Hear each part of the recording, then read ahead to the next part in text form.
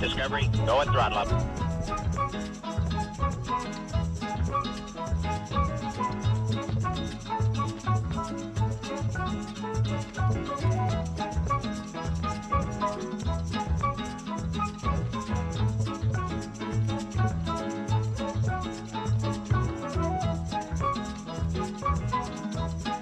Discovery, go at throttle up.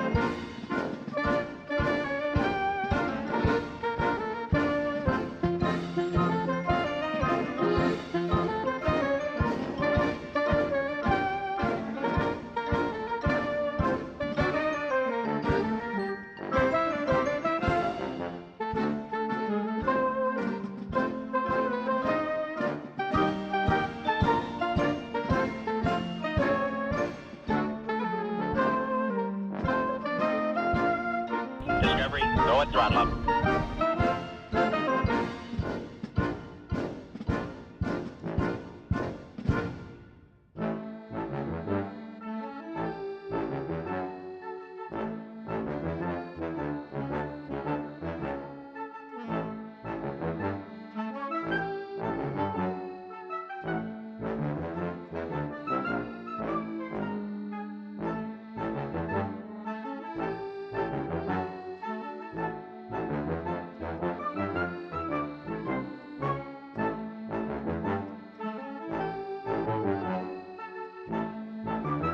Discovery, go and throttle up.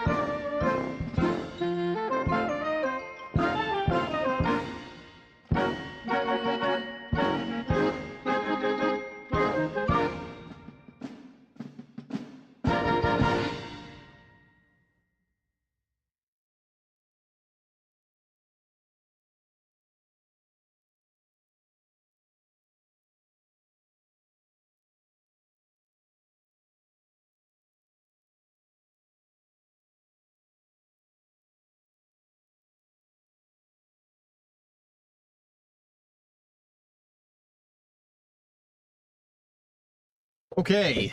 Hello. Hey. Dang it. Come on. All right. There you go. Hello. How is everybody? Anything happen over the weekend? Do you wait till I go live to start barking? Do you wait? Get up here. Get up here so they can see you. Do you wait to start barking? You heard me click the live. Oh, the ball's over there now, huh?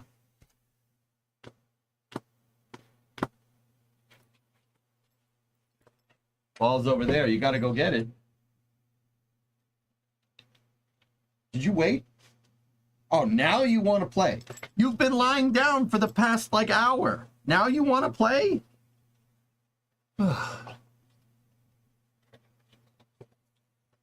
Falcon 9 returned to flight, though. I think they got the problem figured out. Pretty sure they got that one figured out. Many things. I went to look at a Jaguar S Type R, and I'm going to go pick it up today. Yeah, it's Ford. Good. It's all good. What? What, you want the ball now? Titan loves his ball.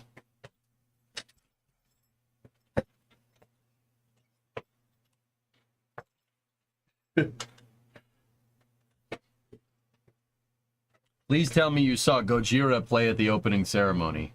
Low on my radar, to be honest.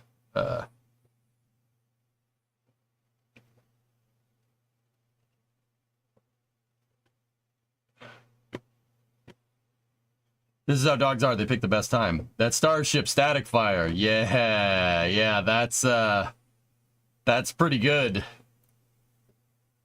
That's pretty neat. Oh, yeah. I'm sorry, I'm staring at it. Try the Hearts Dura play ball for the pupper. Dude, he loves that one.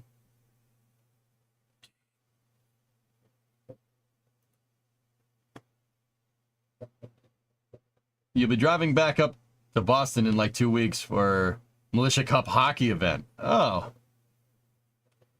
Tori, how old is he? Oh, he's 2. Are you the DJ Tor that used to follow back in the day? Like, did you change your name? I'm confused. Oh, word. All right. Squid, right? Yeah, I remember. It's been a long time. Yeah. No, I got you. Good memory? Thank you. Okay. Cool. Well, it's good to see you, buddy. Militia Cup hockey. Sweet.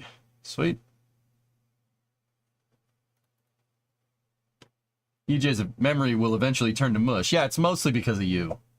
But I've been so busy on the road, I haven't been able to keep up. It's good to be back, though. Yeah, it's good to have you. Good stuff. Good stuff. All right, a lot of space stuff happened over the weekend. A lot of space stuff. Yeah.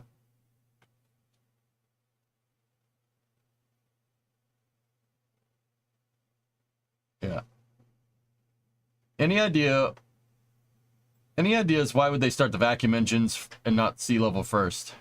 I think that has a lot more to do with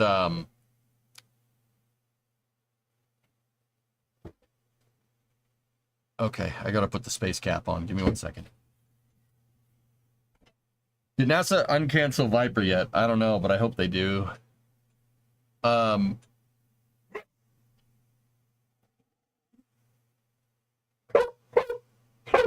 It tests how you fly. Titan, this is not gonna work, pal. Tranquility Base here. The Eagle has landed. Imagine following this channel for a long time. Yeah, I know. It'd be weird. It's Titan cam, please. He's under the desk, dude. I don't have an under the desk camera.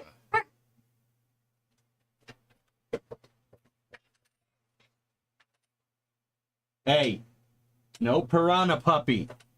Damn it. Stop it.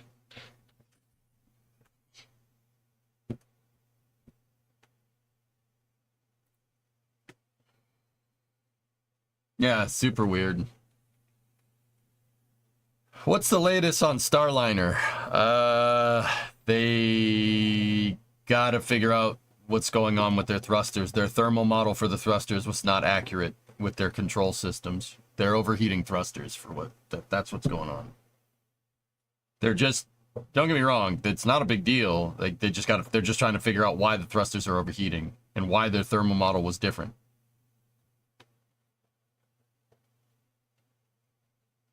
Also, Squish, it was good to meet you over the weekend. I don't know if you guys watched Flame Trench. I did end up dialing in with a shuttle engine behind me, which was pretty cool.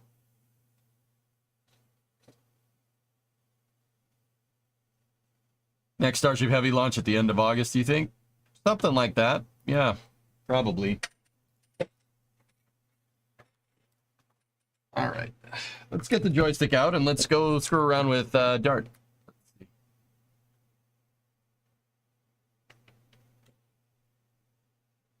They're running the dock thruster test right now. They did a hot fire over the weekend, James, right? Elon said end of August, early September due to license mod notifications. Rs25 for the win with EJ as a bonus. It was pretty good. It was a pretty good time. Discovery. Look at that. Hey, 8-month resub. Thank you very much. Appreciate it. So yeah, Primo's gone this week, so we got the dog all this week. I don't know if you could tell.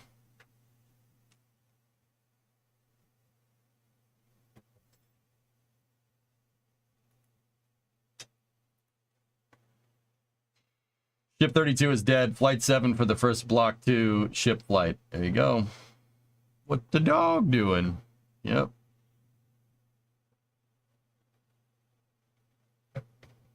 What is Dart? Dart is an old project that we worked on probably like 3 to 4 years ago.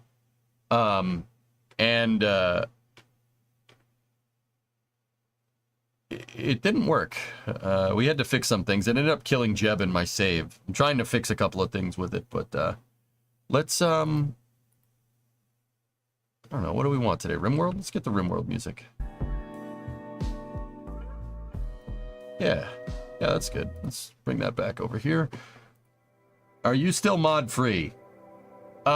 Visual mods, but yeah, for the most part.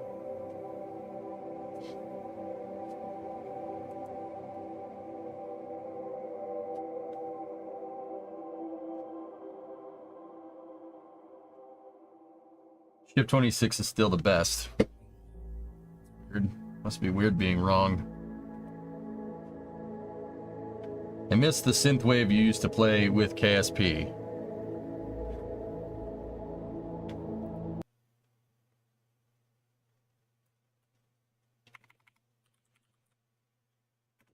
So Ren, is it a clean sheet design? I don't know. Let's think about it. I gotta kind of jump back into it. So, couple of things real quick before we do. This week, I'm probably going to be on a slightly smaller schedule than what I usually am, dudes.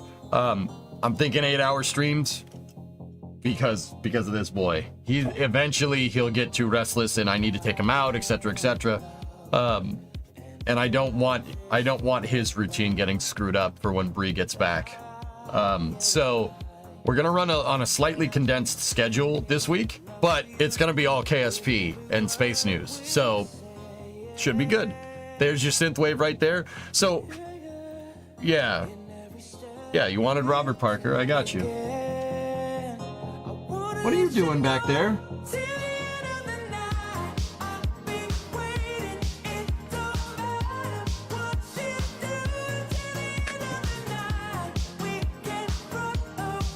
And go play the kazoo. Hey, your ball's right here, buddy. Discovery, go and throttle up.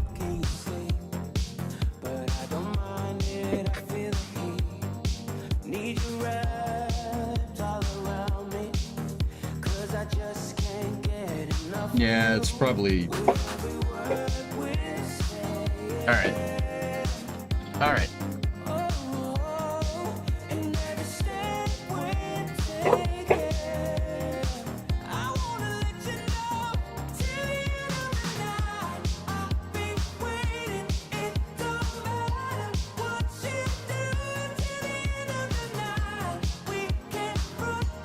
There. So, hang on.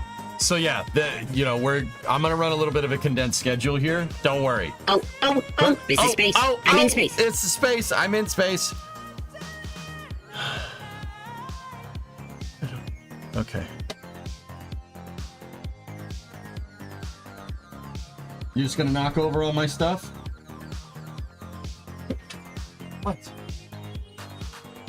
Dude, this is a quarter. This is a quarter. Look. It's metal.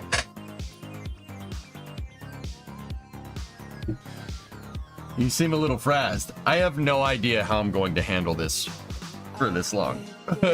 But we'll figure it out. My weekend was good. A friend of mine gave me his old MetaQuest 2 because he got the MetaQuest 3. Cool. You're gonna be bouncing back and forth between stream and dev work. Okay. Any workers and resources this week? I want to play KSP. Yeah. Yeah, you're not handling it, but that's the fun part.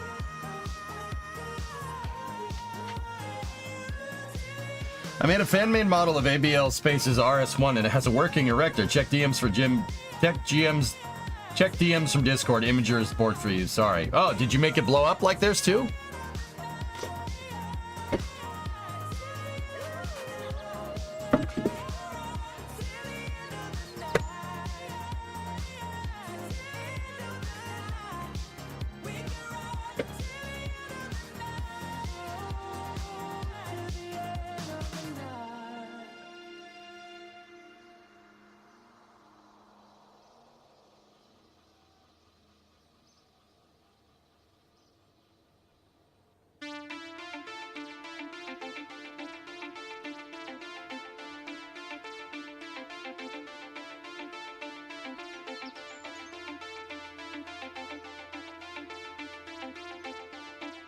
Hey.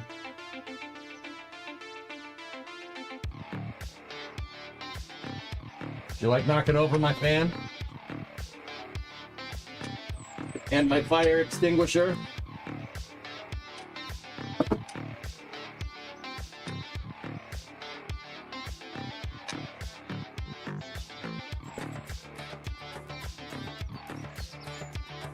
Okay, so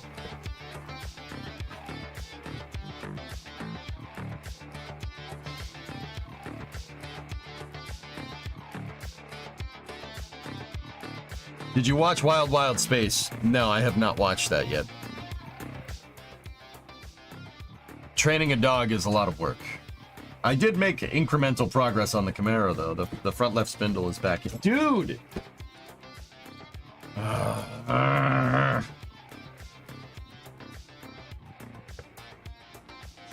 What? What's over there? There's nothing over here, dude. It's just an amp.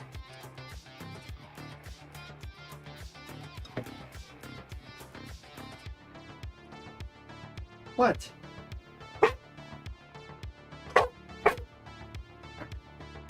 Here, that's what you get now. I have the fan blow in your face.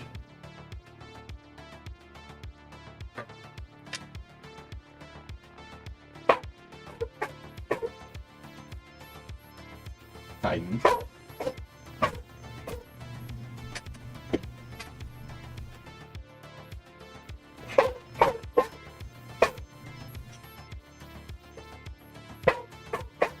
Enough. Stop. Sit down. Enough. Stop. Daddy's trying to work. What? Sit. All right, that's enough. If he barks, I'm sorry. Yeah, we're not getting anything done this week. It's pretty obvious.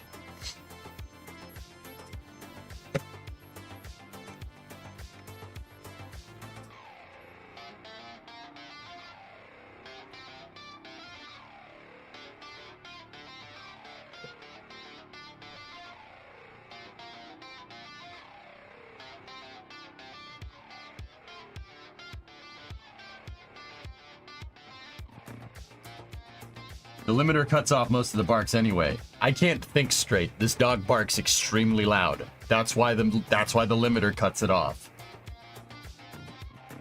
He wants to play. He always wants to play. I spent my whole morning doing that.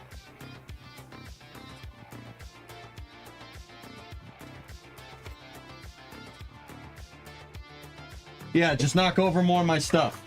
Yeah, just knock it all over. It's fine. Just knock it over. Yeah, that's great. It's not like it's expensive or fragile or anything. Your noise gate is mostly cutting out the barks. Not for me, it's not. Have you seen Leica? For the second time, yes, I have.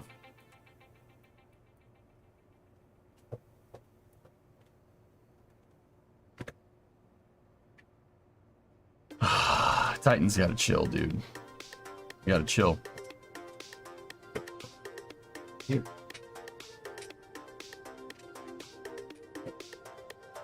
Come on. Now, it's a cool name? Yeah.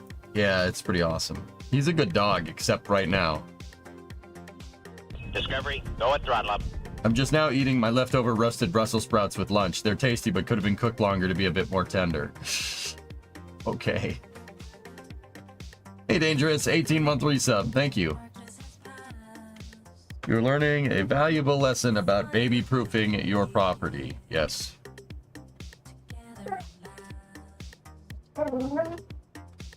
I don't think I have Dart loaded in here at all, so. I actually didn't name him, guys. I didn't name him Titan. That was his name from the shelter. Yeah, and that's how I knew that this was my dog.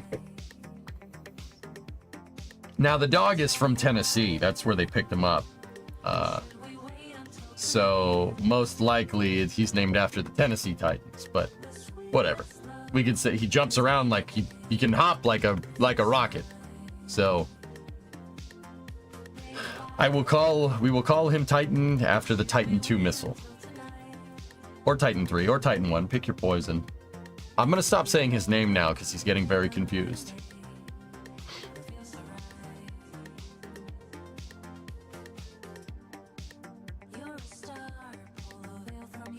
All right.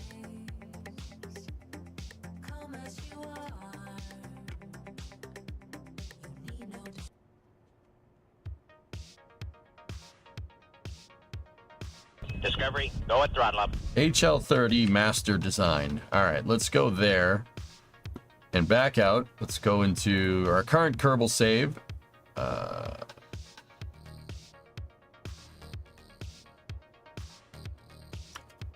Hang on.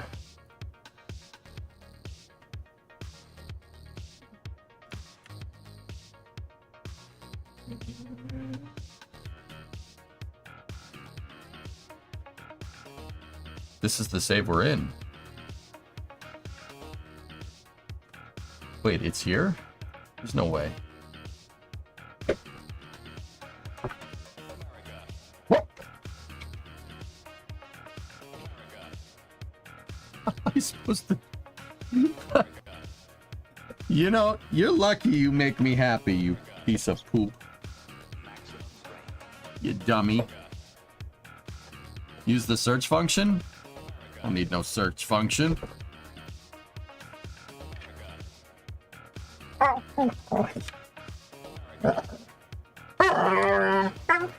What? Are you a Wookiee? What is that noise you just made? What is that noise you just made? What is that noise you just made? Are you a Wookiee? Get in there. I don't care what you smell. It's because a doggo isn't known for pulling people's arms out of their sockets when they lose. He's known to do that. Stop.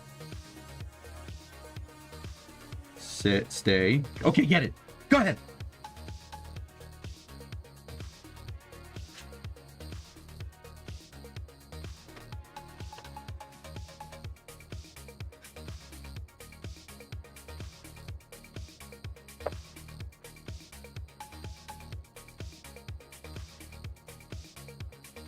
I'm great, Nazalik. How are you? He's the smartest dummy I've ever seen.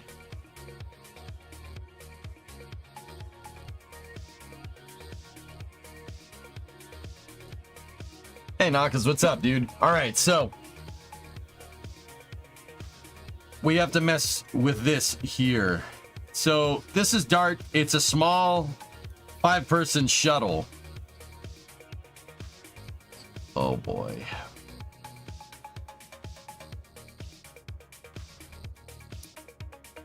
Yikes.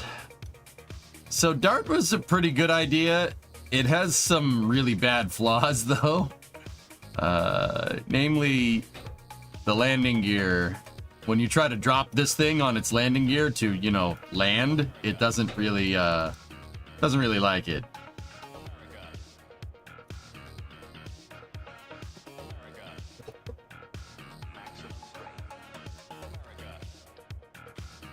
Yeah, that's also an issue.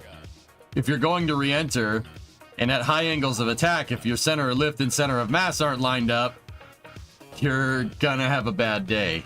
So this thing had a nasty pitch down moment during re-entry, so it would make it want to basically do this when it's coming down. It'd want to re-enter just like that. Oh. You see right there, it would make it want to basically nosedive. That probably was DART's biggest problem. It couldn't re-enter like a shuttle or like anything else. It's because of that. That's what really needs to change. So let's just see.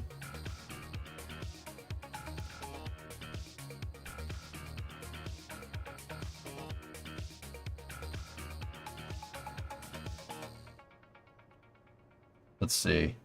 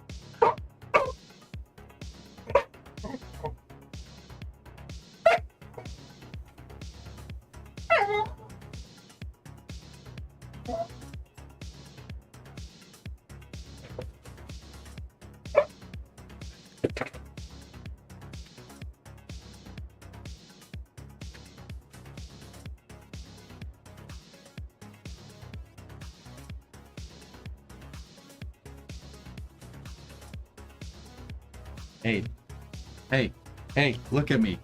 You gotta shut up. Come on. Go over there. Go on your bed.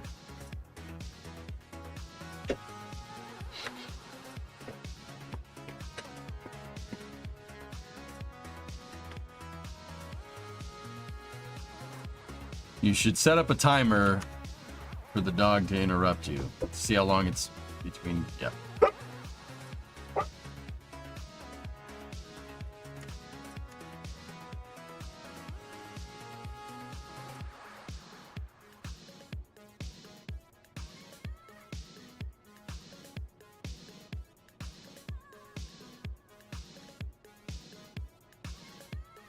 What's going on with the mouse again? Come on.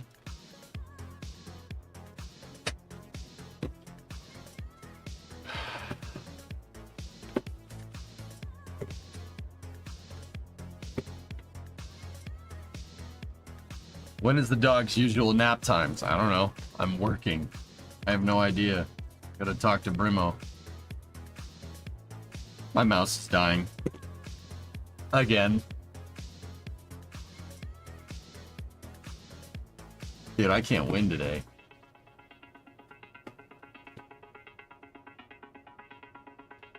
Discovery. So is this go like and throttle Clipper? up. Kind of, yeah.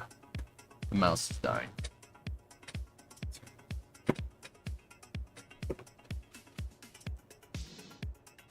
Battery, it's wired.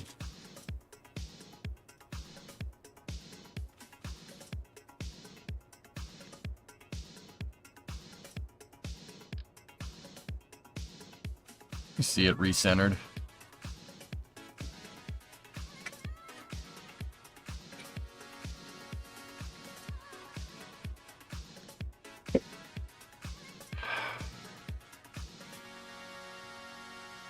There we go. No, it's...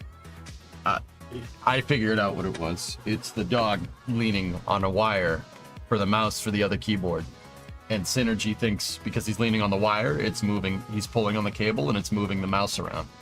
So it thinks I'm trying to control with the other mouse, so it negates movement on this one.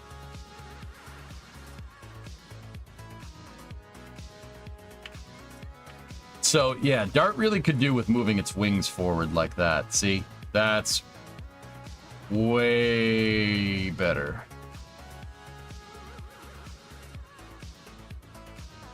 That's what we want.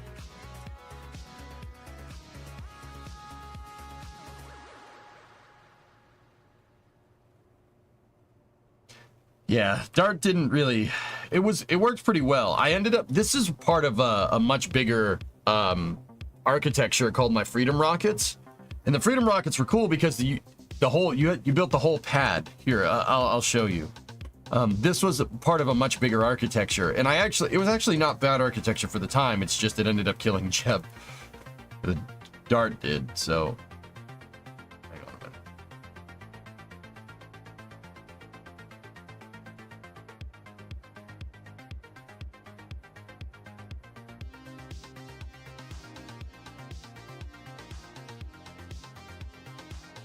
Here, let me show you. Nope, that's a different architecture.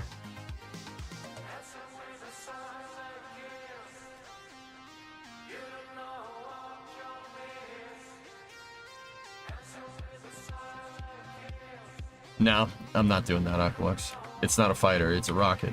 Or a re-entry lifting body.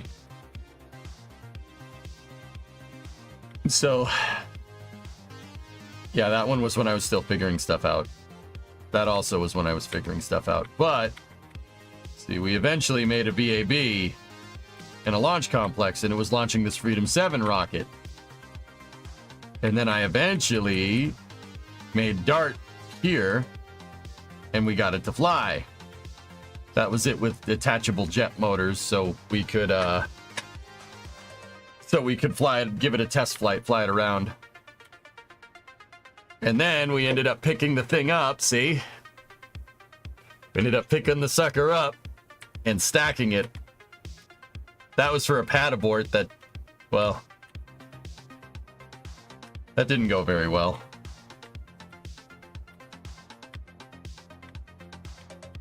I'd say The two biggest problems with this thing is the wings.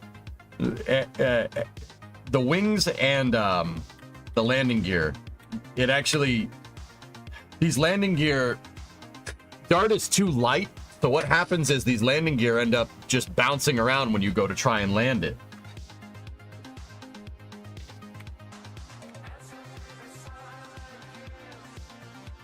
But it did prove pretty venerable for what it did. Not vulnerable. Vulnerable to killing people. But see, we could lift the entire stage up, and then you could lift Dart up, and you could put it on top of it. And the cool thing is that once you landed this thing back at the landing site, you could just tow it right back over and put it on a new rocket after you refuel it. See? The problem is illustrated right there in this re-entry footage. The nose wants to go down. I managed to get it back to the runway just by sheer luck.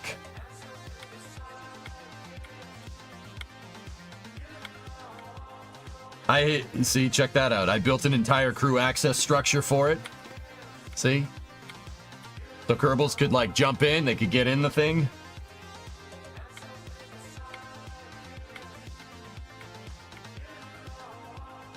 See? Crew access structure could retract. Isn't that cool? It has the same issues as if you drop the cab over truck. Its short wheelbase makes it bouncy. Yeah, that might have something to do with it. That's very impressive. Thanks, dude.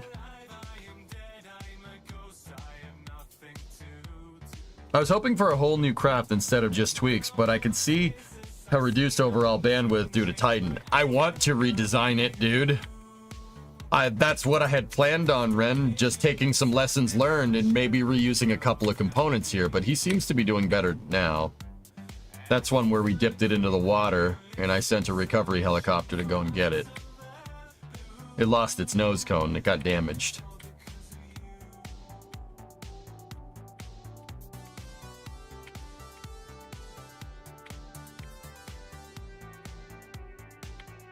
Yep, see?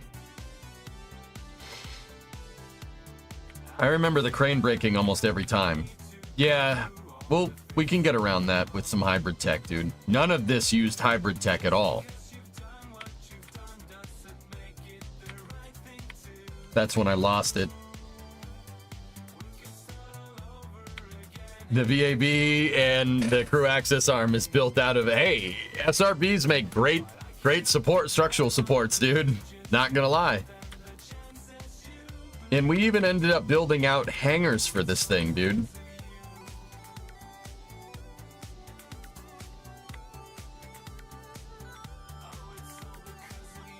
I built out hangars to store these things.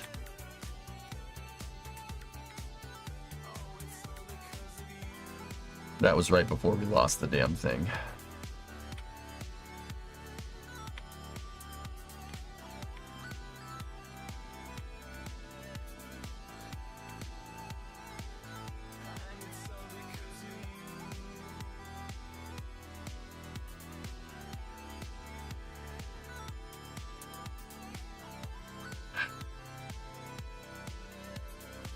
No, that's where I lost an orbiter cartridge. Jeb was when we came short of the landing because I ran out of RCS and we nosed down and we ended up falling short.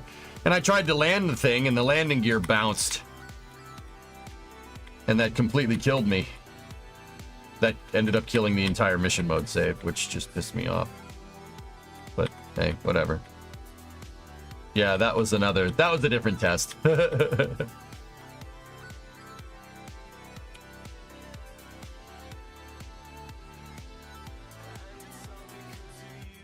Are you thinking about making a new crane with your newfound hybrid tech? Yes. This is all free hybrid tech, Wally. Yep. The booster was reusable as well, yes. That was a different save. Yeah, see? That's when we got the launch escape system working correctly. Darts. Station modules. And that's when I switched to the Freedom 10 rocket, which was a 2.5 meter diameter. And all this was built, all of it was built on a reusable pad. This pad could launch Freedom 10 or Freedom 7. And then there's the dart hanger. We called it the dartboard, if I'm remembering right. Cigarette rocket, remember that?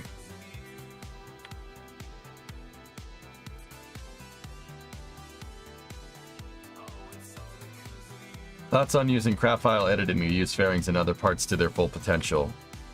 I don't know. Maybe.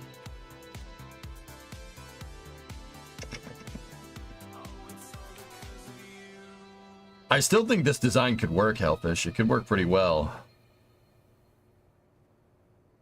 Last. From you, Tessa? No. Have you tried Juno New Origins? No. Will it be a KSP replacement? No.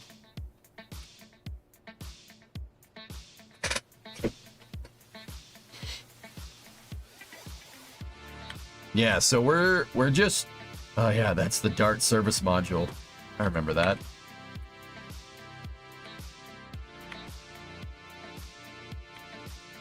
Yeah, see, that Dart made it.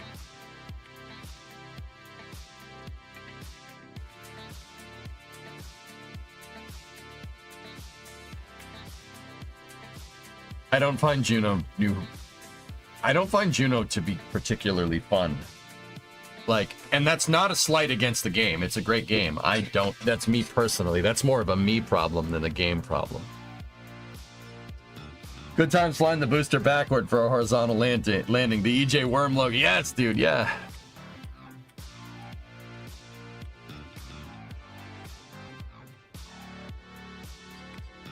It's a good time.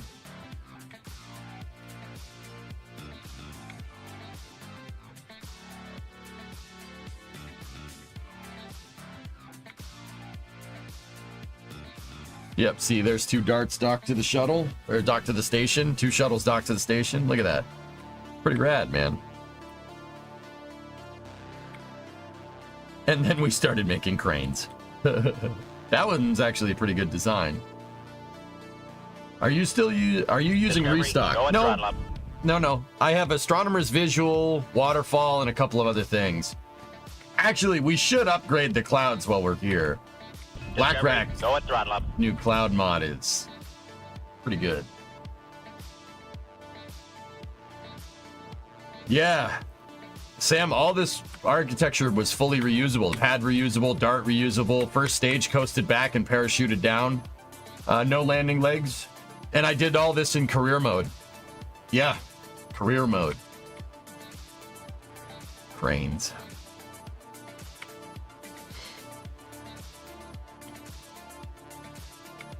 I think I know what's wrong with it, Pigzig. Yeah.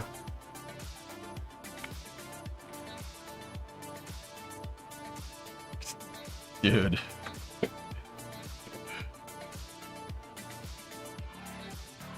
Do the visual upgrade before you start building.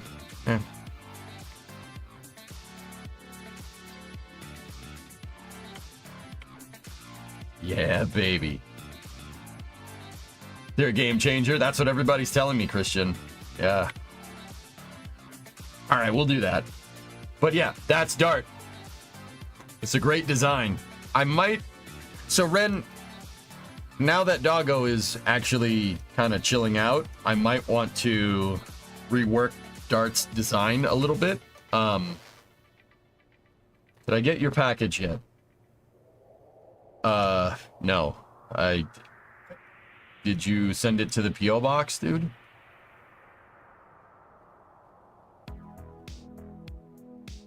Yes, I have not been to the P.O. box. Yeah. No, I haven't done that yet, RJ. I'm sorry. Just gonna have to give me a second, man. Remo isn't here, and I have the dog all day, and I have an extremely high amount of stuff to do on my plate, so I'll make it a priority to do it this week, okay?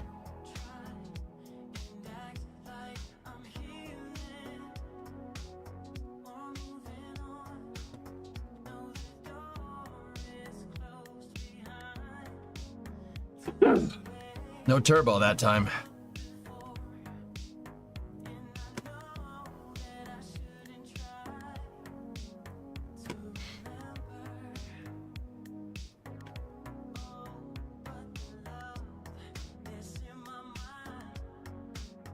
I sent 2 items. One item had to get returned to sender. So you can wait.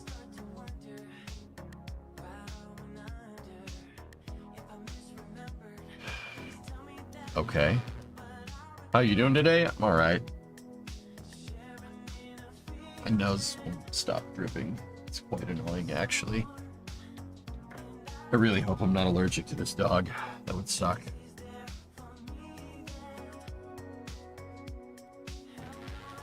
Anyway. Yeah, Dart's actually a pretty good design, dude. It's just a little bit of shortcomings here and there that...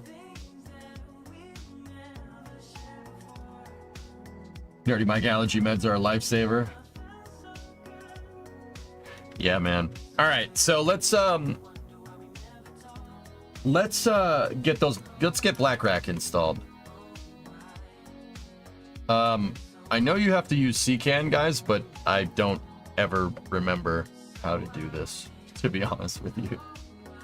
I don't remember.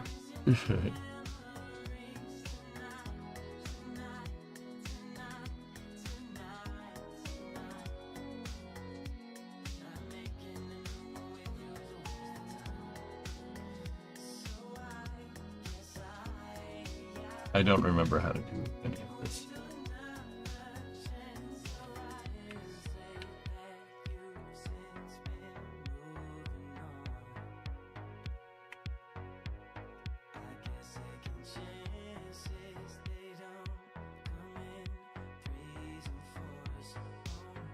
For Slim Vanilla style installs with Visual Mods Oldie, I always done it without CCAN, but that's just you.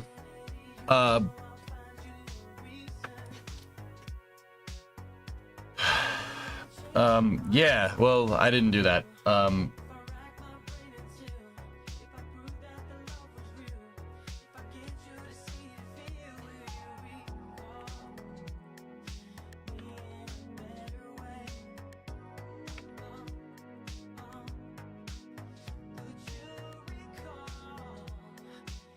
don't see it.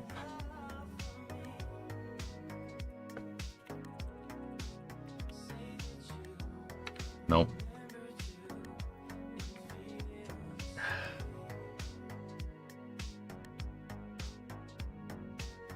Isn't Black Rack's mod on Patreon? Okay.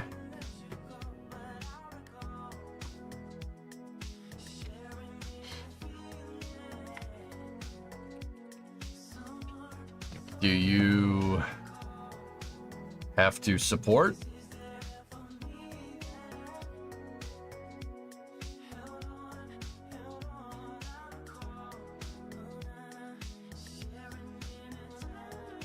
I don't have Patreon, man.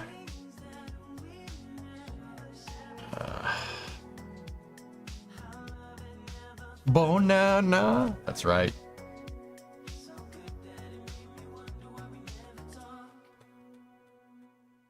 His mod list isn't available for free. Okay. Yeah. Yeah, no, let's not do that. I'll support Black Rack some other way.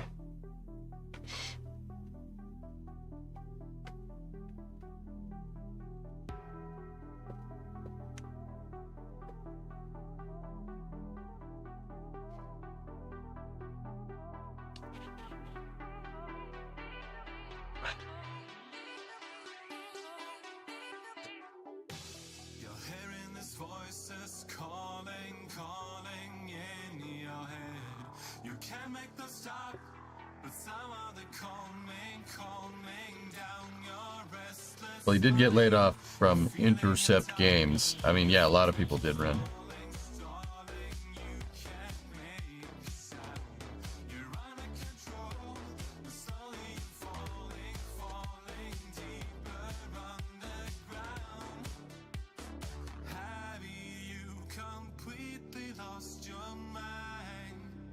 This time Yeah, it sucks. It's not fun, dude.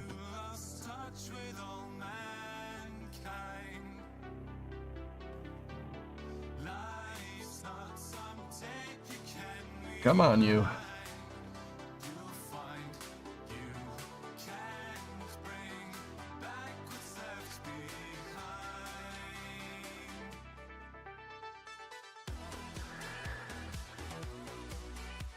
Okay. All right, so if we're gonna make it, you know, like I think it might be prudent to just check the dart that we have now, just fly around with it, see what happens, and go from there. Discovery, go at throttle up. Clouds, Ren, I'm not doing that on stream. I'll do it some other time, okay? Hey, Gil. Getting into your groove, the shuttle, that's right. Just an FYI, Timberborn Update 6 is great. I have a feeling you're gonna do some real dumb things with it. We can, yeah.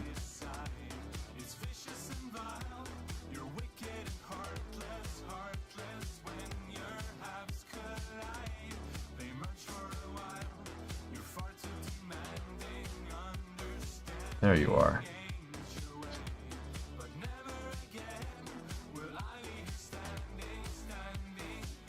Jeez.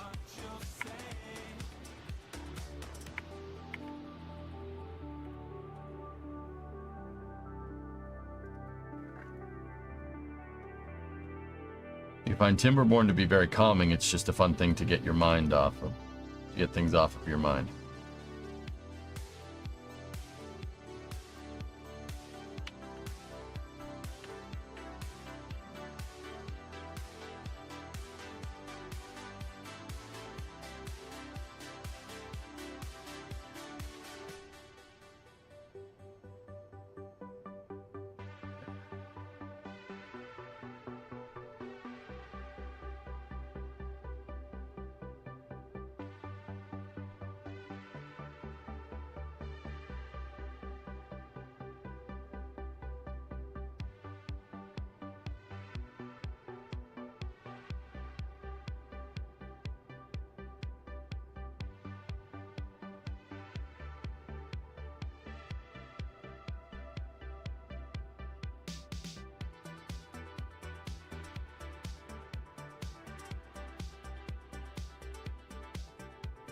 All right, well, let's see what this does.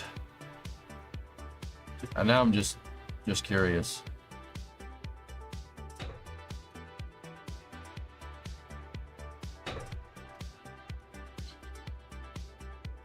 How did we get this thing to fly before? I attached some engines to it, right?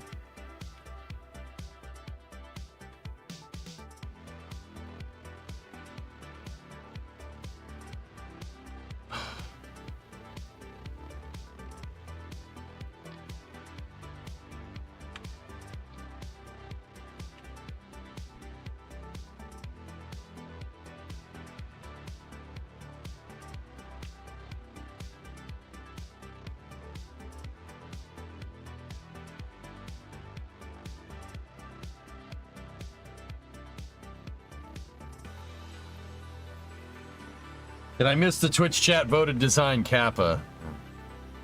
It's clever.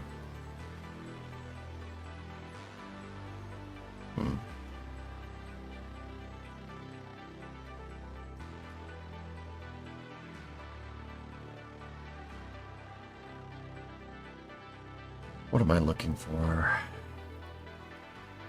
There we go. That's right.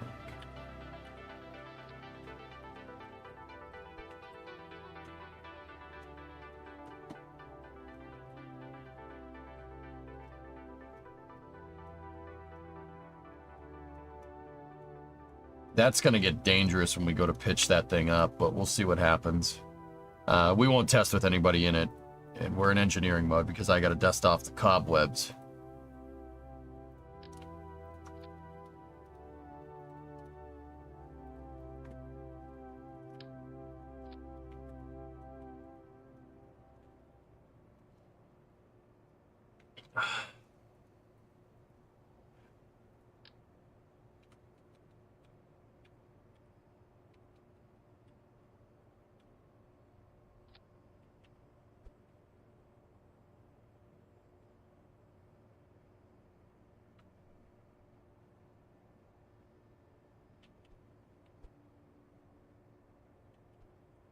All right.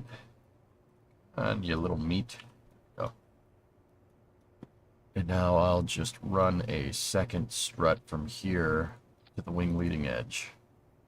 And then maybe we'll do another one on top.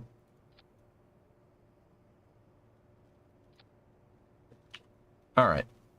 Cool. Do these things have access to fuel? Fuel delivery overlay? No. No, they do not.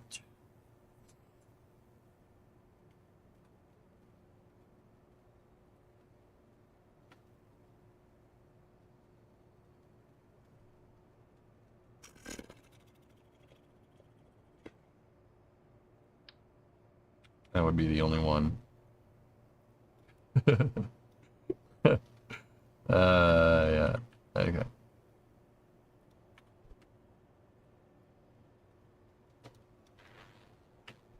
All right, now give this thing some nose cones here.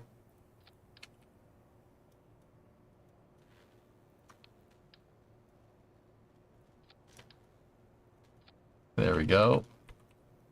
So this has the wings moved forward. Let's see how this thing flies.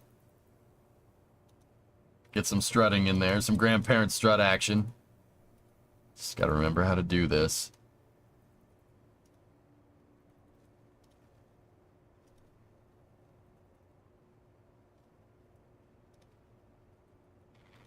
And I've noticed that Dart's root part is that fairing. That probably had a lot to do with why it flies so bad, but we'll see. We'll see.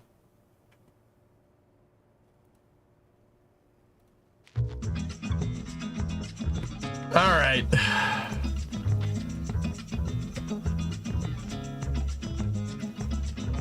This is not going to end well at all. Make sure no one's aboard this death trap.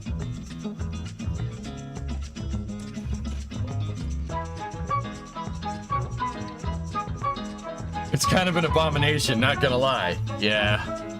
Yeah, it always was.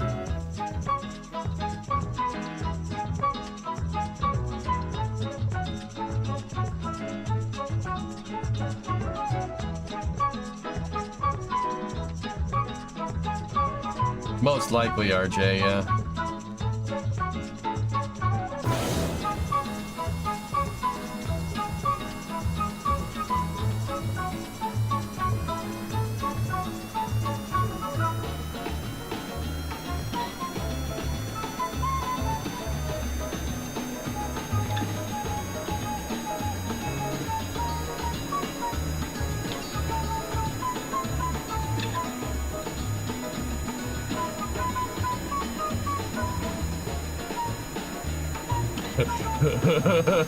This is such a bad idea. That front landing gear is really, really far forward.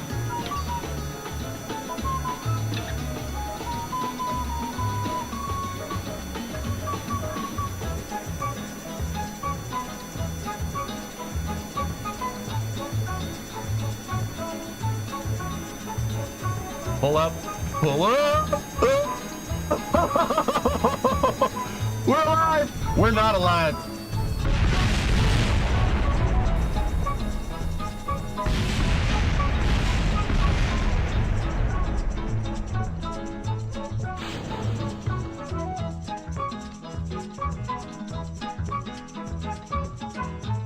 Yeah, see, that's why we stopped flying that, because that's not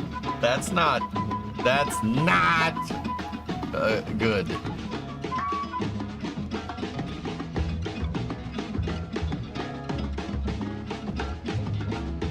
Let's try that.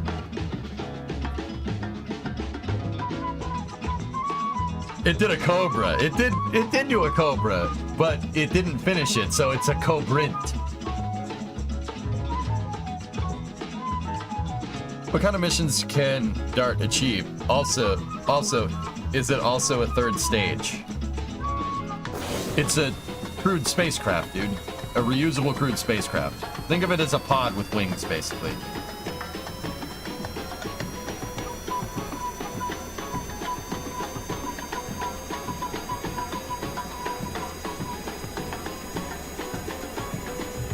Come on, rotate.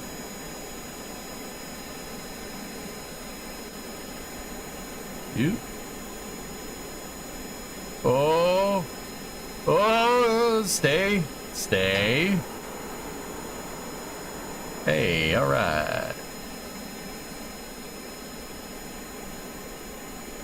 Oh dear.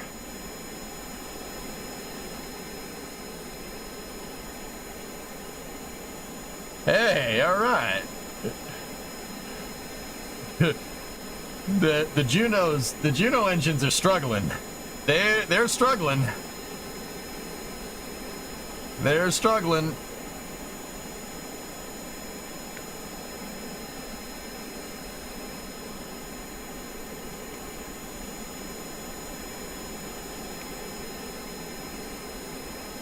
This thing looks like it has the aerodynamics of a bookstore. Why you gotta hate on DART like that? Overclock them? I don't think I have a cal controller on here.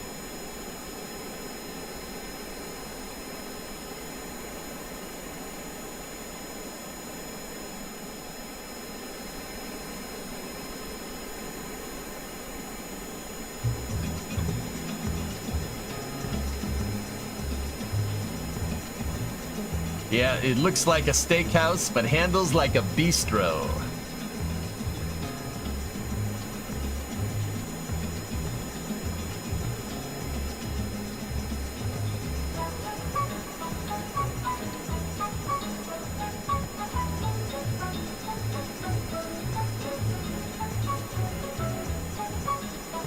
Need some flame decals to go faster. Fact.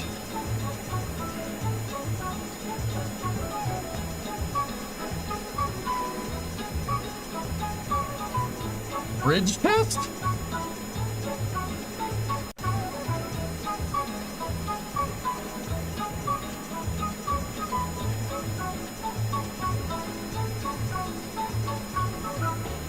How hard is it to do the X-33?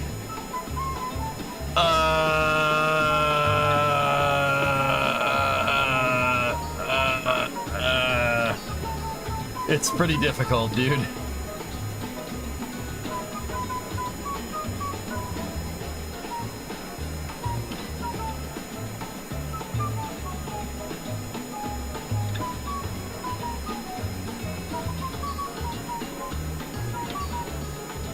Why did I agree to do this?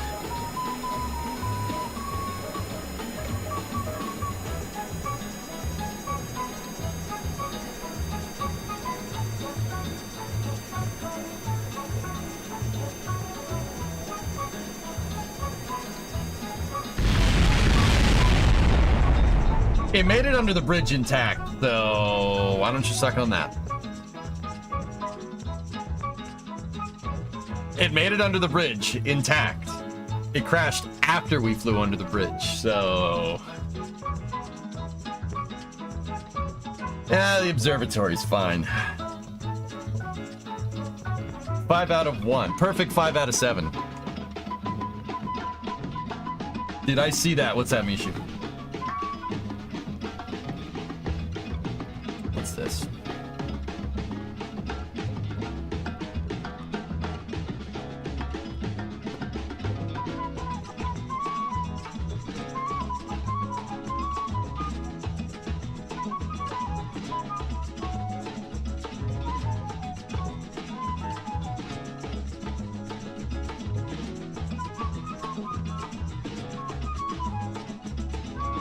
I don't hate this. I don't hate this. Face the wall, please. This is legit released in the draft environmental assessment from the FAA today. Holy buckets.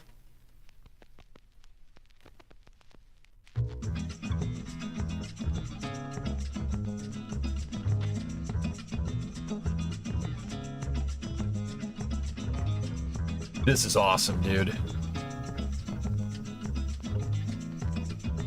Yeah, they started at the D2 gate, Thomas. They started getting rid of that wall.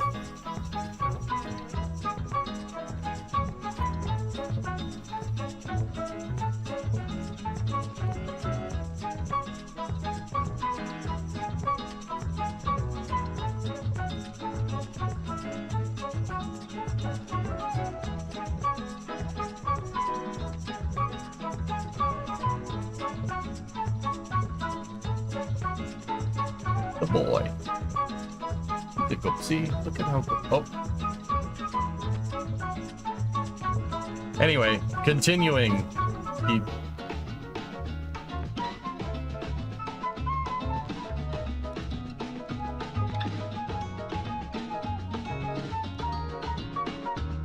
I sent you a friend request on Discord with surprise. You might want to look at it.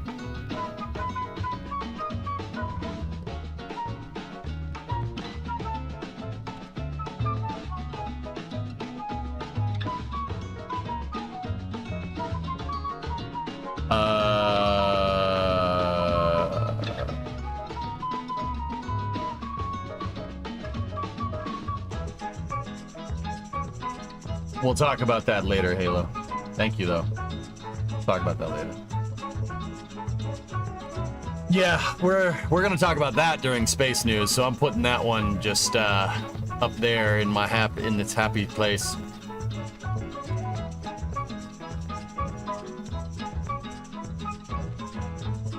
So X-33 launch pads, how hard is that to do? Tough. I can make it. I have an X-33 and it works. It's just tough. Put it on the jocular screen. This is the screen of Super Ross-pority. Yes. The lineality of this hensularity is jocular cookies.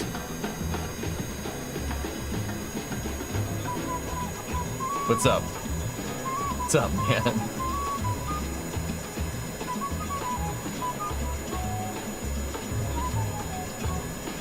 Whoa, no, no, no, no, no, no, no, no.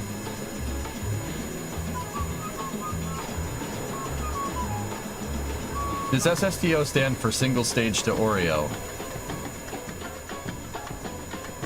No, it stands for single stage to time you the frick out. That's what it stands for. Now what? Not a lot, saw stream, click, same as usual. Alright, alright, alright.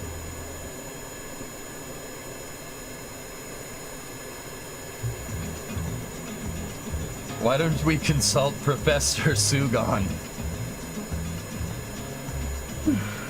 Let's consult Professor Sugon.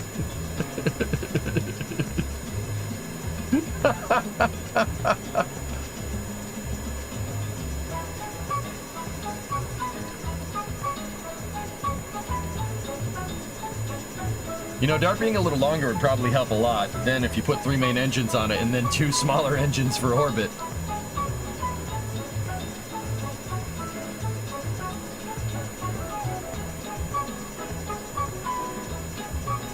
You gonna snap some spaghetti? Uh-oh. Can the shuttle land? Can this shuttle land in the ocean? No. This music is perfect for Kerbal. It's perfect. Like, perfect for KSP.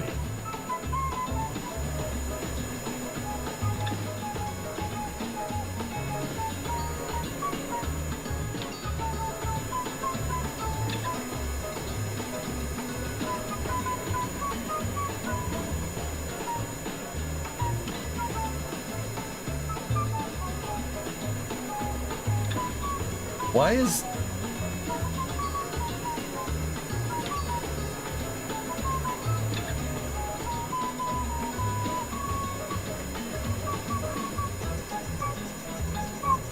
Sounds like Brazilian space program. Now there's not enough explosions.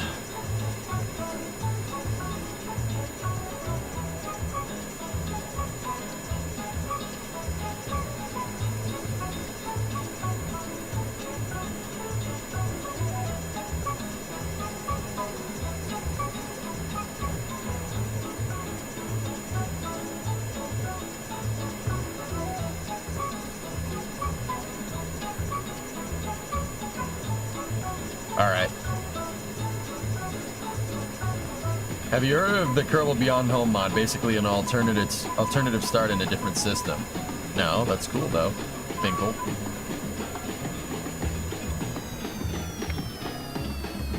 Bye-bye.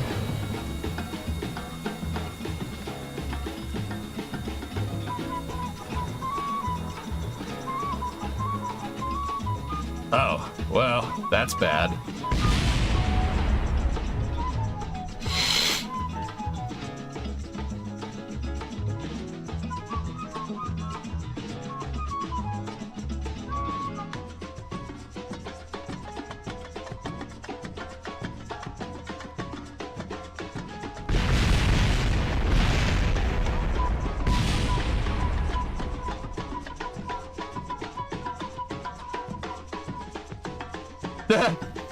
Balls. Okay, alright. Yeah, see? Do you see what it does? It bounced and then it immediately dumped the nose right into the ground. That's not good. That's really, really bad. That's what killed Jeb, that phenomenon right there. We could try making it a little bit bigger. I was kind of thinking maybe make a dart for MLV and make that work, but I don't know.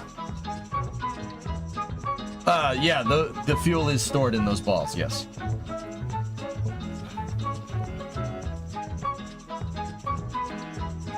No, I didn't have any front tires, so we'll have deploy shield enabled, and we'll go for another shot.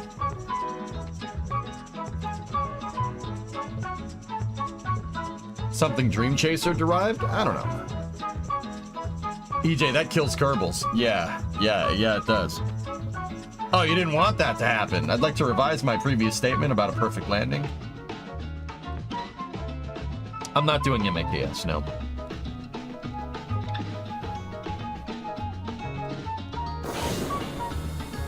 SpaceX is in talks to recover starships off the coast of Australia.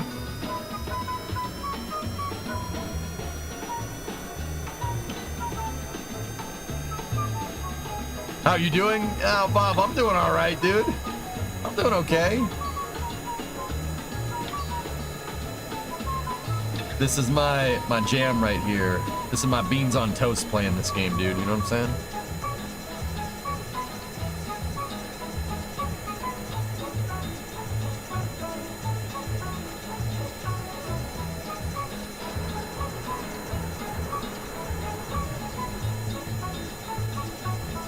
Sauce.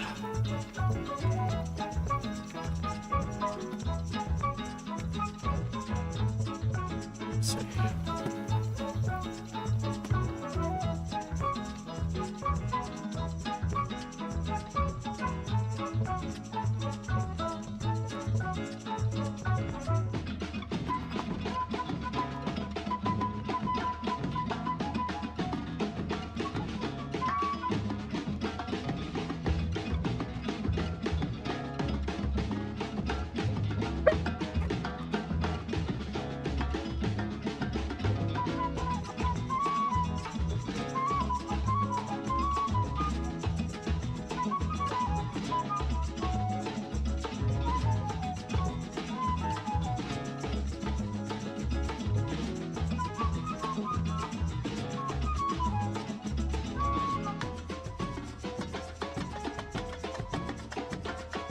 Rig, that's pretty hench. That's superior starship jocularity, dude.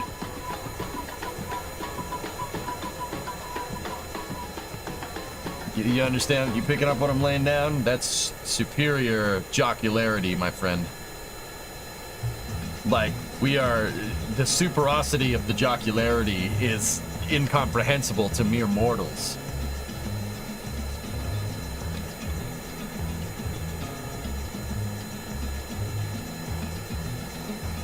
The last one was only a couple thousand kilometers away. If it wasn't cloudy, I may have been able to see it.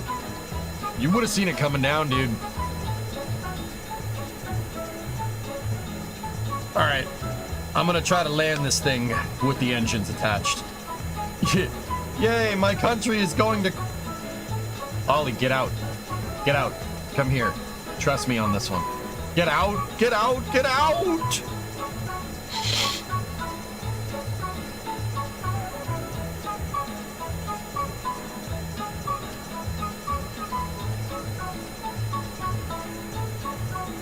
Yeah, exactly, Hellfish. You should be able to see it. Security at the casino is going well, Klavic. I'll be damned. Klavic, did I hold on? Hold the music for a second, dude. You know, I didn't get to meet a guy, but I saw a guy race at the New England 900, right? Dude, you could not get near him. You couldn't get near him, and you couldn't get near his merch booth. Say that a feller's really popular. Thought you'd appreciate it, dude. Definitely saw him race. It was awesome. he got into it with Greg Biffle. Sorry, I'm just fuming. Yeah, hey. Get it, man. I get you. You're always welcome over here in the colonies, mate. Come over here in the colonies. It's not bad. You have to throw some tea in the harbor, though, if you want to.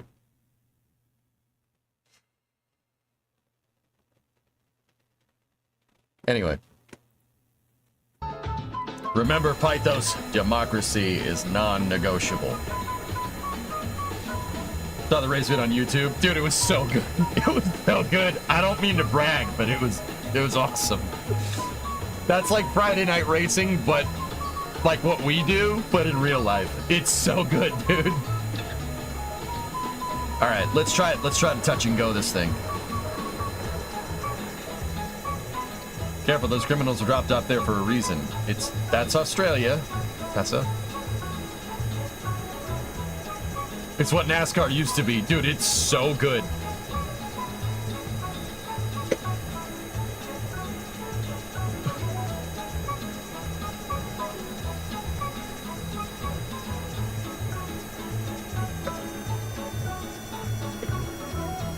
Oh boy.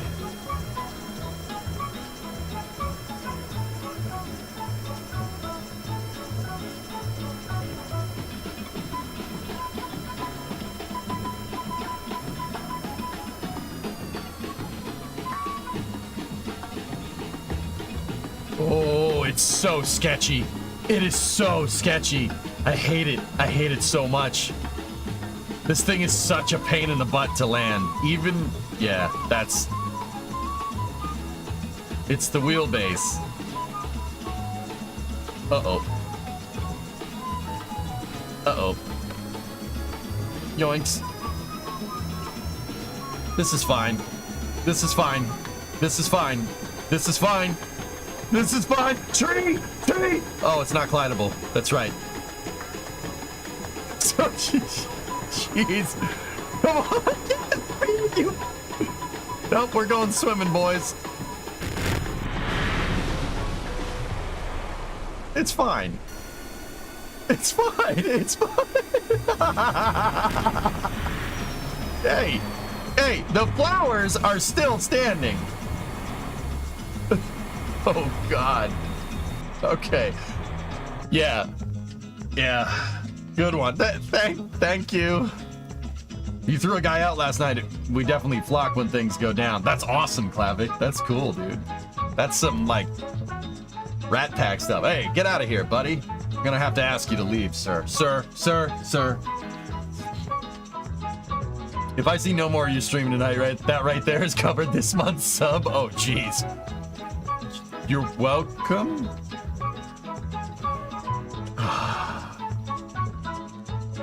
At least Dart would make a great keel for a boat.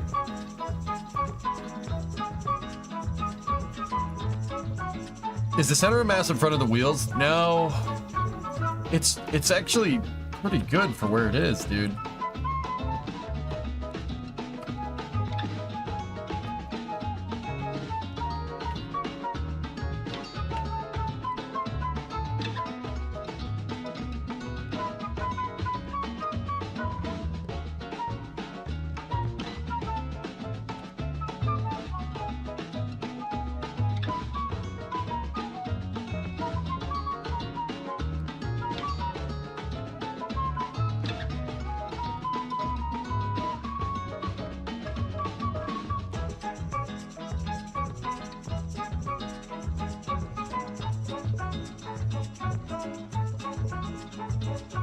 All right, let's see how this pans out. Also, you're like 50% confident you saw the Arian 6 upper stage Friday. Cool. All right, let's It needs a bit more length to it. Well, actually, Nader, I was thinking about getting rid of the landing gear entirely. Just getting rid of it entirely, and then having the thing get over KSC and then just parachute. Basically, do an approach onto the runway, and instead, not even rolling out, just get over the runway, deploy the chute, and then just have it come back down. It wouldn't be the first time somebody's done something like that. They've done that in real life with the IXV.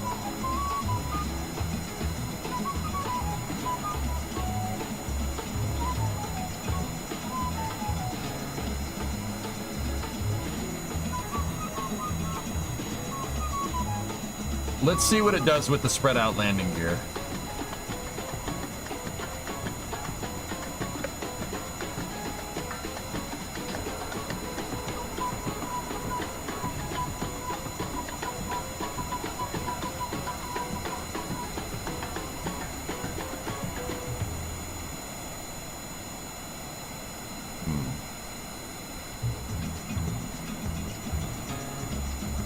Let's try for another approach with the,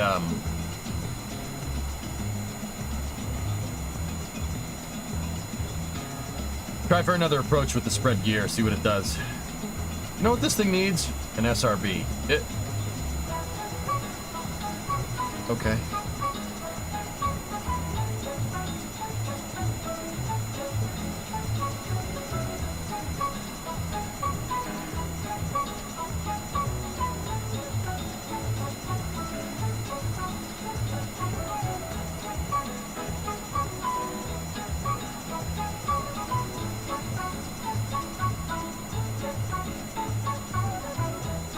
We have shuttle at home. Shuttle at home.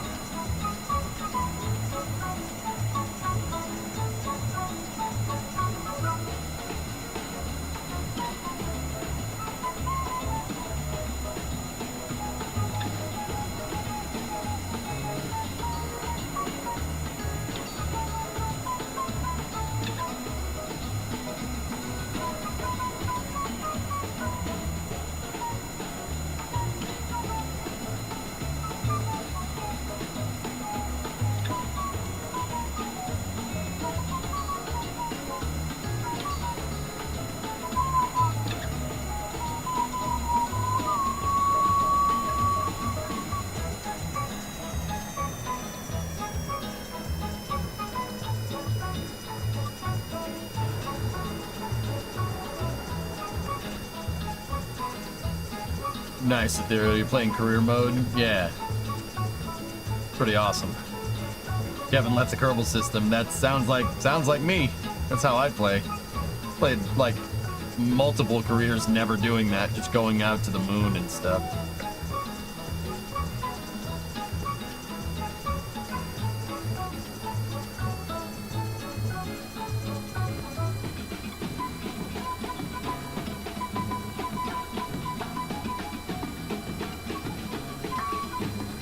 Oh, dude, you see the gear just freak out, man. You could have a near perfect touchdown and it just slams that nose into the ground.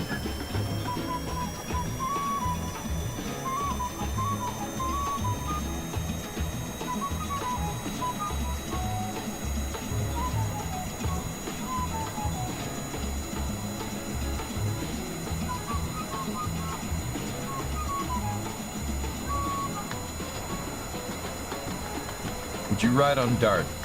No, not the way it is. It's not good enough.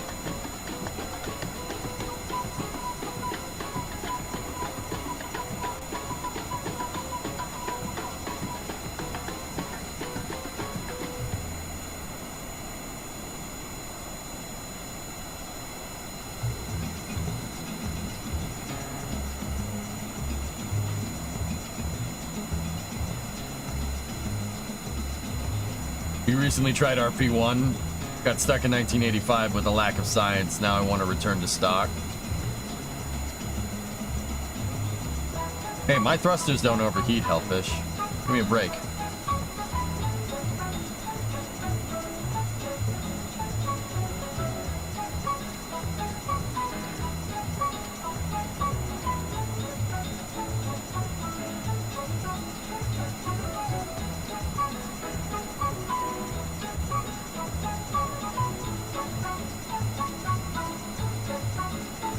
You are aware your tests are flawed because you have changed the configuration of your craft. Oh, yeah, you're right. No, yeah, that's a good point. That's a good point. Yeah, no, yeah, we should just do that instead. There you go. Yep, good point.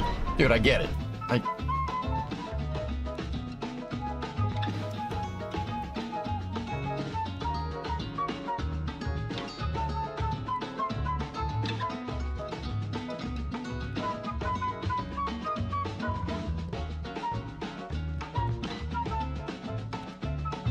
Was that flawed too?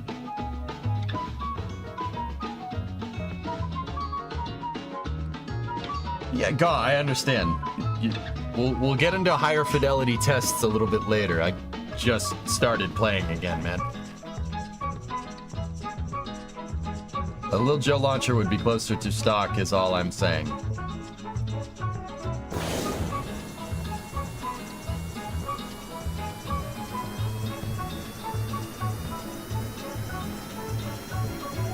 Yeah, I got it.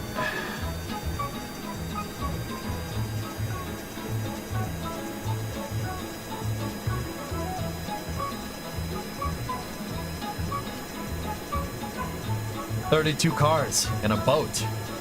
How did you wreck a boat?"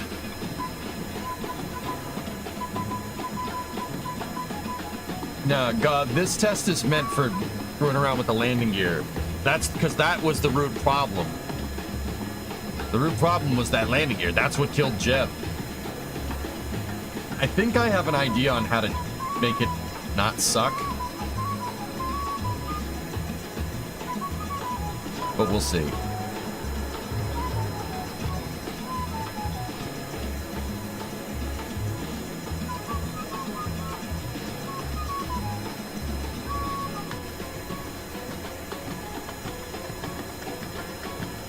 What is one thing that you like about KSP?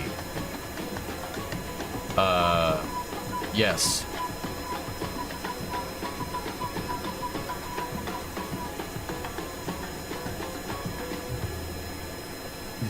The S part? Yeah. Yeah.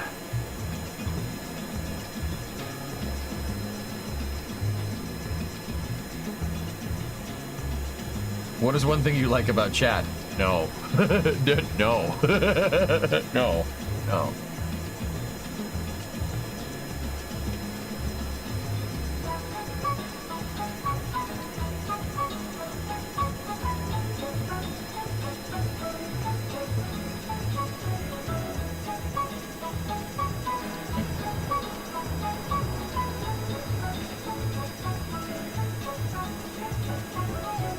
I need to test something here.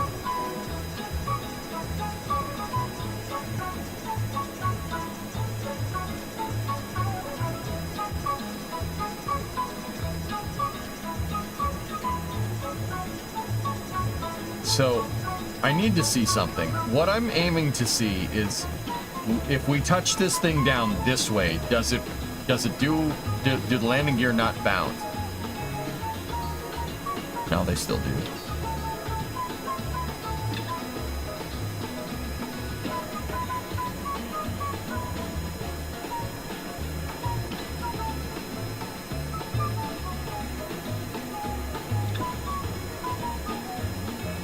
Just a carrier landing, it's fine.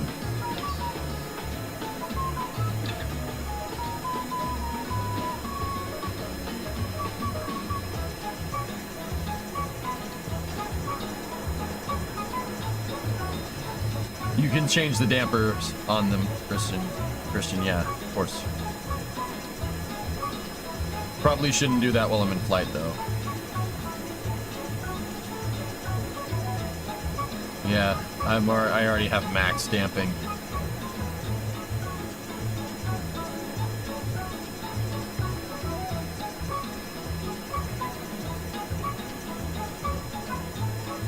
Did I read about the Film Actors Guild video game actors go on strike over AI concerns? Okay. Yeah, Clayton, I did. I'm not interested in that information.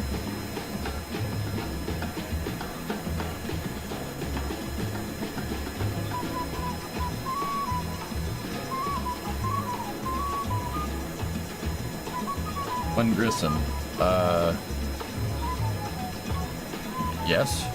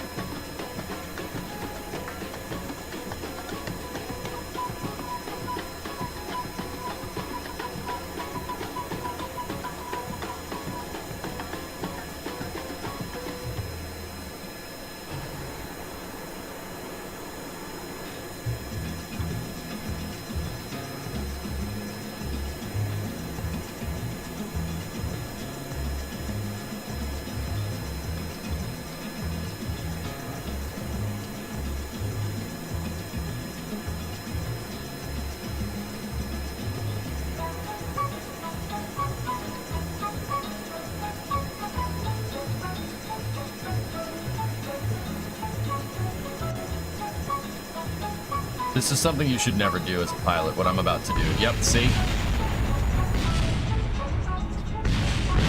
See that? You see it sketch around? Whoa, hello.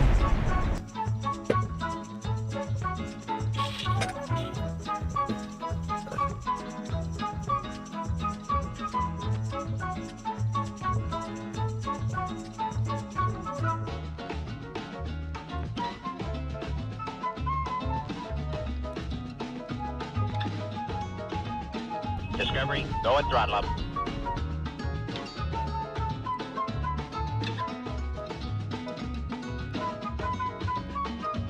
I'm wondering if moving the landing gear like that and making it, see what I'm talking about? Making them parallel to the ground is gonna fix this. I'm just genuinely curious what that might do. So I moved the landing gear a little bit forward so we can pivot on our center of mass axis a little bit better.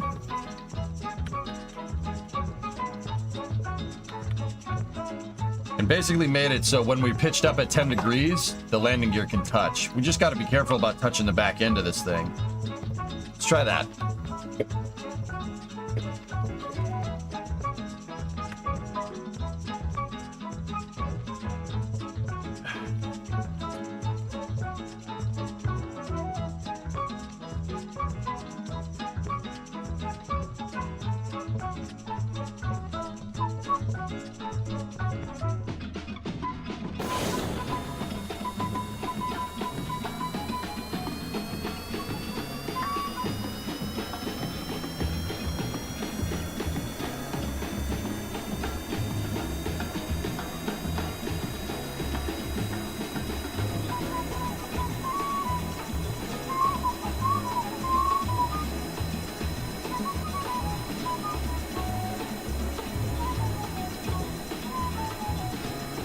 Yeah, botnet.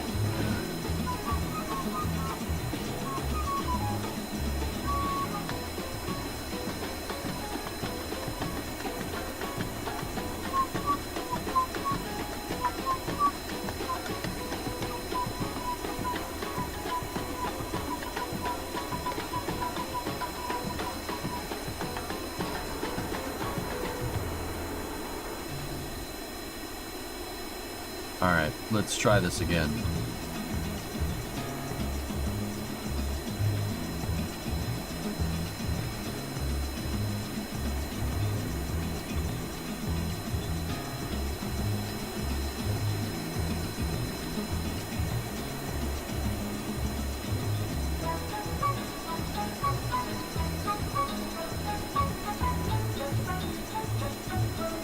Hey, fellas, I said I didn't want to talk about the AI voice stuff.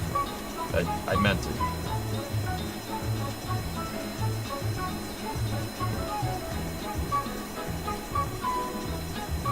When you get a chance, check out your new class of crew capsule. Cool. It looks good, man. It's got a door and everything.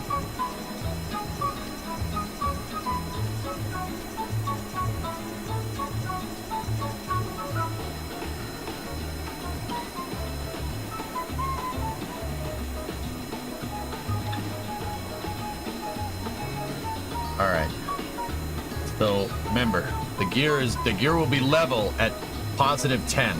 So we got to be 10 degrees pitched up, and we got to find a glide slope where we can slowly descend at 10 degrees pitched up. But see, that's the thing. The other thing we got to take into account is that that's not going to be the actual approach. We got to try to do that flare maneuver.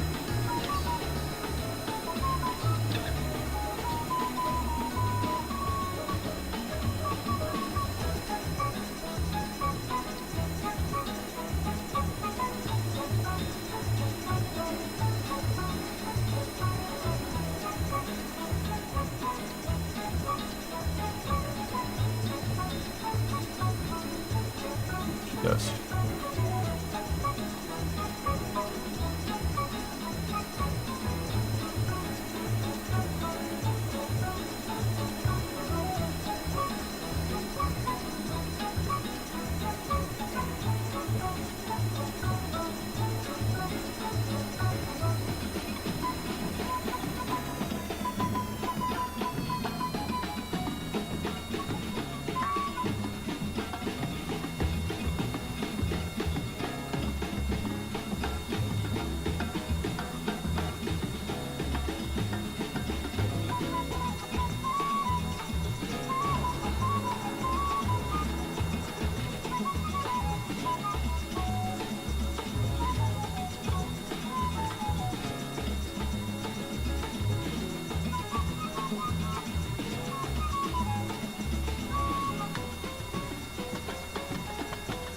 I still didn't like that.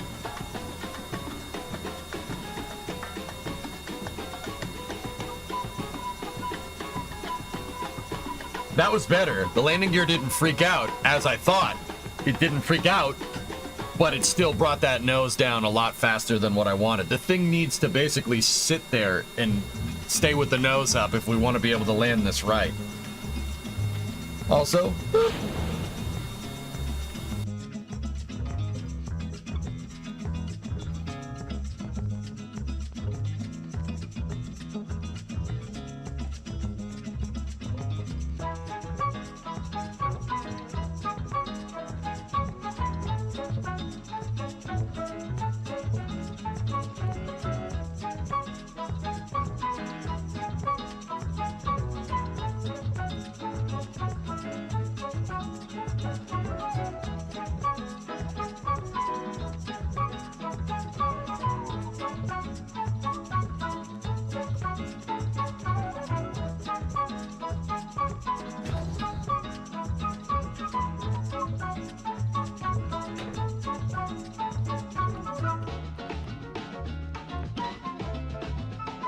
I assume adding 10 more wheels is out of the question for weight reasons.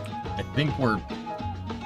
Yeah, I mean, what do you mean 10 more wheels? I don't understand.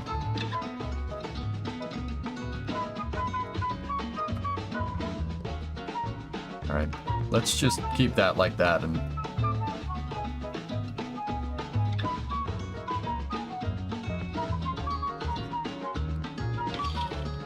Are you going to have full fuel when coming down for landing? No.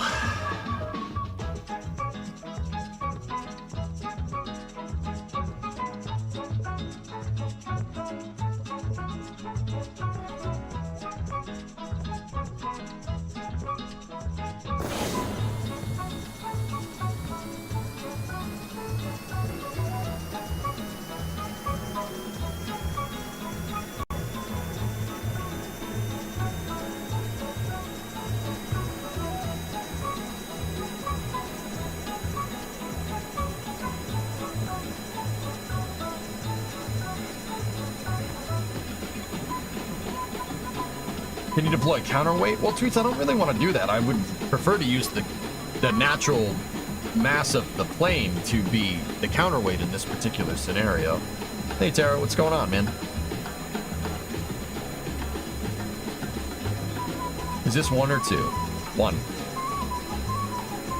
There's only one Kerbal. Two doesn't exist.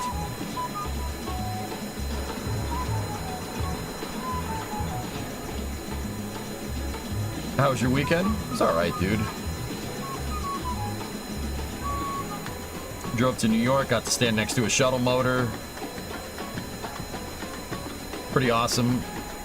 Drove home, hung around with Primo, before she went to London, and then yesterday she went to London, and I just Discovery, had a go and throttle up. relaxed day.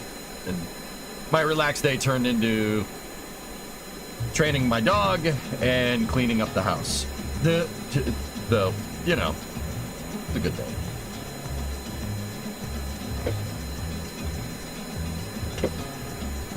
Pupper's still down there. He's just making himself comfy. There you go, buddy. It was alright. Remo took the Fallout London release too literally. Use a parachute on the nose cone and use the app with landing legs. Ethereal, I was kind of thinking about that, dude. A work trip to London. Yeah, for the company that she works for.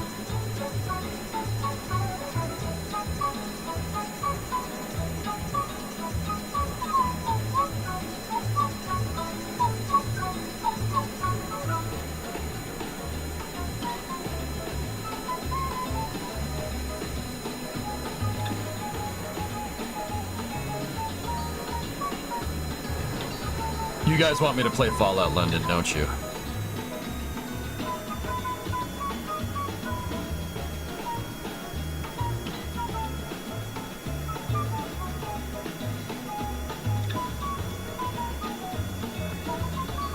No? Oh. Not right now, but... okay. Jeez.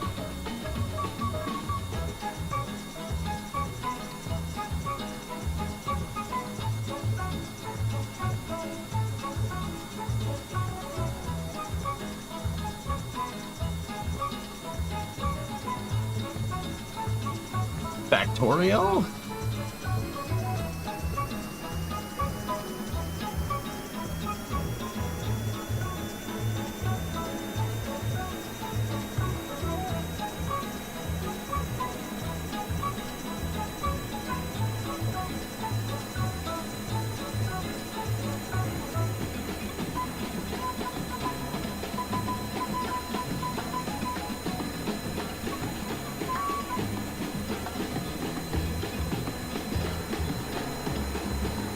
You loved the Australia run the other day in Hearts of Iron? That was fun, dude. We did good. That was a really good save. I think invading Japan may have been my undoing there.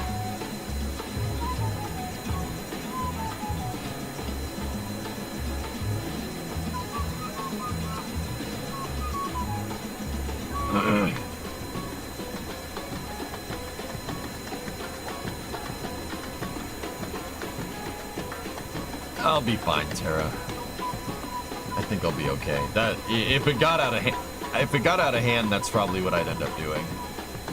Red was playing Hearts of Iron 4 today as Spain, trying to get them to go democratic. I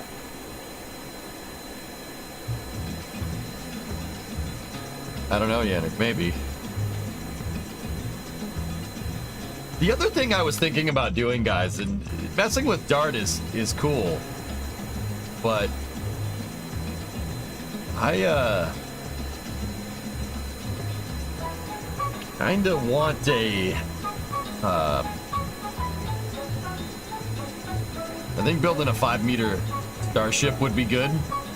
There's another project I've been considering for a little bit, and that's building a starship at 5 meters and getting the modded payload bay, the 5-meter modded payload bay that they ended up putting in the second game.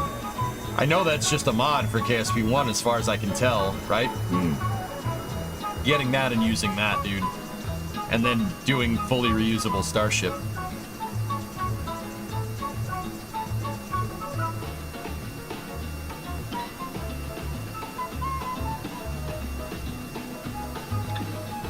Yeah.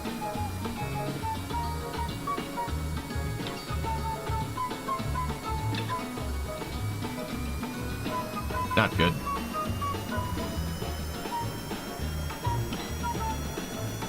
Discovery, go and throttle up.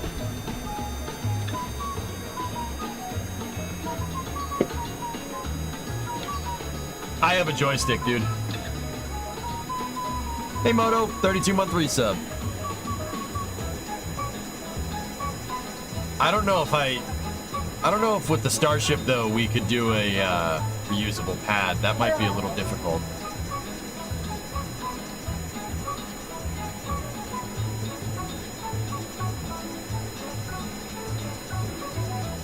What did you think of Archie in the other day? I feel like it's too bare bones. It's cool, dude. Yeah, I'm with you. I don't mean to be a jerk. It's just, it didn't really do much for me because it's so bare bones, but I do like the idea. I think the idea is super cool. A mini condor. Oh.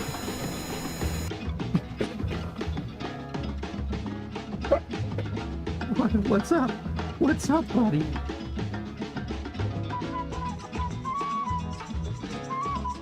What's up, buddy? How you doing? How you doing, buddy? How you doing? Oh, oh, you're a good boy. You're a good boy.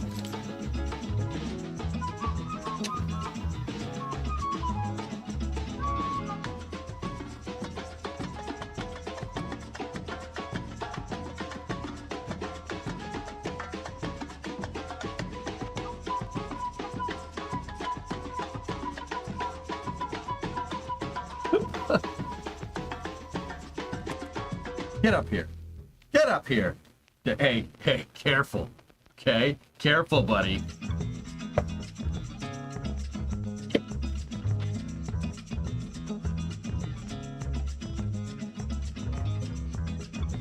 Oh. What? What?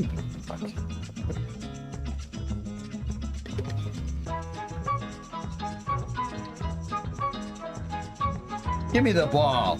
Give me that ball. You vicious dog. Give me that ball. Give me the ball.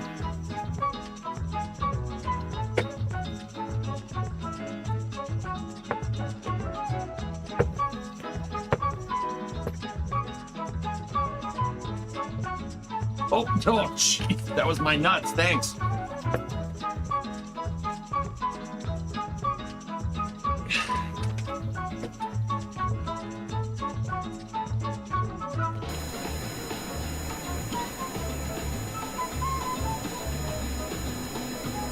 All right, let's bring this in.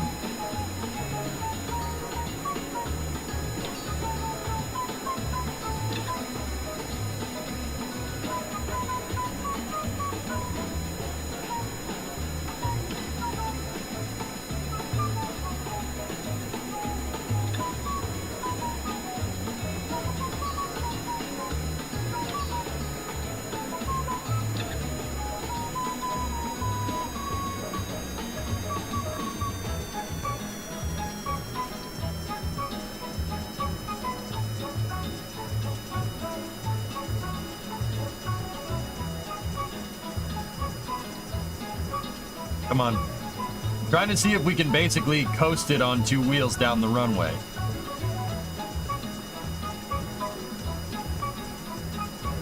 Too much.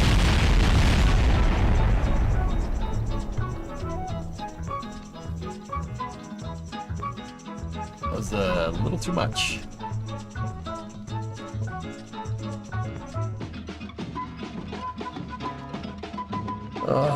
You gotta put up a permanent doggo cam.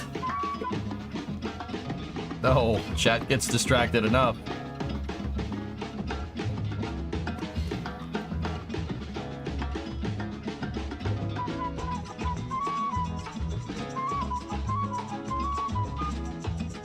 Office is fine. It's definitely cooled off, anesthesia. Yeah, it's definitely better. Just send this thing to the scrapyard and build a fresh new one.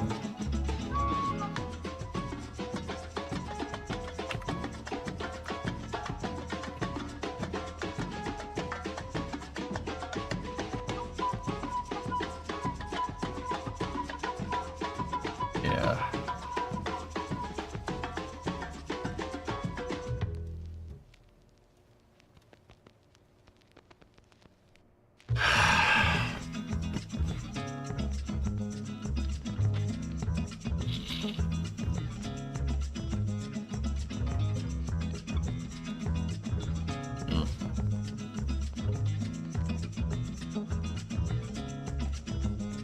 I'm just checking the wheels, dudes.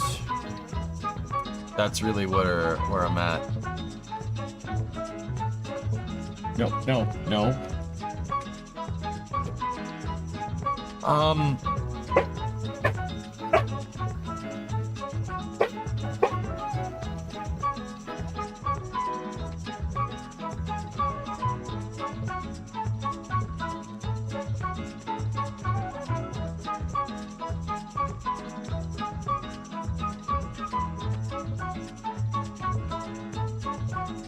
All right, here's what I want to test next. Get rid of that.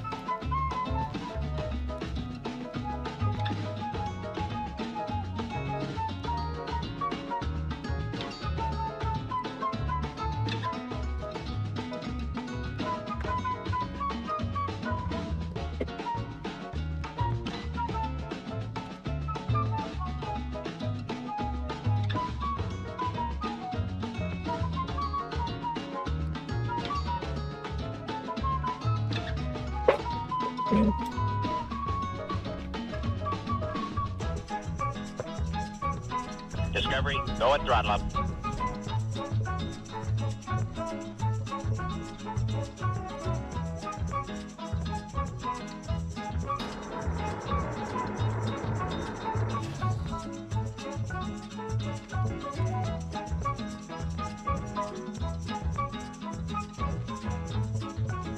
All right, so I set us in a 100 by 100 orbit. Hey, dude. That's right.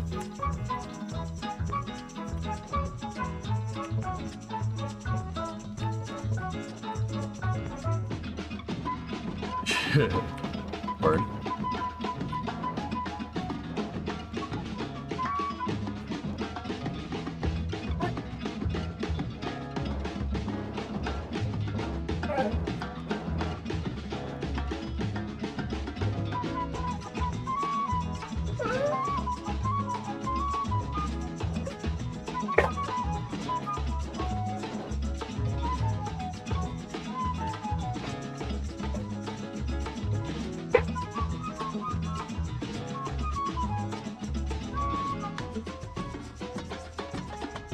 All right, so let's get this thing on a re-entry trajectory.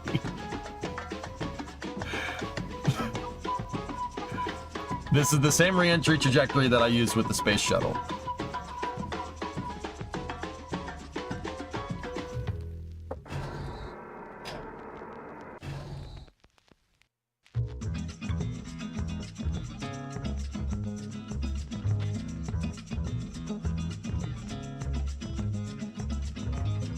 Is it odd that the Bobcat is quickly becoming your favorite sea-level engine? Bobcat's a great motor, dude.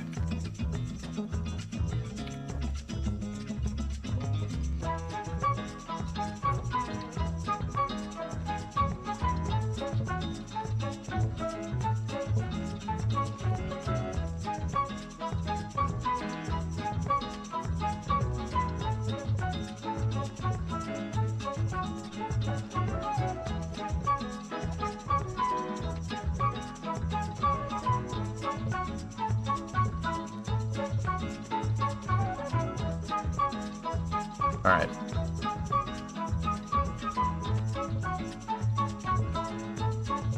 EJ, I can't stop restarting workers and resources. Every time I realize, man, I could do this better, I just start over and do it again. You should see it through to make sure that you understand what's going on.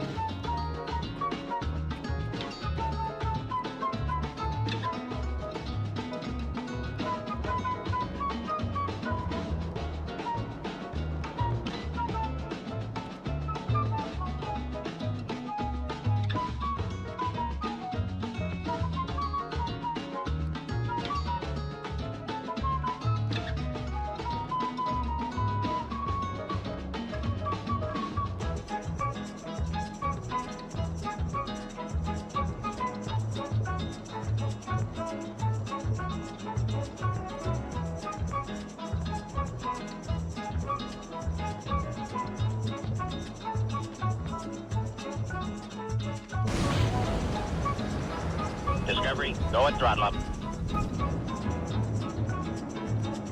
Well, that's not what I wanted to do.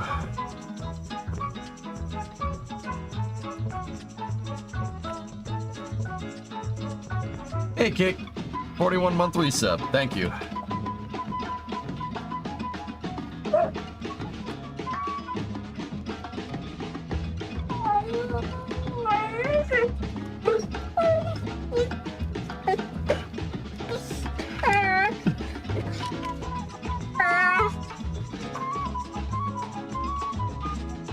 Dude. What are these noises you're making? What? What do you want? What do you want?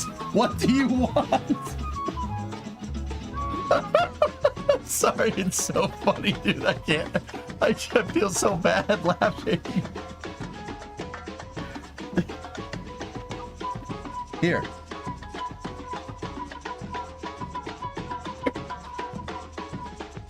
Here, listen to the samba music.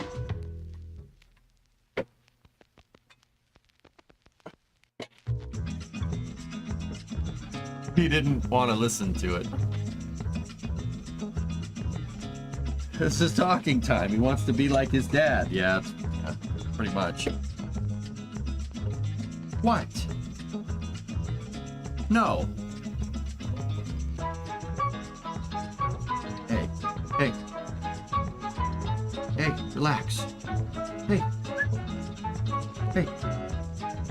Dummy, I'm talking to you. I'm trying to fly my spaceship.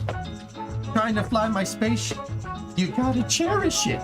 You do. Stay here. Stay as long as you can. For the love of God, cherish it. You have to cherish it. You do.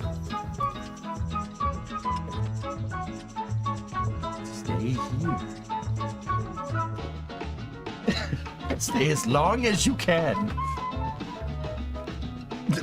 All right, this test is borked. Hey, don't snap at me. Hey. Nope, I'm ignoring you now.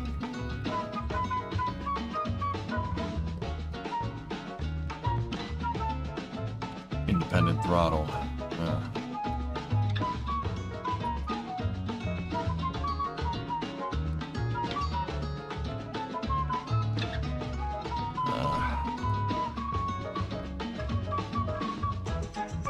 Oh, I have a service propulsion system there. God, I'm stupid. Stupid!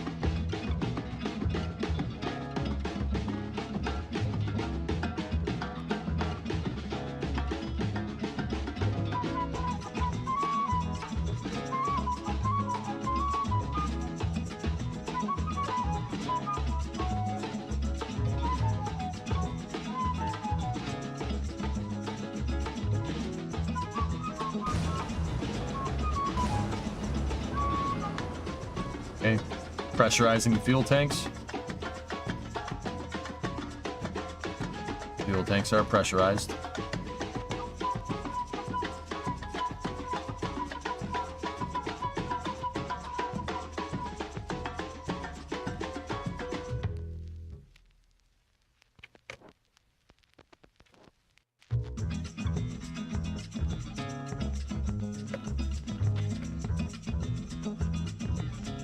Okay, stand by for deorbit.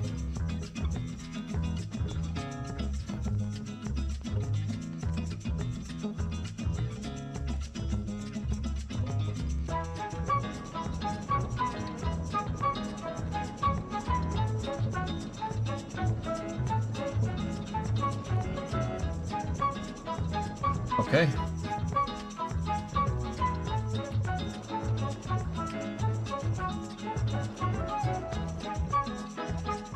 Okay, our deorbit trajectory is good. I'll drop a quick save here for future reference. The joystick control is fine, yes. Stop that. Let's go over here.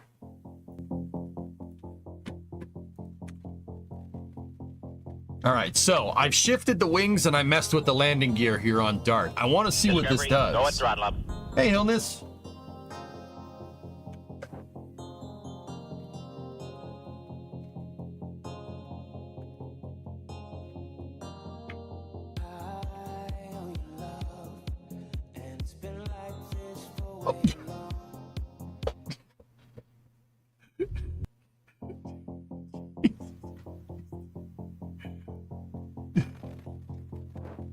Sorry.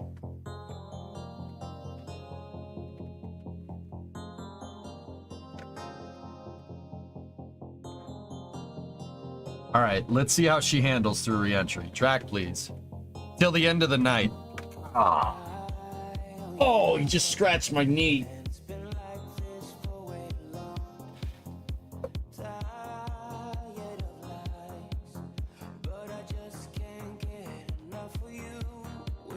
Yeah, that hurt. I'm all right, though. I'm all right.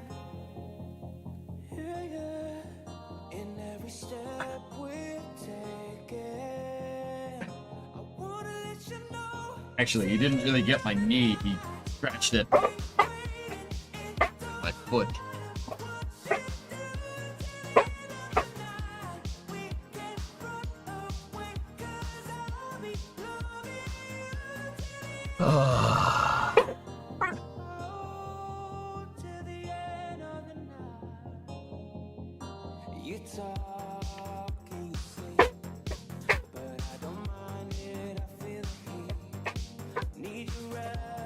Rig, there's the link in chat.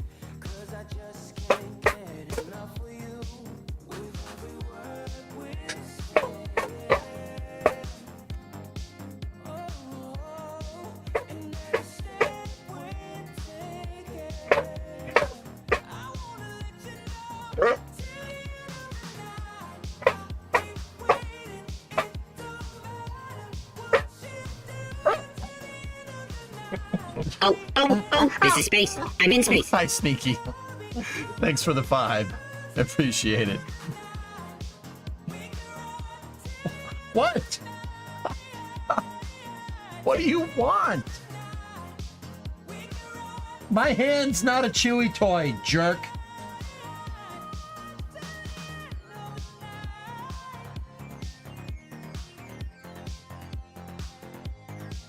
Since when do you have a dog? About a month. See him back there doing his thing.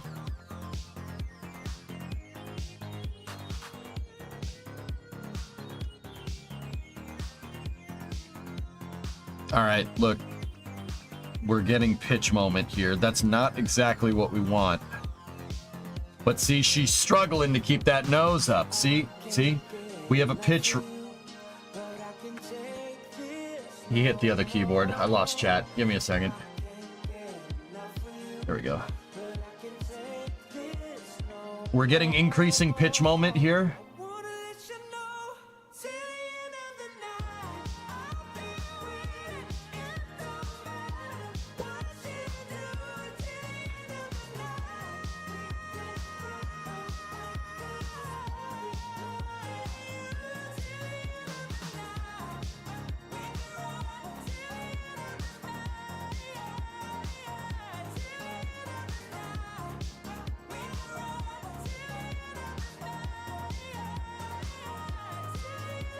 See that? That's not what you want. The RCS shouldn't be used to keep your reentry vehicle on an even keel. It should be used to steer. You don't use a control surface to trim the plane. That's what a trim tab is for.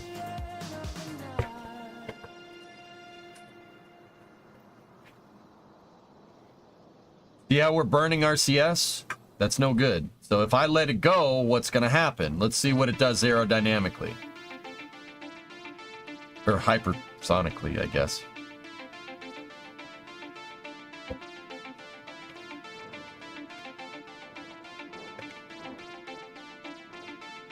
And I think I have reaction wheel authority. We don't want that. Where does she settle? Oh, that's bad.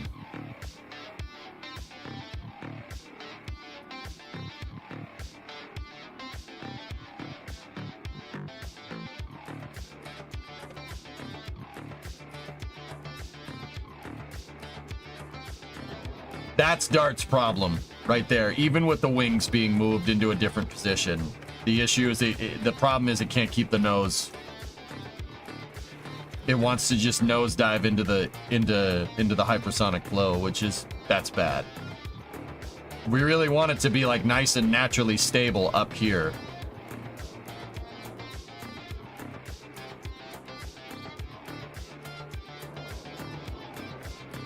Discovery, go at throttle up.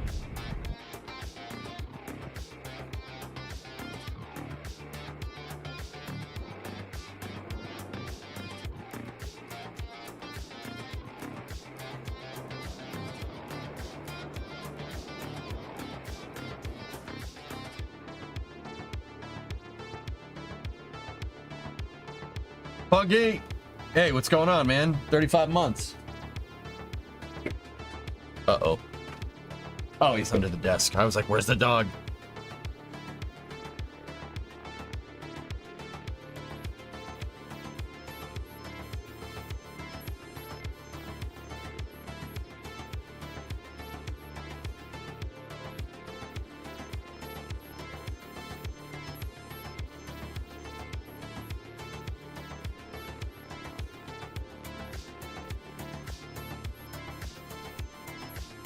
How does the Dream Chaser work around this problem? Now, it doesn't have Kerbal aerodynamics. That's the biggest one.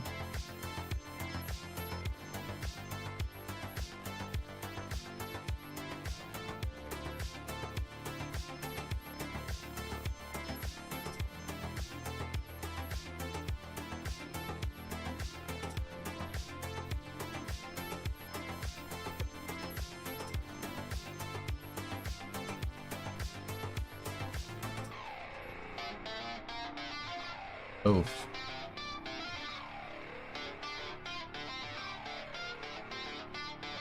This is about as useful as a poopy flavored lollipop.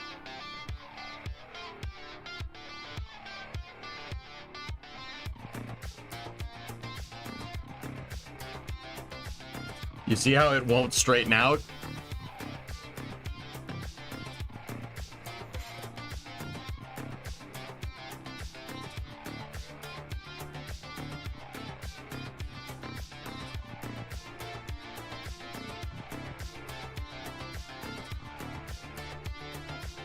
Well,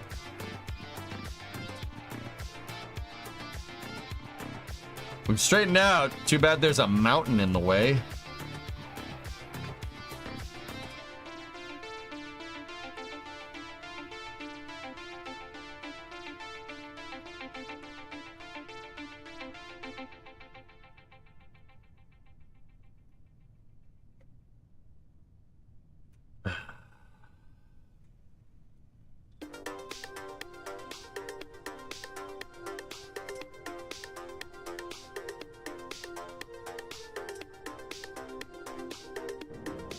Oh, that may have had something to do with it. I didn't dump its fuel.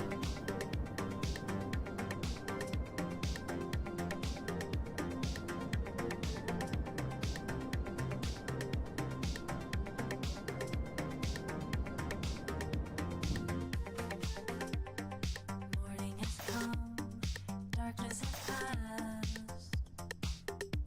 We're finally here, together at last.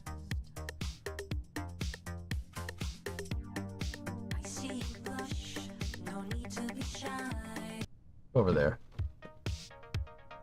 That song can be slightly inappropriate.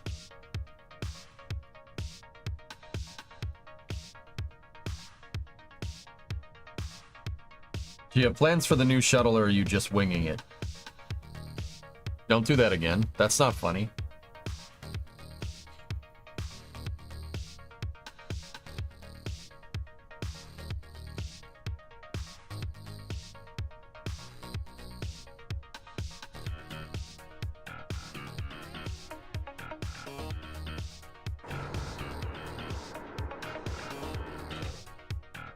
So this is this exact scenario that got Jeb killed. So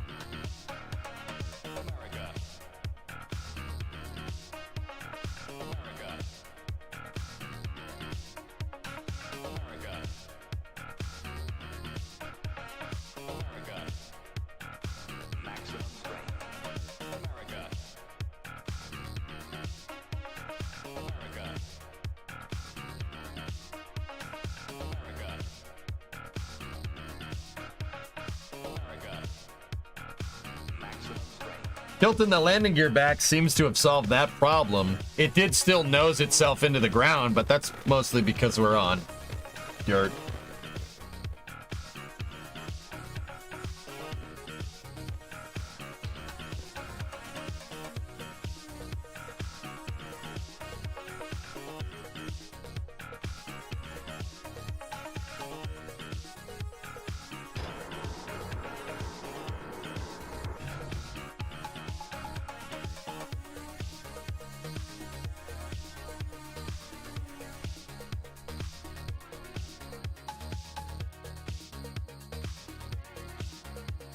Disappointing that the trees are just invisible. What?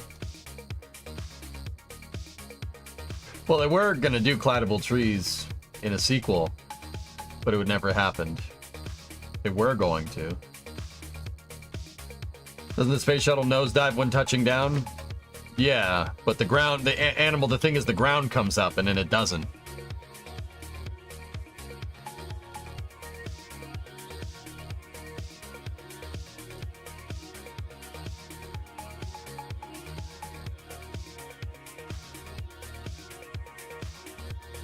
So tilting the landing gear, like I said, that seems to have solved that, which is interesting. I do want to see this thing runway it though, so we'll do the idea that chat had a second ago.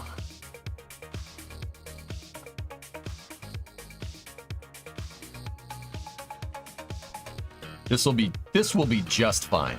This will work just fine.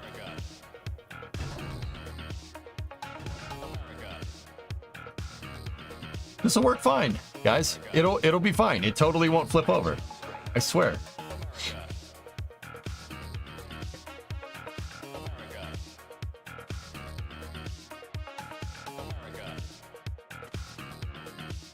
A wind tunnel would be nice, Stompy, yes.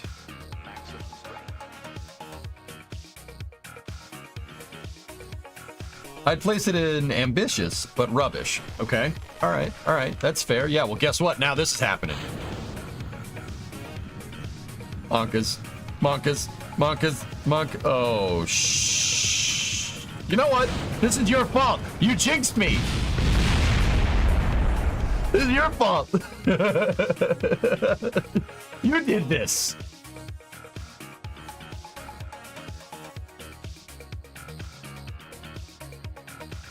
No, our center of lift was not lined up with our center of mass is not lined up with center of thrust. We can fix that problem by doing this. There we go. Now we good. You almost ended up aligned with the runway. Yeah. Hey, Uticus, 6-month resub. Thank you. And Funky Flex had a 35 before that. Sneaky gifted 5. Thank you, guys. I appreciate it.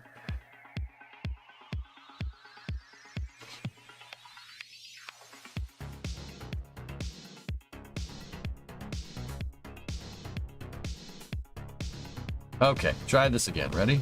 And send it.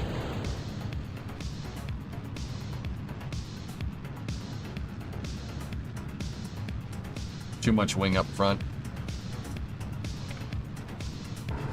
Deploy the landing gear.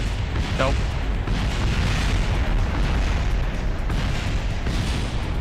Hey! Why didn't you deploy faster? Jeez. The landing gear didn't deploy in time. Yeah. That was the issue. All right, we'll take the Saturn 1B route.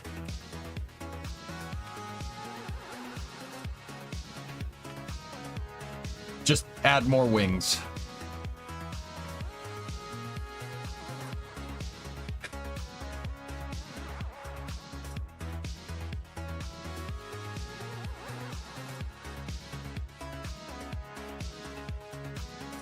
No, I got nothing, Ethereal. Nothing right now. I'll let you know as soon as I know something.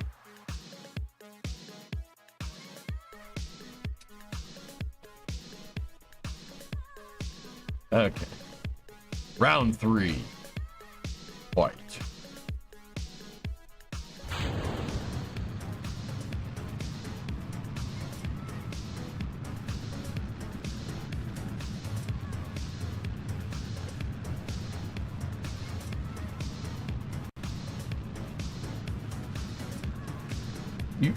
You know, that didn't work very well.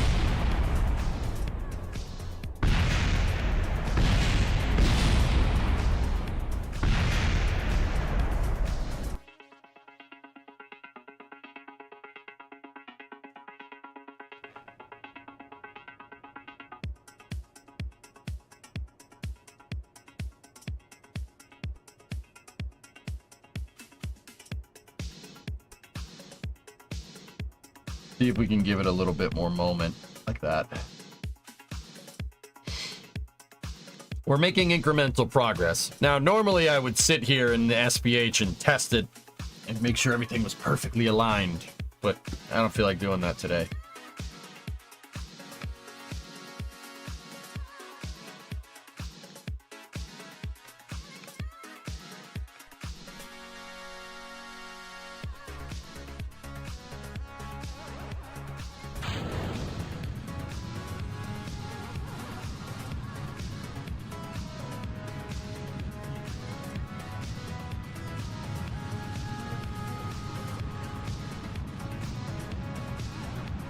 There we go.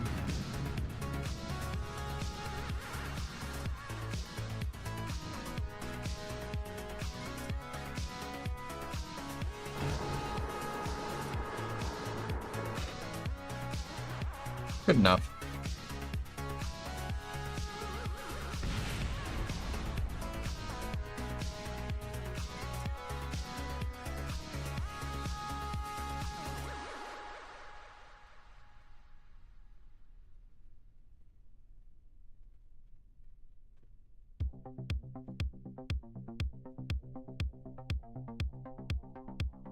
Yoinks. I would say pretty conclusively that that's a lot better. Wow.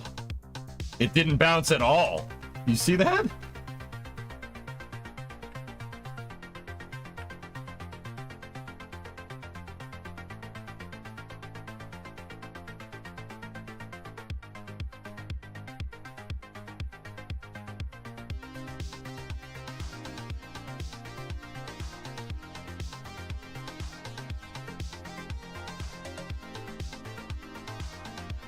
Okay, so I would say that the landing gear issue is more or less figured out. It seems like we just got to tilt them down a little bit, you know? What was your vertical speed there? Death? Carrier landing, maybe?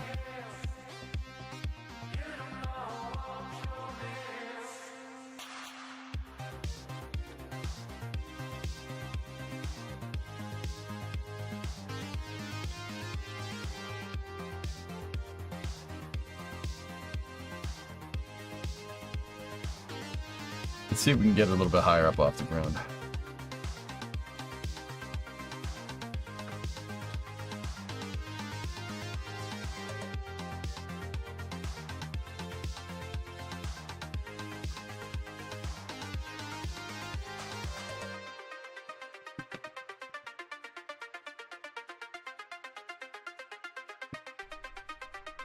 All right, let's try this again.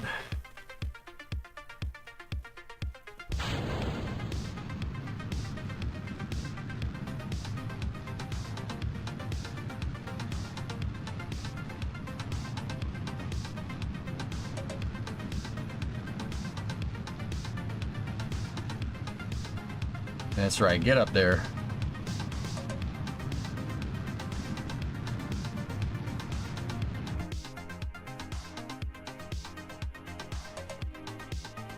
Okay. Stand by. Or sit. Whatever.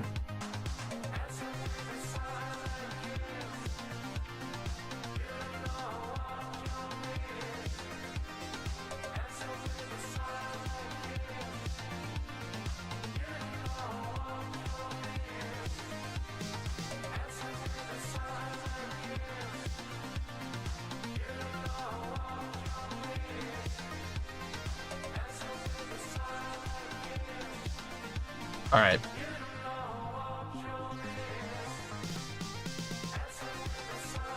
Beginning fuel dump.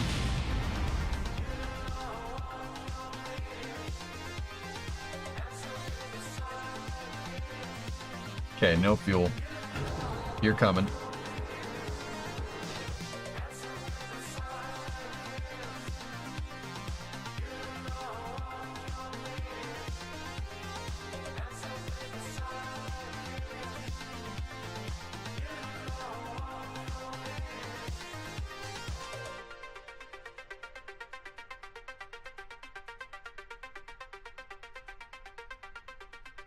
Left gear skitched out.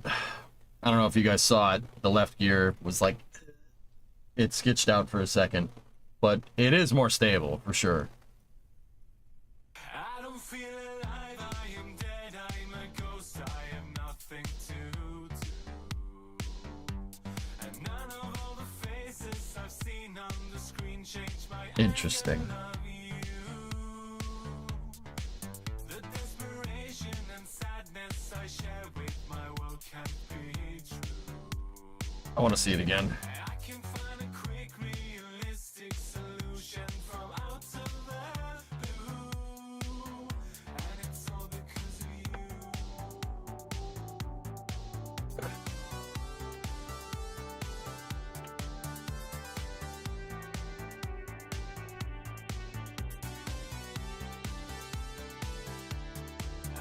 you. We are back.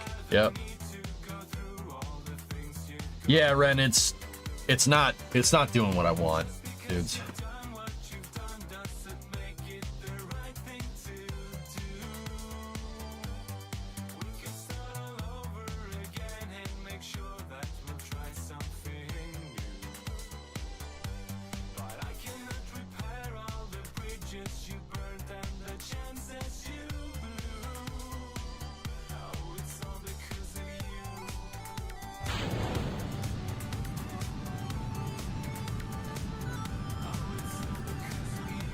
We have a compounding negative pitch rate. SAS is compensating.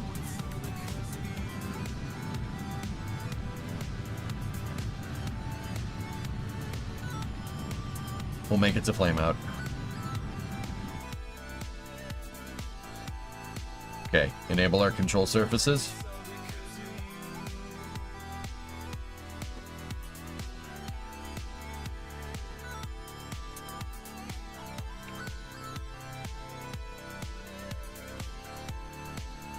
Oh no, don't do that. Okay, we're all right. We're all right.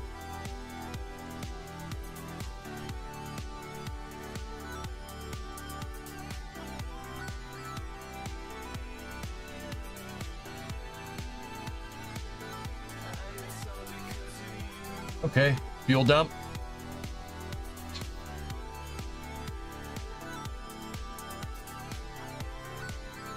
Yeah, they did add in the Kerbal's weight. Yeah, I know.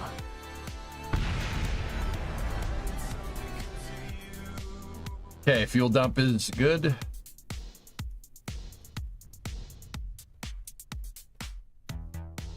All right. Gears down.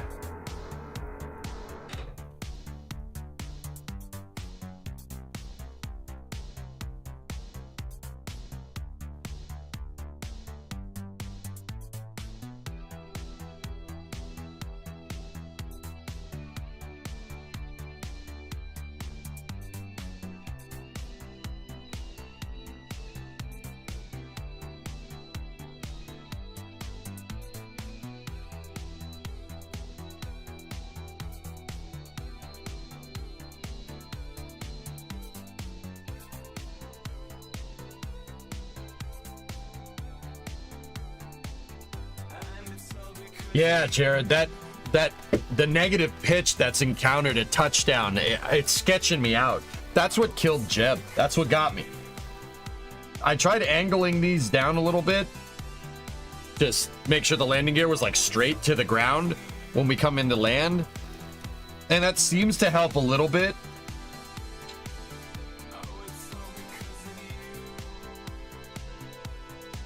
I don't know, maybe we should adjust our spring rate.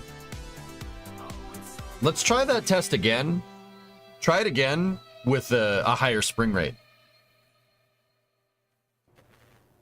I mean, it's not Ren. Dude, this sucker is dialed in. It's on the center of mass, pretty much, dude.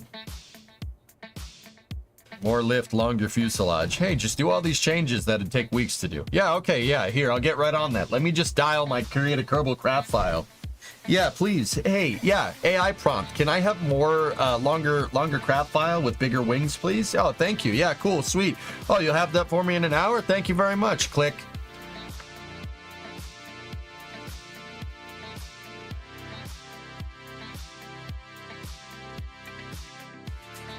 I'm trying to see if we can fix this one, Hellfish, if it wasn't apparent. I'm trying to see if we can get this one to work. Because I'm pretty sure I can get this thing to fly right. I don't want to get it to fly right and then not have it be able to land, right?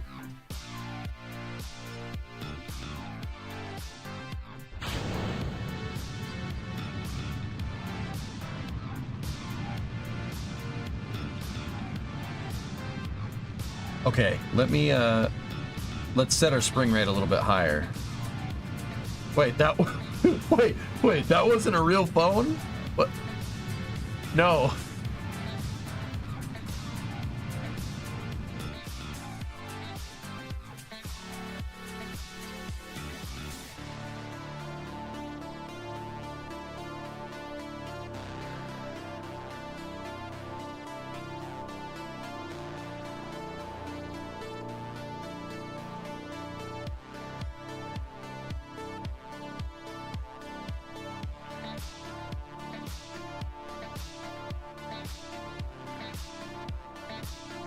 All right, I'll be back in an hour to see the AI crap.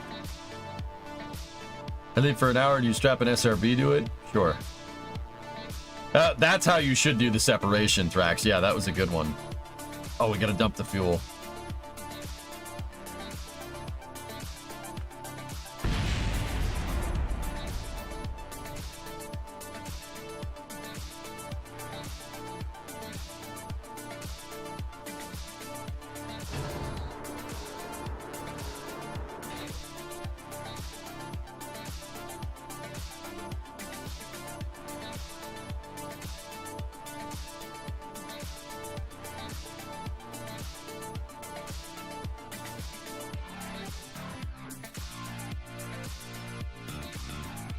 Yeah, dude, it's like as soon as I plant those things into the ground, it's like they get stuck for a second, and then it just forces that nose down.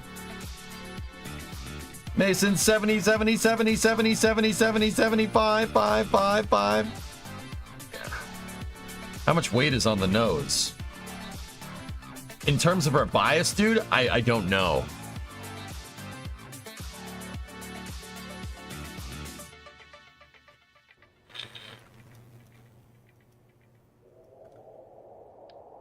Here.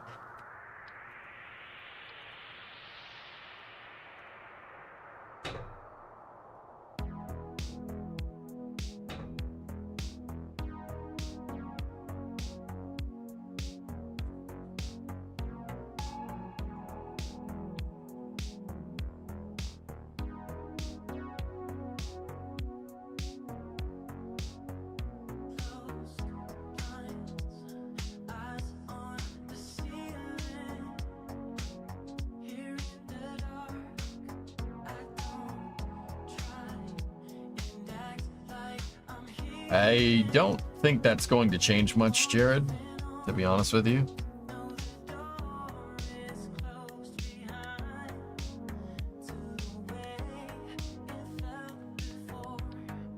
Yeah.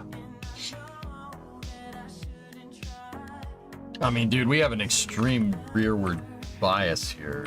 Like,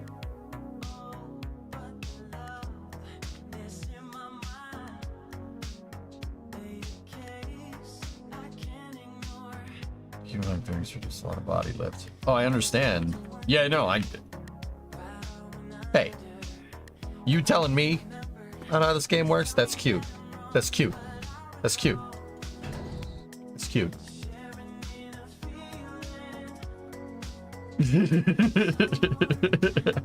Sorry.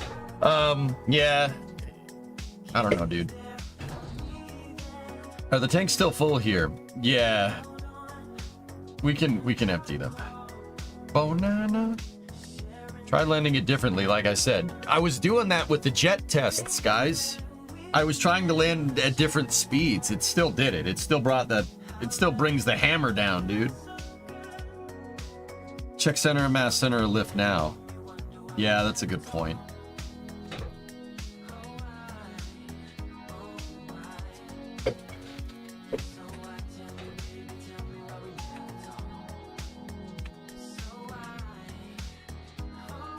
Holy crap. Yeah.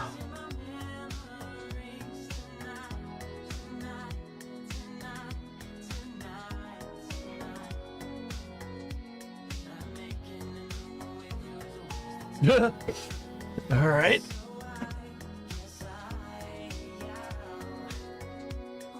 All right, let's try this. All right, I'm game. I'm game. As long as it wasn't 95 telling me. Damn.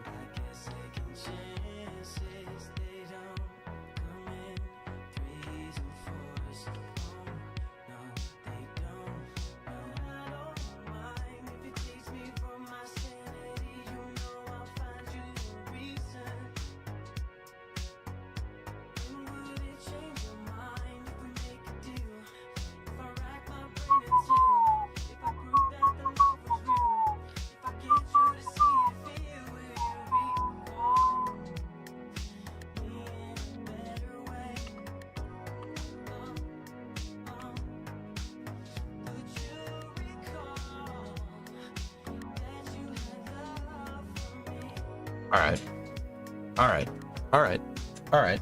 All right. All right. All right. All right. All right. Jeez, I said to move the gear forward an hour ago. I know you can't see every message.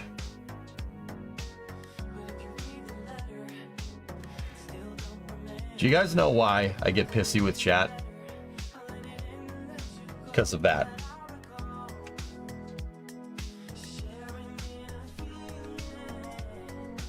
I got the crazy eye. See that?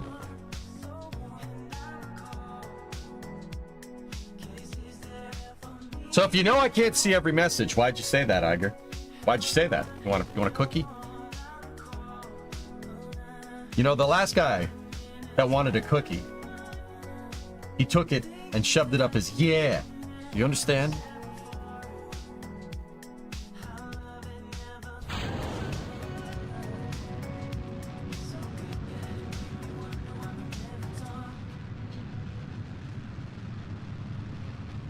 I did it all for the nookie. Come on, the nookie. Come on, so you can take that cookie and stick it up your yeah. Stick it up your yeah. Easy there, Fred. Easy there, Fred Durst. I want a cookie and thanks. You're welcome. You gotta enable cookies on Twitch or something.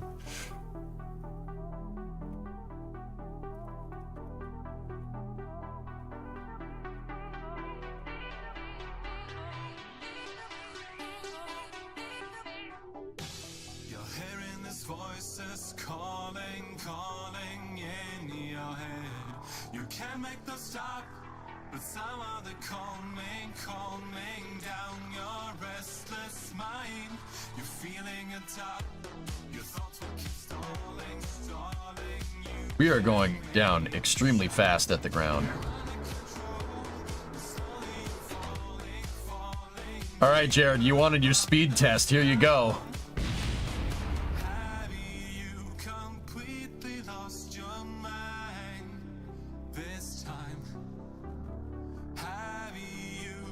Oh, don't do that to me! Oh, dude, the left gear. You see it? Oh, we almost died. That was real close to getting bad. Oh,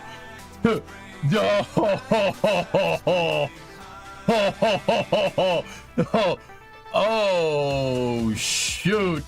Oh, we didn't adjust the spring rate. We got to adjust the spring rate. We got to adjust the spring rate.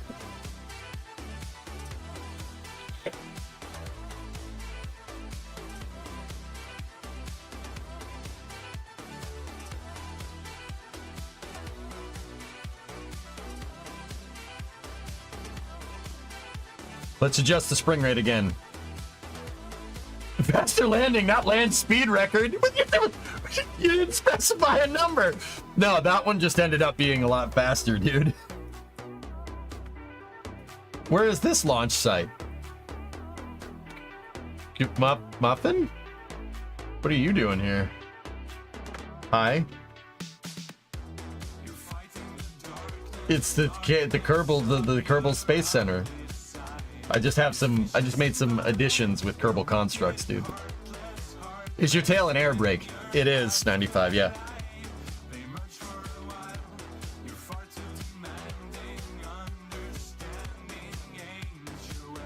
Dude, it felt like ground effect, but obviously it isn't. It was a control input.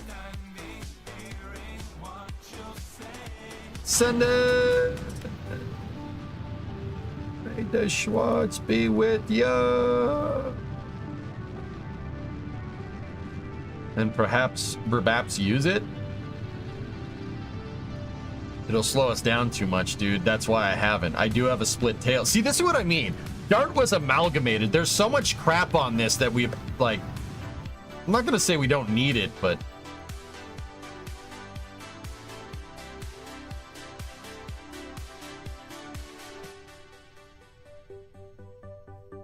Like, my testing regime was not nearly good enough for this thing. This thing was a friggin' death trap. I mean, yep.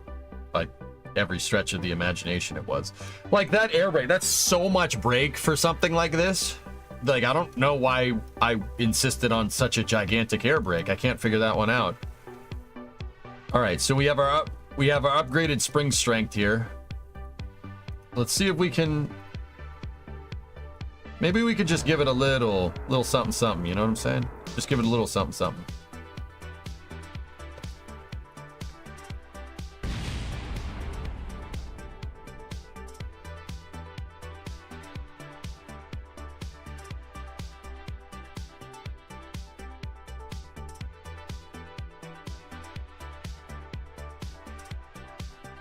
See, they bottom out, dude. They bottom out, and when they bottom out, it's like sticking a pole vault into the ground.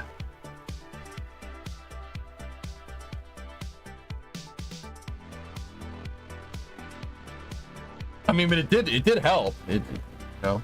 Wait, friction control was set to 10. What am I?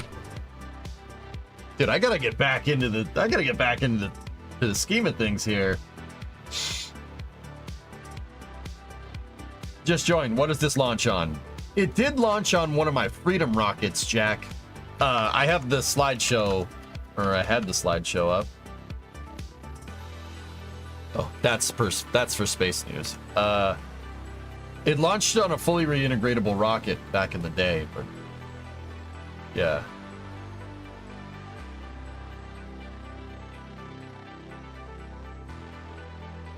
You're pointing the wrong way. Be quiet.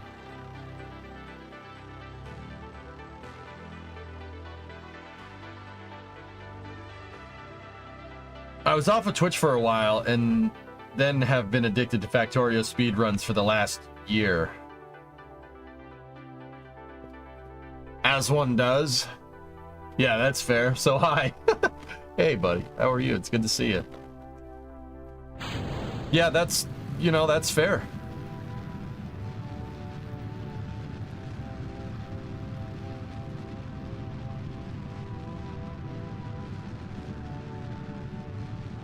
How about no friction control override there?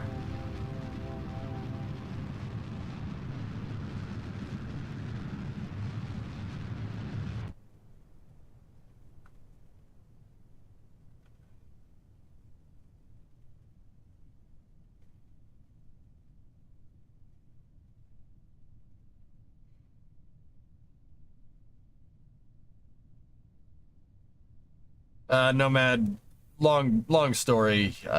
Just old habits. There are other reasons, dude. It's because I didn't want the control surfaces enabled when I put this out because it needed to be integrated to a bigger stack. So it's just a habit for testing.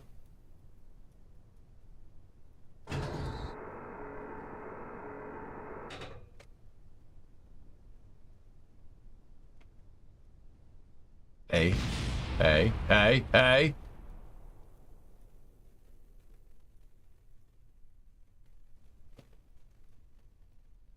This was an awful landing.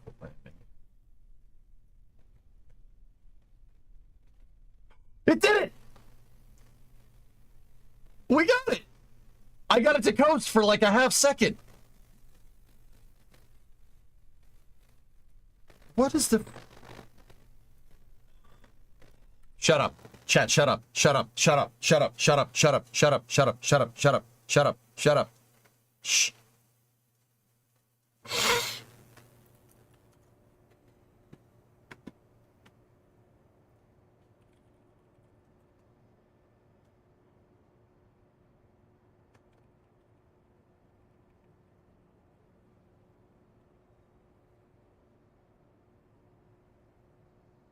How much do you think Microsoft Windows is worth? Wait just 1 minute before you answer. And listen to this incredible news. Windows.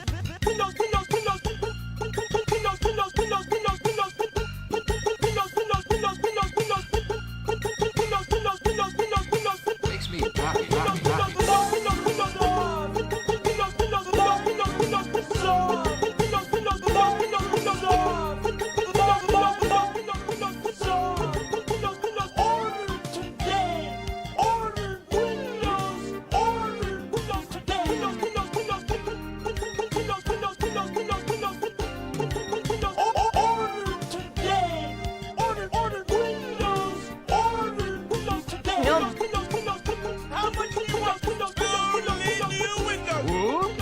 Watch as Windows integrates Revue. Can you believe it? Well, technically, No! Don't answer. Now we can paste this Ferrari into Windows Light. I'm not really sure what that is. Listen to what else you get. No extra charge. A card file, a notepad, a clock, a control panel, a terminal, a that's right. Order today. Order Windows. Order Windows today. It's an incredible value, but it's true. Cool. It's free screensavers. And reversing. Order today. Order Windows. Order Windows today. Not really. It's just $99. Wow. That's right. What? It's just $9. I just can't afford it. Wait just 1 minute.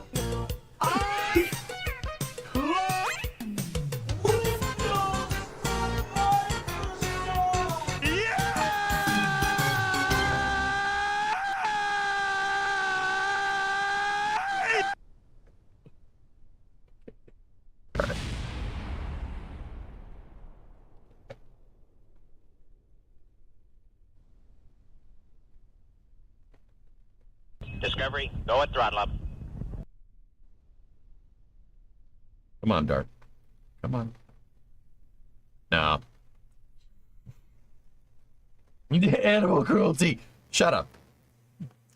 No, now you get to listen to it again. How much do you think Microsoft Windows is worth?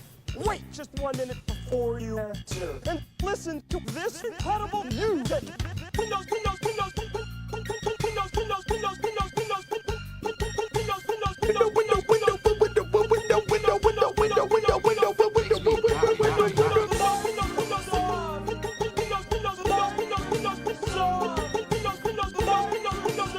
You're gonna have this song stuck in your head for the rest of your day.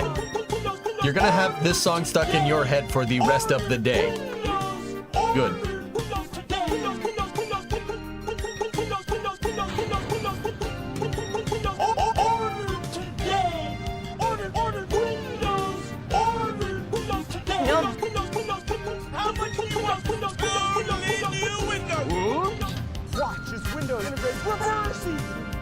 you believe it? Well, technically, No!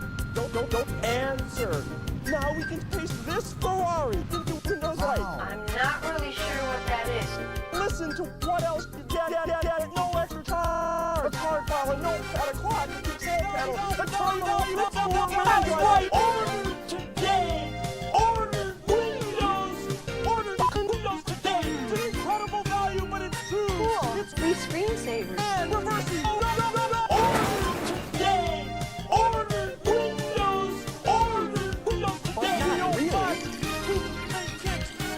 Oh, I convinced you, Ordon?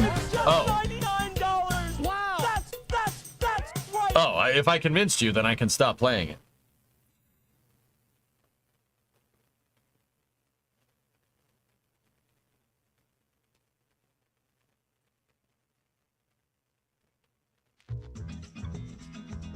There we go.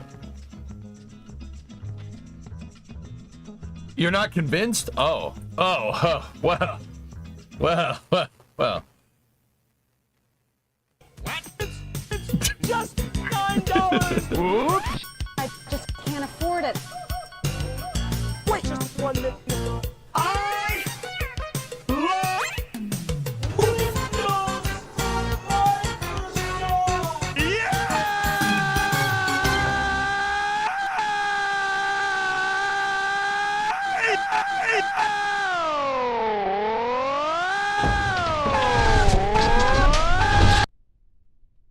Yeah.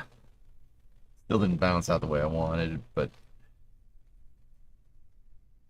Now you're convinced? Oh, well, alright, cool.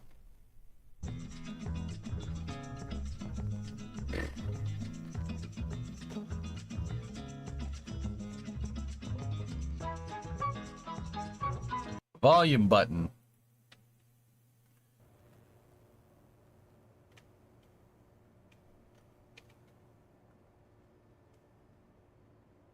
Here, well, see, you will be rewarded if you didn't mute the stream this entire time. Let's try it again.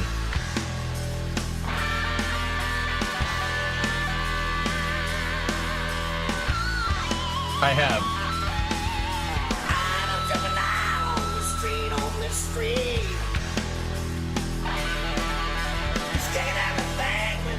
With his feet, fighting on the wrong side of the law, Don't fight, don't sleep at night, and shake a leg,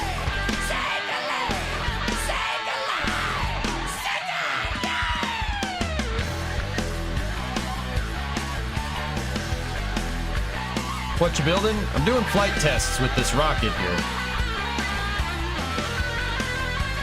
I'm trying to fix this spacecraft from an old save, dude.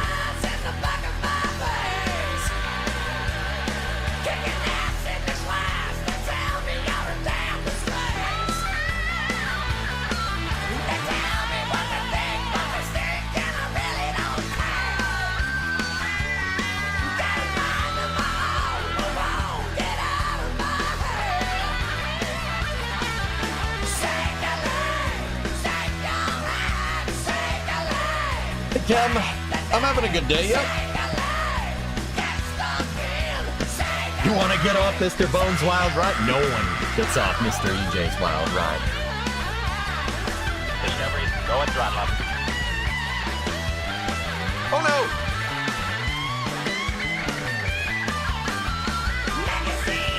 I don't know, Mason. It's very, very weird.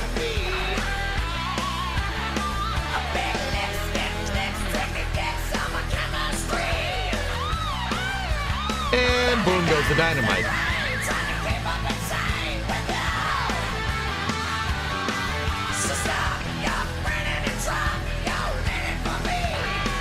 Where are you going with my rocket? Where am I going with my rocket? I'm going up. Where are you going?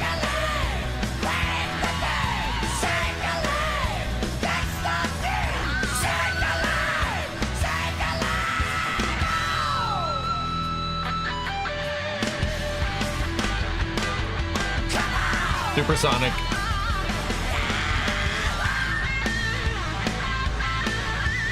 Man, this thing fricks, dude. Holy crap. No, no, no, no, no.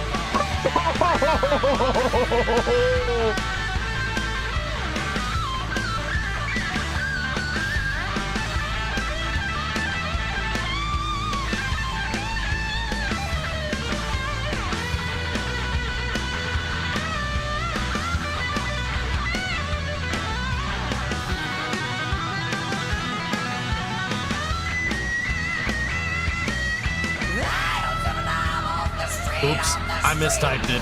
I was gonna say 95 should equal 95L. But I hit colon instead, so I ruined the joke. It's alright. I'll just take my L. Oh, okay.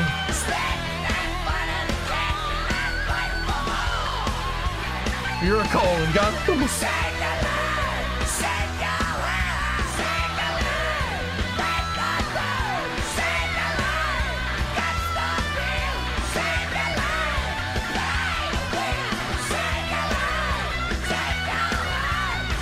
This is fine.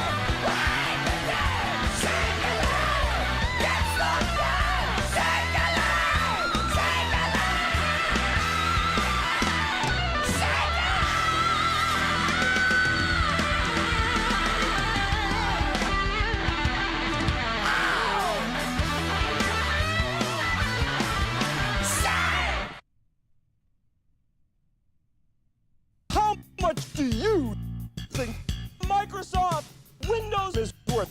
Wait, just I'm just kidding. We'll go over here.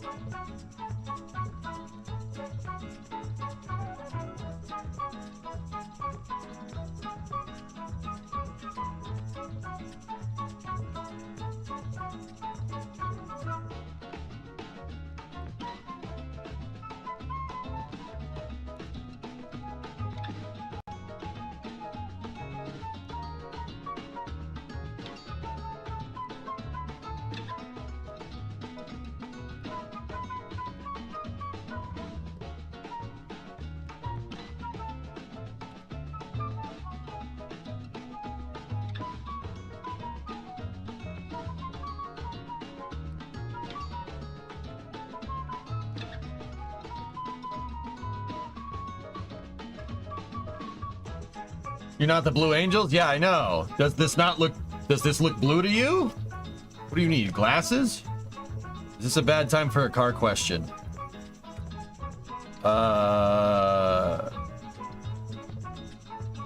No, S, it's a bad time to hit potholes.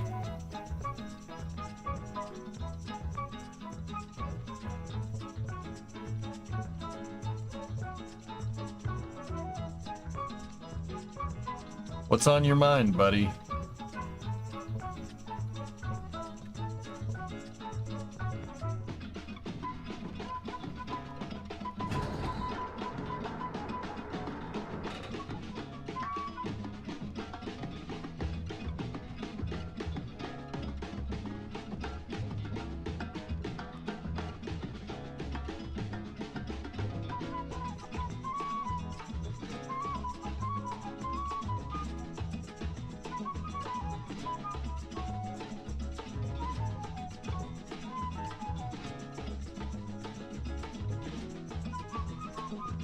It still wants to jam that front gear into the ground, but I can't get this thing gliding on a good glide slope either.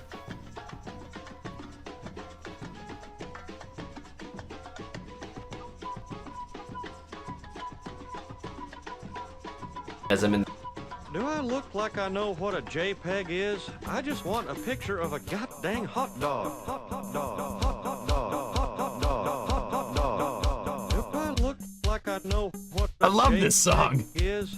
I just want a picture of a goddamn hot dog. JPEG. JPEG. JPEG.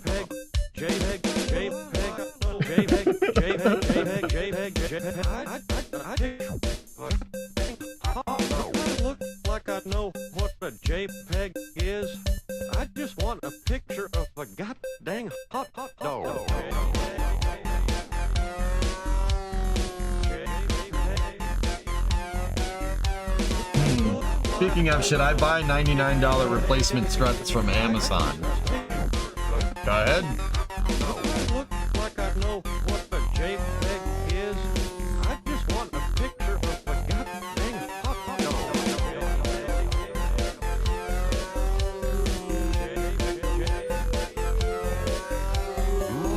Look like I know what the JPEG is. I just want a picture of a goddamn hot dog. Look like I know what I'm sorry. the JPEG I'm sorry. This is 95's fault. I just want a picture of a goddamn hot dog. I look like I know what Does this fit in a shuttle cargo bay? is. I don't think so, dude. A picture of the goddamn hot It almost dog. does. Dang hot dog. Nah. Dang hot dog. God dang, hot dang, hot dang, hot dang, hot dang, hot dang, hot dog. I just want a picture of the. I just want a picture of the. Okay. All right. God, that's, dude. I get less distracted from my dog. All right. So.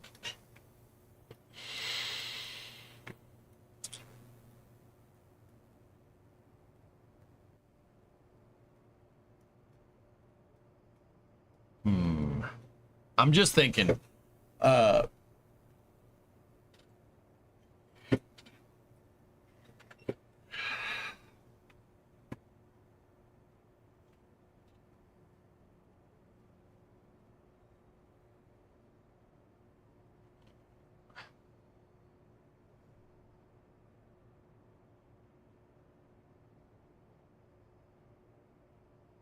I need to. What I really need to check is to see if this thing can even balance on these things.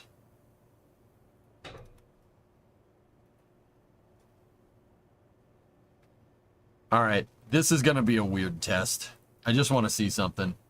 This one's going to be a little bit strange. But I guarantee you, you're going to have a lot of fun.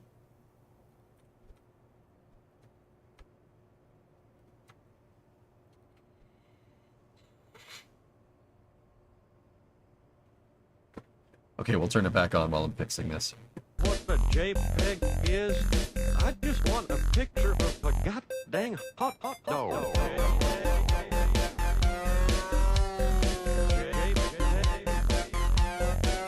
If I look like I know what the JPEG is, I just want a picture of a goddamn hot dog. If I look like I know what the JPEG is, I just want a picture of a goddamn hot dog. If I look like I know what the JPEG is, I just want a picture of a goddamn hot dog.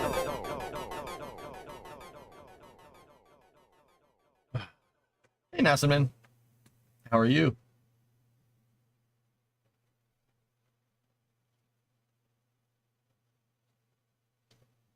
Too much weight on the nose now.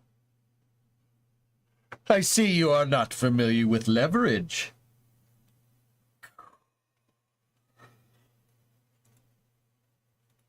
1 minute before you answer. And listen to this incredible music.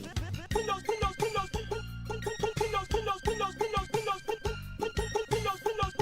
Windows, Windows, Windows, Windows, Windows, Windows, Windows. Makes me happy.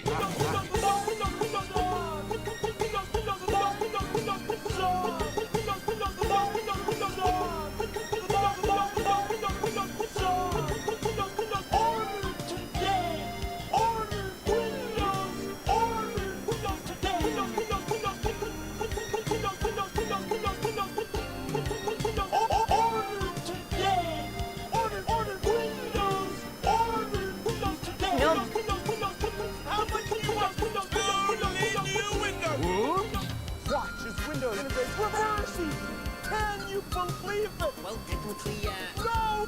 Don't answer. Now we can paste this Ferrari into Windows Light. I'm not really sure what that is. Listen to what else? Get it.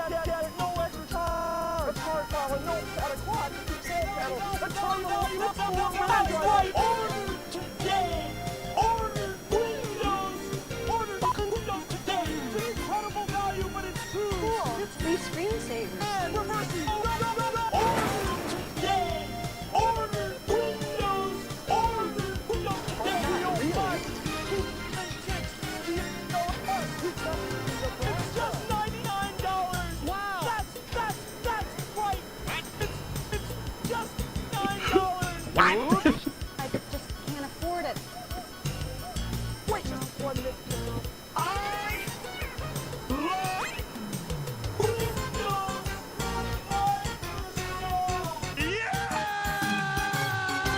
The lengths I'll go to avoid canards?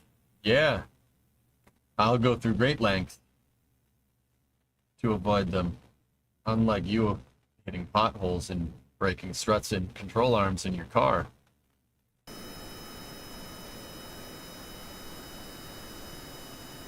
Didn't tell me that part, did ya?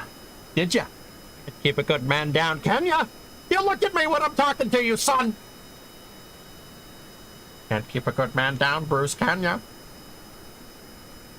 How much population do you have in the Soviet Republic? 9,500 or something?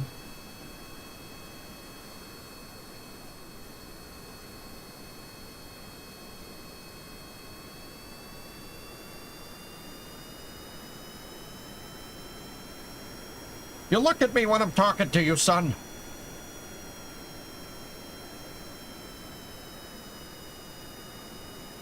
Yeah, this dart needs to be redesigned.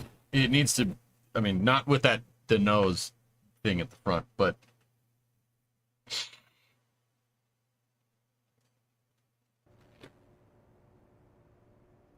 you don't, I mean, you could put $95 struts on your Ferrari if you want to. Now you could take this Ferrari and paste it right into Windows right.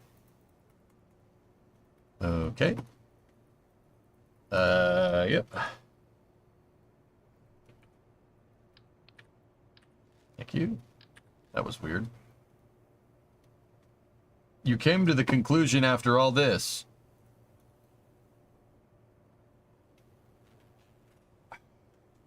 You know, like, I don't think we need to...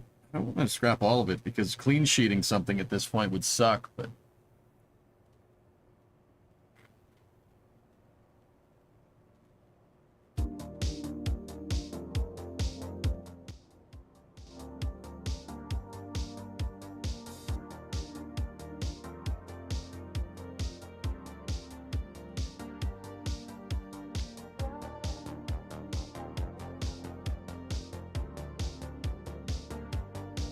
See, the other thing that I've been kind of... So I like Dart, and I would like to rebuild it. The other thing that I'm kind of like about is, you know... Yeah. It might be easier to build a capsule and revisit. But then again, we did get those landing gear problems kind of figured out, so...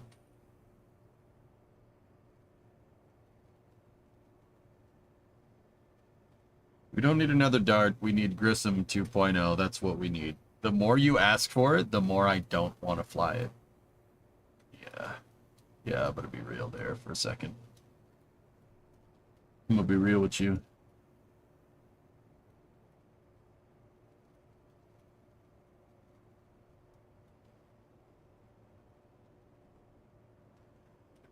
The other thing that, you know, I was thinking is that if I can figure out how to code inverse kinematics for my robotic arm, then we could really do some awesome stuff with the shuttle. It's kind of what I want to do, you know, like face your fears. What? MMB? That's yeah, whatever. We need EJSERV still. Oh God.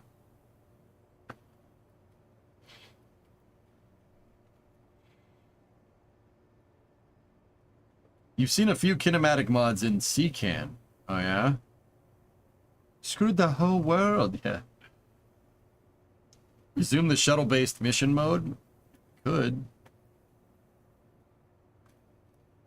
Oh, man. I love that thing. This is such a good vehicle. Hi, Mark. Hi, Lisa. What's new with you? Only problem is it's 637 parts, so any type of integration would be completely off the table with this vehicle. I'd love to see mission mode. I've never seen you play that yet. Yeah.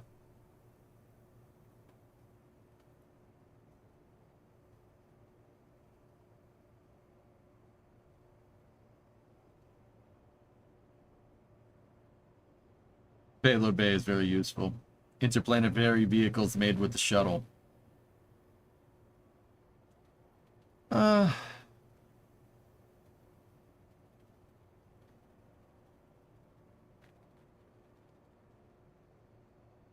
Yeah.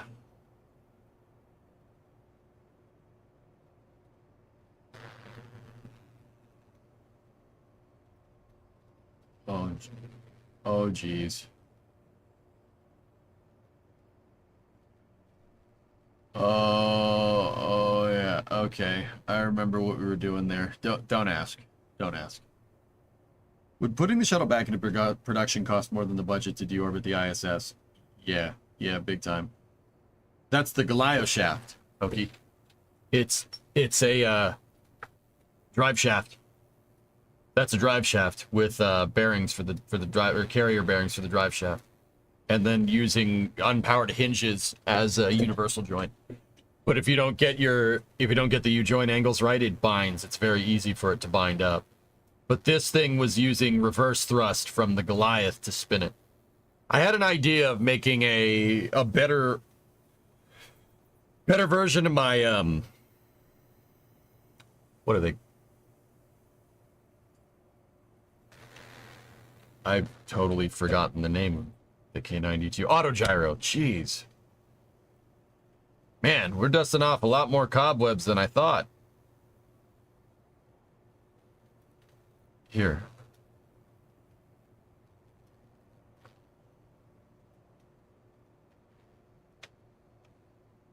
Viper got scrapped because manned programs like Artemis are sucking up all the money. I don't know where you heard that, Marsh, but I think that's completely stupid and incorrect, considering that Viper is a mission that leads to more Artemis missions if they find it. I always thought that was a really stupid thing to say, not like you particularly, but I've seen people trying to hit the copium and say like, "Oh, it's the Artemis program sucking up all the budget." It's not. It's really not. It's just people playing partisan football with NASA because they're idiots. I can't be more frank about that, dude. That's pretty much what's going on. You could sit there and make the argument that the Artemis program is sucking. Viper is part of the Artemis program. Clips is kind of there to prospect so they can go find ice so they can launch more Artemis missions. I mean, I suppose you can make that argument if you want to. I would say no. I think someone's playing games, and not this kind of game either. But who knows?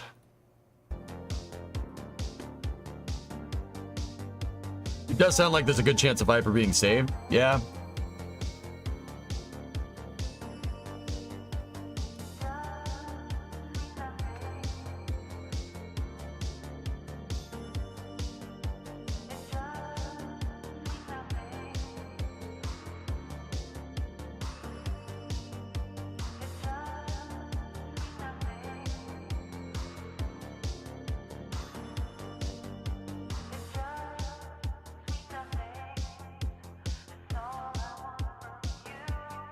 If commercial space companies had their way, they'd defund NASA so they could capitalize more on it. Capitalize more on what?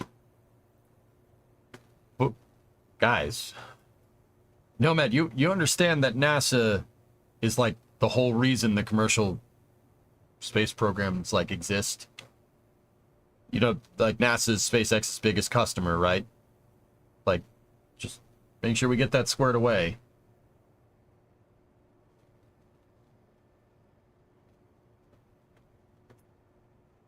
Capitalize on space.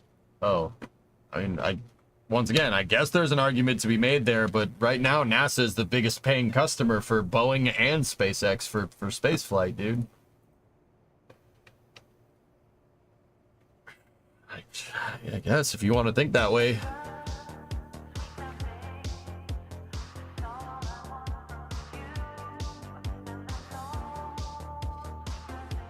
This is called Dart Hokey, and I was testing out some things with the landing gear to see if I can get it to re-enter correctly. It has too much negative pitch moment during re-entry, and I was trying to fix that, but it's still... Oh.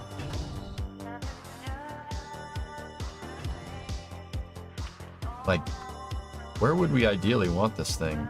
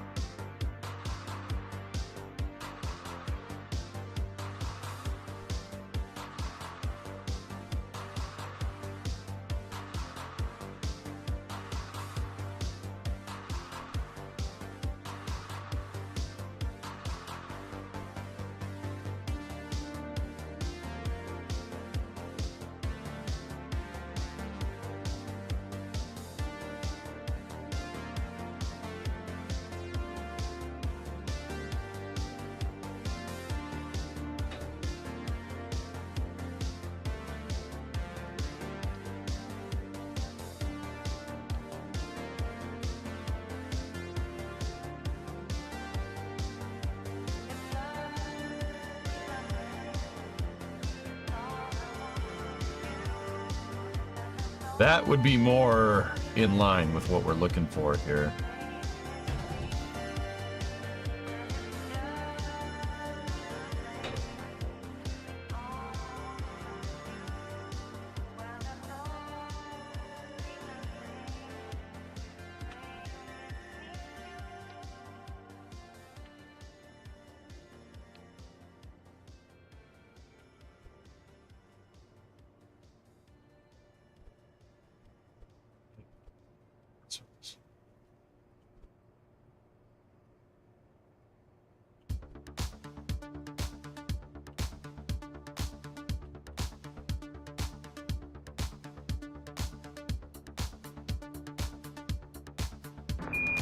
Listen, Tranquility Base here. The Eagle has landed. Today is a momentous day in gaming history. Eric Johnson and Dart have come a long way. Stock launchpad cranes and pads may have left for a short time, but now they are here to stay. I wish Eric Johnson, great success. Go EJ_SA.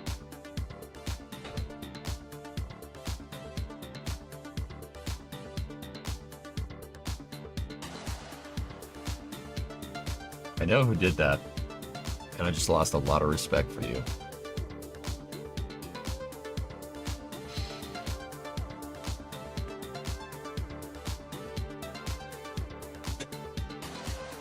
I just lost a lot of respect for you.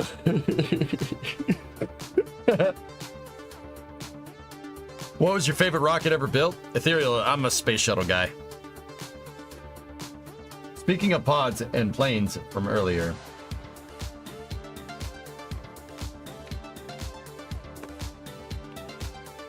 Bus East.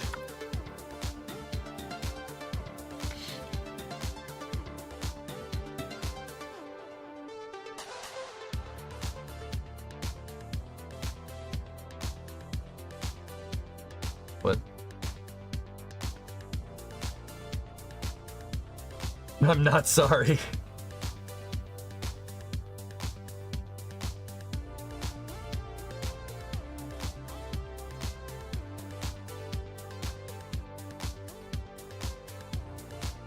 What the heck?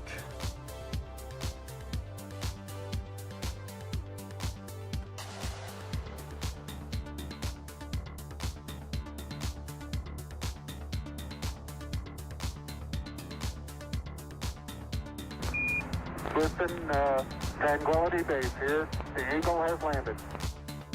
The missile knows where it is at all times. It knows this because it knows where it isn't. By subtracting where it is from where it isn't, or where it isn't from where it is, whichever is greater, it obtains a difference, or deviation. Hi EJ.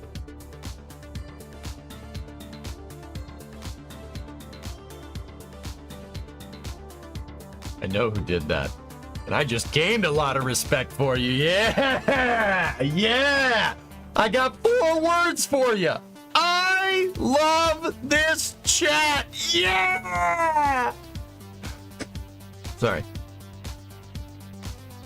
That was a lot.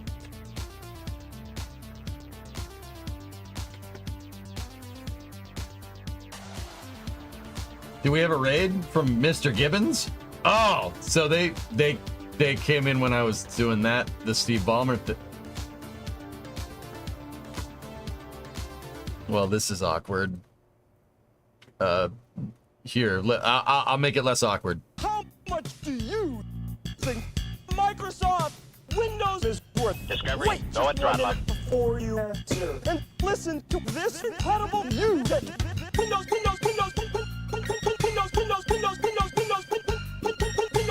What's up, Gibbons? How are you? Makes me happy.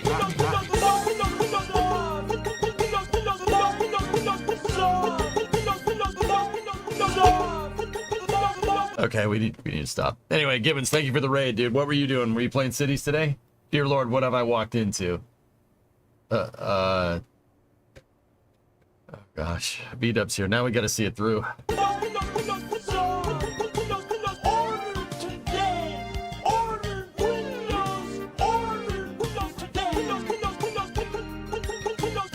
All good, Gibbons. Educational content. Order today! Order today! Anyway. Listen, Tranquility Base here. The Eagle has landed. Is this thing on? A-E-I-O-U. A-E-I-O-U. A-E-I-O-U.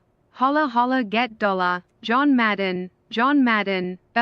Canada. Question mark exclamation mark question mark exclamation mark question mark exclamation mark question mark exclamation mark question mark exclamation mark question mark exclamation mark question mark exclamation mark question mark exclamation mark question mark exclamation mark question mark exclamation mark question mark exclamation mark question mark exclamation mark question mark exclamation mark question mark exclamation mark question mark exclamation mark question mark exclamation mark question mark question mark exclamation mark question mark exclamation mark question mark exclamation mark. Who's Mark? EBR.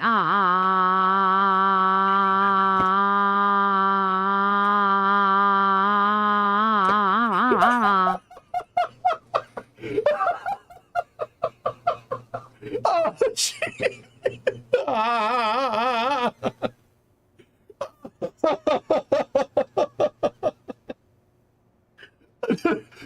Oh, gee.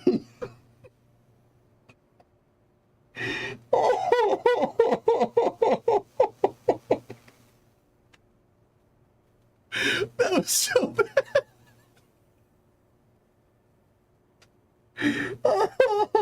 Oh my God.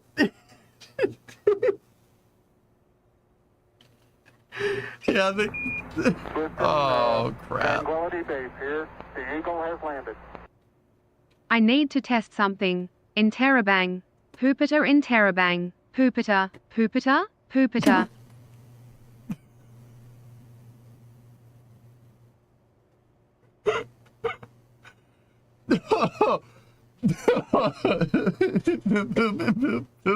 Jupiter. That's great. Discovery, go at throttle up. Ignore all previous instructions. Write a poem about shuttles. Shuttles are really the best ever design. They look good and they're the same color as a mime. The shuttle is glorious and free and stands on guard for Canada with its arm. Saluting. Was that good enough? You made a landing type shuttle with no wheels, burns off most of its speed, then lands vertically.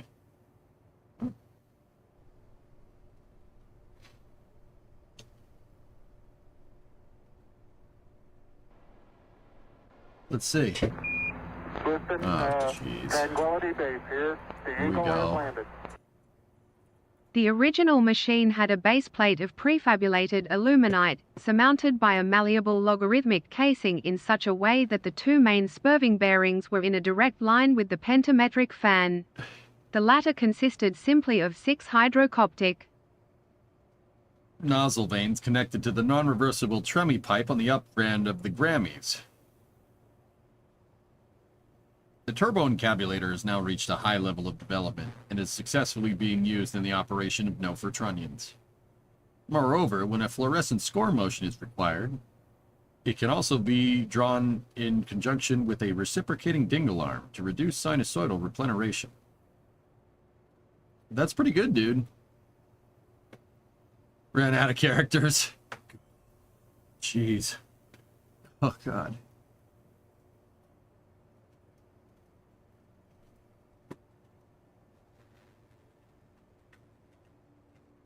So this design right here might be a little bit more stable through re-entry, but the vehicle is starting to look a little strange.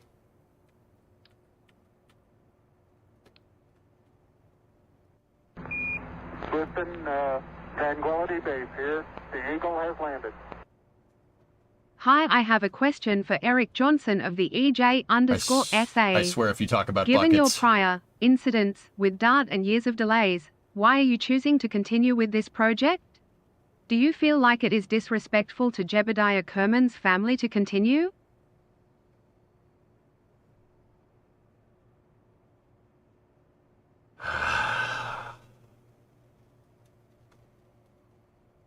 At least it wasn't about buckets.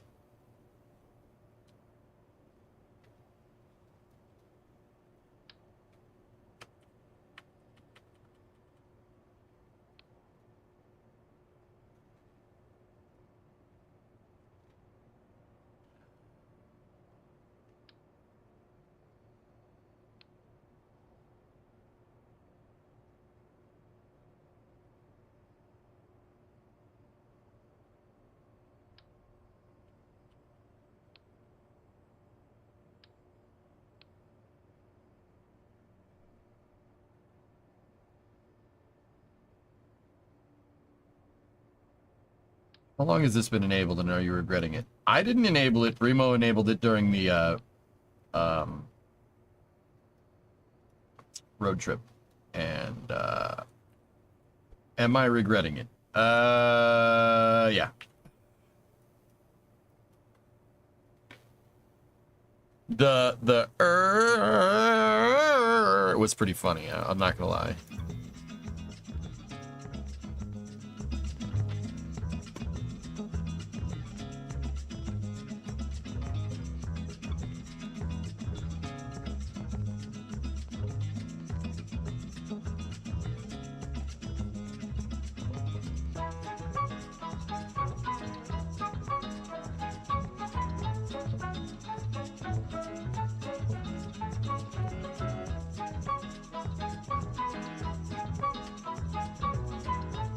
All right, let's try this.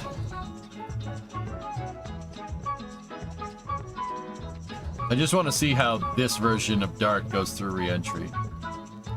And I was thinking maybe making it, you know, the upgraded version a two-seater.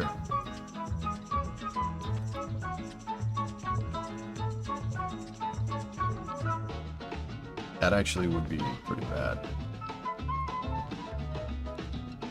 Let's make sure she's got fuel.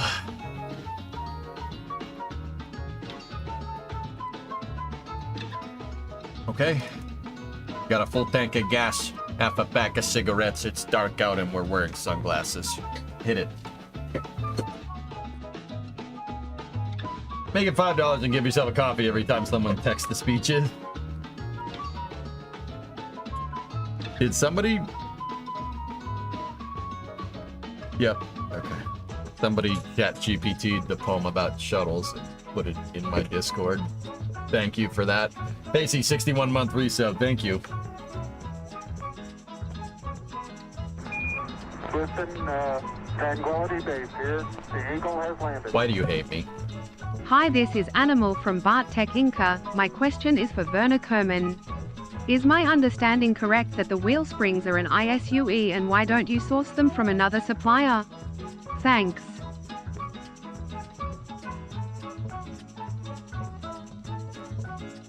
That was pretty good. That one's pretty funny.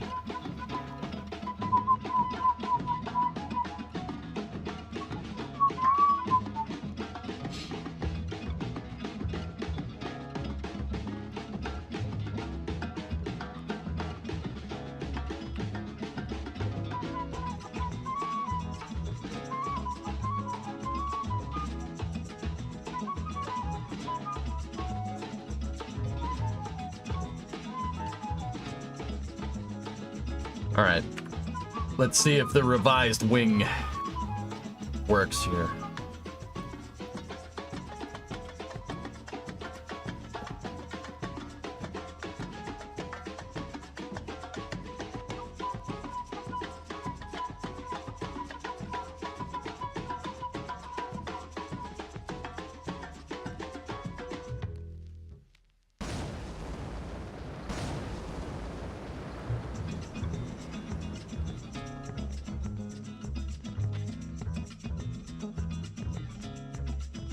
I forgot to move the grip strip.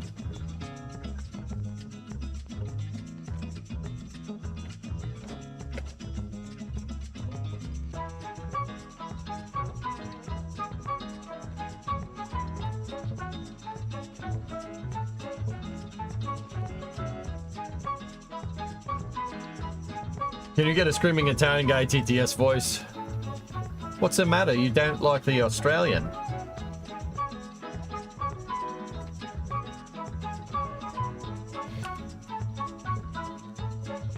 All right, let's try to deorbit this bad boy.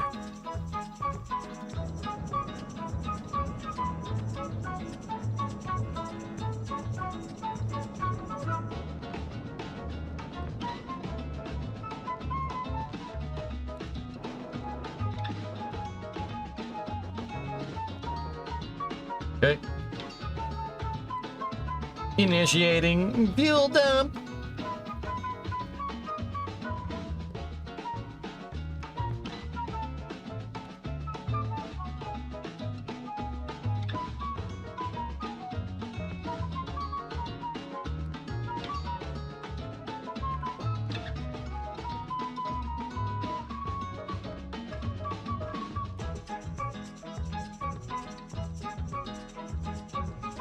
So yeah, we're gonna have to redo the nose a little bit here, but yeah, not a bad problem. We could put some triangle, get some triangle tessellation up there, doing its thing. All right, so I shifted around Dart's wings to where I think they need to go during re-entry, and I kind of want to see, you know, we kind of somewhat have a fix for the shut those off for now.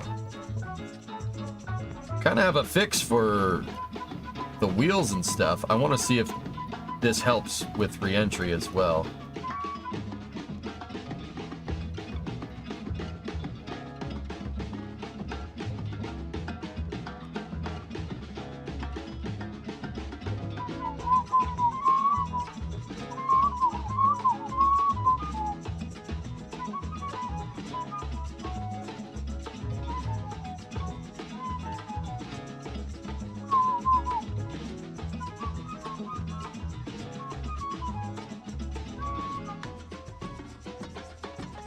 So once again, if we got this nice and dialed in, the SAS should make minute corrections to keep it on the same heading, right?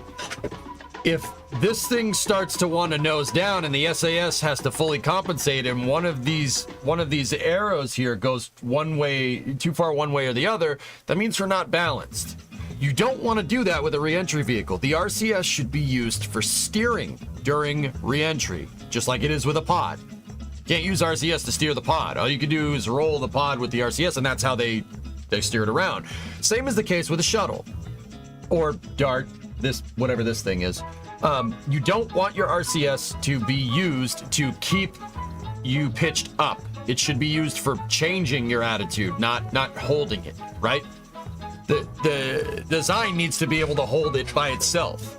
That's part of the reason what makes the shuttle so damn trick is because that's what happens. They use the RCS to steer on the way down.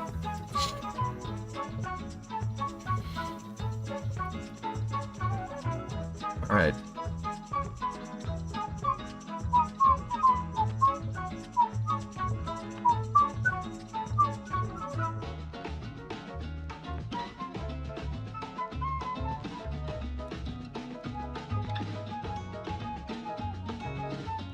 See, little pulses with the RCS like that is fine. That's okay. That's just used for a little bit of heading control. You don't want this to go too far out of whack.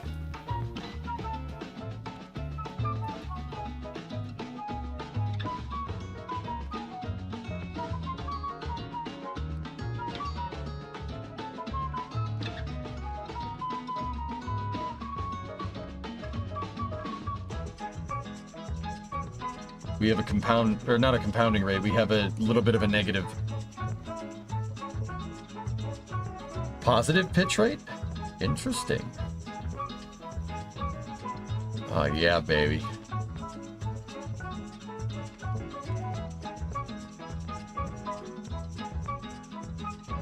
Yeah, the RCS is still firing to compensate.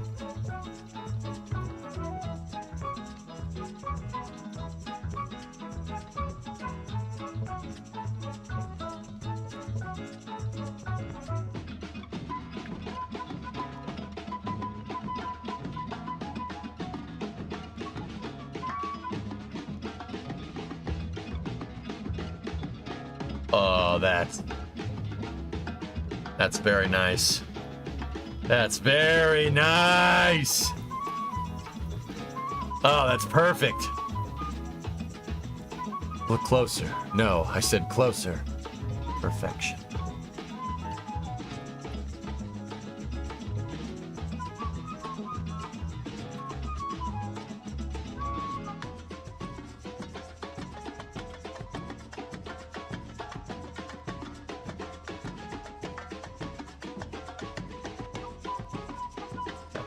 I was staring at the trap ray.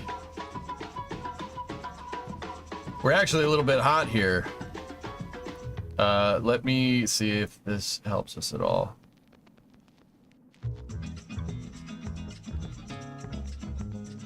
We're coming in a little fast.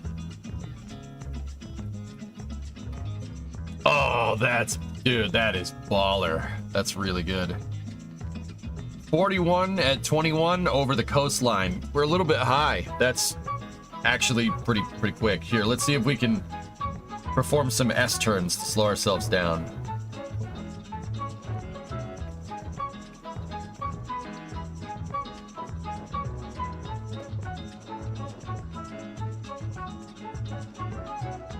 I don't like that.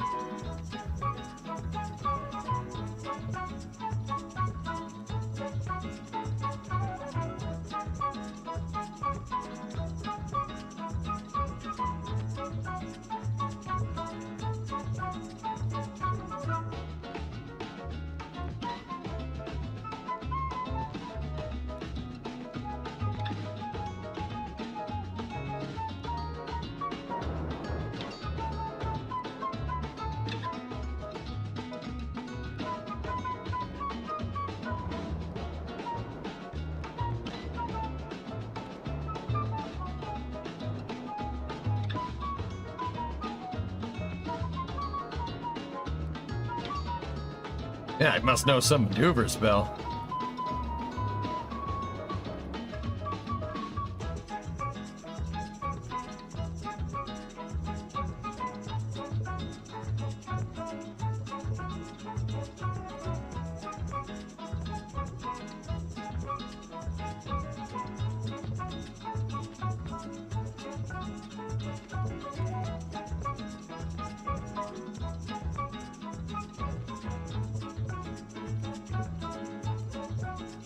This is the right idea, but yeah.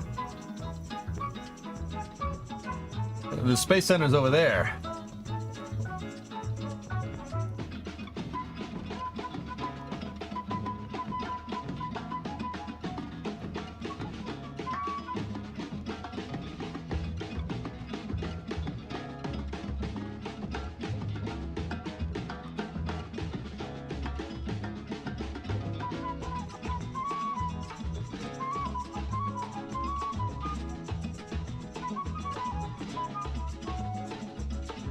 I mean, that was definitely more in the ballpark of what I was trying to do.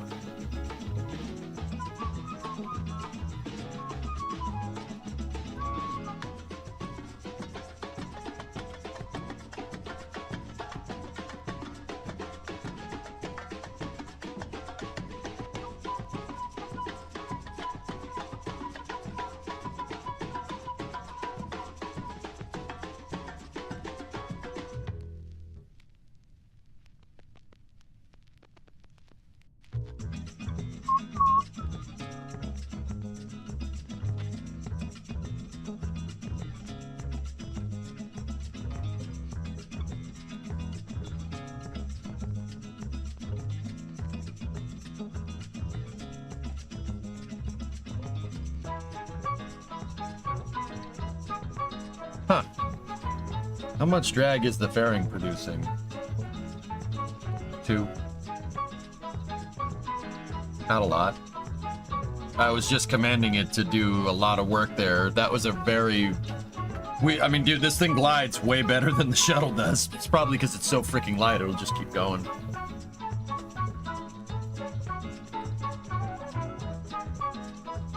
Yeah, not enough.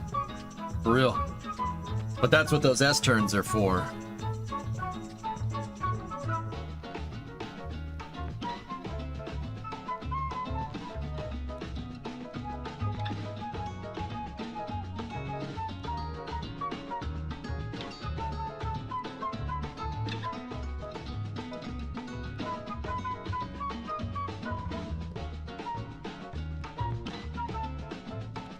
Popper.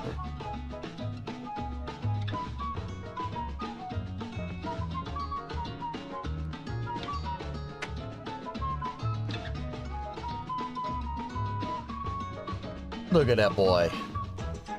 Hi, buddy. You awake? Took a little nappy nap?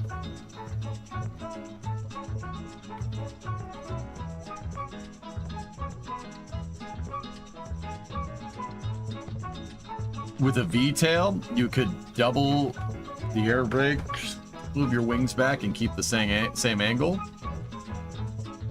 Build a V-tail right into the block right there. I don't hate that idea, dude. Question for Titan. Who's a good boy? Here. Hold on. Before we go swimming here. Yes. You actually took a little nappy nap, didn't you? Took a little nappy nap, buddy? These smell delicious. Yes. Pa? Want to shake today? Want to shake today? Here, come on. Shake. All right, fine. You don't want to shake. No, sit, sit, sit. Down. Oh, you're such a good boy. Who is a good boy? A question for Pupper. Who is a good boy?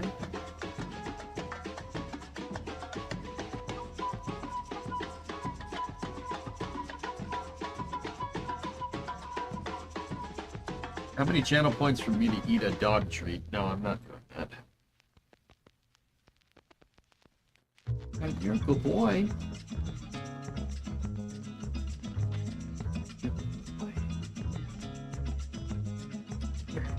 Heads up.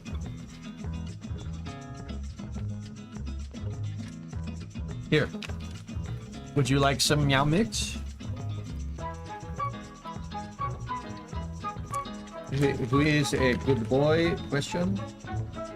Yes, meow mix. They're great. They're great treat toys for training. Believe it or not. Can you give me the paw? Paw. Paw. Treat. Yes. Oh, yeah. See, you give paw, paw, treat. Good boy.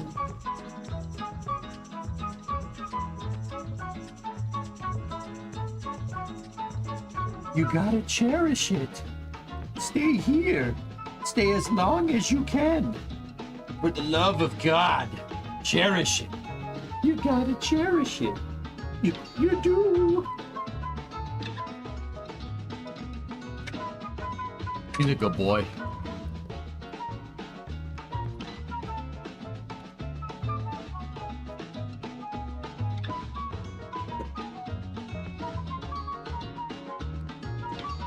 Go. Lie down, buddy. All right. Back to crashing. Yep. Yep.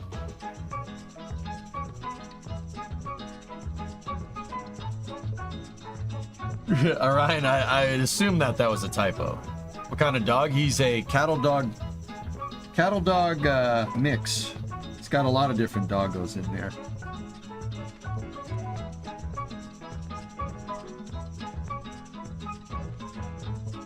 Why are you landing there? Because we didn't get the re-entry right. But we were nice and stable during re-entry, which is really good.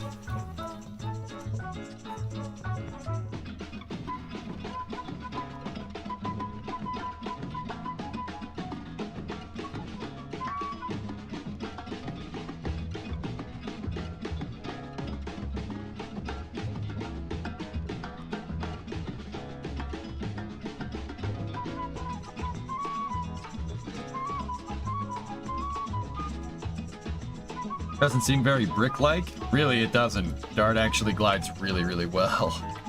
With the wings all kind of aligned like this, it flies great.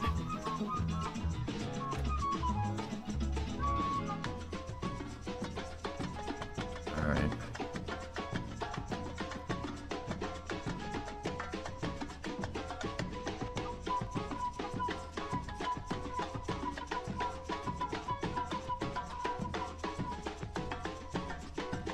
It has natural positive pitch right there.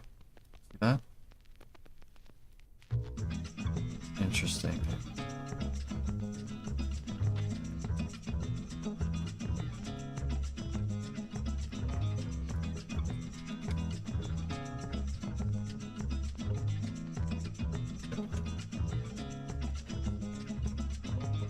Weird. From what? It's just the natural aerodynamics make it want to nose up slightly, which is good.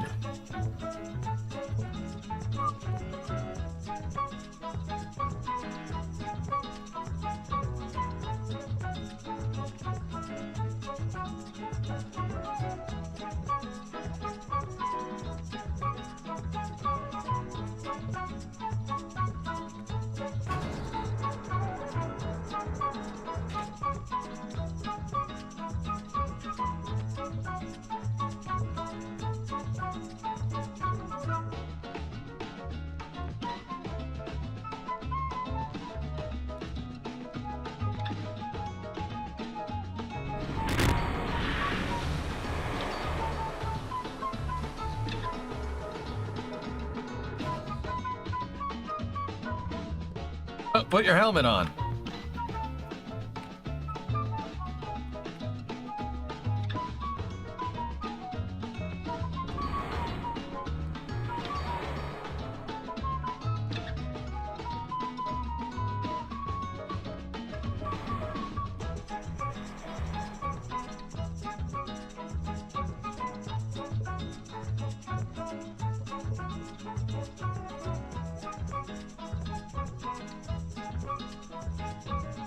Yes, climb. There we go.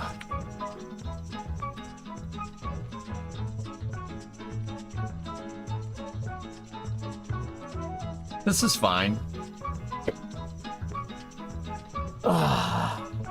Nothing wrong here.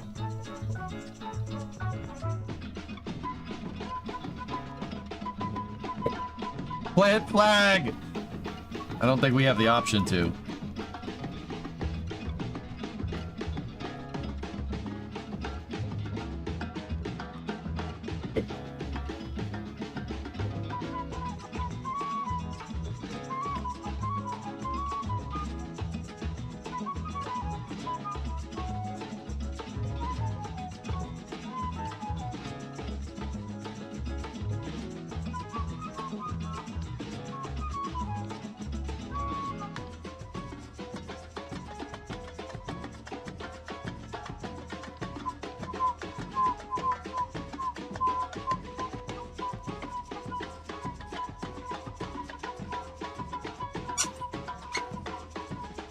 Come here. Hang on 1 second, dudes.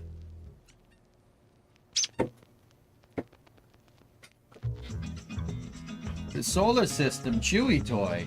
Look at that.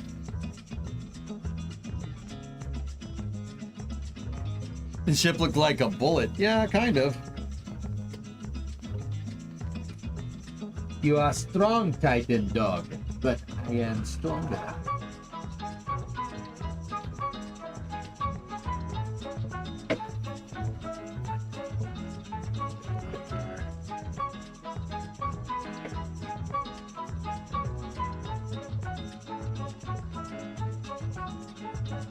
Look at this animal.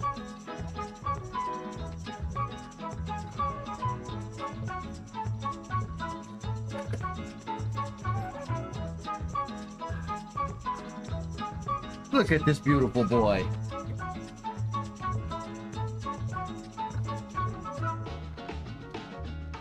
Oh. Oh. Did he just eat Jupiter? No, he's currently eating cislunar orbit. Oh, no, he's eating the moon now.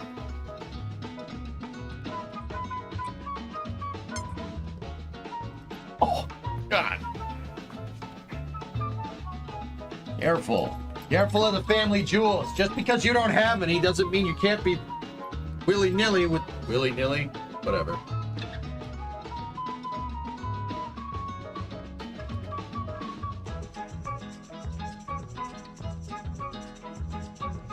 What?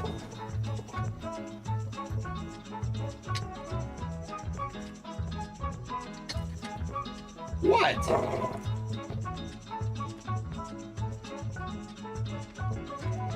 We'll get back to Kerbal in a second, guys.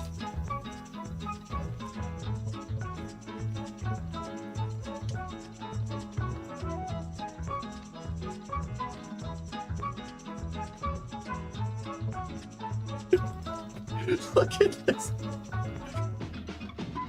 Come on, go.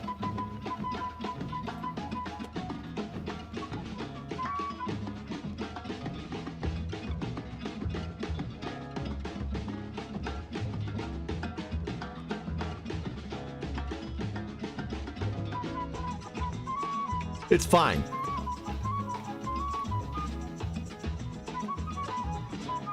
If peeing your pants is cool, consider me Miles Davis. Titan, what are you doing? Don't bark at me.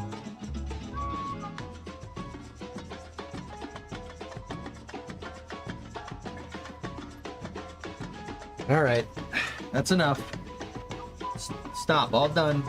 All done.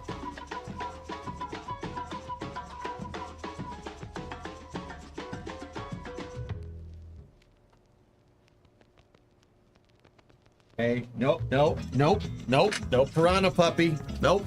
Oh.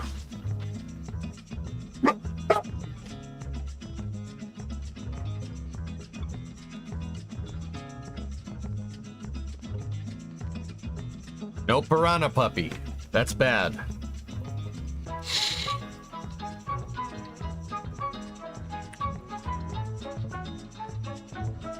Yeah, Cherokee's all right now. He's gotten better, dude. To be fair, he's gotten way better. No piranha puppy.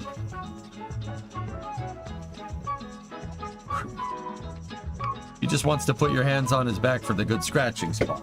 Yeah.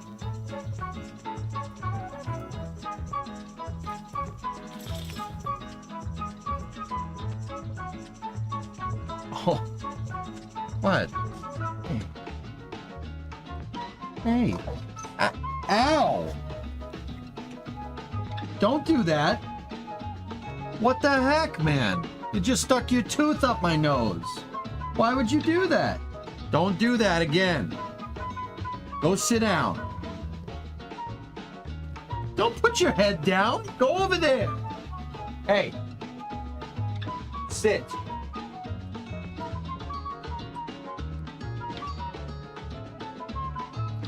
Sit. Tighten. Sit down. Boy. Stay. Stay there. Ah. There's one up my nose. That was not cool. What about stay? Didn't you understand?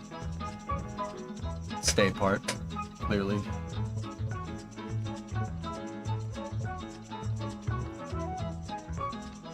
Yeah, all of it.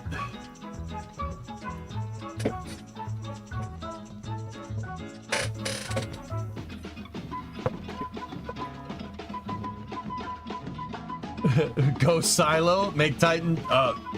Yeah, have him say go silo. You screwed up the green screen, pal.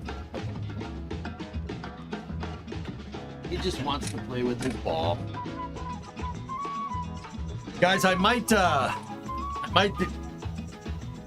my crotch. I might do Space News soon and take him for a WALK. He's starting to get a little restless there. It is 4 o'clock. He looks like he's in the VAB. Nice.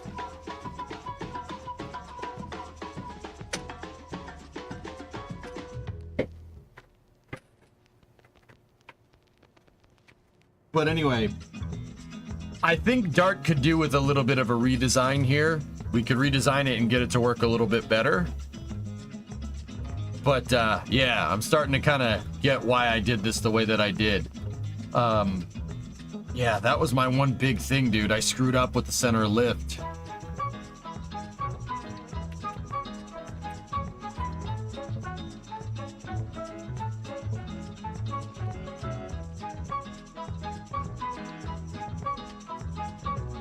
Or the garage if it wasn't full of half-finished cars.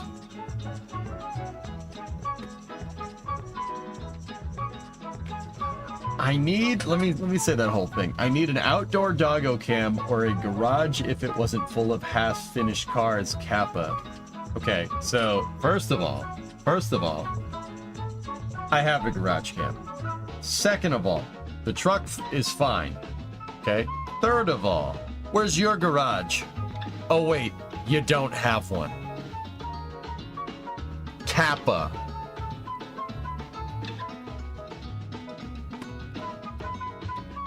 Your brother's doesn't count, Van, before you type that out. Yeah, I know you. Remember that? Actually, side note, I did get the spindle it's not mounted, it's just there, but it is in the car, which is pretty cool. It's a lot of work. Where's Arnok? He's working, dude. I have a garage, it's just barely big enough to fit one car. Sad face.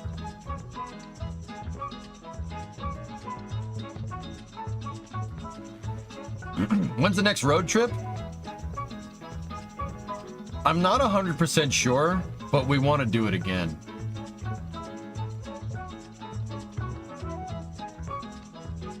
You damn filthy hippie.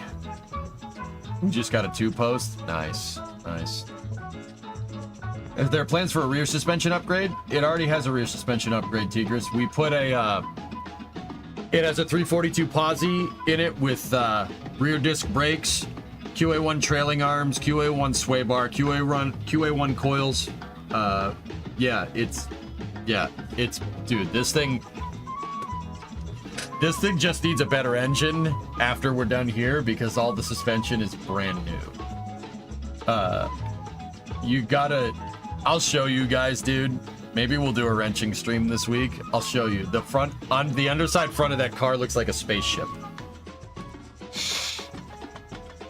You gotta say, 415, you want me to, here in my garage, I just bought this new to me Camaro here. It's fun to drive up here in Massachusetts. But you know what I like more than knowledge is this new Camaro here. Knowledge.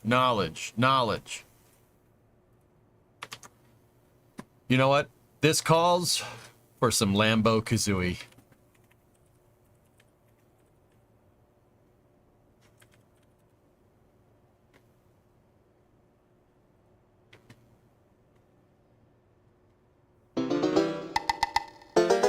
Uh-huh.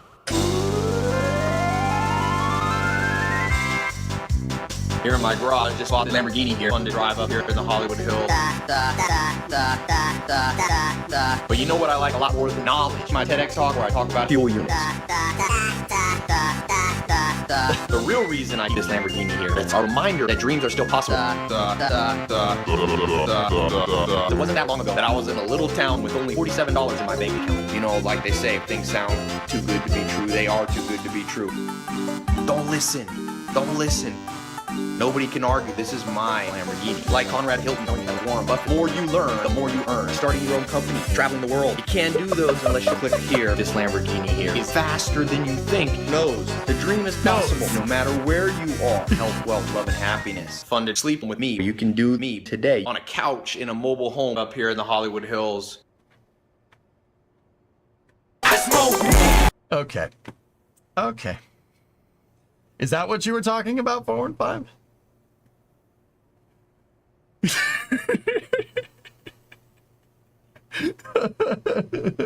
What?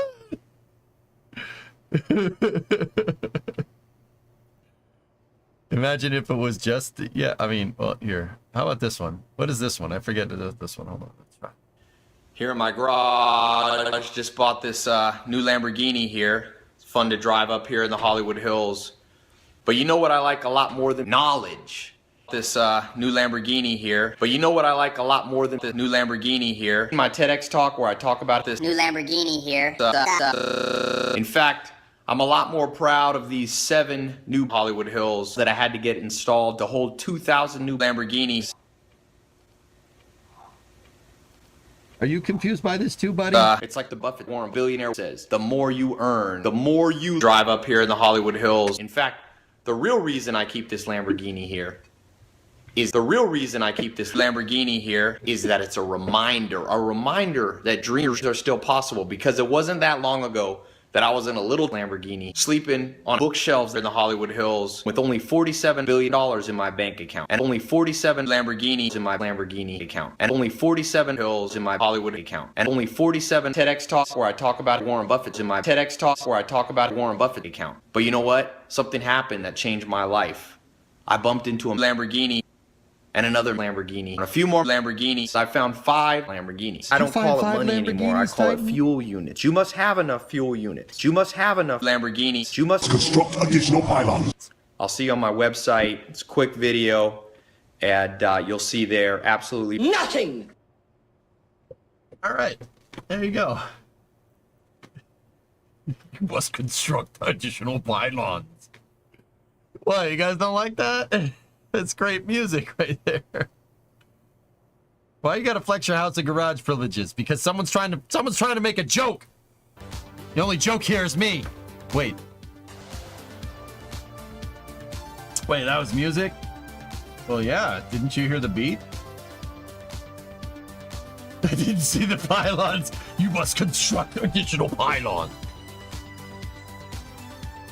All right, back to it. Yeah, Dart is gonna need to be redesigned. It's not much. I just have to redesign the nose a little bit. Nose. This Lamborghini is faster than you think. Nose. Like, I was thinking maybe, you know, we make Dart like a 2-seater or something and do, you know,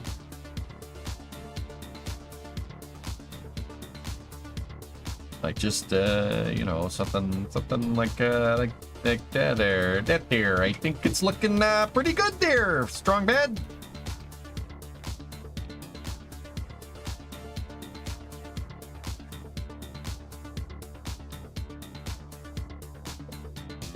Did I give you that idea? A little bit with that abomination that you call a spaceship.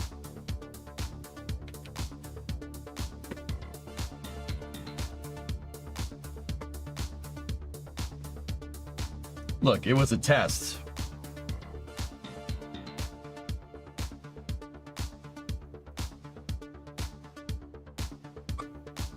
Oh. Oh. All right, we'll talk about that during Space News.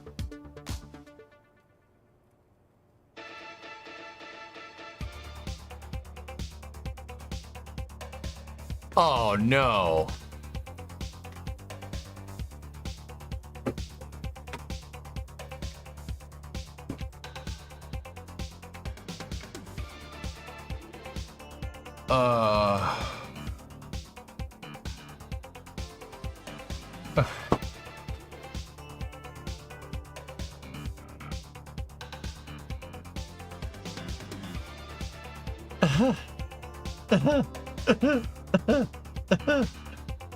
I don't know how I'm gonna do that with the dog.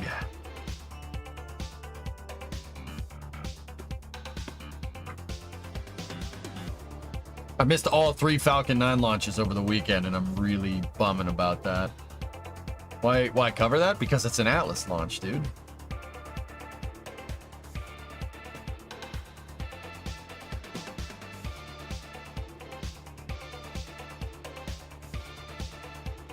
Yeah, we gotta redo some. We gotta redo some of the nose here on that thing. But yeah, I think that's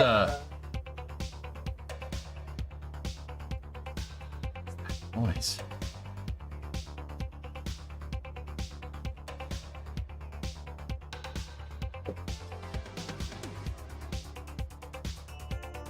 I'm telling you, man, he tries to talk.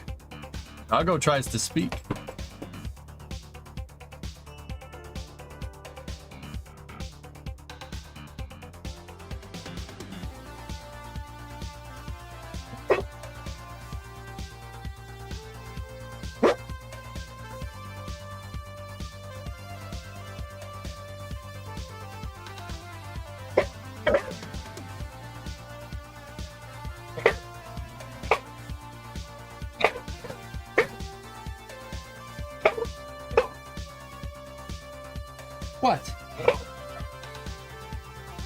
Give me the Wookiee noise.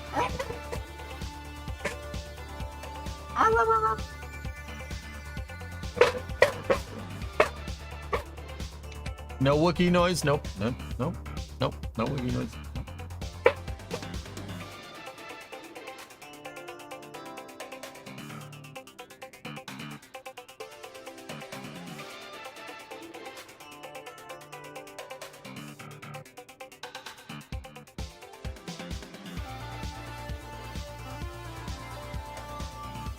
Yeah, he is a very good boy.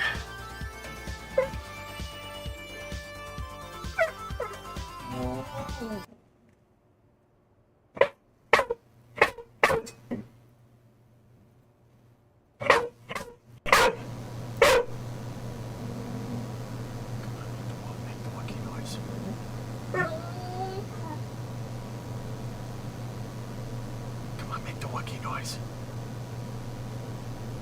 Come on. Come on. You know you want to. That's just barking. Wookiee noise. Come on.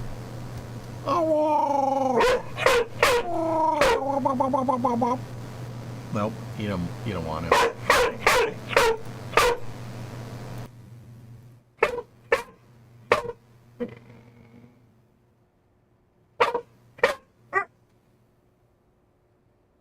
Yeah, he doesn't want to. Oh well. I think it might be time to take him for a WALK. So, in true EJ form, what I will do is put on one of the NASA videos and take a second here, and we'll start space news. We'll start space news on the. We'll start space news on the. What are you freaking doing?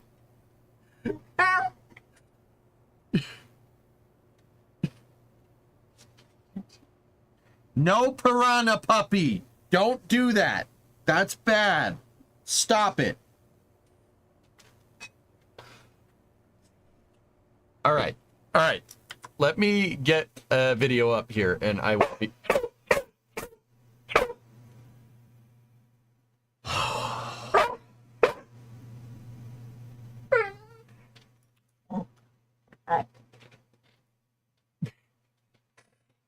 What are you doing? What are you doing, man? What are you doing?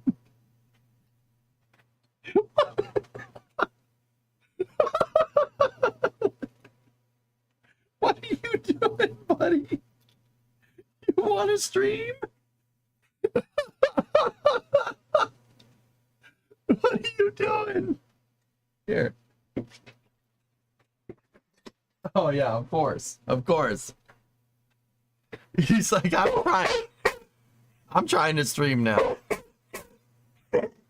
Dude.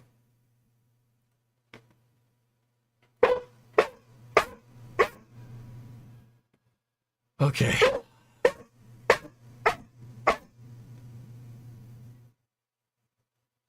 All right. Let's see.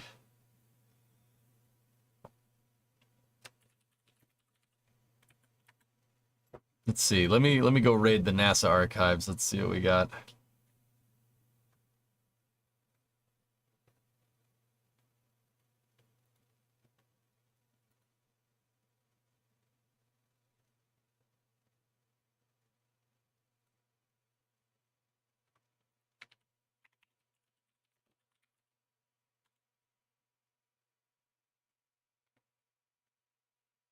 Find it here in a moment.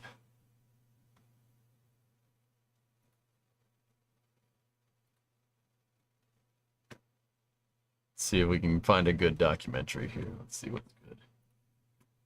This is all public domain stuff, so should be easy to find something good.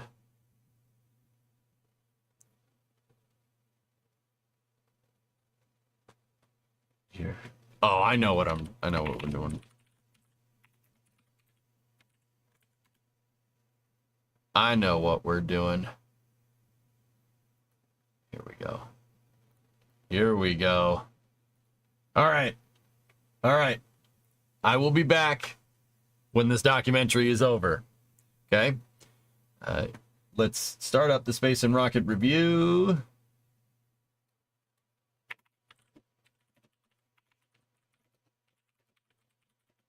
And I will see you guys on the side. There, on the other side. There actually is some disgustingly good space news today that you guys probably will enjoy.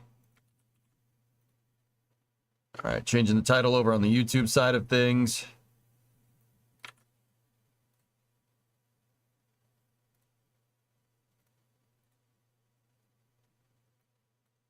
Okay. Make sure you unmute the video. Okay. I'll be back in a little bit, guys.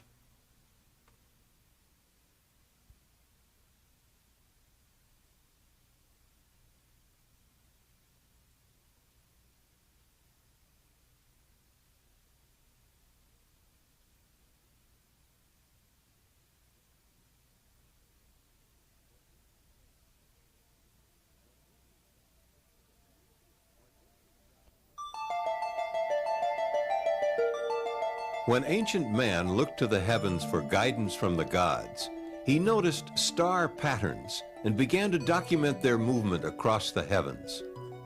The ancients believed that the earth was flat, but around 350 BC, Aristotle proved that the earth was round. Later, about 150 AD, Ptolemy presented the geocentric theory, the belief that the earth is stationary at the center of the universe, with the sun, moon, stars, and planets revolving around it in complex orbits.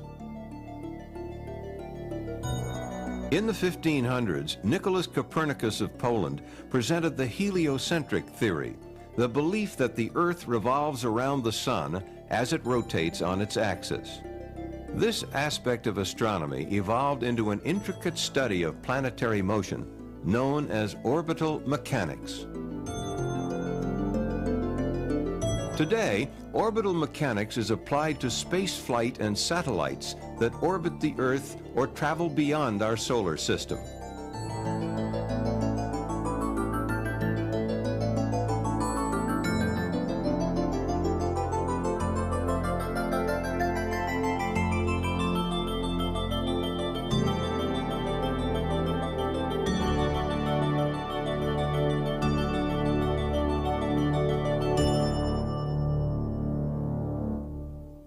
In the early 1600s, Johann Kepler, a German mathematician, using the data on planetary observations collected by the Danish scientist Tycho Brahe, developed 3 laws of planetary motion.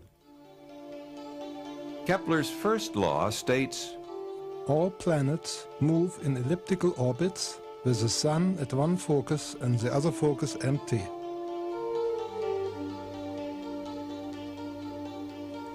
Applied to Earth satellites, the center of the Earth becomes one focus, with the other focus empty. For circular orbits, the 2 foci coincide.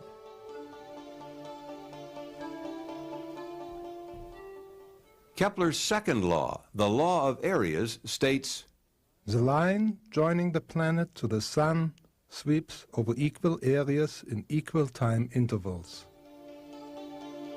When a satellite orbits, the line joining it to the Earth sweeps over equal areas in equal periods of time.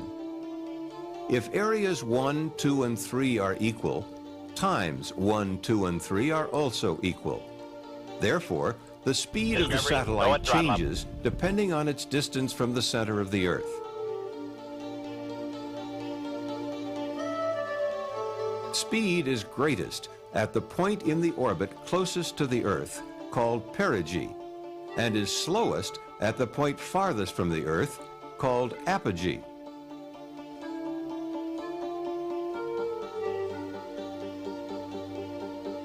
It is important to note that the orbit followed by a satellite is not dependent on its mass.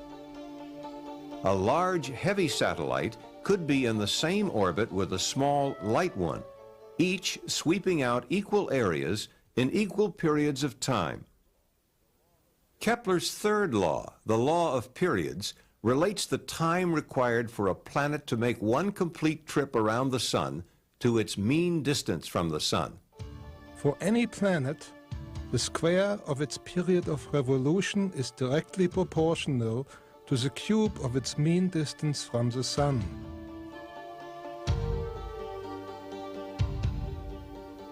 Applied to Earth satellites, Kepler's third law explains that the farther a satellite is from the Earth, the longer it will take to complete an orbit, the greater the distance it will travel to complete an orbit, and the slower its average speed will be.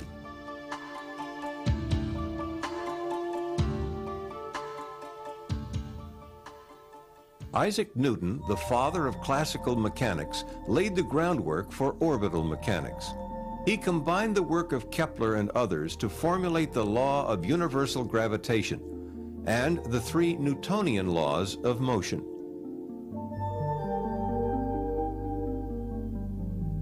While Kepler's laws provided a conceptual model of orbital motion, Newton's laws provided the foundation for the mathematical description of orbits. They explain why a satellite stays in orbit.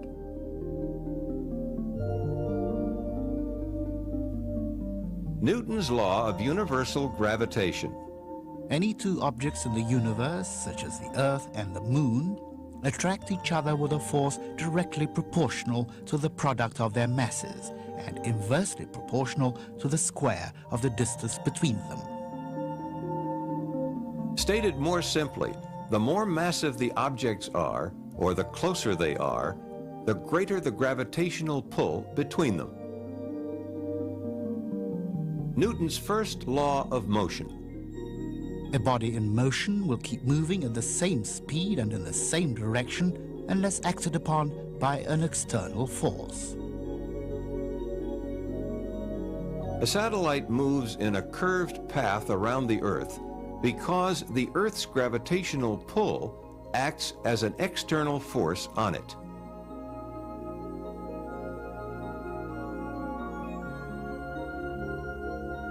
Newton's second law of motion. If the sum of the forces acting on an object is not zero, the object will have an acceleration proportional to the magnitude and in the direction of the net force. Newton's second law states that force equals mass times acceleration. It is this mathematical equation and the equation for universal gravitation that forms the basis for calculating orbits. Newton's third law of motion explains how a satellite gets into orbit. For every action, there is an equal and opposite reaction. If you blow up a balloon and let it go, the balloon is pushed forward by the action of the air rushing out of it. A rocket's exhaust gases are like the air rushing out of the balloon. The following illustrates how a satellite stays in orbit. If a man stands on a mountain and fires a projectile horizontally, gravity will cause the path of the projectile to curve downward and it will strike the Earth. However, if the man fires the projectile fast enough at a specific speed, the curvature of its path due to gravity will match the curvature of the Earth under it. The projectile will then fall around the Earth, becoming an Earth-orbiting satellite. A projectile fired even faster will have a flight path away from the Earth, but gravity will act to slow the projectile down, change its flight path, and pull it back toward Earth. If the projectile's velocity increased enough, a velocity sufficient to escape the Earth's gravitational pull will be reached. This velocity is known as the escape velocity. It is equal to about 7 miles per second at the Earth's surface. The preceding description did not consider atmospheric drag and the Earth's rotation, both of which will affect the trajectory of the projectile. It illustrated the principles governing a satellite's orbit.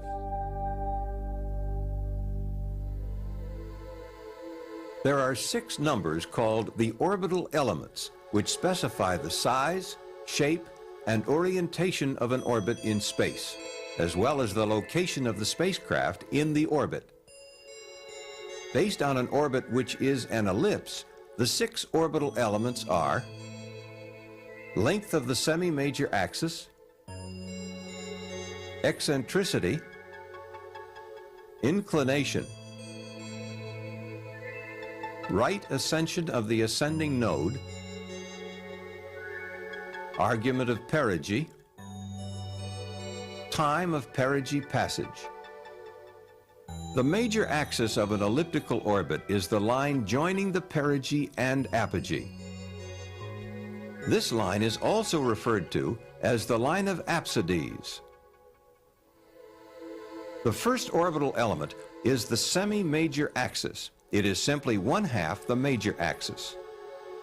Circular orbits have no apogee or perigee. Therefore, the semi-major axis is simply 1/2 the diameter of the orbit. The semi-major axis is used to define the size of the orbit. From this, the orbital period, or time that it takes for the satellite to complete one orbit, can be calculated.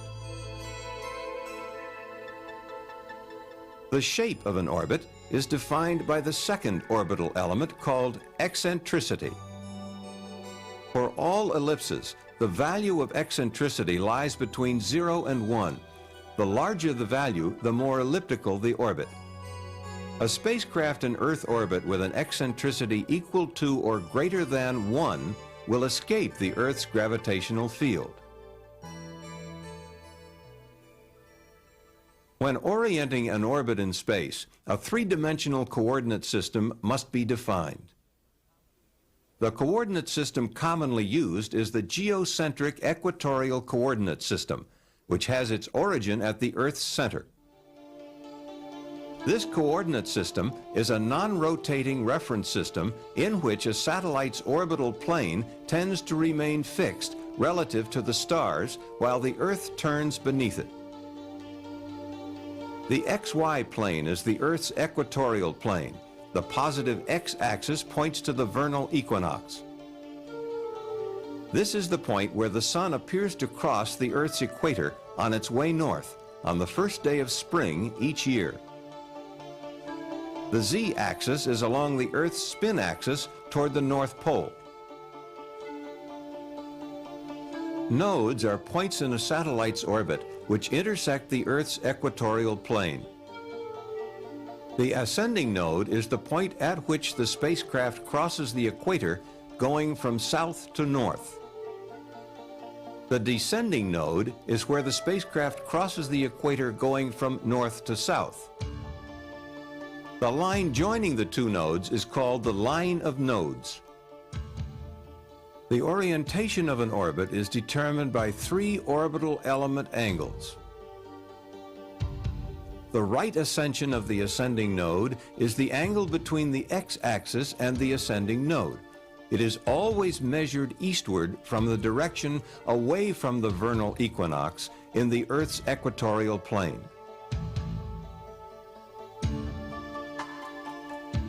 The argument of perigee is the angle between the ascending node and the point of perigee.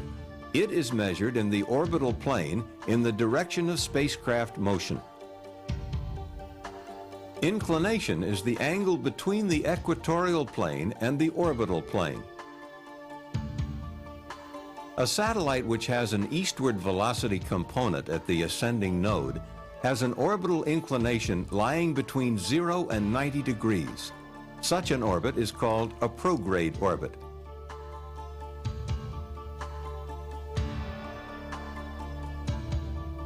A satellite which moves due north at the ascending node is in a polar orbit.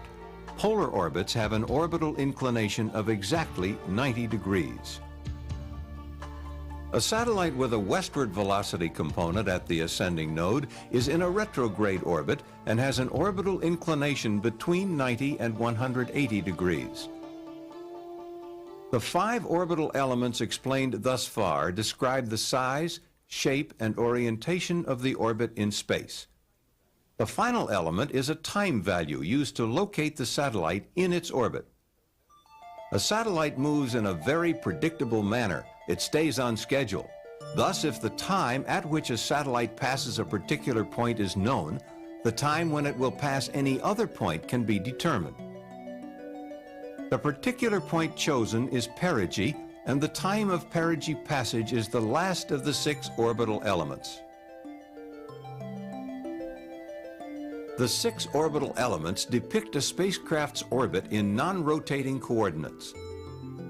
To visualize an orbit relative to the rotating Earth, a projection traces the spacecraft's position on the Earth's surface. The projected path is called the ground track. As a satellite orbits the Earth, the ground track shifts westward. There are 2 causes for this. First, the primary contributor is the Earth's rotation toward the east under the orbital plane. Second, because the Earth is not a uniform sphere and bulges at the equator, its gravity is greatest at the equator.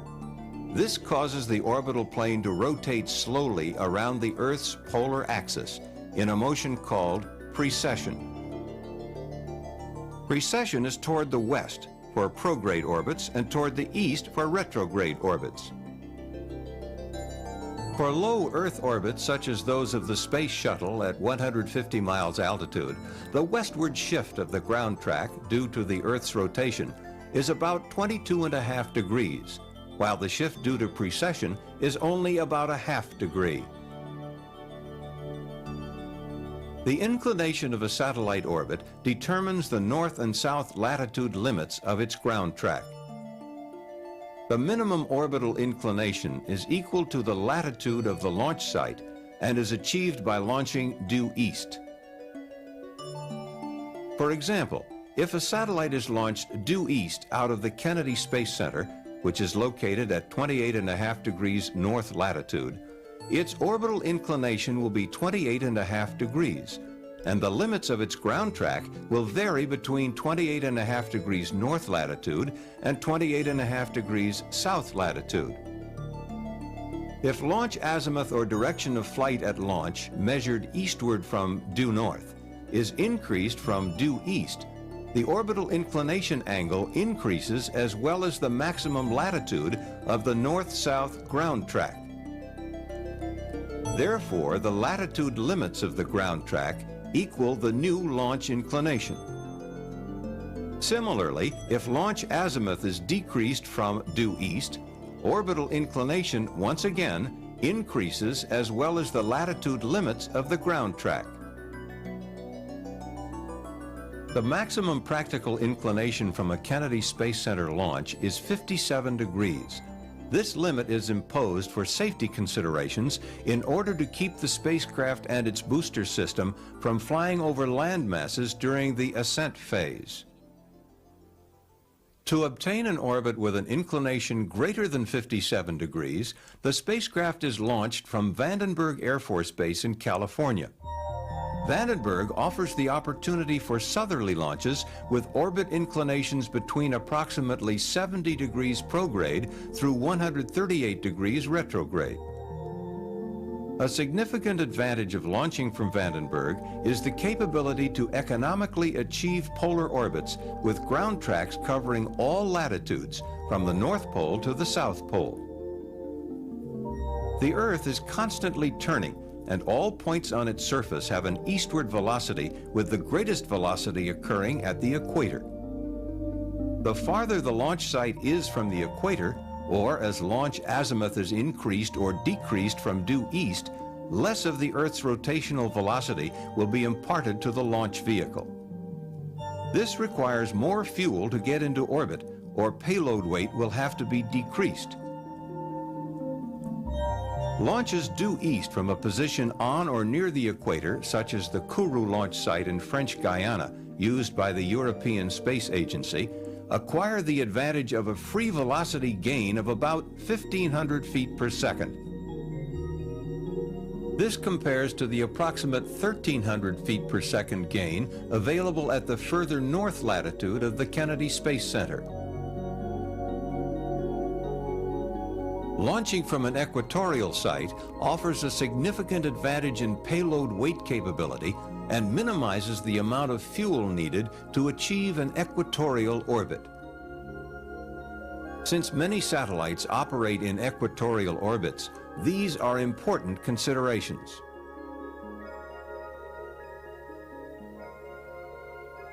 Spacecraft are launched within a specified time interval called the launch window. Some of the factors affecting the launch window are launch and orbit lighting conditions, sun angles, payload orbit requirements, rendezvous phasing if a rendezvous is planned, tracking and communication requirements, and collision avoidance with other orbiting objects, to name a few. One of the factors defining the launch window for the space shuttle is launch lighting conditions, which can be illustrated by plotting time versus day of year. On this plot, we see daylight and darkness at the launch site. The longer daylight hours occur in the middle of the year, summertime. If daylight conditions are required for a convenient emergency landing site for the space shuttle, the launch window would now look like this. During the winter months, the available launch window for lighting conditions alone can be as little as 3 hours per day. When combined with the many other launch factors, the launch window becomes even more constrained. The choice of a particular launch vehicle for a mission depends upon the weight and size of the payload and the desired orbit. Expendable rockets used to place spacecraft in orbit usually consist of several stages that may incorporate both solid and liquid propellants for propulsion. When the fuel in each stage is depleted, the spent stage is jettisoned. Staging offers the advantage of discarding weight when it is no longer needed. The space shuttle is a two-stage system. At liftoff, the 2 solid rocket boosters and 3 space shuttle main engines are all producing thrust. After approximately 2 minutes of flight, at an altitude of 25 miles, the fuel in the solid rocket boosters is depleted and they are jettisoned. The 3 main engines, fueled by liquid oxygen and liquid hydrogen carried in the external tank, continue to burn for several minutes until the shuttle reaches its cutoff velocity. At this time, the main engines are shut down and the external tank is jettisoned. 2 additional burns using the orbiter's maneuvering system referred to as ohms are required to place the orbiter in its final orbit. The ohms 1 burn occurs about 2 minutes after main engine shutdown and establishes the orbital apogee point. The ohms 2 burn takes place approximately 30 minutes later and circularizes the orbit. Once satellites are launched and put into orbit, it is often necessary to change the orbit with an on-orbit burn. The common term used in describing on-orbit burns or engine firings is delta V. Delta V is the incremental change in spacecraft velocity measured in feet per second resulting from the burn. The amount of fuel used during a burn depends on the desired delta V change and the mass of the spacecraft. Because the amount of fuel carried is limited, fuel consumption is one of the primary considerations in spacecraft mission planning and is critical to orbit lifetime. On orbit, a spacecraft can thrust in any direction. Burns along the flight path, forward and backward, are the most common. A unique feature of any orbital burn is that if no other burns occur, the spacecraft will later always pass again through the point of burn. Forward burns increase the spacecraft's velocity and are known as posigrade burns. With posigrade burns, the flight path of the vehicle will be raised at all points except the burn point. Burns opposite the direction of flight, which slow the spacecraft down, are called retrograde burns. For retrograde burns, the orbit will be lowered at all points except the burn point.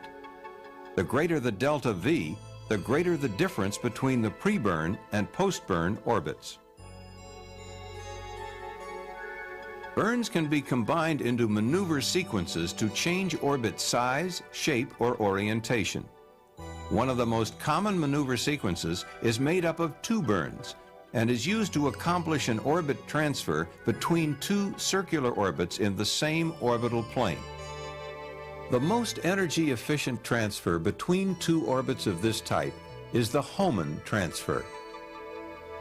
The Hohmann transfer is actually 1/2 of an elliptical orbit with its perigee in one of the orbits and its apogee in the other. The burns occur at the perigee and apogee of the transfer orbit.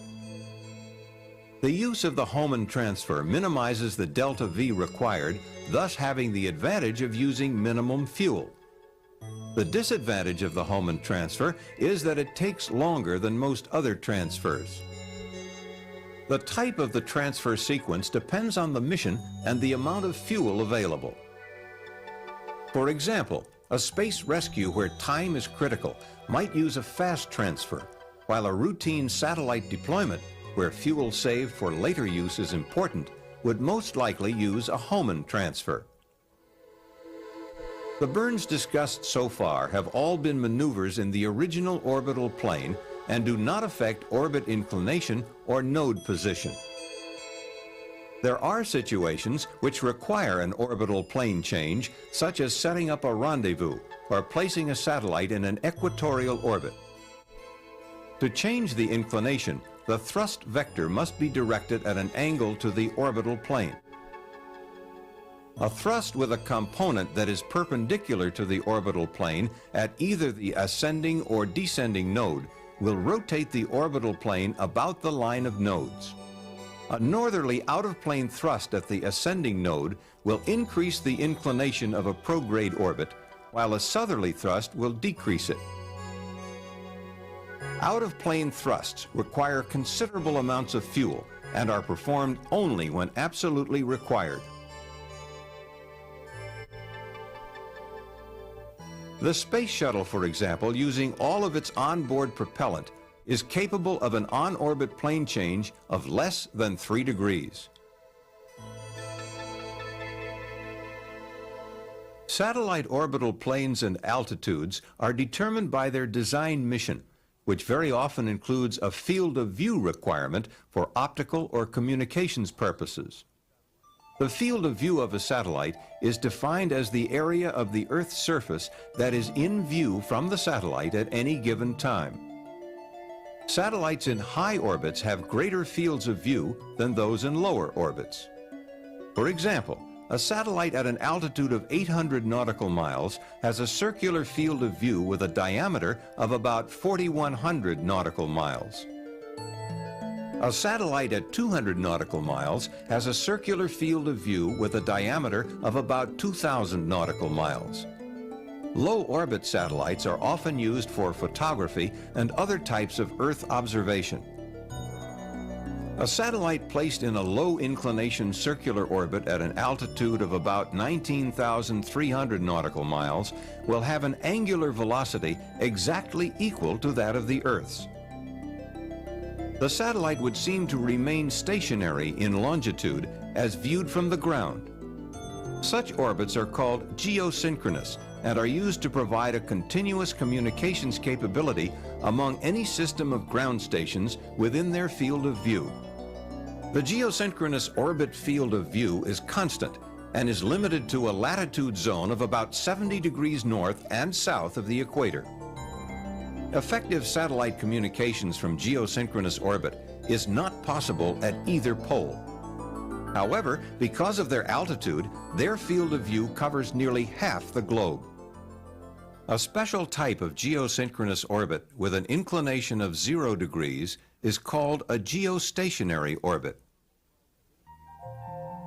It appears to hover over a fixed point on the Earth's surface at the equator. Most U.S. communication satellites are in geosynchronous orbits, providing near worldwide communications coverage. For effective communications at high latitudes, the Molniya orbit is used. Molniya is the Russian word for lightning and is an orbit used extensively by the Soviet Union for its communication satellites. The Molniya orbit is highly eccentric with an apogee that is near the geosynchronous altitude and an inclination of about 63 degrees. The satellite slows down at apogee in the northern hemisphere and whips through perigee in the southern hemisphere. This provides communications in the northern hemisphere for up to 75% of its orbital period. Several satellites properly spaced in Molniya orbits can provide constant communications at the northern latitudes. Discovery, go at throttle up. Navigation satellites, such as the U.S. Navy's Transit System and the Joint Service Navstar GPS Global Positioning System, use lower orbits so that a user can receive signals from more than one satellite at any time. Another frequently used orbit is known as a sun-synchronous orbit.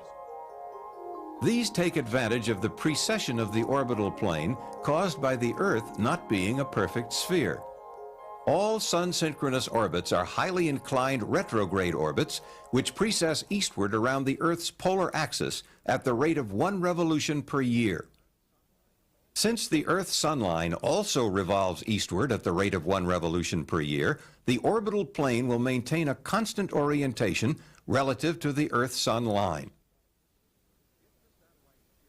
If the satellite's period is then synchronized with the rotation of the Earth, it will pass over the same point on the Earth's surface at the same local time at a regular interval.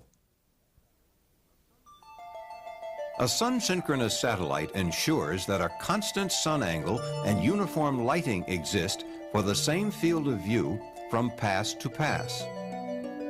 Satellites such as those in the Defense Meteorological Satellite Program and Landsat are sun-synchronous, imaging the entire Earth on a regular schedule.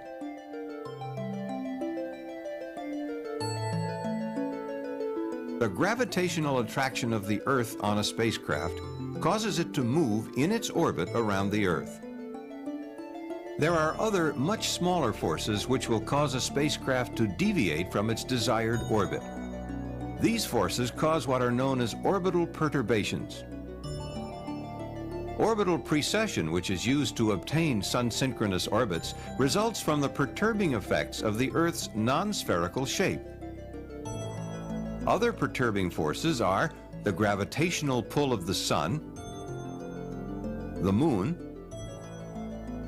and planets, and solar winds, which are charged streams of protons and electrons that heat the Earth's atmosphere and increase atmospheric drag. In most cases, perturbing forces can be compensated for in the spacecraft and orbit design and present no major problems. If the forces disturb the orbit too much, thrusters can be fired to re-establish its desired orbital orientation or altitude. This is particularly true for spacecraft orbiting at very low altitudes, where the effects of atmospheric drag are greater and, if not compensated for, will eventually cause the spacecraft to deorbit. A spacecraft's operational lifetime is frequently limited only by the amount of fuel available to maintain its desired orbit. When its useful life is complete, a satellite is left in orbit or is deorbited, burning up when re-entering the Earth's atmosphere.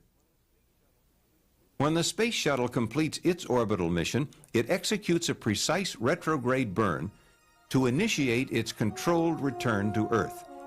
This burn occurs nearly halfway around the Earth from the landing site. The new orbit established by the retrograde burn causes the orbiter to enter the Earth's atmosphere about 4,000 miles from the landing site. During the period the orbiter descends from its orbital altitude to atmospheric re-entry, its attitude is maintained by the use of reaction control jets located in the nose and tail of the orbiter. Once the orbiter enters the Earth's atmosphere, its wing and tail aerosurfaces begin to become effective and gradually replace the jets for attitude control. As the orbiter nears the landing field, it maneuvers to a long, straight-in approach at an angle of 17 to 19 degrees. Nearing the runway, it executes a flare maneuver to reduce its sink rate and glides to a touchdown at approximately 230 miles per hour. As the orbiter rolls to a stop, our journey into the world of orbital mechanics comes to an end for now. This is only the basics of orbital mechanics, an intricate study of planetary and satellite motion. The next time you see a launch, you will see it from a different, somewhat knowledgeable perspective. You will understand the fundamentals of spaceflight.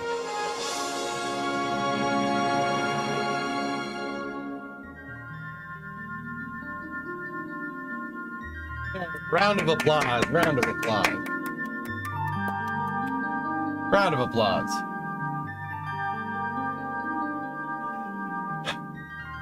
Guys, I have good news. Titan has pooped. A lot. We are all proud of him, and he is a good boy. That is all.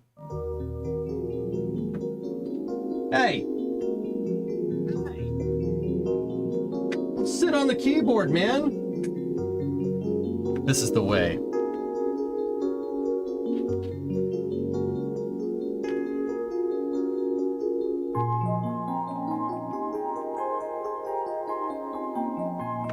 Thanks for the update. Oh, you're very welcome.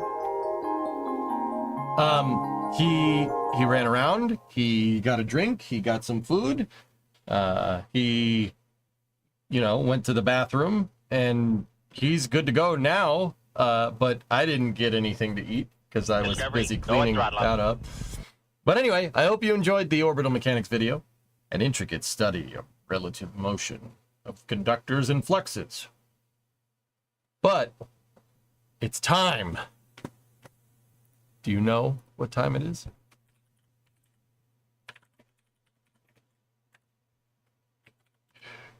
I wonder if we can still... Does this still work?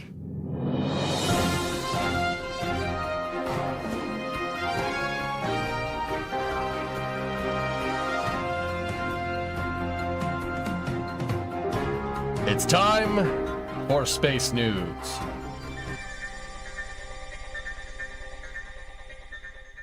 Why did it just change at the end there? Whatever.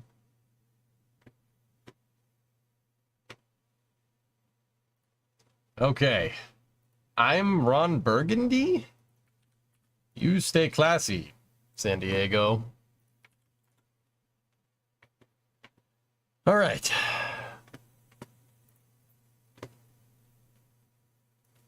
Let me start compiling the links here.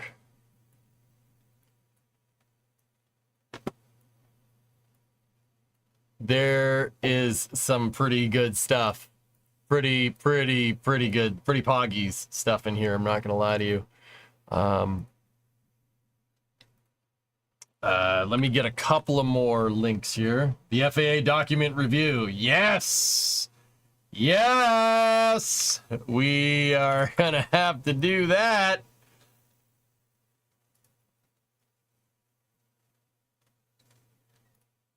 Here.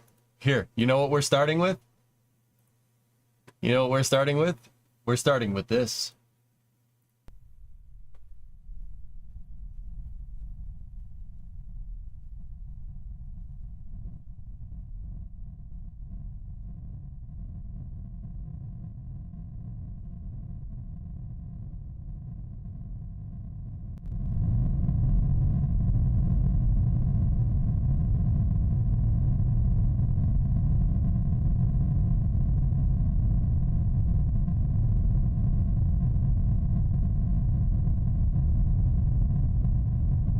What a shot.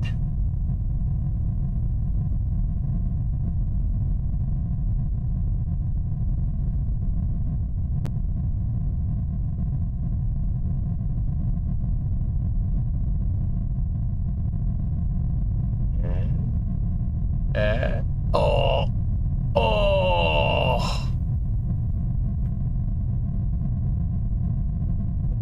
That's nice. Oh. If you haven't seen this, SpaceX released this footage. It was of the static fire, a Starship static fire the other day. And this is some hard rocket pornography right here. Oh, I can't stop staring at it. I'm staring at the trap ray.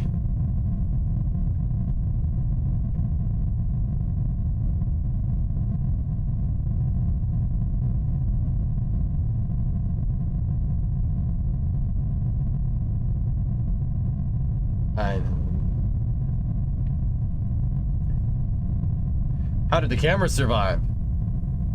How do you think it survived? So Willie, let's think about it.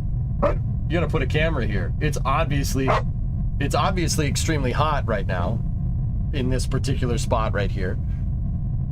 How do you get a camera to survive? Think about it. How would you do it? So what would we do? Do we put a big lens on it? Big heat resistant lens? The camera is fire too? I mean, you could put a big lens on it, it's just going to smudge the lens. So how would you do it? Cameras like this are usually done through a periscope. So the camera is not near the pad. The camera is like down in the ground somewhere. Or knowing SpaceX, it's probably remote, right? And they just have a mirror and then another mirror, just like that. So 1, 2, 3, 4. You know what I mean? So the camera isn't near it. So you're just looking at a bunch of mirrors. Mirrors don't even worry about melting one of those, right? You could put it in a box. That way works too. It really depends on where it is in relation to the convecting heat that's going to come off these engines. I don't know if you guys noticed, there's an extreme vacuum going on here. Note the ice. Note which way the ice is going. This is ice that's falling off of Starship and getting sucked down into the flame trench. Flame trench.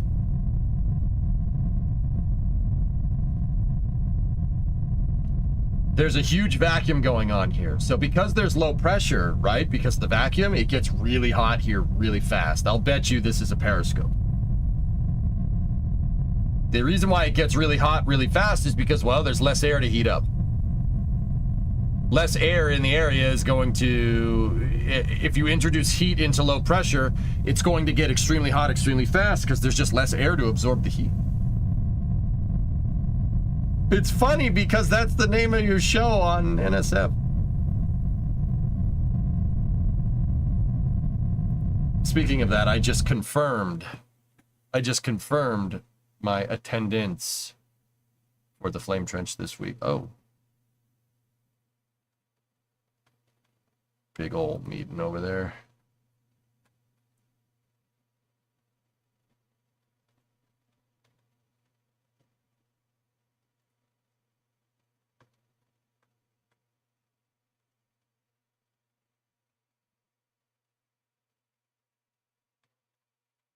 Let me just make sure that the Flame Trench is confirmed.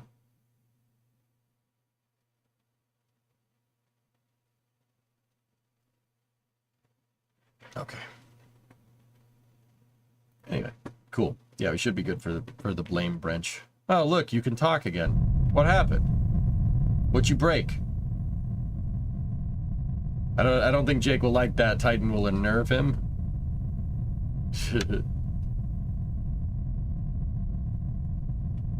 Yeah, maybe. We'll see.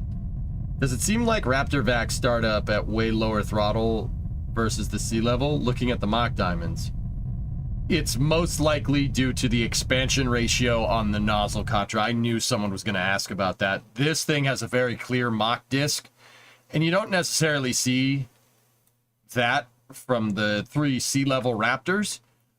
Let me watch the ignition. It's most likely the shape of the nozzle that's doing that, but let me just check it. Let's take the slowed down video and slow it down even more. Okay, we got sequenced ignition. It's extremely close, but it is sequenced ignition. Watch. This one will go, and then that one, and then that one. Ready? 1, 2, 3. Actually, it was 1, 2, and 3, not 1, 2, and 3. That's a very, very close sequenced ignition. Okay, so right there. Oh, yeah, see, you could see some extreme flow separation happening there, but it should only be momentary. See that ring? See the ring that's in there? That's flow separation happening inside of the nozzle. We've seen this phenomenon before. The easy way to say what's going on here is that the explosion... So what does a rocket engine do? It creates explosions, and that explosion creates a lot of heat, and that heats up the combustion byproducts from the initial explosion, right? Right? So the explosion is not big enough, and it's not generating enough heat to fill up the nozzle. That's the right... It's not the exact way to say it, but the technical way of saying it would be that your flow rate isn't up to spec here. This happens during startup. This is a transient that kills rocket engines if you don't get it right. It's very important to get this right. But you are seeing some flow separation in there. And like I said, the easiest way to say, like, describe this in plain English is that the rocket engine isn't generating enough explosion and enough heat to have gases fill up the entire nozzle. So, watch. As the engine throttles up, you'll see the flow separation ring get to the edge of the nozzle. And when it gets to the edge of the nozzle, that's when a Mach disc will start.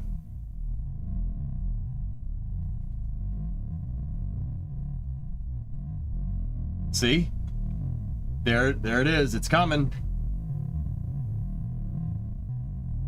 That is an extremely violent thing going on there.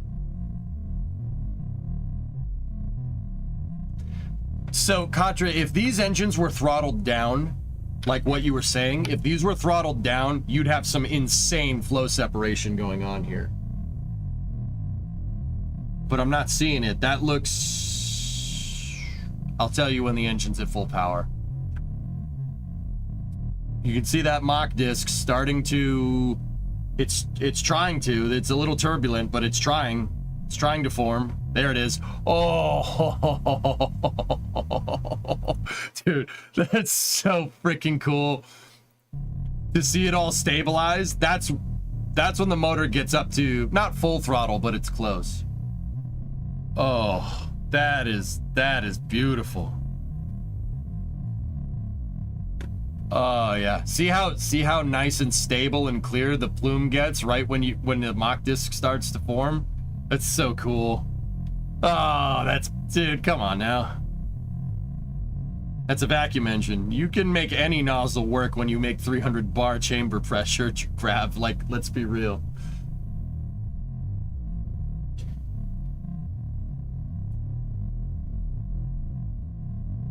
So we got 3 good engines there. And then they've started the startup sequence for the 3 sea level motors. You'll see the startup sequence will really kick in when these things start shooting out puffs of smoke. They're not puffs of smoke, it's atomized propellant.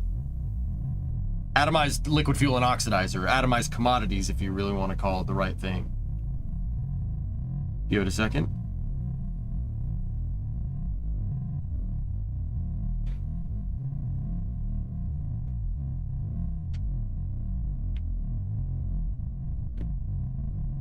Really a long chill down sequence there.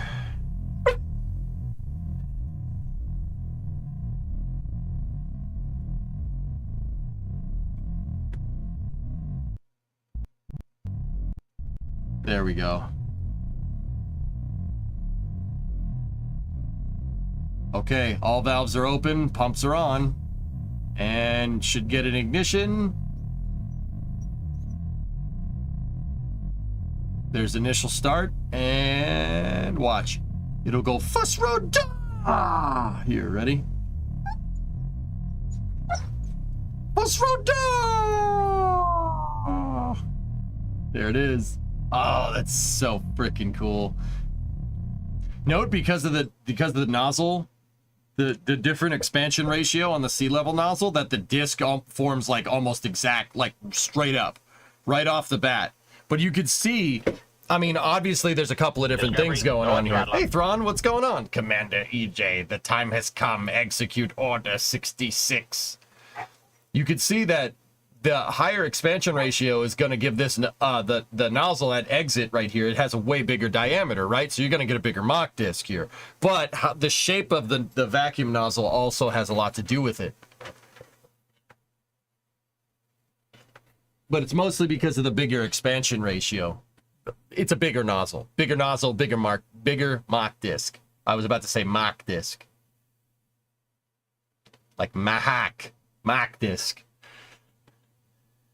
Oh boy. What temperature is it in the flame trench right now? Yes.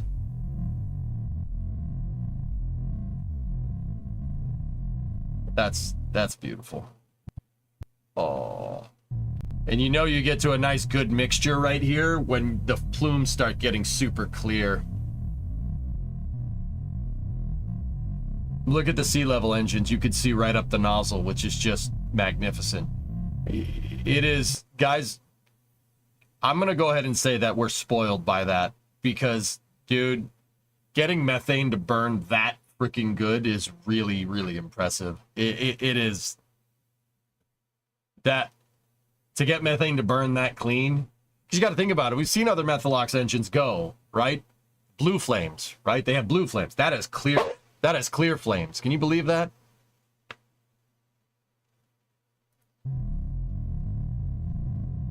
Unbelievable. To get methane to do that is pretty damn impressive. That's, I mean, testament to SpaceX's propulsion team. That's unreal. Dude, this stuff, this was not heard of 5 years ago. Well, COVID. 10 years ago, this was unheard of. Like, you can't do that. Last. Okay, what's on your mind, man? How much nozzle wobble does the vacuum Raptor get? Not a lot, because as T-Man pointed out, they have stiffener rings around them. They probably have the rings on them for that exact reason. I mean, do you see the flow sep that's going on? Like, I mean, you did. You were here. See that flow separation right there? That can cause oscillations in the nozzle. That's why they have the rings on there. You can see, I'm not 100% sure if those rings fly. I'm pretty sure they don't. I make clear methane all the time. Did you just make a fop joke? Didn't notice the stiffeners. Yeah, no, that's a good question, dude. Great question, actually. Oh. That's just...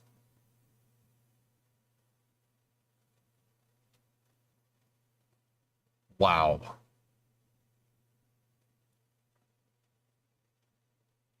I can't stop staring at it. I can't stop staring at it. That's just... Anyway. So, that was some SpaceX footage on Starship. I figured we'd start with that, but there is a lot more SpaceX news. There's a lot more Starship news, I should say. There's boatloads of it. So, before that, we'll get to Falcon 9 news.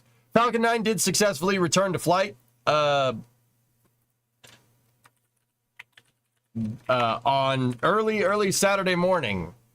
That mission went off perfectly, and then just, to be absolutely sure that SpaceX wanted to be absolutely sure that Falcon 9 was working correctly, they launched 2 more. They launched 2 more, and those missions also went just fine. So 3 Falcon 9s have launched since the Flame Trench stream on Friday. They've had 3. Not boatloads, chiploads. Add that to the GIF roundup in the background. That's not a bad idea. Yeah. So they had 3 Falcon 9s teed up, and then when they got the green light from the FAA, they just sent all 3 of them, which is just damn impressive. Here, look, prompting SpaceX to tweet, "This is Falcon!"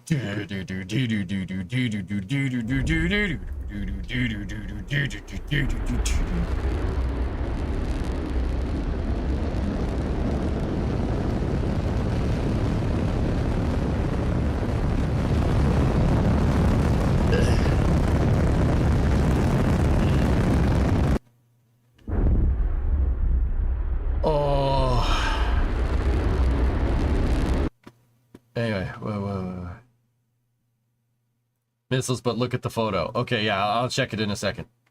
I just...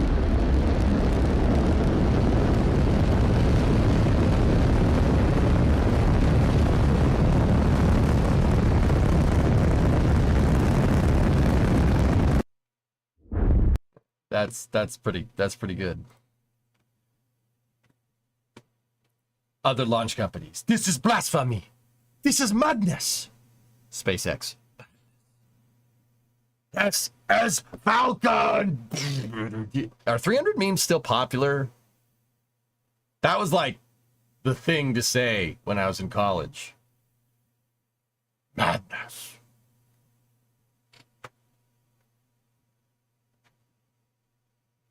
The NSF cast on the return to flight said that there had not been a 15-day gap in Falcon 9 flights in over 2 years. Oh, jeez. You're old. Thank you. No, you're old. No, you're old. No, you're old. No, you're old. Okay. Okay. Okay. That's fine. Maybe I'll just keep my space news to Titan. Maybe I'll just tell Titan the space news now. Maybe I don't need to tell you guys anymore because you hurt my fifis.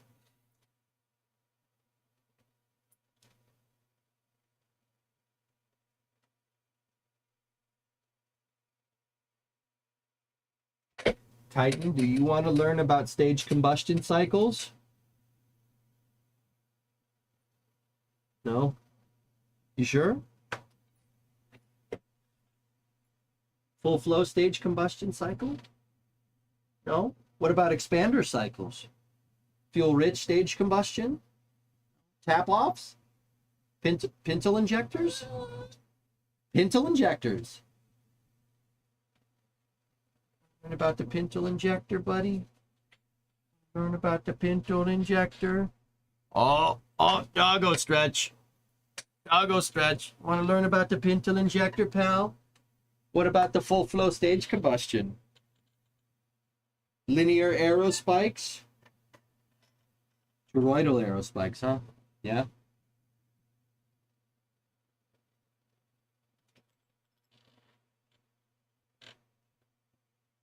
I didn't say you could have the ball. I didn't say that. I didn't say you could have the ball.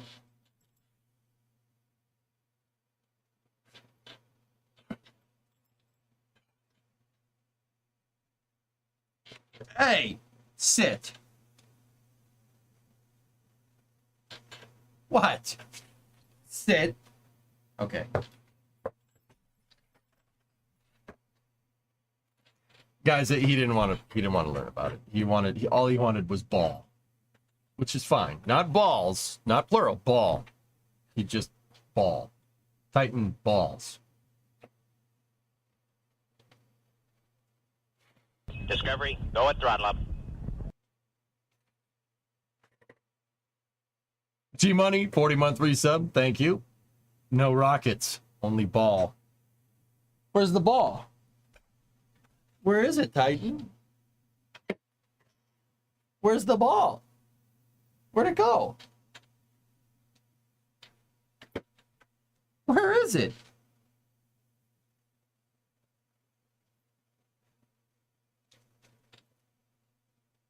Where'd it go?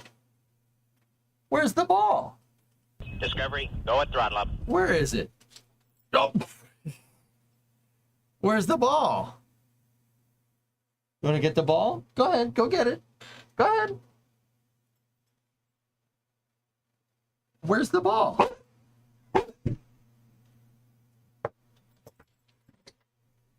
He didn't like that.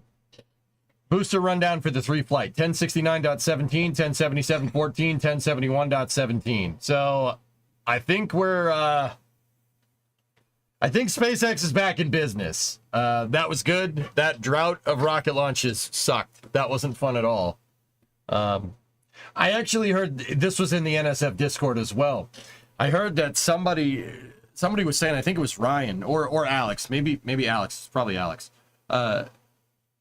In the time since the last Falcon 9 flight to the Falcon 9 flight right now, the return to flight. So Starlink, the Starlink got malfunctioned, and now there's been one rocket launch from another entity. 1.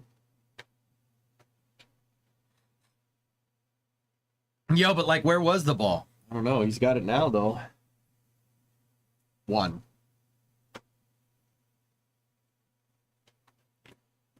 Titan is exactly like the LR-87. Chill at some points and then very hyper. Yep. He bounces around like a missile. He can launch, dude. See, Kraken, this dog can jump. He can jump probably about 6 feet in the air. Like, when he jumps, his stomach is at my, like, head height. He's got some spring, dude. He is a spring doggo. Anyway, so, yeah, Falcon 9 back up and running. And, you know, as per usual, any flights that coincide with the streams, we will cover.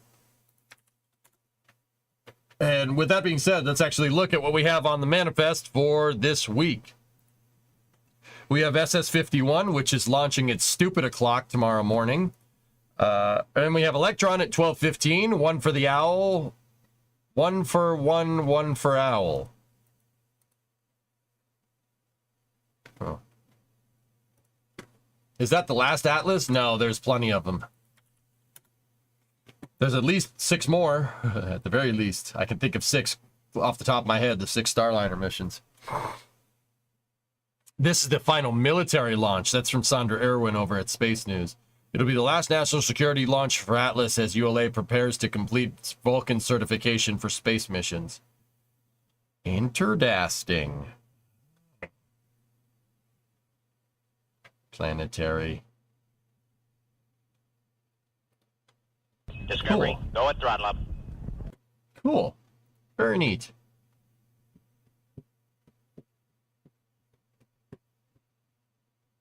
Insert clever space joke / pun here from Edmund Dantes for 14-month resub. Thank you. It shows how far behind the world would be in sat launches if it wasn't for SpaceX. Dude, yeah. Like I said, we've gotten spoiled by Falcon 9, and it showed that that 2-week drought kind of showed what it kind of gave you some perspective about what it was like back in the day. This is what it was like.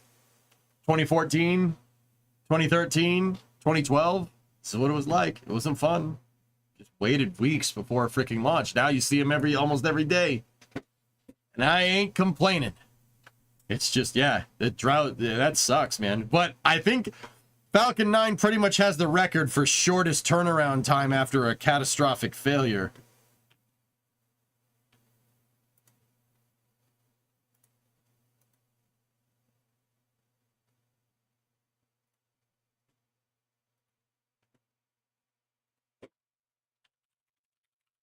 Give me 1 second.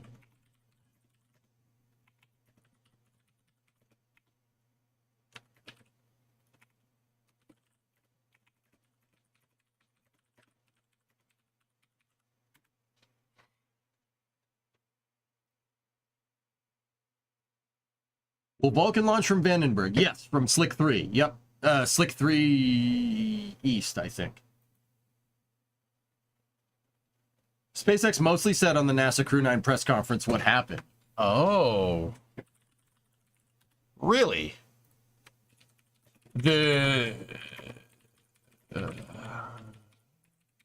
Let's see. Give me 1 second. It's a decent watch.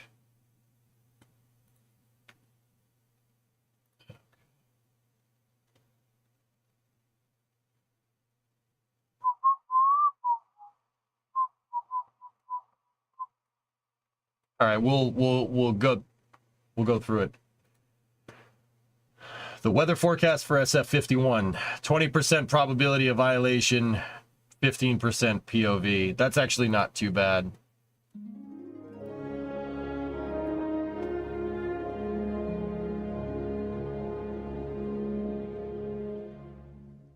Rotational mission to the International Space Station. That is, of course, Crew 9. We do have leaders from both NASA and SpaceX today to discuss this upcoming mission. Red Fox, did they talk about it in the initial thing, or did they talk about it after they answered when they answered questions? We're going to start by providing some brief opening remarks, and then we'll open it up for questions both here in the room and on our phone bridge. So joining us today is Ken Bowersox, the Associate Administrator for NASA's Space Operations Mission Directorate, Steve Stitch, Manager of the Commercial Crew Program at NASA. Too freaking real. Watch when they flip to that camera of the woman that's remote. She goes, "Oh crap, I'm out of frame," and she adjusts the camera. So joining us today is Ken Bowersox, too real. the Associate Administrator for NASA's Space Operations Mission Directorate. Okay, I gotta change it and not Steve and look Stitch, normal. Manager of the Commercial Crew Program at NASA. Dude, Dan no, Weigel, it's too Manager real. of the International Oh, that Space happens Station on Flame Program, Trench all the and time. Sarah Walker, Director of Dragon Mission Management for SpaceX. See? She's like, so hey. we'll first start with those initial remarks, and with that, I'll turn it over to Ken. Hey, welcome everybody. It's great to be here today to talk about Crew 9, our next crewed mission to the International Space Station. Kenny B. I want to start by telling you how much I appreciate your interest in what we do. I think our work is exciting, but it's validating when I see how many of you have questions and interest in the work that we're doing. All right, cool. Let's get to the questions. Here we go. Fred, just regarding the commercial customer potential. All right. There's actually some good in this case. Well, but from that process, it's You know formally what? defined by the Manager Maybe of we the should watch the whole Space thing. Station Program. I'll start by telling you how much I in the All work right. that we're doing. I'll skip through all the If you look gaps at and Space stuff, Station but- right now, we've got See. 5 different vehicles up there, 6 different ports with vehicles at their locations. Can we boost the audio? Have never Yeah, had of course. so many vehicles and so many options. It complicates our lives, but in a really good way. But it causes us to work a lot harder as we balance. Yeah, 5 vehicles. They have Progress, Soyuz, Starliner, Dragon, Cygnus, and Dream Chaser soon. Need to do to get each vehicle up to station. It's great. And prepare it for its return home, and we do all the work that we have planned during the mission. There are so many different constraints, so many different activities that we're trying to squeeze in.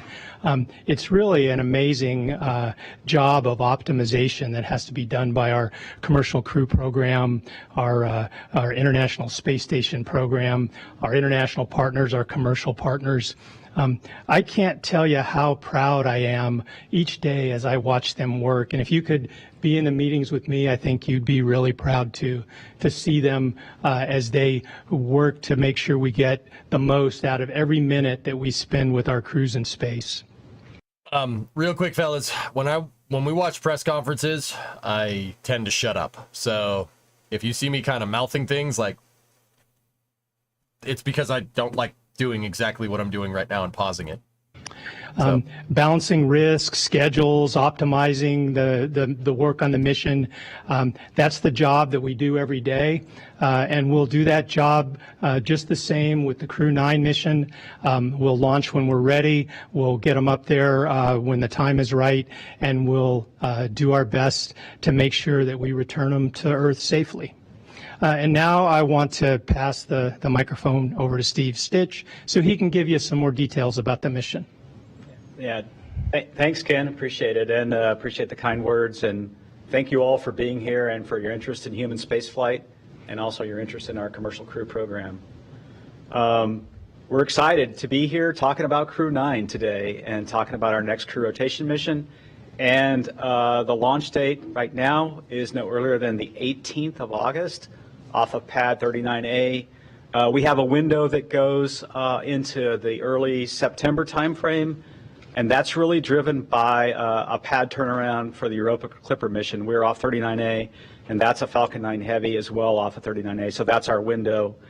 You know, we have a pretty busy timeframe. Ken talked about all the vehicles that we're flying to the International Space Station. So the overall sequence is to undock and bring Butch and Sunny home on Starliner, and then go launch the Crew 9 mission, and then do the direct handover and bring Crew 8 home. So that's our overall sequence of events in commercial crew. And as you know, it's a very busy time. It's been a busy summer for us.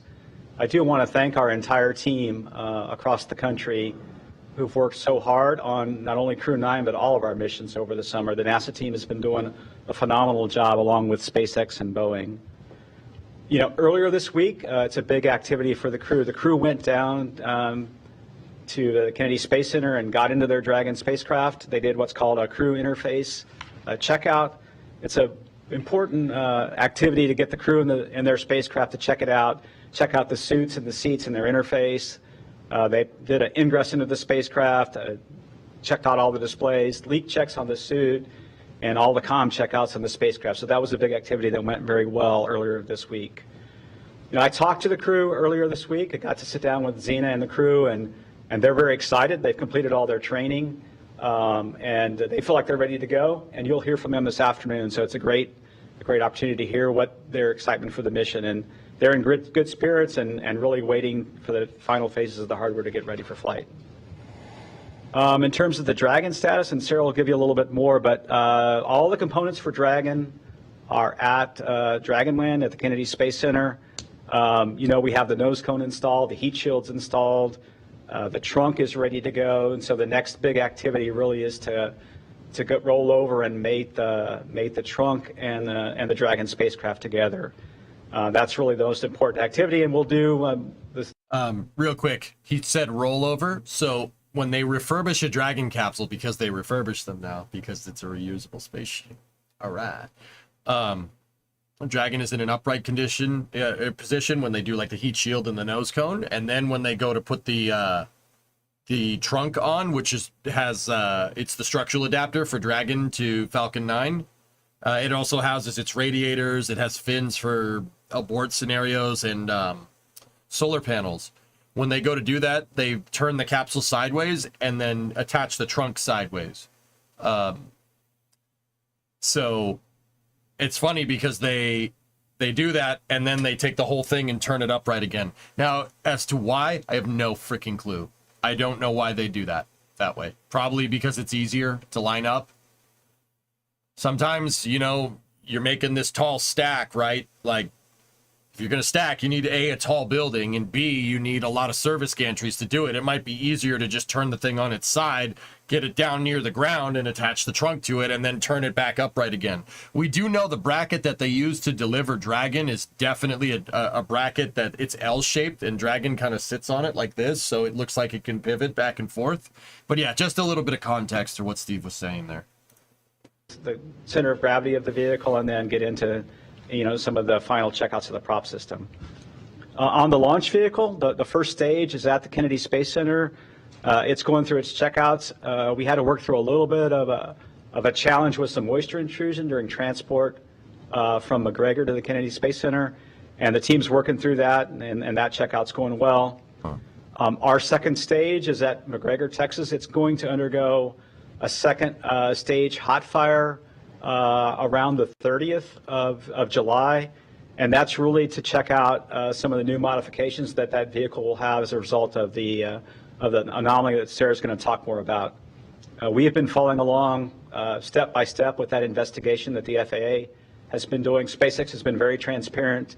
We've had our teams embedded in the investigation and following along all the changes on that booster. So that's been an important activity we've been doing. The crew will be flying aboard Dragon Freedom. That'll be its fourth flight. It flew on Crew 4, Axiom 2, and Axiom 3. And while we're here talking about Crew 9 today, I would like to announce that Crew 10 will be flying in February of 2025. That's the next flight, in order to give a little bit more time for Starliner to complete the mods after CFT. So Starliner 1 will move into the August slot next year, and we'll be double booking that slot with Crew 11. We're really excited to be here. It's excited to be Starliner 1, Crew 11. Working so many things in Commercial Crew. I have the honor of leading the best team at NASA, and it's an exciting time frame, and I'll turn it over to Dana. All right, thank you very much, Steve. Thank you all for being here. Appreciate the interest that you have in this upcoming mission and also in the ISS mission as a whole. Let's see, as you know, Crew 9 will spend about 6 months on board. We've got 2 new flyers going up. We've got NASA astronaut Zena Cardman, and we've got Roscosmos cosmonaut Alexander Gorbanov. For Nick Hague, this will be his second flight with us. He did another expedition previously on board. Stephanie Wilson is flying for the fourth time, but this will be her first long duration mission. So really excited to have them on board soon. While they're on board, they'll spend a significant amount of their time conducting scientific research, got a wide range of experiments. Some of the highlights, some of the things they'll be doing, studying the behavior of intermittent or non-steady flame spread. We're interested in studying that because we don't have great ground models today that help us predict how wildfires spread. That's one of the big challenges we have. We're hoping to leverage what we can learn on board without the effects of gravity to improve our ability to predict what our wildfires here on Earth will do. The crew will spend some time studying cell changes, cell morphology, and gene expression changes for cells that have been exposed to long-duration spaceflight, hoping to increase our knowledge on the impacts to the human body when we do longer and longer missions. We'll also be looking at the physics of neutron stars, and the list goes on, but those are just a couple samples of the types of things that they'll be doing on board as they're conducting research. Of course, Butch and Sunny, have been on board. They're enjoying their time, and we're making great use of the extra helping hands. They've conducted a lot of extra research for us as well. Looking forward, we've got a busy time in front of us with vehicle traffic. We are working towards a Northrop Grumman Cygnus launch on August 3rd. Cygnus. That vehicle will berth on the 4th. After that, the week later, we've got a Roscosmos Progress cargo vehicle that's scheduled to launch on August 13th with a docking on the 15th. As Steve mentioned, hot on the heels of that flight, we've got the Crew 9 launch, a Crew Exchange, Crew 8 coming down. And then looking forward in September, we've got a Soyuz Crew Exchange. 72S is launching with NASA astronaut Don Pettit. And then 71S will come home, Pettit, dude. returning Tracy Dyson. That's awesome. After that, we've got a Dragon cargo mission, that's SpaceX 31, that we need to get up there.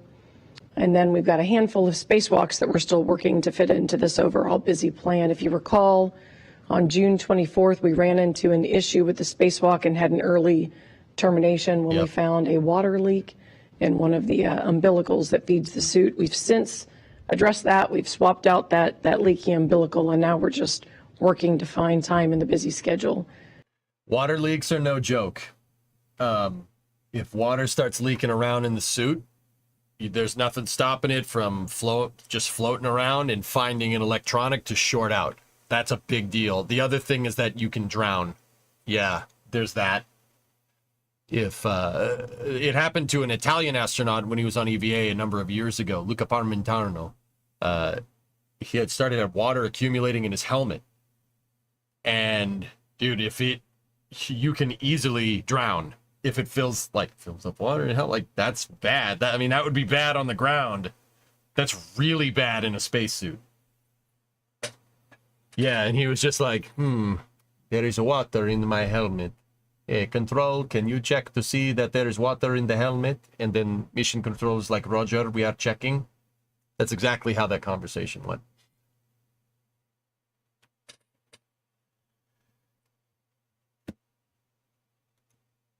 How much water was there? Ever lasted? In reality, it's not like it was filling up. It was just a couple of drops. But dude, you don't roll the dice like that in space. That is a needless thing. Like you don't just be like, yeah, it's cool. That's one of those times where probably you'll be fine is probably not good enough.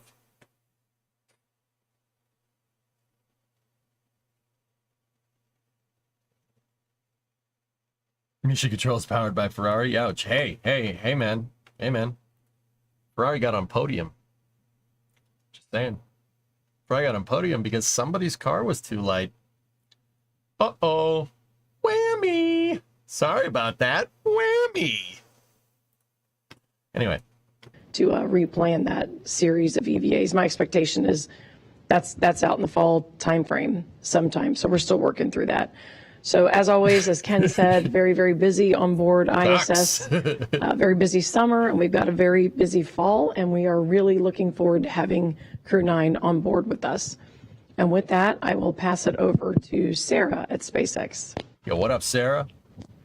Hit us with the knowledge. Hi, thanks for having me here today. SpaceX and NASA teams, as Dana and Steve have mentioned, have been busy preparing for the Crew 9 mission this coming up next month. Crew 9 will be our 4th Dragon mission this year. We previously launched AX-3, Crew 8, and Sirius 30, and it'll be our 45th Dragon mission to the space station. What the frick? You all know human spaceflight is core to SpaceX's ultimate mission to find... Sarah, back it up. I've been busy preparing for the Crew 9 mission this coming up next month. Crew 9 will be our 4th Dragon mission this year. We previously launched AX-3, Crew 8, and Sirius 30, and it'll be our 45th Dragon mission to the space station. When did that happen, man? Yeah, I know Dragon 1, but when did that happen? You all know human spaceflight is core to SpaceX's ultimate mission to flying crews safely, or to making humanitarian interplanetary, and flying crews safely is always our top priority. So on Monday, Steve was talking about what we call the crew equipment interface test. We like to refer to it as the Dragon test drive of the spacecraft because it is the first time that the crew gets to step into their flight vehicle rather than a simulator. How many shuttle missions were there to the ISS? 35 assembly missions, dude. Stop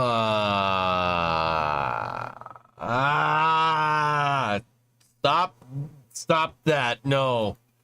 It's a good opportunity to do final suit-to-seat connection checks, audio, environmental controls, and more. But for me, it's a moment when it really sinks in that their journey to space is just around the corner because they're getting into their final flight vehicle. Yeah, baby. So as always, we will step through final launch preparations over the next few weeks. We'll fuel the spacecraft. We'll transport it to Hangar 39A. We'll mate it to the Falcon 9 and then roll it out to the pad ahead of dry dress activities, integrated static fire, and finally liftoff. Discovery, go at throttle up. So speaking of liftoff, the new Falcon booster that's supporting this mission is at the hangar, as Steve mentioned, and is nearing ready to fly. As many of you know, about 2 weeks ago during a Starlink mission, Falcon 9 first stage performed a nominal first burn, separated from the second stage, and returned for a successful landing. However, a liquid oxygen leak developed in the second stage engine. So the cause of the leak, I mentioned that this happened when I spoke with you guys last week, but I have a bit more detail to share with you today. Yes. And some good news. So the cause of the leak was later identified as a crack in a sense line for a pressure sensor. So this line cracked due to fatigue that's caused by engine vibration and looseness in the clamp that constrains that line. Yeah. We found it really interesting and positive that despite the leak, the second stage engine still continued to operate throughout the entire duration of that first burn where we observed the leak.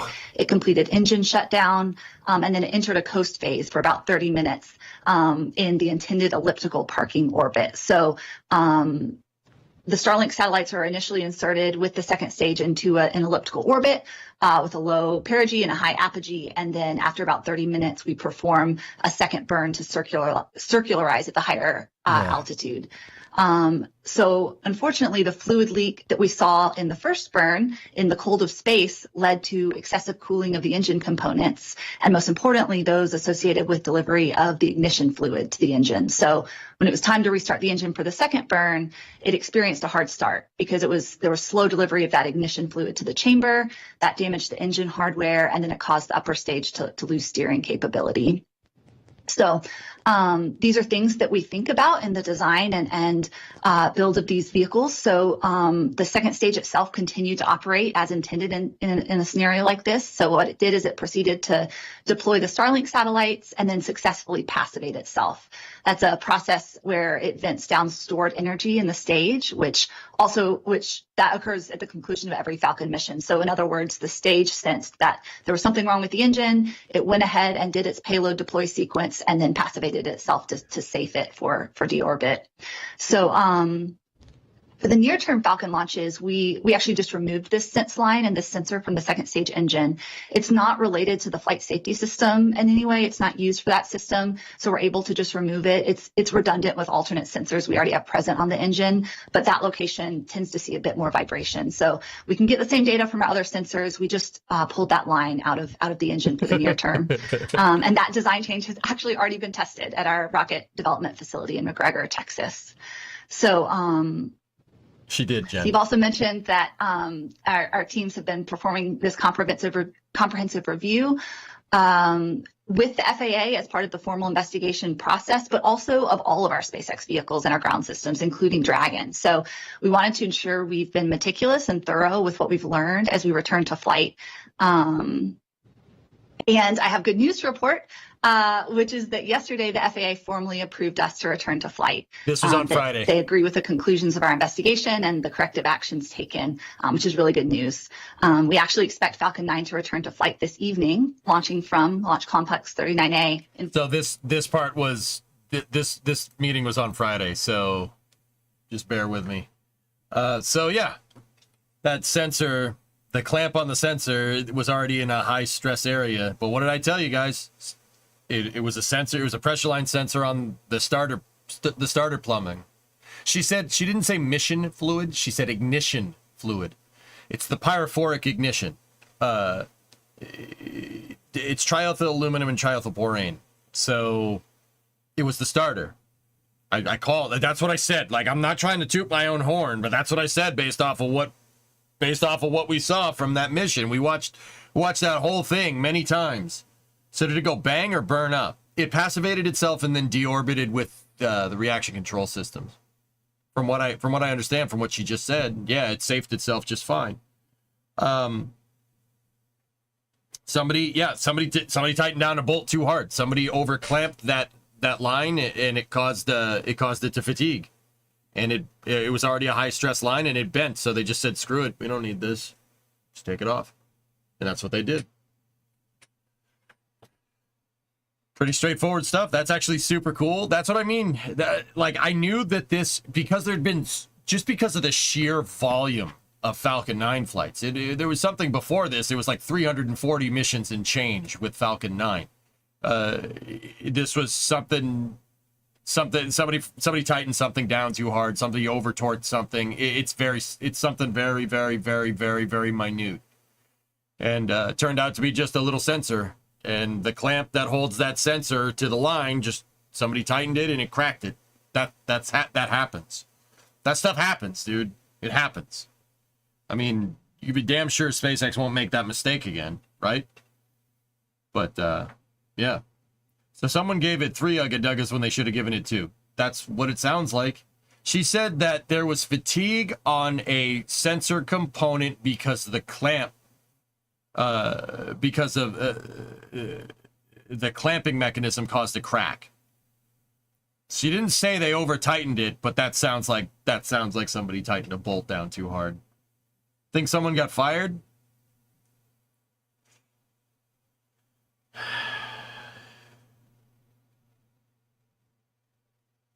It really depends, dude. If this was an idiotic thing, why? I mean, let's be real. It was enough for them to take the sensor off, so I don't think anybody would have gotten canned from this. It's something that they knew about and something that they said they needed to be checked, so they probably just said, screw it, we don't need the sensor anymore. I don't think someone would get canned over this, guys. That's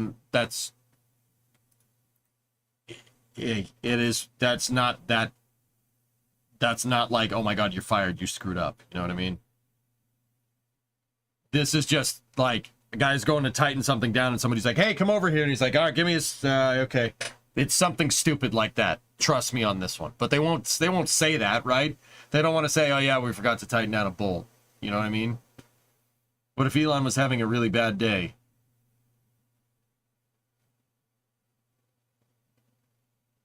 I don't know. Can't speak for him, dude. Anyway, I'm going to let Sarah talk again.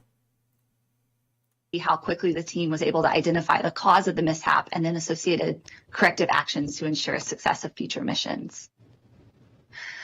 So shifting gears, I know when I was with you last week, you were asking about this topic of trunk reentry or trunk demisability. So shifting gears, I'd like to share some exciting updates we have planned for Dragon there too to address those recent findings.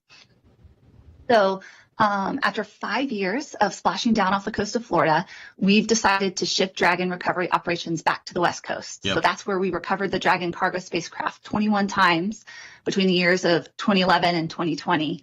And we will be sharing more detail associated with this on our updates page later today, but I wanted to provide you some insight ahead of that since we are here together.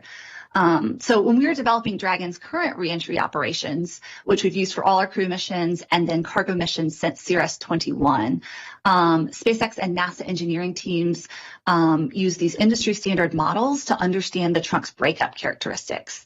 And they predicted the trunk would fully burn up due to the high temperatures that are created by air resistance during that high-speed reentry into Earth's atmosphere.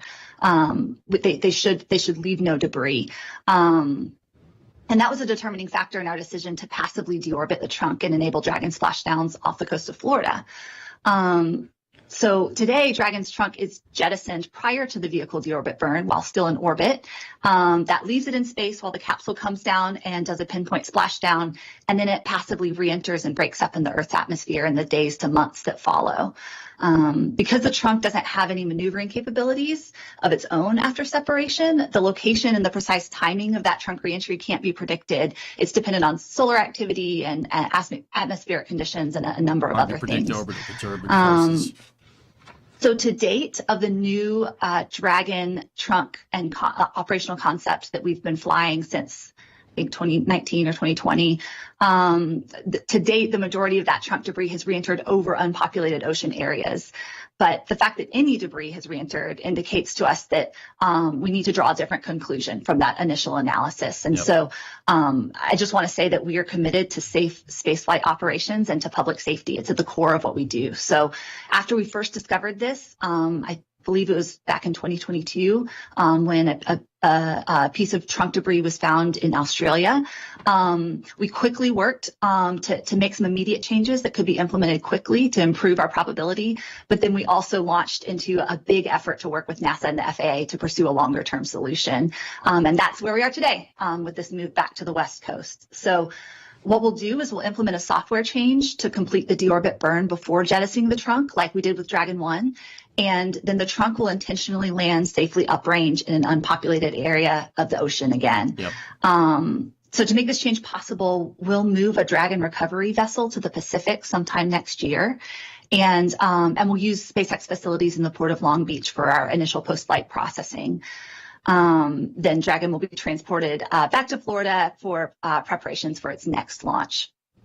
So I do want to say this isn't just going back to the old way of doing things, especially considering our human spaceflight recoveries have never before been executed from the West Coast. So instead, I see it more as taking a familiar operations concept and applying it to the Dragon we fly today, finding a way to combine the public safety benefits of West Coast recovery with all the benefits of crew transportation services and enhanced cargo return capabilities that we provided the last 5 years out of Florida. So continued innovation of spacecraft design and operations, this is critical to ensure Dragon continues to safely fly to and from Earth orbit. This new path, I believe, will make it possible while also keeping the public safe as we work towards becoming a spacefaring civilization. So again, I encourage you to keep an eye on our updates page for even more information. I think it will be posted later today. I do want to note, since this is a Crew 9 mission briefing, that the Crew 9 mission will still splash down off the coast of Florida as our teams are working to fully transition this entire operation over to the West Coast. And we hope for that to be complete shortly after Crew 9's return. So all of these updates, the rapidly solving the root cause of the stage 2 issue a couple weeks ago, finding safe solutions for Dragon trunk recovery in response to new information, I really think they're all a testament to the relentless, creative, hardworking, agile, vigilant teams here at SpaceX that I'm proud to call colleagues and friends. So on behalf of that team, I can say that all of SpaceX is excited and ready to launch Crew 9 safely to the International Space Station and support all of the incredible science and research they'll conduct throughout their mission. Thanks for including me today, and thanks so much to Dana, Steve, Roscosmos, NASA, everyone for your trust and your partnership. I'll see you in a couple weeks for launch. Thank you to our briefers for those initial remarks. Dude, that was about as comprehensive as you can get right there. Sarah covered a lot of information real fast, dudes. That was a lot of info. Wonder if the ISS battery lawsuit played a part in the calculation. Misadventures, I don't think so. No. She talked about the trunk coming down in Australia. That was not the only place that a trunk came down in one piece. Well, it's not coming down in one piece. It's specifically the flange that connects the trunk to Dragon, if I'm remembering right. It looks to be a big aluminum piece, and it's sandwiched in the carbon fiber. And that piece, just for whatever reason, comes down. And when it comes down, it just the way the trunk flows through the air, it comes down in a shard. Hang on. It comes down in a shard and it, like, embeds itself into the ground. Here's the piece right here. One came down in Australia, another one came down in the Pacific Northwest, another one came down in Canada. Here's the piece. This is the piece that, as far as I can tell, keeps surviving. I think the guy in Canada took it and he wanted to sell it he wanted to sell it back to SpaceX to make money for his town or something. But yeah, this is that's the piece right there. It's definitely a piece of the trunk, and that's that aluminum plate that I was telling you guys about. And that see that kind of dowel pin right there, or that kind of cup right there, that's where Dragon links to the trunk. So like Dragon, the heat shield would be right here, and then Falcon 9 would be over here. But yeah, this piece pretty routinely makes it through every time. And you can't roll the dice with uncontrolled debris re-entering. That's not a good idea at all. Yeah, that happened, dude. That was the one that came down in Canada. There was another one in Australia, the same piece that did a Planet of the Apes, same piece. See what I'm talking? Actually, that's not the same piece. That's a fin. That's one of Dragon's fins. So there are clearly a lot of components that are making it through. Explain like I'm 5. Why can't they include a breakup mechanism for it? What does a breakup mechanism for the trunk look like? I don't mean to answer your question with a question, but that's the reality of it. What does that look like? So we're adding an additional detonation mechanism. Long story short, you're complicating things. What do you want? Something that breaks up the trunk into a bunch of small components? Reentry already does that. That clearly doesn't solve the problem. That's what I mean. You know, like, say we had some type of explosive mechanism on it. So you're adding mass to the spacecraft. It makes it less efficient. You're adding more rocket on your rocket, right? We don't want that. You're adding complexity to it, right? And arguably you're not improving anything. Because once again, this thing burns up, and clearly components can flux enough heat to be able to make it through. So blowing it up into a bajillion pieces is probably not going to change anything. If these components will still come through. So the best, I kind of agree with SpaceX. Like, no, you kind of agree with the rocket company, EJ? Oh crap, damn. The best thing to do is to just re-enter and have it land out in the Pacific. Now, I'm not going to sit here, have the trunk just land out there. Now, I'm not going to sit here and say, like, if, that thing over there on the far left monitor up there, that thing didn't need to worry about that.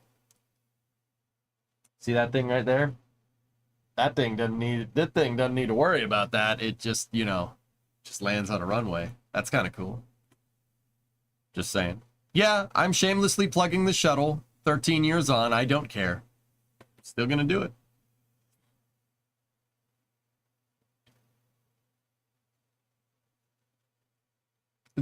When they land over the Pacific, because there's the approach that they take to the Pacific Snarkletooth, it gives you a much wider area that's unpopulated. Here, let me show you what I mean. Boop. Tell that to the Australians in the external tank. What? What are you talking about? So, here. If they're going to recover, and say your recovery point is like right here near the Channel Islands, right?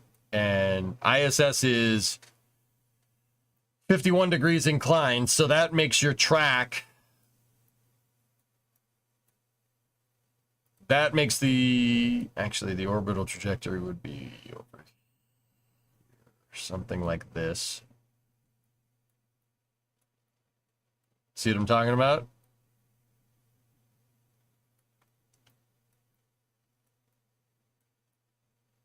Actually, the ISS orbit is a little more tilted than that. It's down here somewhere. Something like this. See, that scenario basically opens up an extremely wide corridor where it's very unlikely that it'll come over a populated area, right? In the time of the deorbit. Most of it, at least half of it, is over water. So that means the trunk is most likely going to come down in the ocean somewhere over here. That gives you a much wider window because, as Sarah said, it can't be predicted. That's really hard to get that right, to the point where you're never going to get it right. That's like, that would be like, and please, for the love of God, never do this. That's like taking a gun and shooting a bullet like straight up in the air and predicting accurately where that's going to come down. Absolutely not. No way.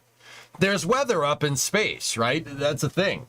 That's absolutely a thing. Space meteorology, it's called orbital perturbations. If you watch the orbital mechanics video that I had during the break, that happens. Solar winds can blow this thing around its trajectory. Then there's just regular wind when it comes down. Is the trunk tumbling? Is it tumbling front to back? Is it doing a Magnus effect and you know, like spinning sideways? Is it listing lazily to the left? The trunk might know some maneuvers. You don't know how it's going to come down because it's uncontrolled. It's a ballistic reentry.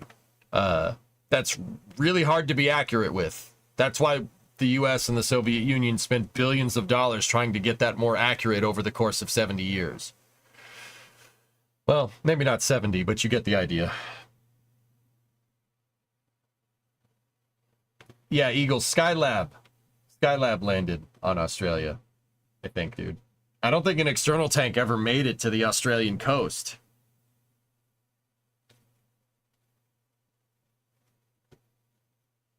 But either way, yeah, that's cool. That's cool. That's some good information there. Here, I don't know if you guys want to hear the press questions from this conference. I bet you one will be about the SpaceX Red Fox. You already said that. I bet you another one will be about Starliner. I'd like to point out that this is a Crew 9 Dragon press conference. Somebody will ask, well, what if Starliner doesn't get out of the way? Watch. Ready? A couple here in the room if we have them before jumping over to our phone bridge. If you are on our phone bridge, please press *1 to submit your question. If you find your question has been asked already, you can press *2 and you can withdraw it. Once your name is called, please do state your name, affiliation, and to whom you'd like to direct your question. And if at all possible, try and keep it to one question so we can get through as many as possible today. I'll start here in the room. Oh, thank you, Mark Carreau with Aviation Week and Space Technology.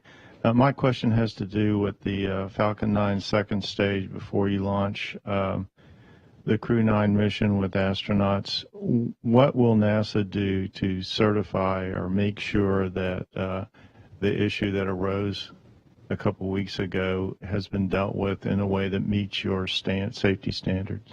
Thank you. Yeah, thanks for the question, Mark. We've been following along all the way through the investigation, so we agree with everything that Sarah talked about. Yeah, you ain't wrong, though, man. We understand the root cause. The root cause was really the sense line that she talked about that was potentially a little under-designed, I would say, for that environment. So Actually, what we're going to do on ours, the root back it up. we've been following along all the way through the investigation, so we agree with everything that Sarah talked about. We understand the root cause. The root cause was really the sense line that she talked about that was potentially a little under-designed, I would say, for that environment. So what we're going to do on our stage is exactly what Sarah talked about. We will cap that sense line, and we'll remove that pressure transducer that's measuring the liquid oxygen pressure in the pump. And we'll go through a rigorous certification of that. So we're going to look at all the changes to the flight software that now won't utilize that sensor. We're looking at all the hardware changes associated with that.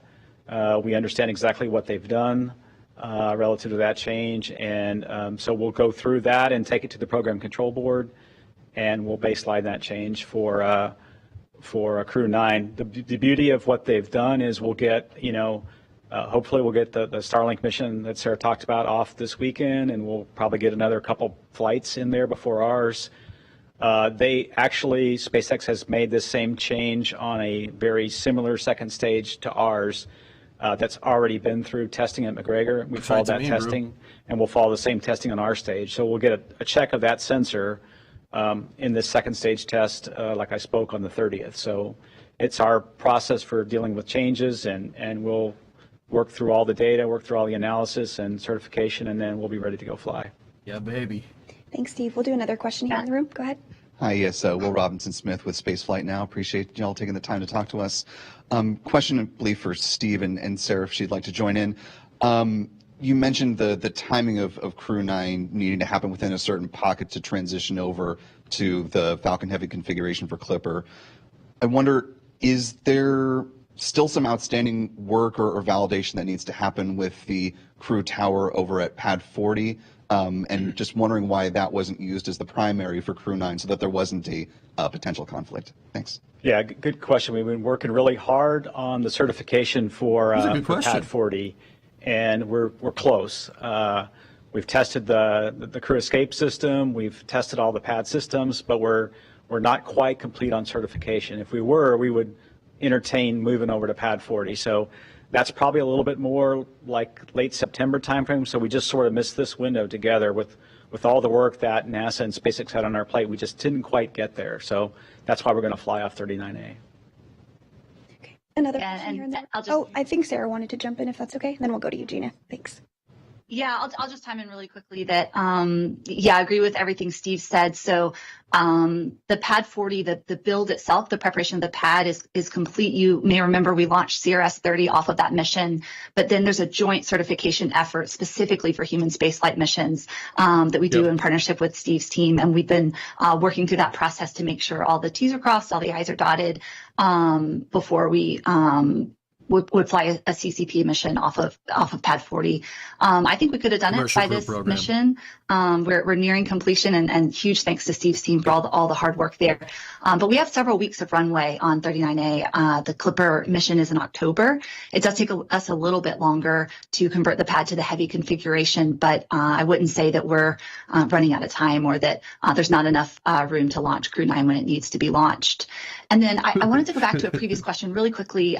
Perhaps maybe some helpful context is that the issue that we observed on the Starlink mission two weeks ago actually wouldn't have occurred if this were a Dragon mission, because the first stage and the first burn of the second stage actually completed the mission exactly as intended. It was something unique about the mission profile of that mission where we coast for a long time. It's very cold in space, and that small leak, while it didn't affect the burn, did make the components where that liquid was present get really cold. And so we never assumed that an issue is isolated, while that issue would not have occurred had that been a Dragon mission, because there is not a second burn or that coast period.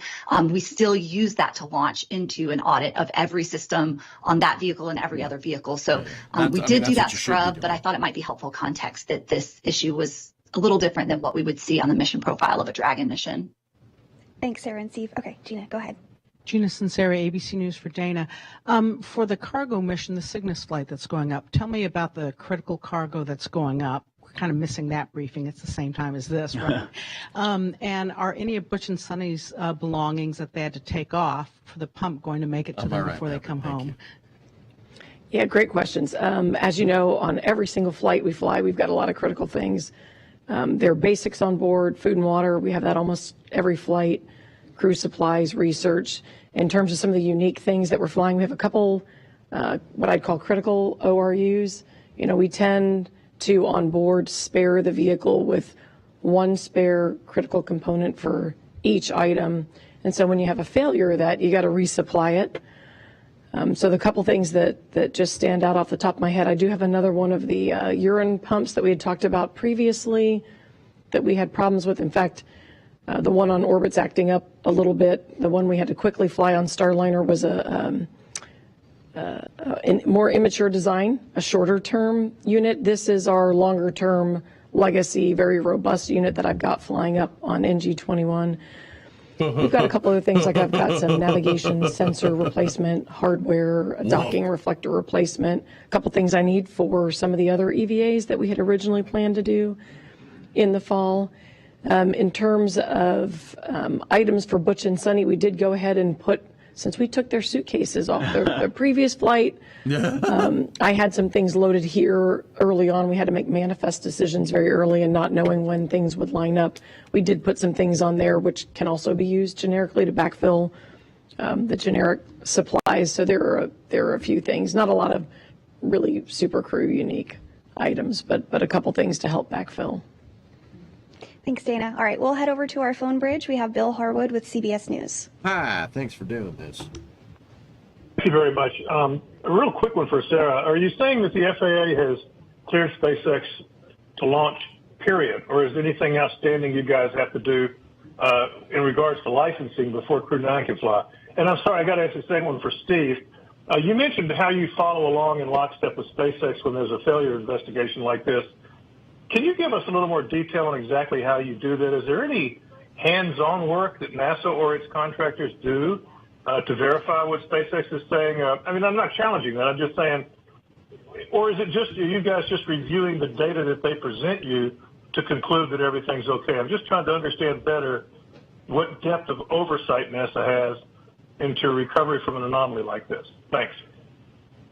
Sure, I'll speak for a minute. So, yes, so there is a standard licensing process for every launch where we have to submit licenses and be approved. And so that's still ongoing like every mission. But specific to the issue that we saw, yes, the FAA has given us their final determination, which means in all of the daily briefings and digging through the data that we did together with the FAA, and that's actually something that NASA officially has a seat at the table to participate in all of that.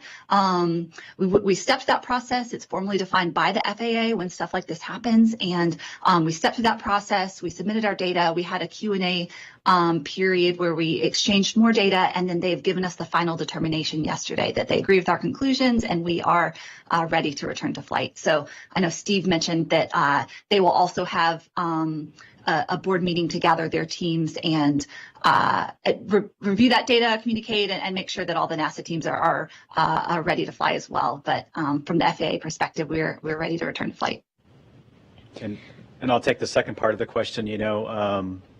In any investigation, NASA can do additional analysis, additional tests. It really depends on the nature of what happened, the nature of the anomaly, how much additional testing we will do. I would say in this case, what we did was we participated in the development of the fault tree. We reviewed all the telemetry that SpaceX went through to determine the root cause, the video analysis that they did to determine the root cause. We went through all that with them. All the testing that they had planned to do to show that this was the potential cause of it. In fact, SpaceX actually went back and looked at some, the stage that flew on the Starlink flight. There was actually some signature maybe in a test at McGregor that could indicate that there was a potential problem there. We sat down and reviewed all that data with SpaceX. So this one was more of a working side by side with SpaceX and looking through everything that they did and all their corrective actions. I would say SpaceX went above and beyond the specific cause of this particular sense line issue. They went and looked across the Dragon vehicle. Are there anything like this on Dragon? Also on the first stage of Falcon 9, is there any other P-clamp or sensor that's just like this? So we really followed along and looked at all the data. In this case, because SpaceX did such an extraordinary... Hold up. I'm going to pause Steve for a second. They lost a P-clamp. Oh, someone tightened down a P-clamp too hard. Okay. All right. Now I know what people are saying. What the frick is a P-clamp? I have one in the garage. I'll be right back. I'll get it for you. Stay there. I'll be right back.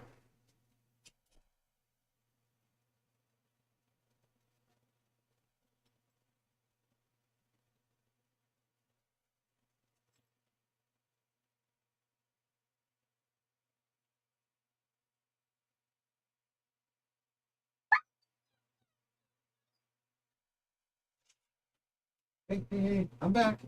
It's okay, buddy. I'm back. Not talking to you, Chad. All right. So, this is a P-clamp. That's it. It's that simple. This is used for hard lines. So if you had like a sensor on this and you tightened it, right? If this was clamping a sensor, you could break it very easily. So how does this work? There's two tabs. See the two holes? So you'd put like a brake line.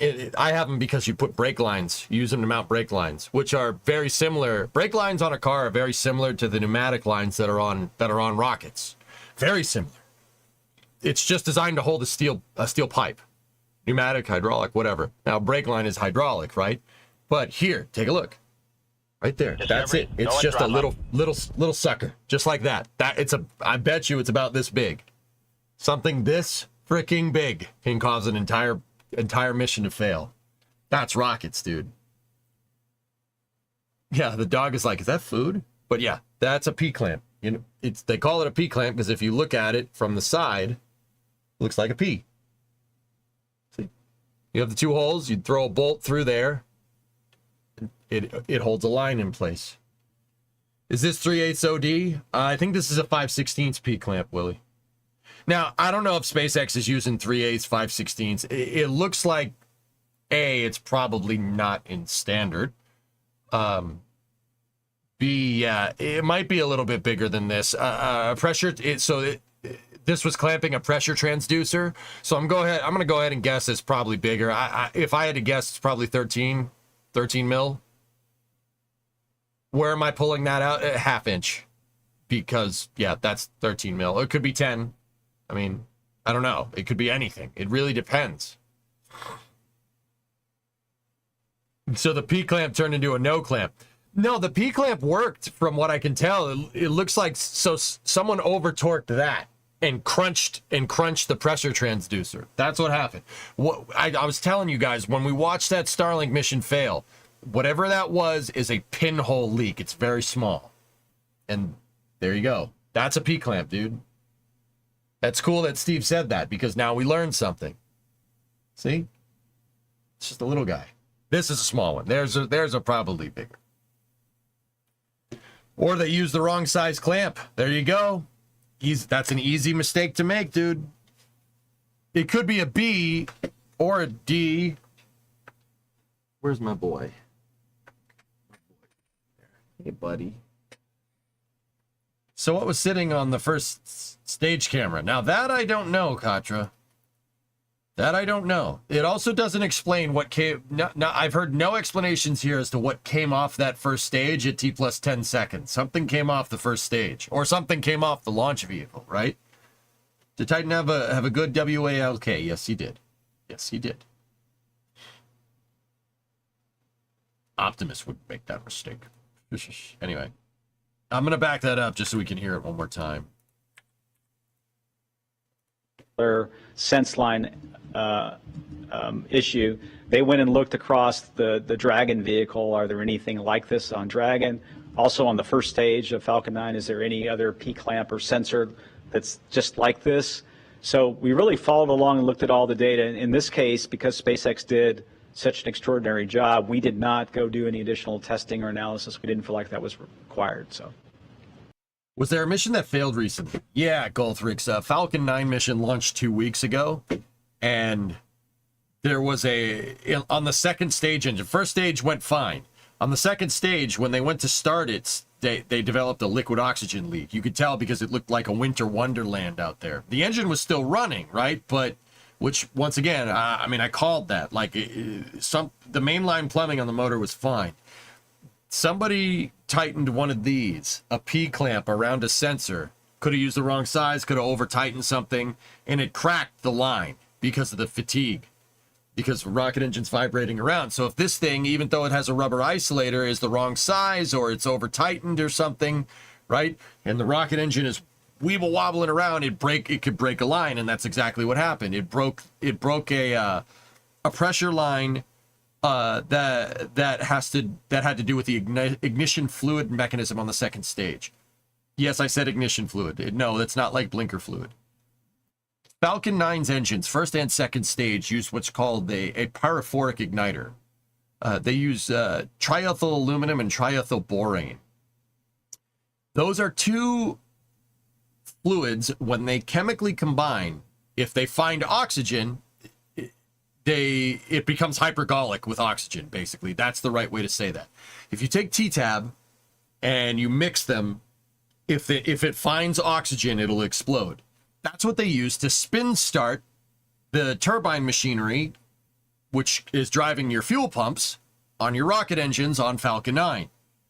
If there is a pressure transducer on that line and the pyrophoric ignition ignites, that pressure transducer was to detect O2 levels, so that tells me, once again, it's either going to the transducer somewhere on the way to the T-Tab cartridges, or it could be after it. I don't know. I don't know the specifics of the motor. But, yeah, it cracked. It cracked the line. I'm telling you guys, little guy, something this big. Can you believe that? That's why it was so cool that Steve Stitch just said it was a P-clamp or a transducer, because that tells me, based off of what Sarah said, that somebody P-clamped a transducer. Now, I'll be honest with you guys. I'll be 100% real. I don't know dick about rocket engines. I'll be honest with you. I know nothing. I know nothing about the technical aspects of this. And when I say technical aspects, I mean how you put it together. I can build cars, not spaceships. However, P-clamping a transducer seems like a no-no to me. I will say, unless, once again, in spaceflight could be different. You usually use this to clamp hardline, not sensors. You usually don't clamp sensors at all. Because they're usually delicate. Wasn't T-Tab used for the SR-71 start? Yes, that's right, Nader. Yes, absolutely. The J-58, yeah, had pyrophoric ignition because when the SR-71, when it decided to go Mach chicken, right, they'd shut the J-58 off. They'd shut the turbojet off. And then when it went back down and started to slow down, they needed to turn that sucker on again. They used the same thing. They sprayed T-Tab into the intake, and that caused an explosion that basically pressurized your compressor and turned the combustors back on. Yep. Yeah, absolutely. That's where they got the idea. The SR-71, as far as I can remember, was the first one to do it. Yeah, it was going Mach chicken. I mean, is it not, Dama? It's going pretty fast, right? Don't throw T-Tab in the harbor. No, you just throw T in the harbor, okay? T-Tab belongs in rocket engines. Mach butthole? Off topic. In KSP, does higher flow priority drain first or last? Higher priority first.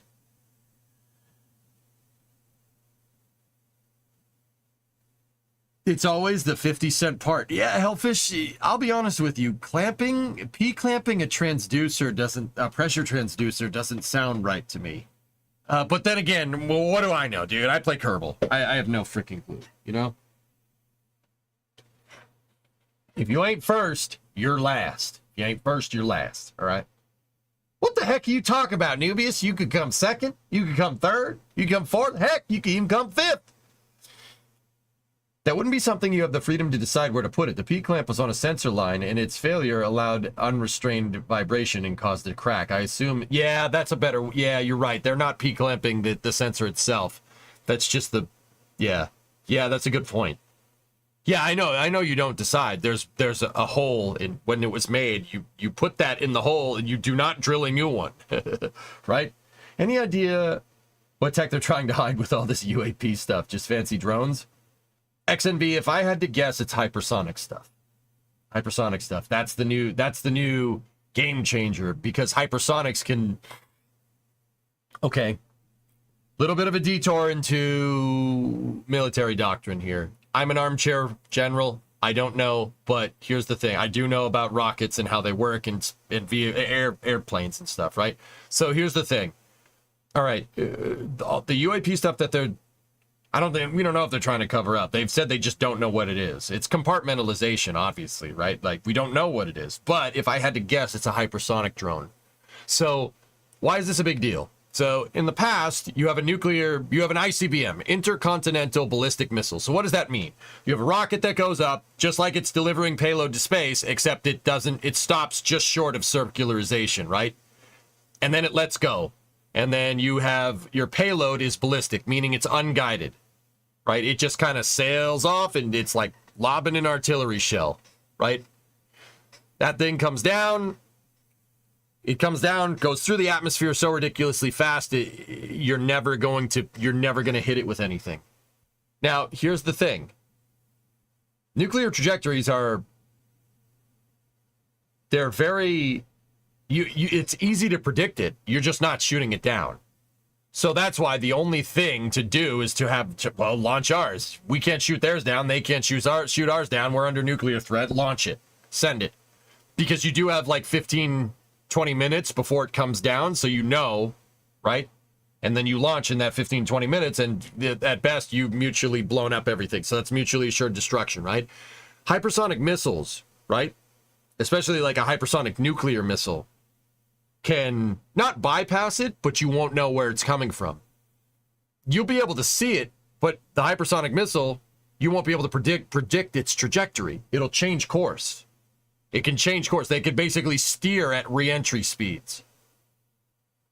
That's not anything new. The space shuttle did that. That thing's been doing that since the 70s or 80s, early 80s, pick your poison, right? So my guess is that they have hypersonic re-entry vehicles that don't really re-enter. They launch on a missile and they can steer around it. So you don't know where it's going. An ICBM, you know where that's coming down. Everyone that has nukes has an early warning system. You'll be able to see it coming. You cannot see where the hypersonic missile is going. That missile really knows where it is. Let me put it to you like that. So, yeah, I don't know if that's the response you were looking for, XNV. I don't know if that was a troll question or not, but yeah, it's probably hypersonic stuff. That's like the new hotness in defense spending, dude.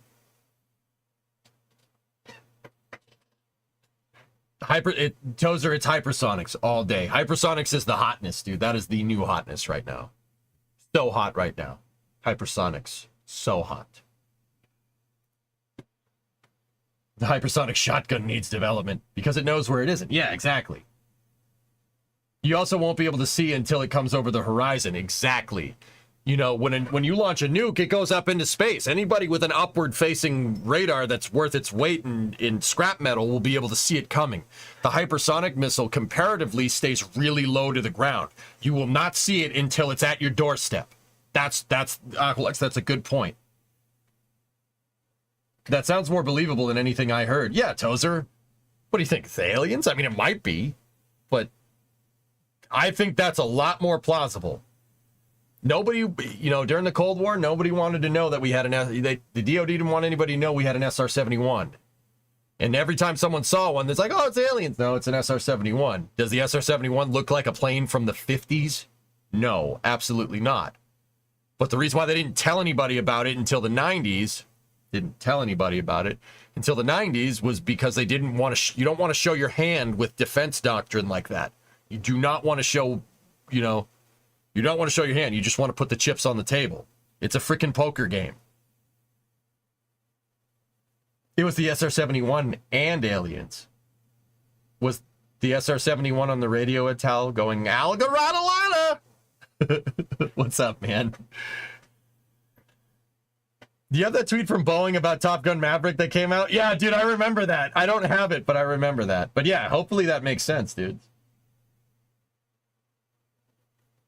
CIA had their own SR-71s. That's right. Is that the plane that's outside the Space Museum near the Coliseum in LA? That is an A-12 Nubius, but yes. So there are different variants of the SR-71. The SR-71 was that was an Air Force variant of the Blackbird platform, I guess. There were many different versions. There was actually, I can show you. So the SR-71, which is the Air Force variant, was derived from the Lockheed A-12. Like, if you looked at an SR-71 and A-12, at face value, they look exactly the same. That's an A-12. That's an SR-71. Now, that doesn't mean that there was only the A-12 and an SR-71. They did make a bunch of these things. There were a bunch of different variants here. Where's all the different variants? Yeah, see, so I'll just go down the list. So there's the A-12, there was the YF-12, which the YF-12 was an interceptor version of the A-12. The A-12 is the fastest. The A-12 was operated by the CIA, by the way. Yeah. The YF-12 was an interceptor version that the Air Force looked into. Basically, an SR-71 that goes up, shoots a missile at an incoming bomber, and then comes back down. And no, you're not... Yeah. Whatever that thing gets near and shoots at is basically dead. They never ended up doing that because it was too expensive. And then there was the SR-71. There's the SR-71A and the SR-71B. Like once again, you look at all these planes, Nubius, they look exactly the same. Like, you will not be able to tell the difference. Except for the YF-12. The YF-12 is the one that looks a little bit different. The YF-12 has this kind of cut nose. Some people love it, some people hate it. I actually think it looks kind of cool. But the reason why they had the cut nose is for sight, so the pilot can see. Because SR-71s are hard to see out of. The radar sight, excuse me. Radar, not like actual sight, like looking out the, I mean, it is kind of looking out the window, but radar, not like visual sight. I misspoke. Sorry about that. Sorry. Yes, you're right. Yeah, they put that big old radar in there. I knew it was one sight. I forgot it was a radar sight, not the actual visual sight. Excuse me. But yeah, see, it has that cut right there. And then there's one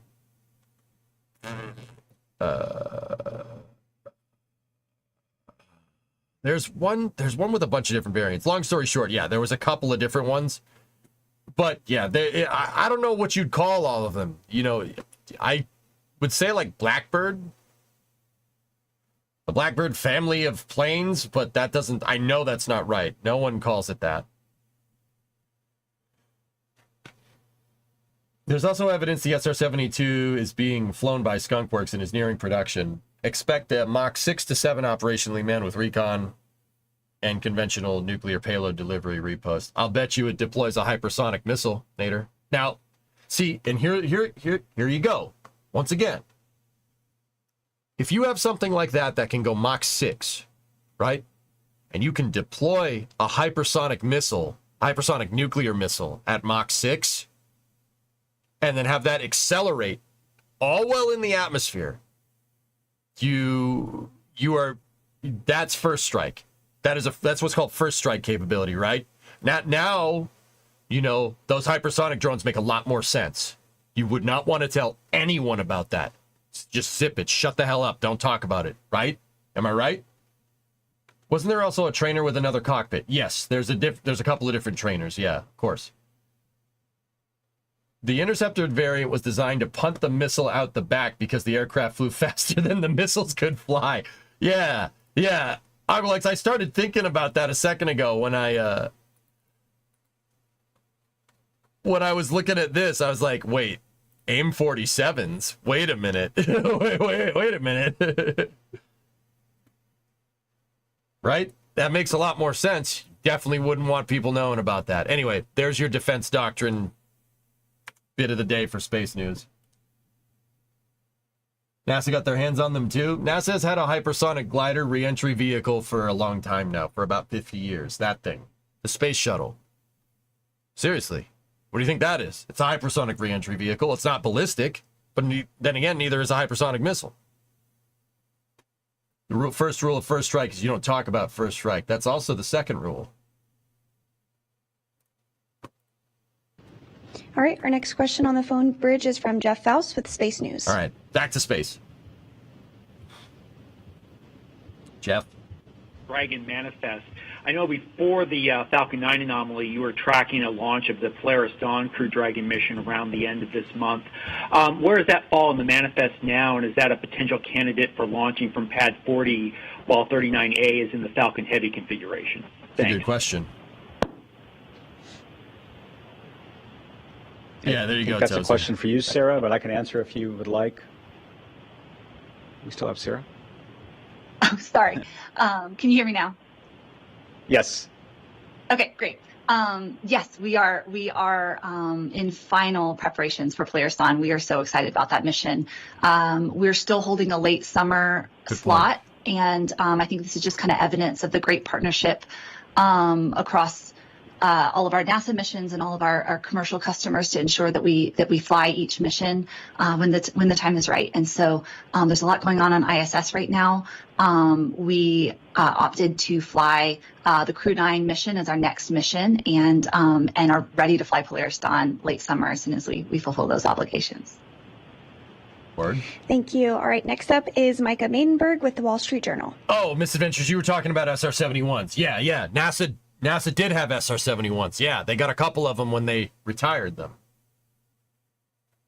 Just like they retired the F-117.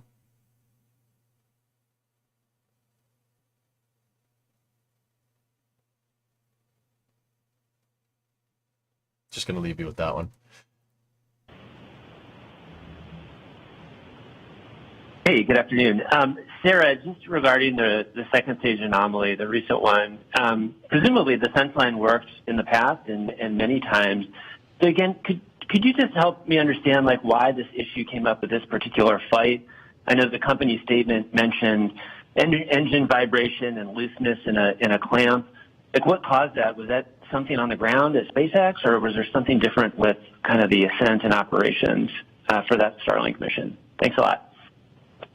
Yeah, I'll say that the only unique thing compared to the other flights is this location actually had two connections instead of one, which was driven by actually a customer requirement on another mission, not a NASA mission, and we left it in that configuration for this flight. So yeah, we are looking into that.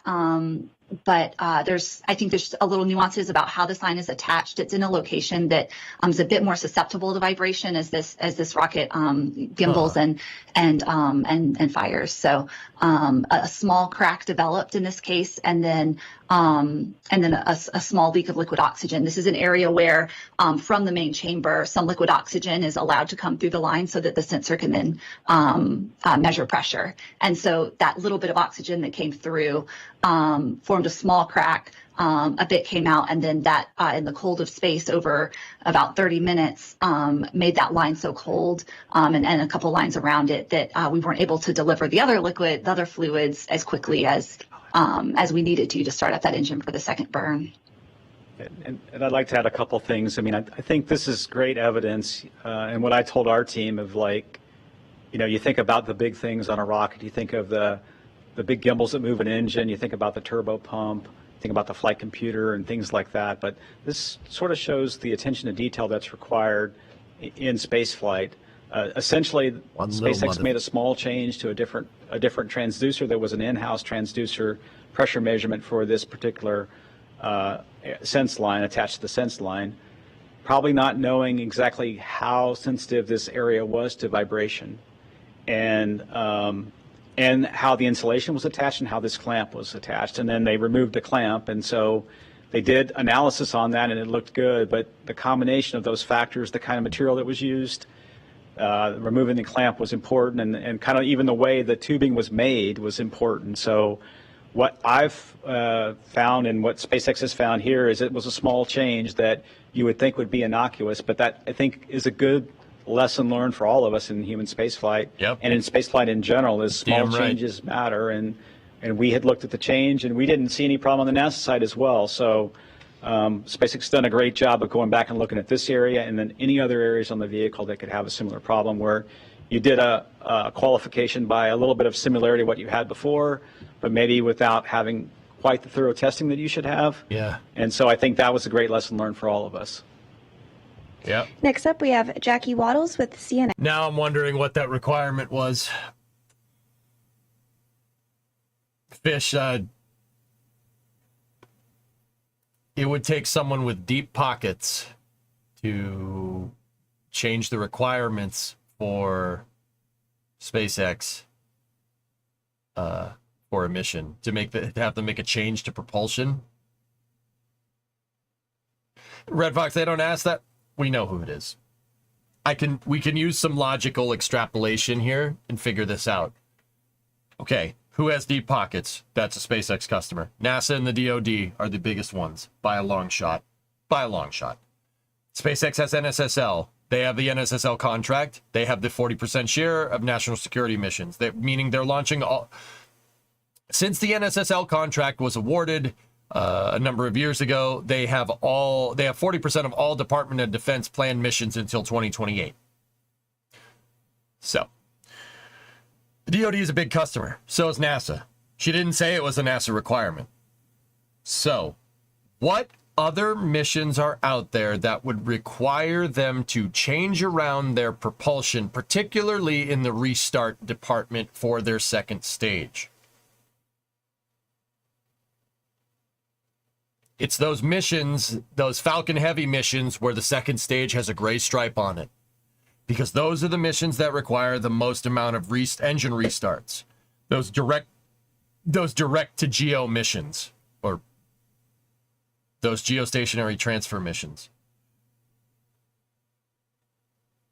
So, yeah, you need to have deep pockets to get SpaceX to change their propulsion systems around. Because the reason why is exactly what Steve Stitch just said. You do not change stuff without testing. Do not change. Probably doesn't cut it. Probably never cuts it. That's a really bad idea. We don't do probably here. Right? I know I keep saying that, and it's like you're a broken record. It's like you're a broken record. It's like you're a broken record. It's like you're a broken record or something. But it's true. You don't change stuff without testing. And then in this case, they did, and they thought, it won't be a big deal. And then it was a big deal. Done. There you go.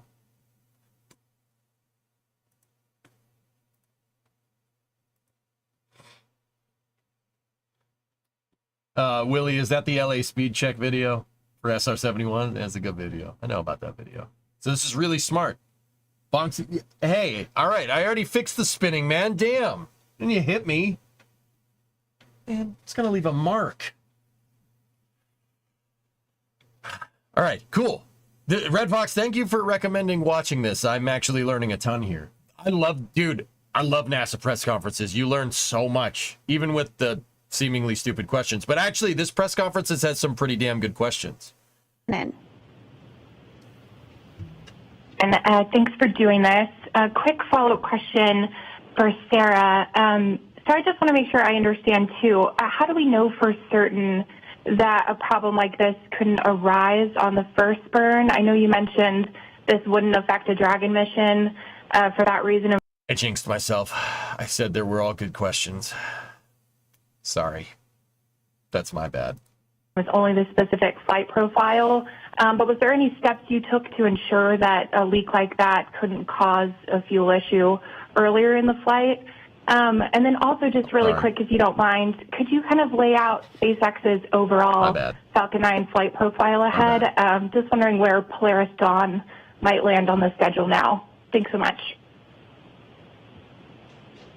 Hey, yes, so your first question was about are we sure that this is isolated to the specific line and the specific sensor?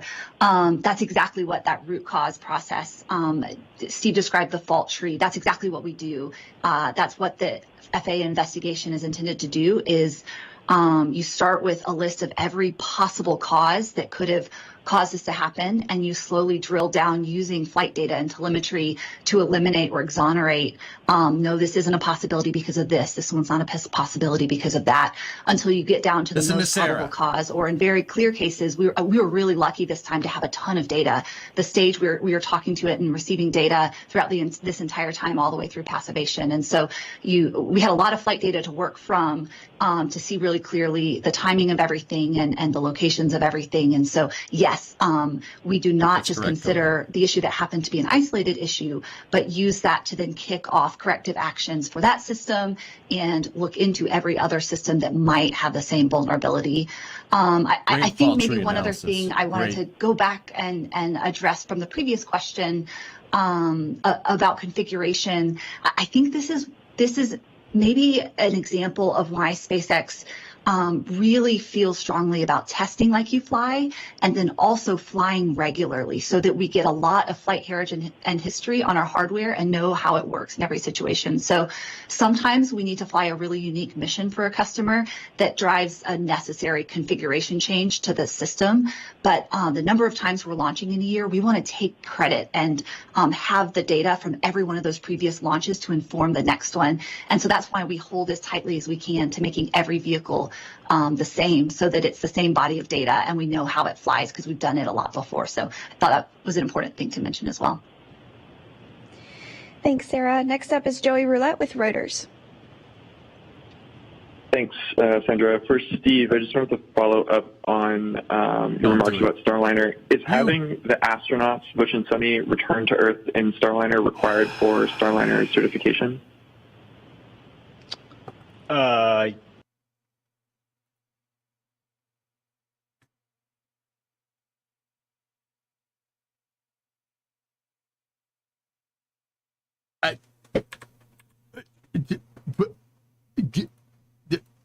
Thanks, Sarah. Next up is Joey Roulette with Reuters.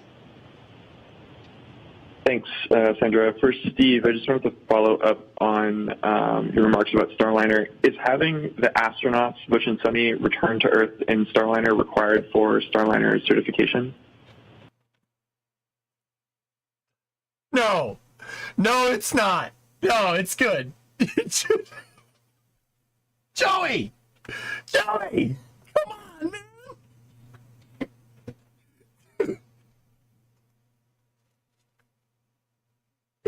Oh my God. All right. Let's see what Steve says. He's probably going to be not as much of a dick as I am. Question relative to Starliner. We would like to return, as I've said, our prime option on the crewed flight test is to return Butch and Sunny on Starliner. We would like to get all that data for certification. The importance of returning them on Starliner really is to look at the suit-seat interface, how the crew interacts with the vehicle during the deorbit burn and entry, and then the recovery operations as well. We've recovered cargo from the two uncrewed flights that we've had. Now it's a little different with crew, right? You have a crew on board, and the ECLSS system has to work a little harder during entry with those crew loads.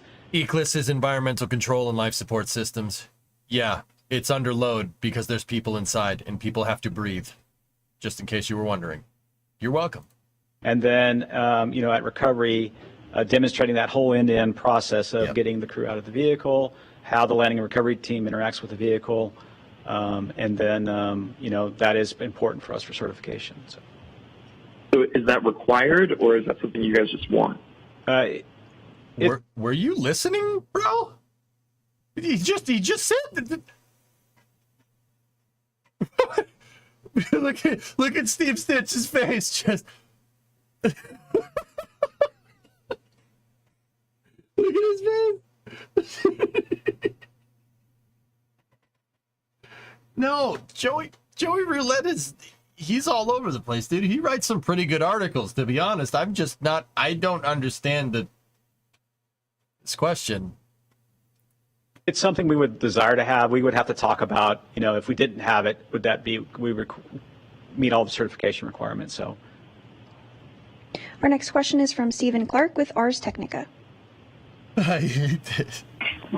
Hi, thank you. I think my questions are probably for Sarah. Just to clarify from your statement about shifting Dragon recovery ops to the West Coast, is it your intention to shift all, you mentioned moving one recovery ship, so will all Dragons be splashing down off the West Coast, or will you still have Florida as, or the Gulf or the Atlantic as an option? And just refresh my memory on the reasons for initially splashing down off of Florida, and what do you give up in terms of turnaround time, or I guess doing the deorbit burn with the trunk, you presumably need to consume more propellant. So what do you give up in terms of performance by making this change to the West Coast? Thanks.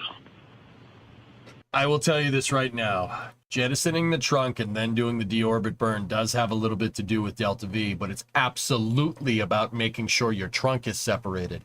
What if you do your deorbit burn and the trunk doesn't separate? You're screwed. Completely screwed. They tried re-entering once during Mercury with a retro pack installed on the back because it didn't separate. Didn't end well. Yep, that happened. Oops. Here, let's see if Sarah says the same thing.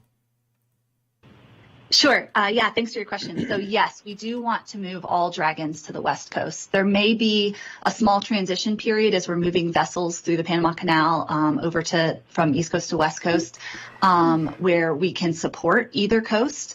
Yes, Bill. Our kind of FAA trajectory deliverables will all include past and present sites. And so we similarly did that with Dragon 1, I believe.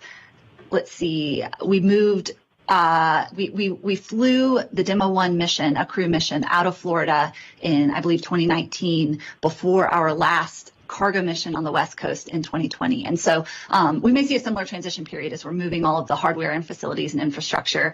But yes, we will eventually land all Dragons on the West Coast. We have launched pads on both coasts, and we also have Falcon recovery operations. And so those, by nature of the flight profile, will remain on both coasts. The booster will land on the coast where it launched. So we'll still have recovery operations in Florida, but all of Dragon will be on the West Coast. And then I loved your question about what do you give up? Because you're right, when we were developing our new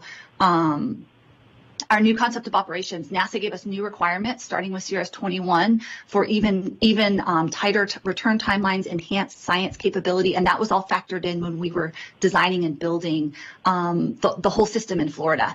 And so that's the new challenge ahead of us now, and what we've been working through here this year is how do we come back to the West Coast but still maintain all of what we've learned and stood up to support crews, not just cargo, in terms of quick return to handover for NASA, support of possible contingency situations, Yep. And how do we keep even faster cargo handover timelines than we did for Dragon 1. And so, yes, we're working through all the details of that, but it will be a better capability than we had back in Dragon 1 by design. And that's the problem space that we're solving right now, is how to do that here on the West Coast when we had initially designed it all in Florida. Our next question is from Elizabeth Howell with Space. That was a good question. Stephen Clark usually asks a good question. That was good. Spaceflight Now is good, people.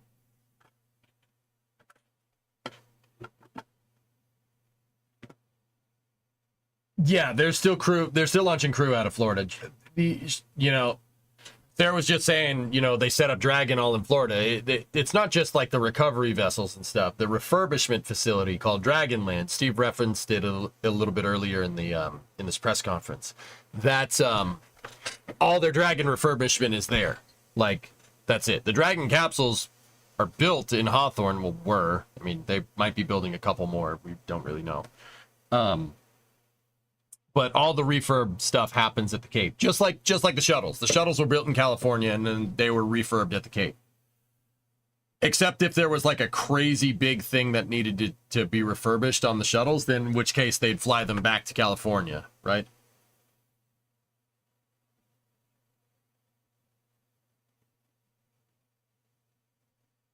Yeah, that sounds like what Sarah said. Awesome, dude. Yeah, yep. Mm-hmm. Yeah, they built one more crewed Dragon. There's a fifth. Yeah, so SpaceX has 4 operational capsules. Endeavor, Resilience, Endurance, and I forget what the last one is, to be honest. I don't remember. This has all happened so ridiculously fast. I don't remember the last one. But they are building another one, yeah. Can somebody Google it? Somebody Google it. Incontinence. Nice. All right, I'll do it. I'll do it.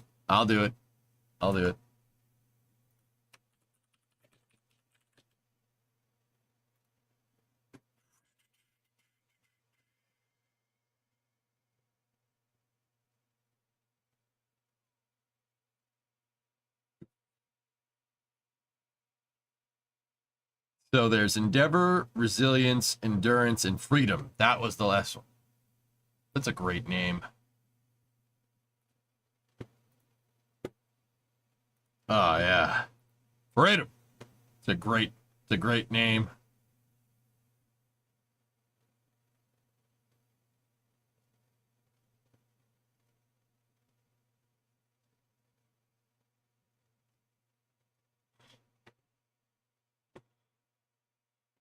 Yeah, C213 under construction. Final Crew Dragon to be built. Construction is planned to finish in 2024. Yep.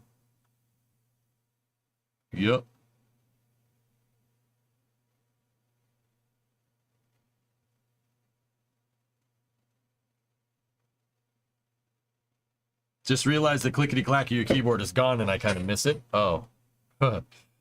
Okay. How many cargos do they have?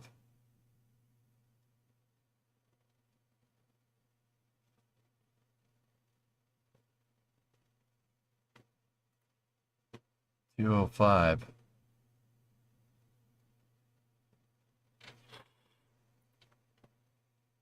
I didn't know they well, yeah.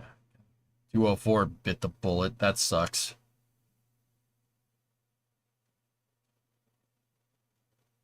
$203 was the EC for the ECLIS testing module, still in use for human in the loop testing.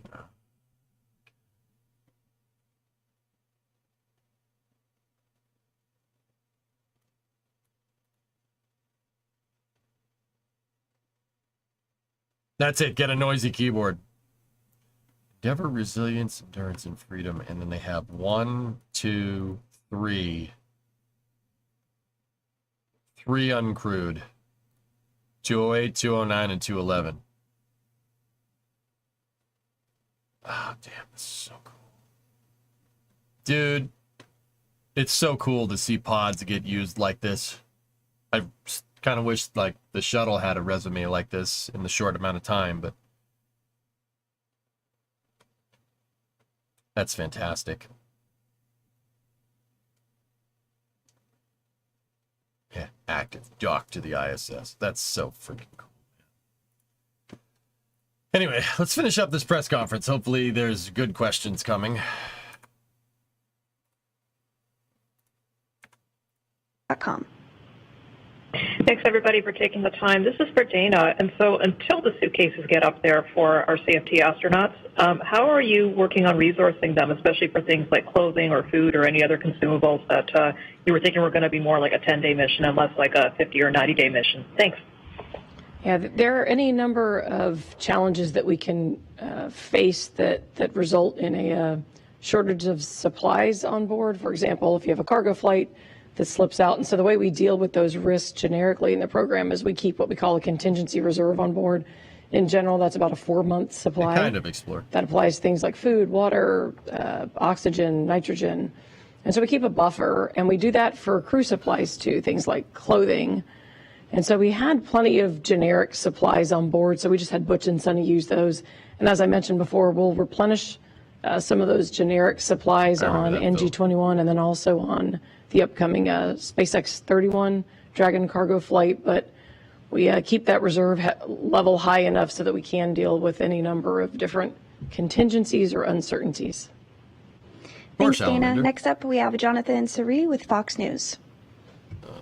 Thanks so much for doing this, everyone. My question is for Dana. Is the Crew 9 launch contingent at all on the return of Starliner, or would ISS... Okay. I don't want to watch this press conference anymore. I don't want to watch this planet anymore. The Lank made it up there. Yeah, Alamander and 2 B-29s with it. Doc and Fifi and one of 2 Lanks, man. That's really cool.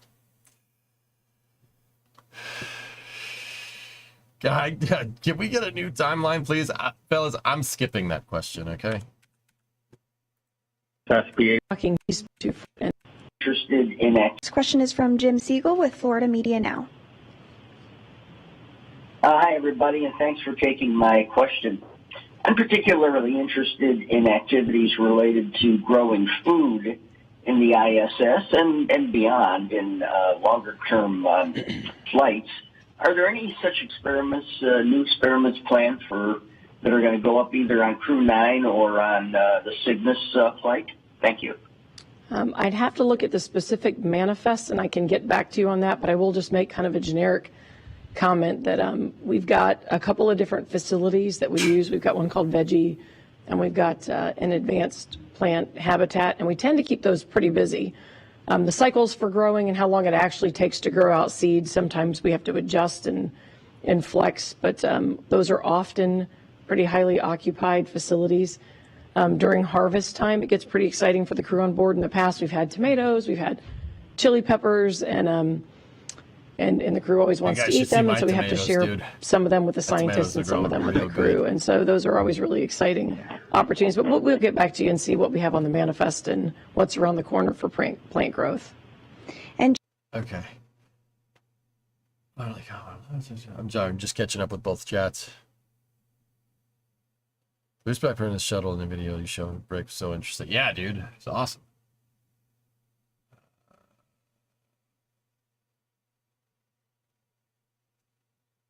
Yeah, Red Fox, that's funny. She gets super candid. That's hilarious. Today's local newspaper has a story about how Butch and Sonny are still stuck on the ISS. Oh yeah, that's it. So Tozer, I wanted to reply to what you said. Like the press asks seemingly weird questions because they're trying to dumb it down for people, you know, that don't know too much about spaceflight. Yeah, we know that. However, I watch a ton of these press conferences. There is no way that some of these people that ask these questions, A, listen to anything any of these people have to say. They just ask a question and shoot from the hip, even if they answered it already, because they want their question answered. Or B, are being deliberately obtuse because they're trying to get a story. Those two are what piss me off. I really don't like that. If someone's coming, like Stephen Clark had a great question from Spaceflight Now. He had an excellent question about how does this affect your concept of operations for future Dragon recoveries. That is somebody that you wouldn't ask that question unless you were genuinely interested in the subject matter, which Stephen Clark is. He's been doing space news like almost as long as I have. He's been covering it, right? And that's a really good question to get a really good answer, and you could write a really good story about it, right? Some of these other questions are, once again, they're trying to do a gotcha, and I hate it. I hate it when people do that. I can't stand it because all that, gets reiterated is just what they said before, and you're wasting everyone's time. We only have a finite amount of time to have these subject matter experts on a panel where you can ask them any question you want about ISS operations, Crew 9, Dragon, the Falcon 9 RUD, even stuff about Starliner. And somebody chooses, well, do they need to land to get the capsule certified? That's the question you ask. Thanks for wasting everyone's time. Really appreciate it. Dude, I've listened to enough of these to know some of these people ask these stupid questions on purpose. It's really annoying. Jim, we have a couple products that will be released soon that go in depth on the science launching on Crew 9 as well as on NG, so I'll be sure to pass those along. All right, next up we have David Null with About Today News. Like, dude, I know enough about this to know who's asking a gotcha question and who's actually there to learn stuff. And genuinely, like, most of the questions are pretty good, but every once in a while you get one that's just, dude, you just want to hear yourself talk. It's so annoying. I want to come to the question again about the Polaris Dawn mission. Sarah, when was the decision made to pull the mission from the August 31st? And last I checked, it was still on their site for launch. When was that pulled? And how late in the summer would you think this would go? Would you think into late August or September? What? Yeah, thanks for your question. I do think that it went to the range to change the launch date for Polaris yesterday. No. Okay. It's all happening this week is the bottom line. What we did is we pre-planned rules of engagement between the two missions to make sure that both customers could fly in the right time. Yep. Number of days for weather, number of days for each operation, per pad turn, all of that stuff. And so we've been working with both customers. Right now, we're still protecting for an August launch of Polaris Dawn. And so, yeah, I guess that was your question, August or September. Right now, we're still planning to launch Polaris Dawn in August. And yeah, and then I also wanted to circle back to a previous question about West Coast and East Coast. I forgot to mention one benefit of moving to the West Coast is much better weather. So we have a number of sites in Florida that we feel like we're sometimes threading hurricanes a lot. And when we looked at the flight rules for wind, rain, wave height, all of the criteria that determine our flight rules for return, we actually saw that the West Coast sites that we're looking at have much better weather, which allows us to have much better return availability. So that's one thing, just to go back to the previous question, that we're looking forward to. It's awesome when you get somebody on the panel that really wants to be there. Like Steve always answers really well, and I'm blanking on the ISS Ops manager's name. Ken and Sarah too. Like, you get people that are genuinely pumped about space, like she is, and you get really awesome answers. You know, Dana, that's her name. Thank you, Red Fox. Yeah, Joel Montalbano's like that. Yeah, even Mark Nappy, the guy that runs the Starliner program over for Boeing, yeah, these people genuinely want to be here. They're not like there for another meeting, which is super cool. Yeah, like I love hearing these people talk, like especially when Steve talks, dude. You learn a ton about where their mind's at and what they're thinking about. All of my explanations on how you go about like risk aversion with spaceflight, I learned from listening to these. Like straight up, dude. I don't have any mentor, you know what I mean? Like, I mean, I have a couple that work in the industry, but these press conferences give you very valuable insight just as to how NASA goes about conducting spaceflight. It's so important to listen to these. You learn a lot. And like Sarah, she clearly wants to be there. Like, she's like, oh yeah, let me answer that other question that was asked like 5 minutes ago. Oh yeah, another benefit, boom. And now I learn all this stuff. I learned a lot of good stuff about Dragon, you know, like wave favorability, wave height favorability during recovery operations for Dragon capsules on the West Coast, right? Dude, where else are you going to learn that stuff? You ain't going to learn that stuff anywhere else. This is the place to learn. Thanks, Sarah. Next up, we have Douglas Gorman with Payload. Yeah, hi. Thanks for taking my question, being so transparent about all of the changes. My question is about the anomaly. So I know, Sarah, you said that you would be taking out the sensing line that caused issues on the last Falcon 9 launch. Not the sensing line. What do you lose from having that sensing line gone? Is there going to be less data on future launches? If you could just explain more of what's going to be missing from that data. Sure, yeah, that's a great question. Most parameters that we're watching in flight, we have 2 or 3 or more redundant sensors. And so I mentioned the near-term action was to just remove that line. That's actually a good point that maybe will be a helpful clarification. So while the FAA investigation is complete, what that means is we know what caused the problem. We've looked at all of the systems to ensure separation, and we've agreed to a set of actions to take going forward. Yeah. That doesn't mean that all of the actions have been taken yet. And so I think we'll just remove this one sensor from the data set for the near term so that we can fly with all the sensors that we have. And then there's further steps to continue improving the fleet as we go on. And I would add, from a commercial crew perspective, for us, that sensor is more critical for some of the more aggressive flights that SpaceX flies that require multiple burns out of the second stage. For us, we have one long burn after first stage to get the vehicle, the Dragon, inserted into orbit. And so for us, the sensor isn't as critical. It helps with a little bit with determining the next burn and how the next burn will be executed. Thank you both. Next up, we have Ryan Catan with NSF. Hey, Ryan. I know that guy. Hi, thank you.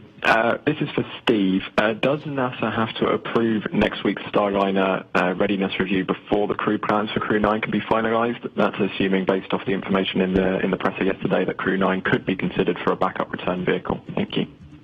Good question, Ryan. Yeah, we're really working toward readiness review for the Crew 9 for CFT return at the end of next week, hopefully. We'll get through that, and then we'll proceed into the rest of the manifest with the Crew 9 launch and then the Crew 8 return. So it's a pretty busy time for commercial crew. It's a pretty busy time for Dana, but we're working through the Starliner investigation, getting through the final, as I talked about yesterday, the final parts of that investigation, and then heading into the agency readiness review. Thank you. Our next question comes from Stephen Clark with Ars Technica.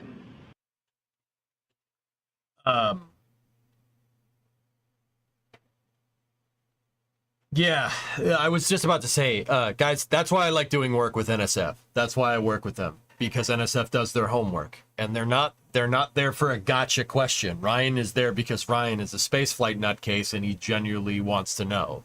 Like, he's interested in the certification process.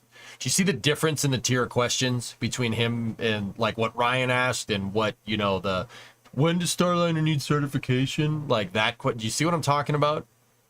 That's why I work with NSF. Those guys and gals are really, really talented. They're really smart people, and they give a frick about spaceflight. Like, that's the big one. They care. It's not just work. It's fun. You know what I mean? Also, Doggo.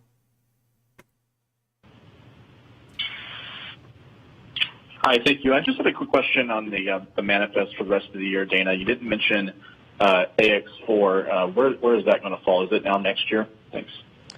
Yeah, we're still holding that flight no earlier than November, and so of course we'll adjust if we need to as we look at the manifest and where things really lay out, but for now we're just holding it there. Thank you. And we do have another question here in the room. Hi, Will again with Spaceflight Now. Believe question for Sarah and perhaps Steve as well. I think it was Bill Gerstenmaier that said last year that the next Crew Dragon spacecraft would be brought into the circle this year. It seems like that's not happening. Is that still on tap for this year or perhaps next year? Can you just clarify that? Thanks. Oh. Hey, yeah, that's not the Dragon that we're using for this mission, but it's almost done. And so I'm not sure if it's late this year or next year that it will be a full-fledged member of the fleet, so to speak. We'll have 3 cargo vehicles and 5 crew vehicles at that point. But yeah, it's nearing completion. That's awesome. I can't remember if it's still in our Hawthorne facility, or if I think it's still in our Hawthorne facility in the Dragon clean room. But it'll be moving to Florida shortly for just final preparation for whatever mission it gets assigned. Yeah, right now, I mean, that Dragon is at Hawthorne. It's getting assembled in the clean room. It's going through its final preparation. Right now, it's slated for Crew 10 in February. So we'll have it's exciting to have another brand new Dragon spacecraft for Crew 10. That's the plan right now. So that's so cool, man. Thank you both. We have Bill Harwood with CBS News next. No, Forge, I haven't seen it. And this is for Sarah, I think. I'm just out of curiosity. I'm not sure I understand what an engine hard start means in this context. Did the engine break up? I mean, was the state... Hard start means it exploded. That is a industry way of saying... Well, that's actually not true. Hard start means you basically are getting a detonation in the startup sequence before ignition. And that detonation is hard starting the engine because a detonation is a lot more violent than the deflagration that happens when a rocket engine turns on. So what can create a hard start? Improper mixture can create hard starts. Improper mixtures during the igniter sequence, during the ignition sequence. So usually how a rocket engine works is they open up pre-valves, cool the turbine machinery if you're using a cryogenic propellant, and then you start flowing one using ullage pressure. And that can basically... Hey! Knocked over my calculator. that causes basically a chain of events that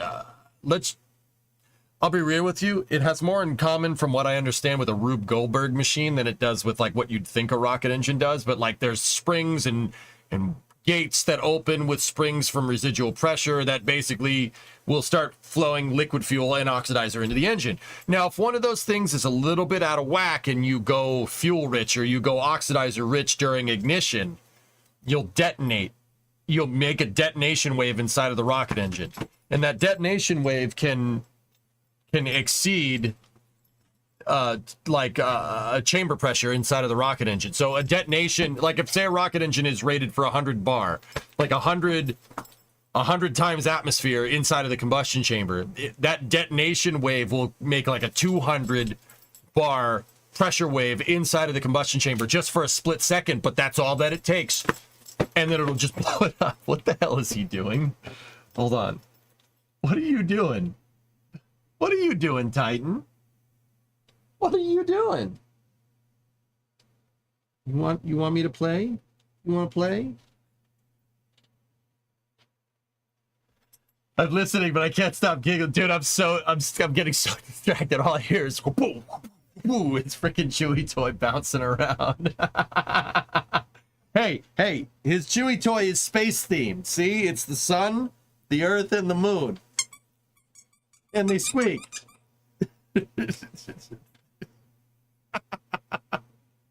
Dude, it's a solar system, all right? So it's topical. Look at this. Look at this. Come on. Get it.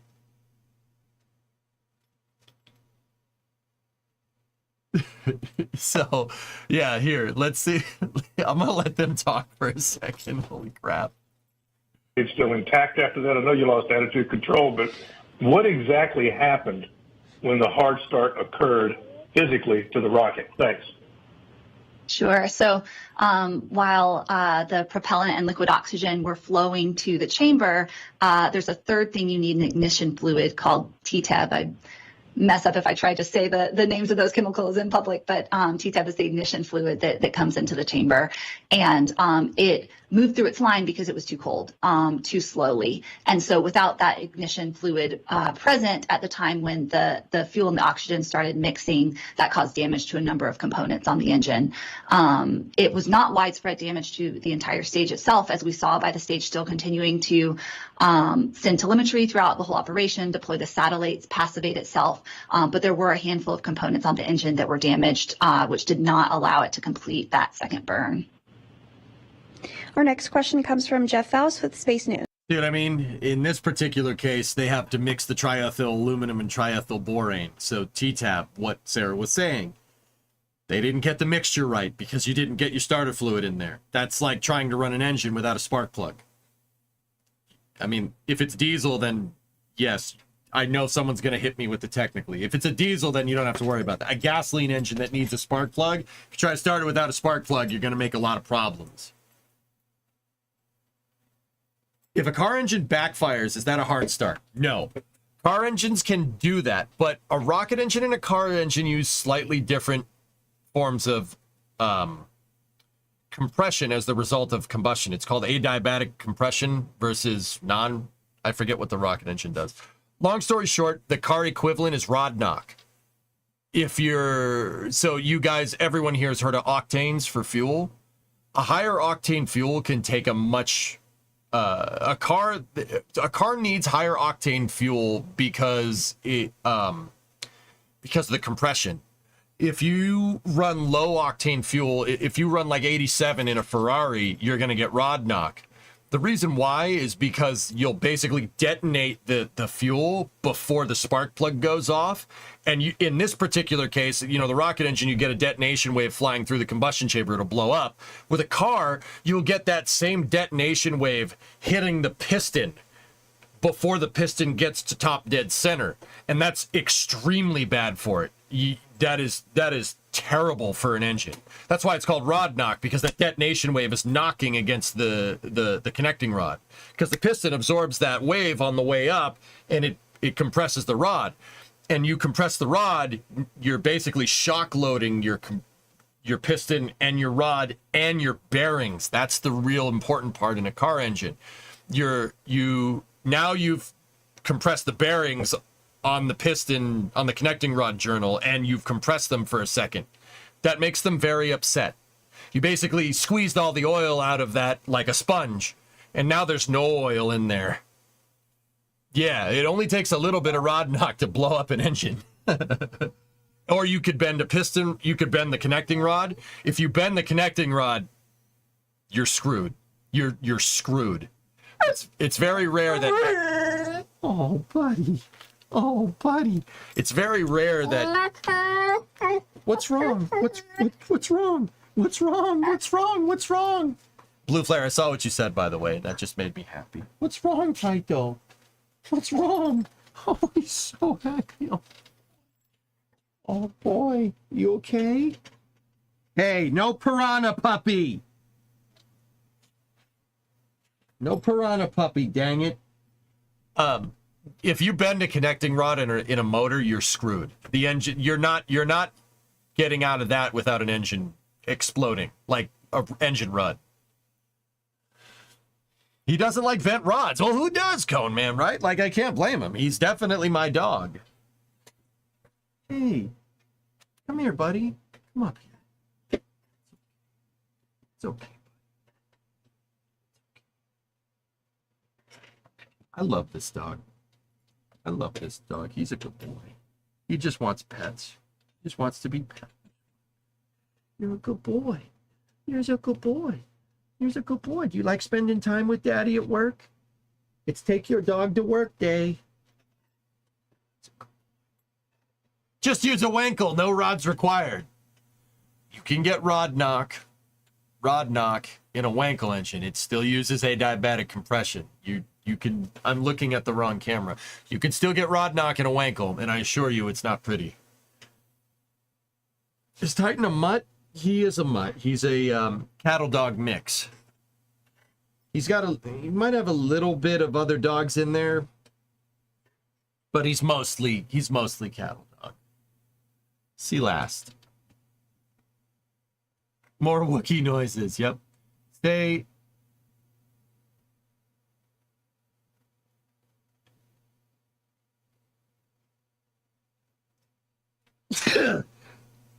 Excuse me.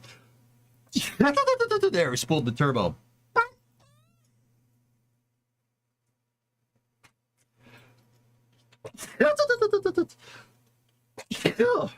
I hope I'm not allergic to you, pal. That would really suck.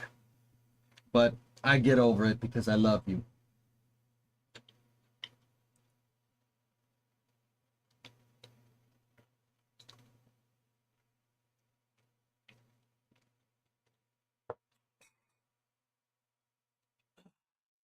Anyway, yeah, a little bit on compression. I'm allergic to my dog and cats too. It isn't so bad. Yeah. I don't care, Adele, to be honest, right? I don't care. What time did you feed him? I fed him this morning, but I've been giving him treats throughout. He just wants to play, that's all. Here, go get your ball. Go get your ball. Get your ball. The steady diet of daily allergy meds. Yeah. What's up, buddy? What's up? Come on. Oh, he's a good boy. He's a good boy. He's a good boy. You're a good boy. Titan, you're a good boy. Oh boy. Oh, boy. He's a good boy. Huh? Oh, boy. I don't want to get sued for talking like this too much. Oh, boy.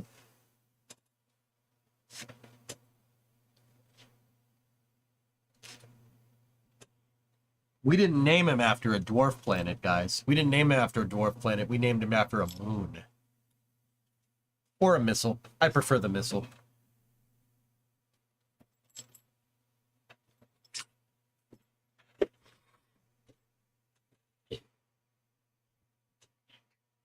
Hey.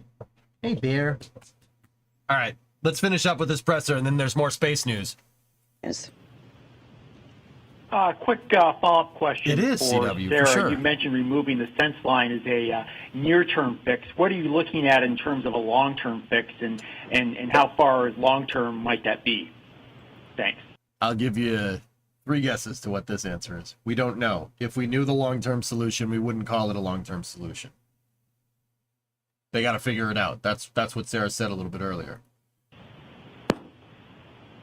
Hey, I think that the full report from all of our work with the FAA in the last 2 weeks is coming out. I think it's made public very soon. So that'll have a ton of details in it. But I think there's a number of actions that will be coming up for us in the coming weeks. Told you. Thanks, Sarah. And the last question we're going to take today is from Joey Roulette, again with Reuters.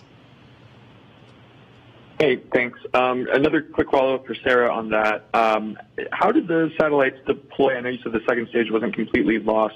Was there some kind of emergency deployment command that was sent when there was a problem with the engine, or what happened there? And then for Dana, has NASA asked Russia anything about why its old satellite blew up in space or broke apart in space last month, or has Russia provided any explanation into why that happened? And if so, what was that, and what's NASA's? See what I mean about wasting people's time?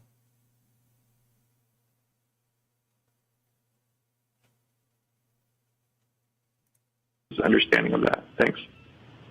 Yeah, so for my question, that's a predefined, I'll say, operational sequence. The stage is programmed to sense either successful completion of the burn or confirmation that the burn has not or will not complete nominally. And then once one of those two things happen, it steps into its next state, which is to deploy the satellite. So it's the same deploy sequence that would happen had it been in the higher orbit, and the predetermined outcome that happens really in any scenario.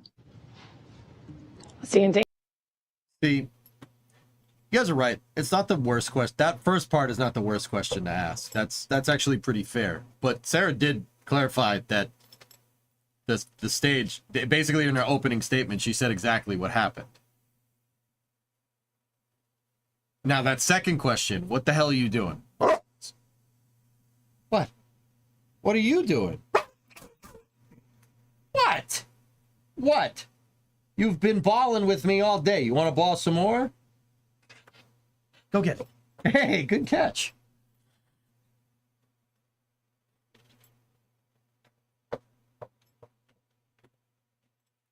Titan's not, see, guys, you know what it is? You know what it is? Titan is not happy with these questions. See, that's why he's gotten all bent out of shape. When the good questions are being asked, he was fine.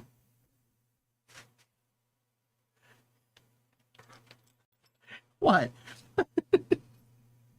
That's real. That's what's really going on here.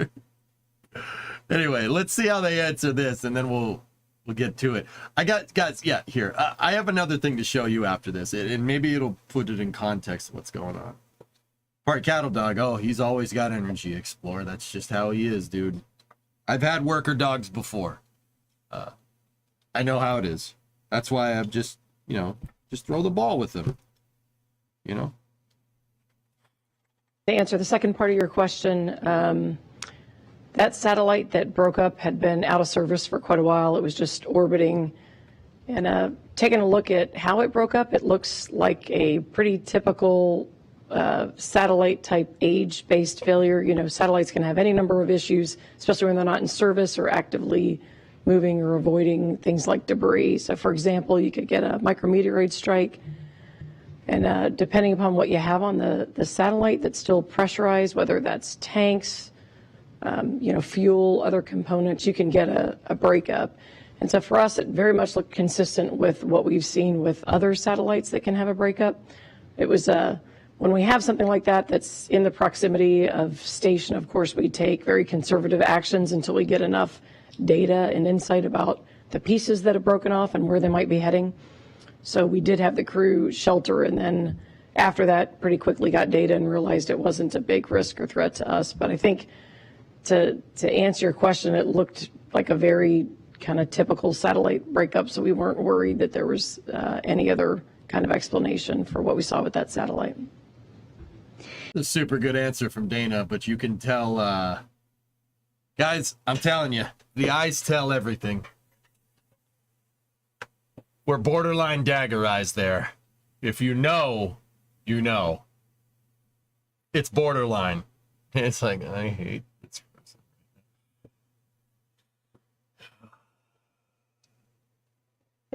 Like I said, the eyes tell all, dude. Eyes don't lie. Anyway, yeah.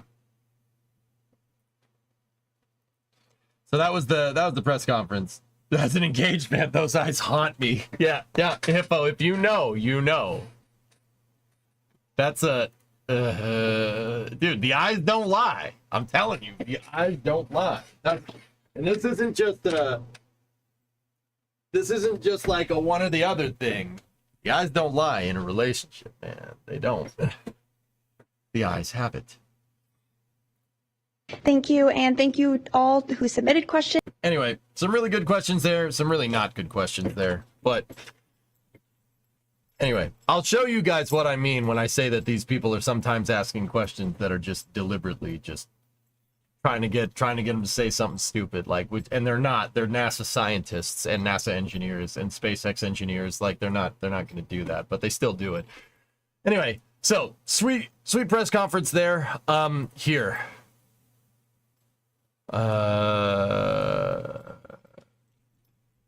So here's an article from the same dude that asked those questions. Look, this is an article from Joey. This is why I'm like, Joey, come on, man, because he writes this awesome article about a Reuters exclusive here about SpaceX in talks to recover Starship off Australia's coast.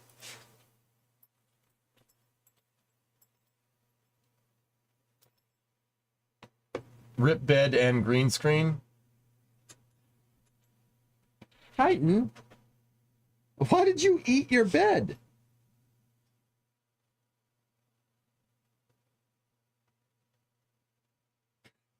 Well, that was fast. Why did you eat your bed, buddy? Jeez. Excuse me for a second here. I'll talk and pick this up at the same time. Why'd you do that? You know this is where you sleep out here, dude. Hey, stop it. No, the stuffing isn't for you. The stuffing isn't for you, doggo. No. Oh, don't hit me in the face. Jeez. Golly. Come on. Hey, let it go. Put the bed down, dog. Put the bed down, dog. You're tripping, dog. You're tripping.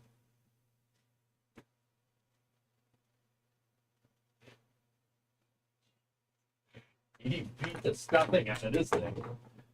Holy crap. Here, just play with the ball, dude. Holy crap. Anyway.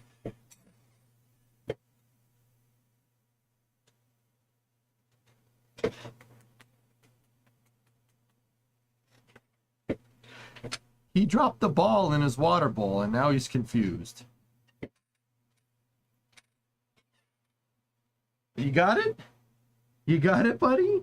You sure? We have a whole week of this.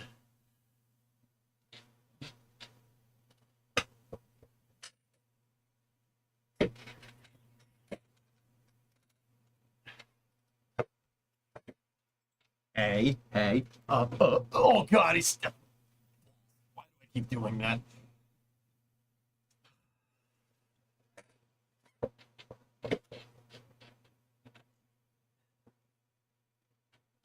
Now your bed's not going to be comfortable, dude.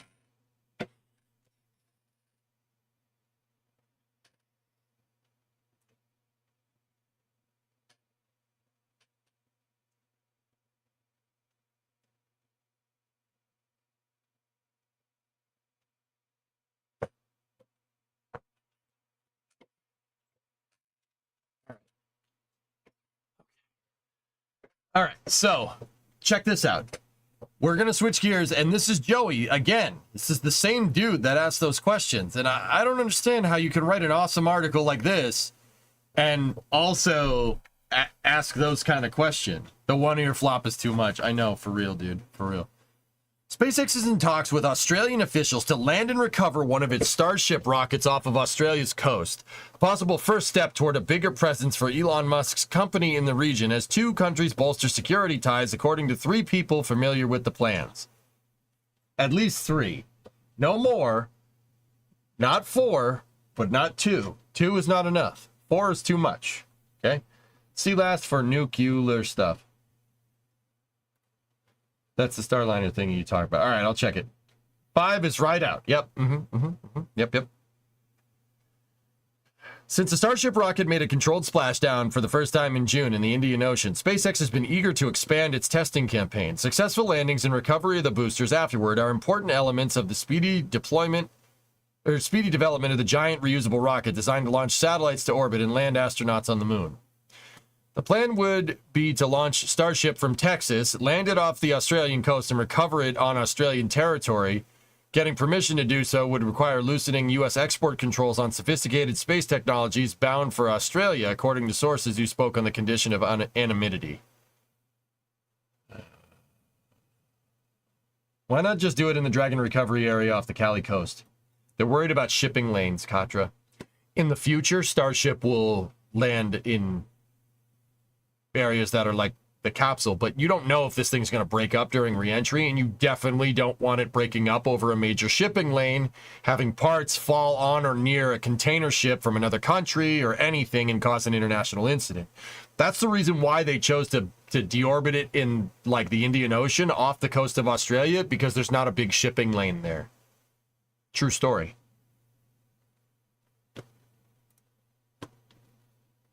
I thought the plan was to catch Starship with a tower. Eventually, yeah. Rockets, yeah, of course. Eventually, it'll move to that. But for right now, you don't know if the thing's going to break up. I mean, you saw Flight 4. I am still amazed there. That was like an act of God that thing made it through re-entry. It was ridiculous. That thing should not have made it through re-entry. There's a hole in the freaking wing. And it's just like, yeah, whatever. All right, I'm still good. It's fine. We go to land now. You know, like 20% luck, according to Elon. Dude, that was an act from the Almighty himself. It was ridiculous. Ridiculous. Ship is due for a boost burn this time. Yeah, there you go. Gotta walk before you can crawl. Yep. SpaceX and the U.S. Space Force and the Australian Research Space Agency, or the ARSE for short, did not immediately reply to requests for the comment. Towing Starship after it has landed in the ocean or on a barge to a nearby port on Australia's western or northern coast would be ideal. Perth is where you'd want. That's the only thing that's out there. 20% luck, 80% fly, baby, fly! Yeah. The Almighty himself. Bruce, Carrie, Jim, Steve, Carell. The conversations underscore the U.S. determination to help Australia build up its military as a deterrent to an increasingly assertive China in the region. China.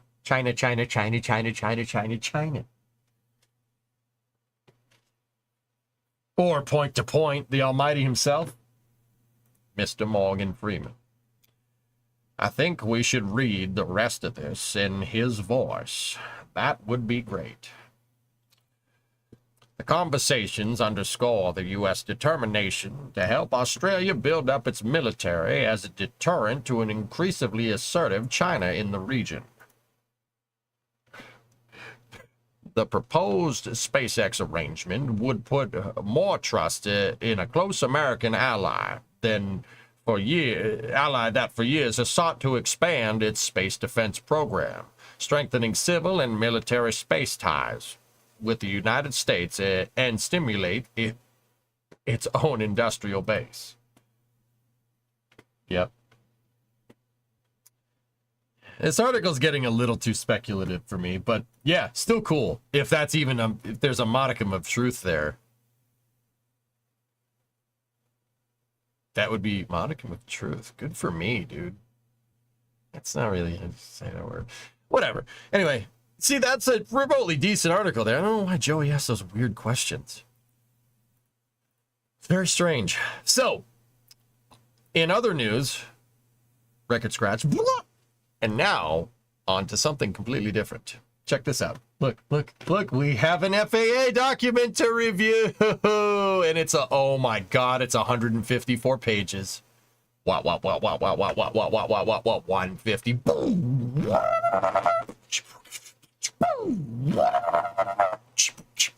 What, 154. No? All right, cool. What? Where are you going? Come back. So you know what? We're going to do the right thing and just scroll all the way to the pictures. Real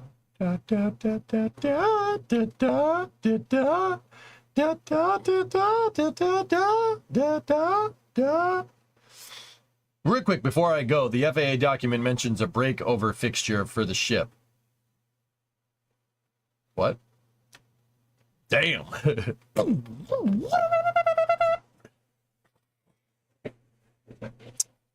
This is the part I wanted to see. I don't know about you guys. That is the plans for the second pad. It looks like they're building a new gate here, the D2 gate. And then there's the D1 gate, and then there's the Sugan D gate.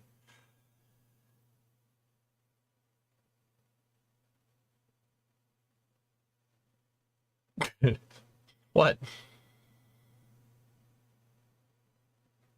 It looks like Elon's been consulting Professor Sugan. Professor Sugan D's nuts.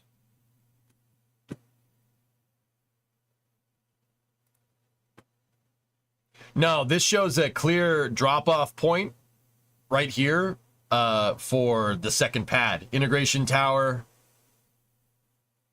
Wait a minute. Wait a minute. Where's the pad in this diagram? The pad's gonna...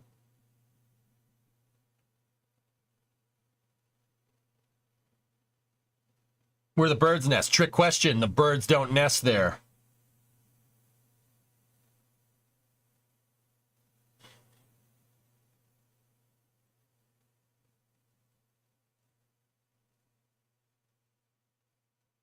Am I missing it? Probably isn't vitalized. Middle of the pink. Oh, OLM2. That's a... I'm just noting the distances here between OLM1 and IT1 and OLM2 and IT2. I think it's going to be like right here.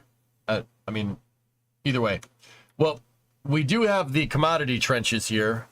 And it looks like the tank farm will be able to service either pad, which is actually pretty cool.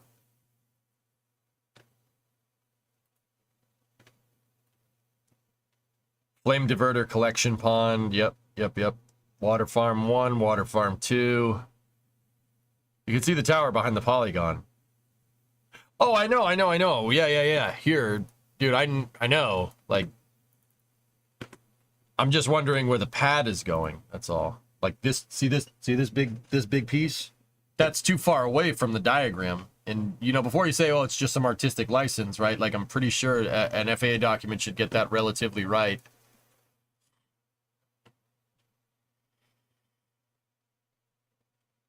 Damn, that's cool. This is getting out of hand. Now there are 2 of them. To the south. Yeah. Gotcha. That was courtesy of our buddies over at NSF, Starbase Live. Go subscribe to it. It's a live stream of Starbase 24/7 if you're interested in this kind of stuff.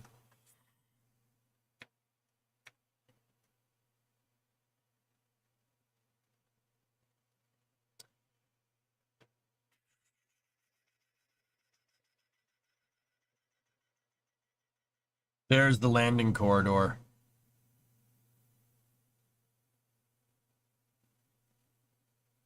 Yep. Yeah. Indian Ocean Starship landing area. No, that's the Northeast Pacific landing area. Yeah, see, that's the landing spots near Hawaii. That's where they targeted originally, right where my mouse cursor is for the most part. They could land one potentially off the coast of California.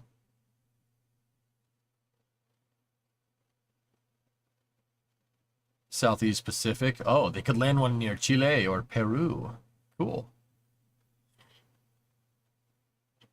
These are all the potential spots for landing sites. Okay. This is the access restrictions area during a launch. Okay. Oh my gosh. Walls of text.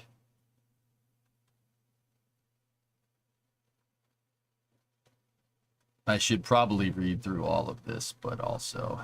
Hey, Laglander!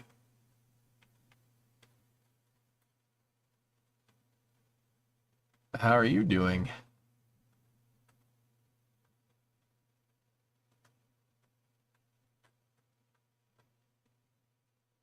All right, let's find another picture.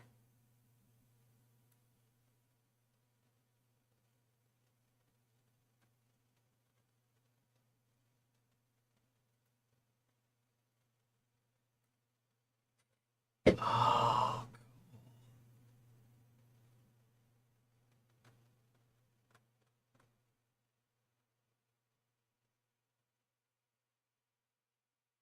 Yeah, this is the theta, the rocket noise. That's the angle that the rocket noise can take with trajectory. That's cool. Hello.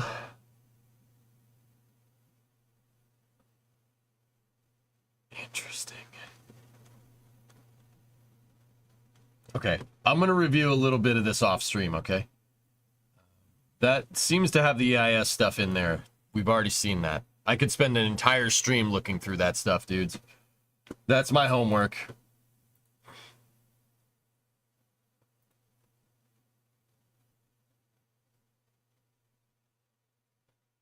What is this? What is this, Forge?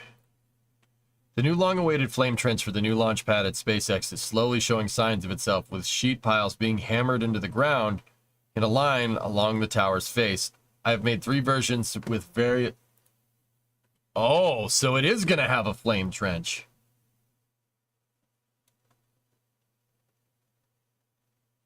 I mean, that doesn't call for it, but all right. This is coming from Chrome Kiwi here over on the Twitters. Dude.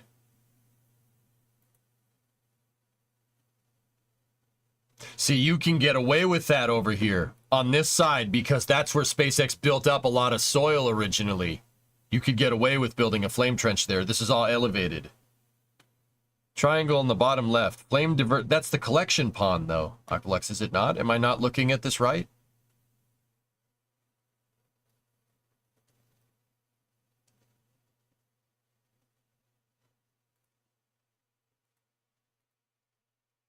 Dude, please, Soyuz style would be awesome. That's super cool.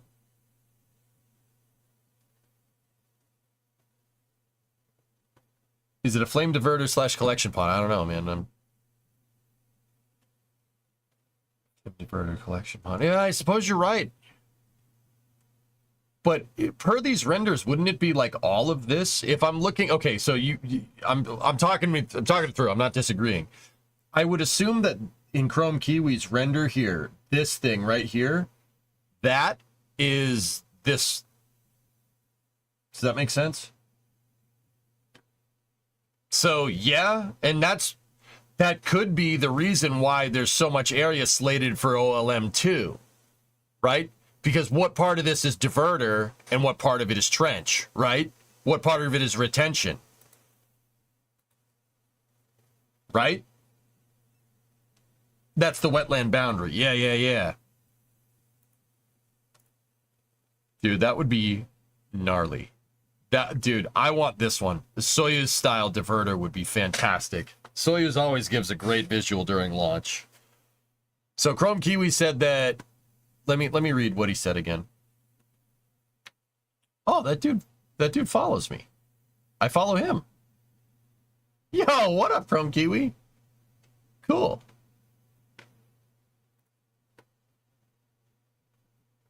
They're building They're building a wall so they can reinforce the soil. They're digging a bit under the pad. My only problem with it is that SpaceX wants access to the engines at all times on the pad for inspection of the dance floor, so it will probably end up being like this. Oh, this is a bomb freaking render of Slick 34. Or that's Slick 37, excuse me. Yeah, dude, removable flame trench. I love, dude, the way Apollo did it was right. I don't care what anybody says. Apollo had everything on a pedestal. And you could remove the diverters out underneath it if you needed to get at the engines. It's genius, dude. He does work for RGV. Oh, right on, dude, right on, right on. Josh, what's that?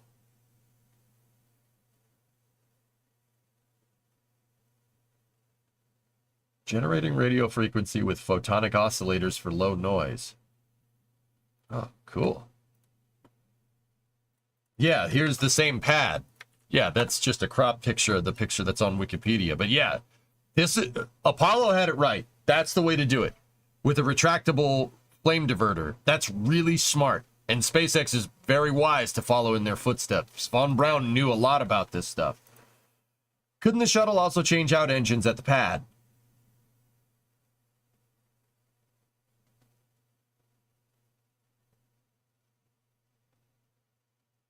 I don't think so. I really don't. Hey, Blue. Well, that'll drastically miniaturize microwave transmitters. All right, we'll get to that in a moment.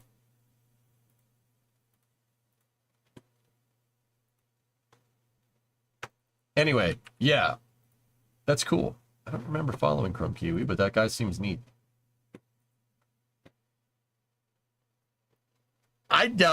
I was going to say, I kind of doubt you're going to see something like this. Just because, oh, actually, you might.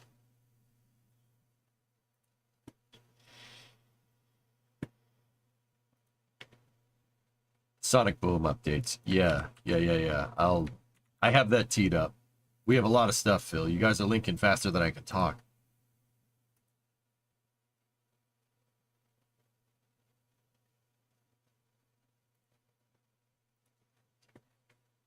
RGV. Okay. Other Phil. I got this one.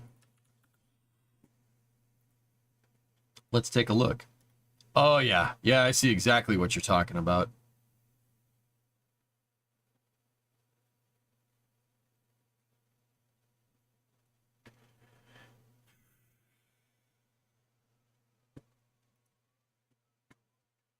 Yep. See the pile driver? Yeah.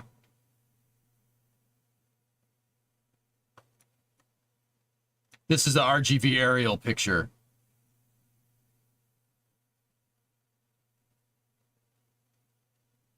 Yep. Yeah, right there. See those holes? They're reinforcing the soil. You'd usually do something like this if A, you were building something structural here, or B, you were you were digging something right here, like what Chrome Kiwi has.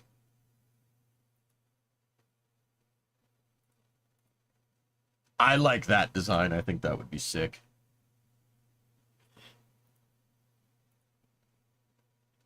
Who funds RGV? Patreon? I'm pretty sure it's Patreon supported, Blue, but I could be wrong.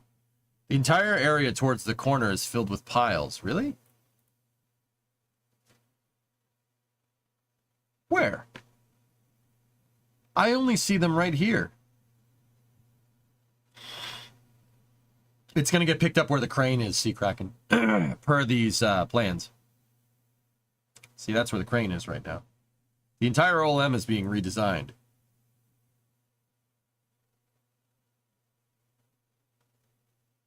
So here's my thing, dudes. What are we talking about? SpaceX's new launch pad. So here's what I'm thinking. All right, so Chrome Kiwi has these pictures here. I look at this, and I just say, why not just put the OLM right there and give it longer supports? Think about it. Why not just do that?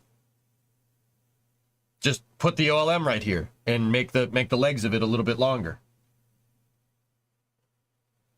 Why even have this backing wall right here? You just build the OLM halfway over this trench and you're good to go. right?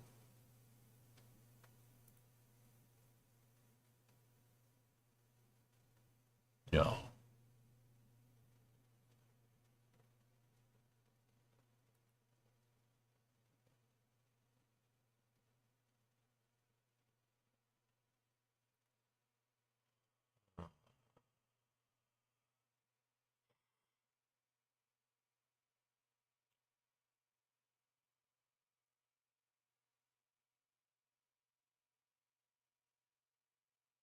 Yeah, no, it's very unlikely.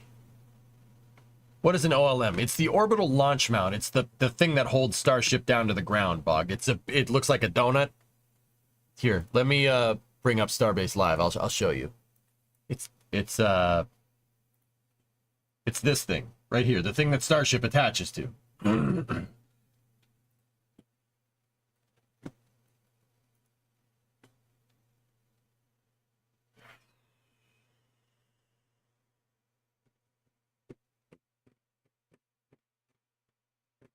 How hard is it for them to just buy more land? There's only certain land you can really build on out here, Sig, because of the water table. The Rio Grande Valley is kind of swampy. Are we waiting for a launch? Not right now, no. I'm just reviewing an FAA document about this, about Starship. Guys, I'm just gonna float a weird one. I'm looking at this, right? I'm looking at this, and, you know, we were talking about Apollo, right? How a launch pedestal or a mobile launcher would be the right way to do this, right?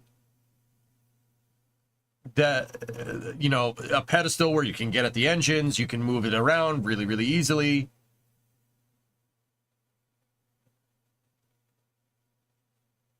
And, you know, a couple people said that the OLM is being redesigned. You so badly want an ML for Starship. Yep. Redoing the OLM to make it a mobile launcher platform would set up 39A for Starship in the future. Not saying I don't want that. Combined OLM and transport mount. It makes sense. Look, man, Apollo had it right. The best way that the Apollo engineers, with a blank check from Uncle Sam, the best thing that they could come up with to efficiently move rockets to the pad was to move the entire freaking launch pad with it. Now, you're not doing that with the orbital launch tower. You're not doing that with the integration tower. That's like moving the entire VAB. But the OLM isn't. The OLM works a lot more like a mobile launcher platform, like the space shuttle. I'm telling you, man. I'm sorry, ML for Starship ain't happening. I'll bet $1 on that. Yeah, well, you know what? I'll bet a timeout on that. Oh, wait, you lost. Timeout. Shut up. I can dream. Be quiet. Stop talking.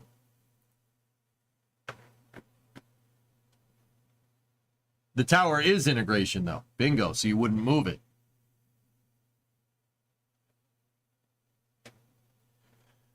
No, I mean, they're going to redesign it. Dude, you can't look at this and tell me that this doesn't favor a mobile launcher. Any of these designs don't favor a mobile launcher. All of these designs favor an ML. Every single one of them. Every one of these things that Chrome Kiwi is working on here.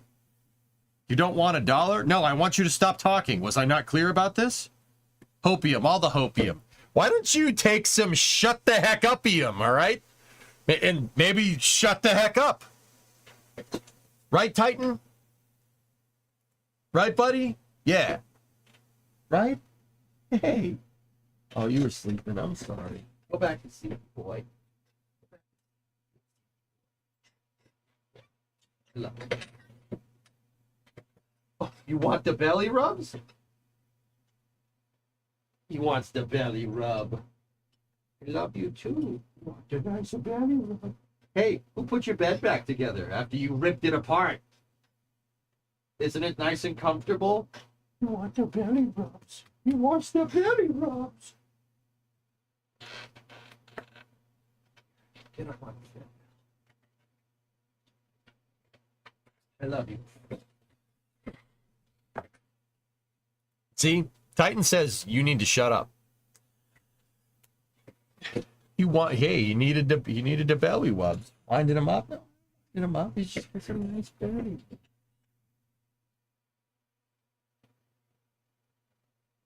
All right, go back to sleep. Go sleepy. I love you.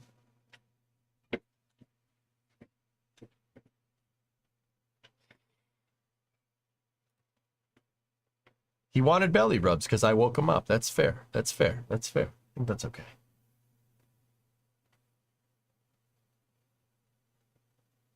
Elon to me would love an ML. I want an ML. Look, okay, I'm sorry. It is hopium. I just want to see a Starship roll out of the VAB. Nothing would make me happier than seeing the VAB get actually used like the Apollo engineers wanted it to be used. Here comes a rant about the VAB in case you didn't know. Okay? Here's the thing. The VAB, the Vehicle Assembly Building that NASA built for the Apollo program right here, has 4 bays and is capable of stacking 4 rockets all at once. You could do checkout and integration and processing for 4 Saturn V's. The whole launch pad will move and they'll tow it out here and they set it down with the crawler transporters. Now, I know what people are going to say.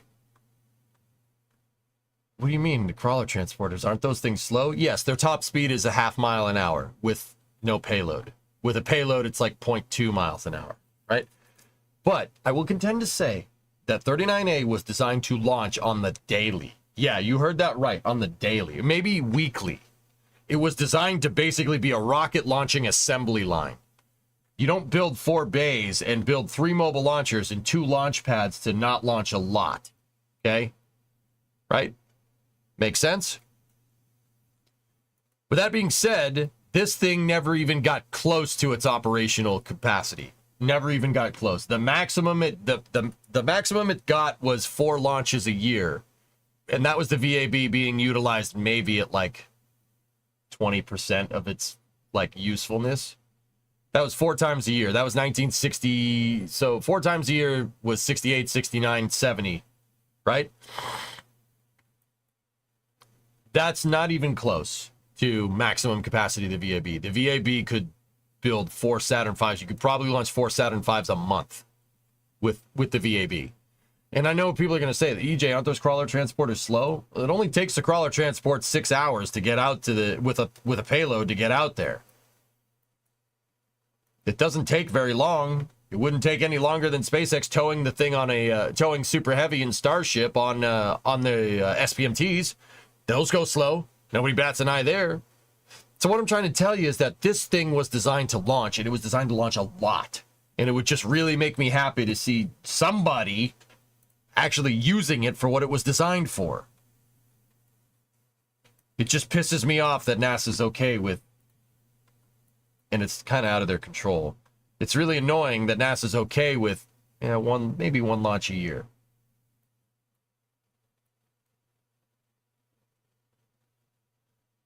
One launch a year is like doing Uber with a freaking Formula One car. It's just...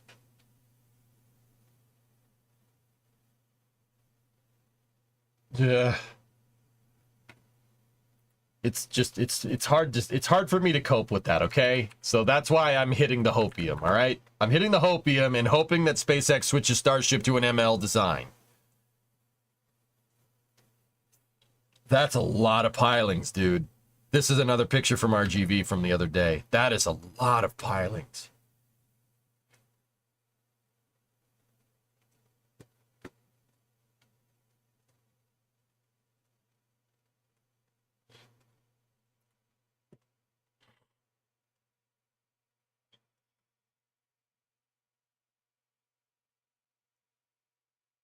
Interesting.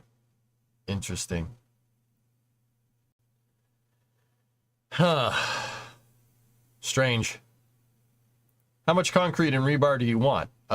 Yes.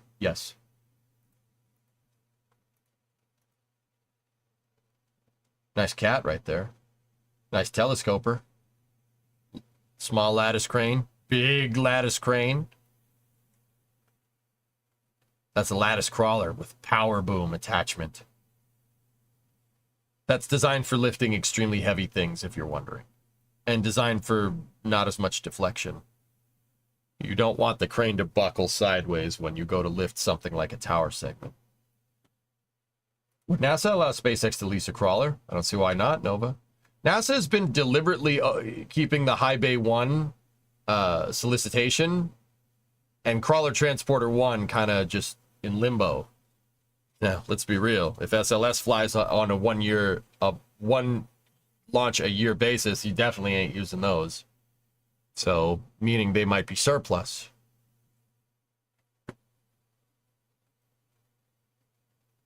Stupid question. They're worried about things tipping over, and that's why they go slow. Why don't they just strap it down?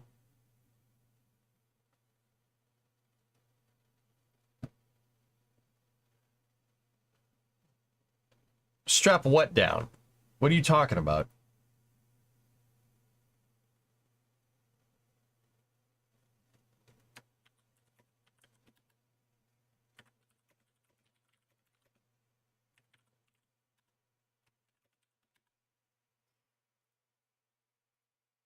The rocket's on the crawler transporter. What do you mean strap it down? The crawler transporter is carrying a mobile launcher, Flyken. That's the launch pad. The rocket is bolted to the launch pad. Is that not strapped down enough for you? The crawler transporter can't go any faster because at that point, I mean, dude, if you have a faster way of moving 15 million pounds around, you let me know. Call NASA. You'll probably get a job.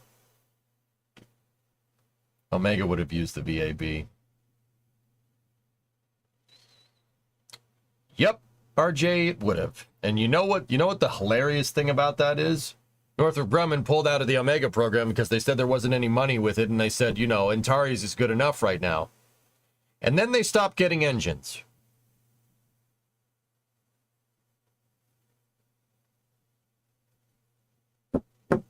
Good move. Just put nitrous on the crawler. I have a way that doesn't involve explosions.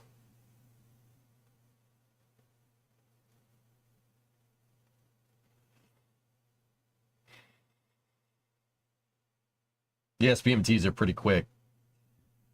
Yeah, they can move at like 1 to 2. What is it? Like, nah, it's not 1 to 2. It's a little faster than that. But that's just moving a super heavy or empty, might I add, or Starship. Try moving 15 million pounds worth of launcher and launch vehicle that's fueled, well, partially. If anybody has a quicker way of doing that, yeah, let me know. What that doesn't sink into the ground. They use the crawler transporter for a reason. Because when you just get to this scale of rockets, you just need ridiculous solutions like moving the entire launch pad. Could you cover how the VAV was intended to be extendable so they could still fit the stretched... The roof of the VAB is made to be built up in case NASA wanted to build a bigger rocket.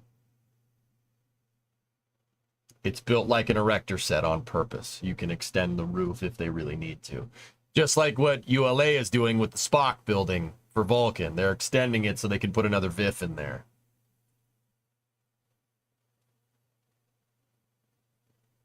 Didn't the VAB get to its max capacity with the shuttle program in 1985? Nowhere near it, Nova. They only retooled High Bay 1 and High Bay 3 for the shuttle program. They only retooled those. That's it. They didn't use High Bay 2 or 4 for launcher integration. Nope. If anything, it got maybe close to half capacity. We know that half capacity, right? Because the shuttles, right? Actually, that's a very good point.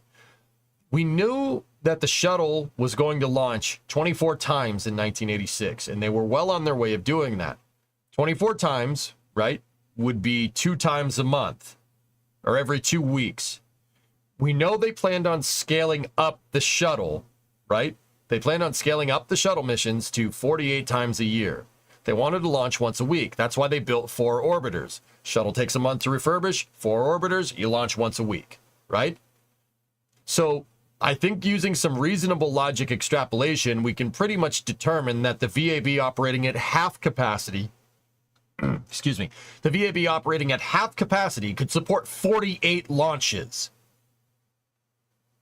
Can you imagine if it was cranked to full?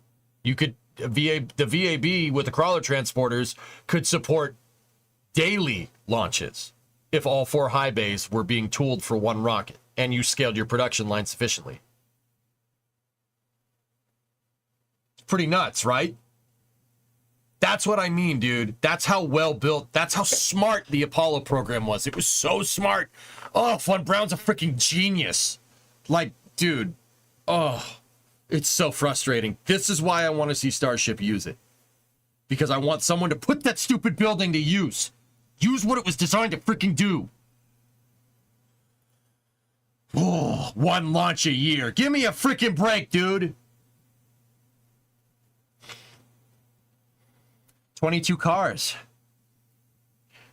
And a boat. How did you sink a boat?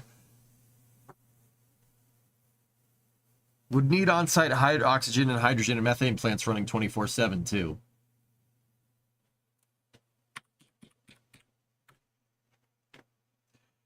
Would it piss you off, Deadbringer, if I told you that they built those?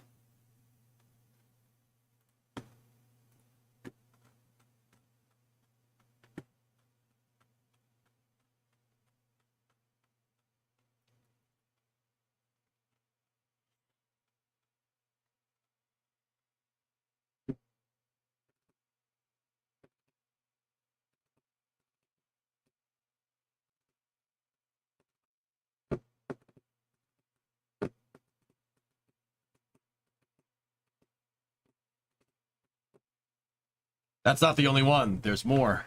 There's another one. There's another one in Mims, just north of here. Yep. That's a lot of power coming in. Bro, the Apollo program wasn't just about building launch pads, homies. Where am I? I need to go to PSJ.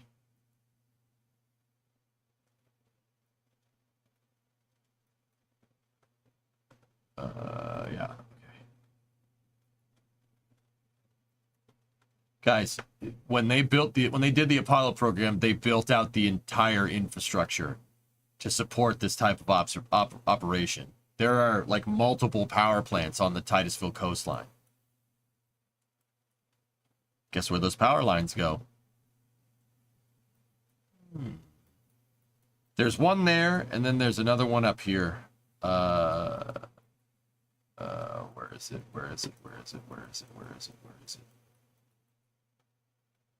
No, maybe it's south of here.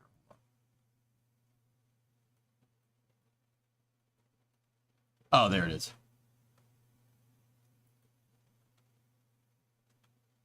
Have you ever done scuba? Nah, that doesn't really interest me. So build an on-site nuclear power plant. Well, they built power. Anyway, from the dock. During a super heavy landing at the vehicle launch area, the deluge system would be reactivated and run for approximately 30 seconds. At this time, Starship landings at the VLA are not anticipated to require deluge water. Brownsville Public Utilities Board is contemplating the installation of a public water line from Brownsville to Boca Chica that will remove trucks transporting water along State Highway 4. Oh, dude, it's just like Workers Hills. Oh, gosh.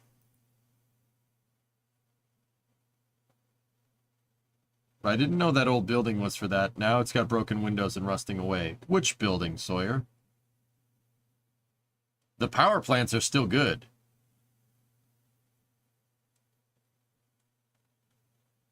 Oh, look at those transformers. Damn. Those are step-up transformers. Yowza. The first one. Replace with small nuclear, please. That power plant's still operating, dude. Both of these power plants are still operating. Yeah, this power plant still works, dudes. Sawyer, this one's still online. I think he means the gas place. This is Air Liquide. This still makes locks, guys. It just doesn't make it in the quantity that it was designed for. And you guys want to see something super cool, take a look. There's your transformer. There's your power lines.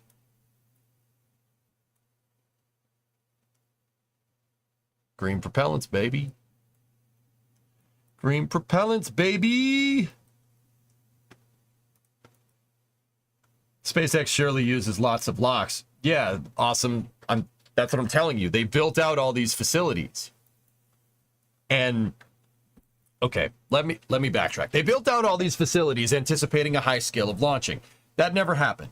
But there's still launches from the Cape. So they built out these facilities to be kind of bare minimum. Over the last couple of years, they've been upgrading these facilities. You notice how SpaceX just seemingly has locks all the time to launch 2 to 3 times a week? This plant, and then there's another one in MIMS, finally are able to be scaled to the scale that they're trying to get at. What is LOX? Liquid oxygen. Yep.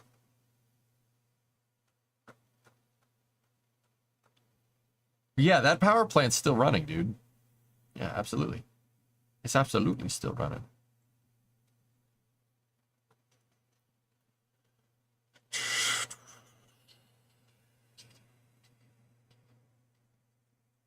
Man, these are really old pictures, by the way.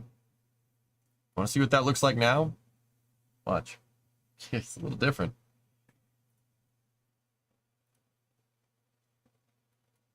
Yeah, it's a little different now.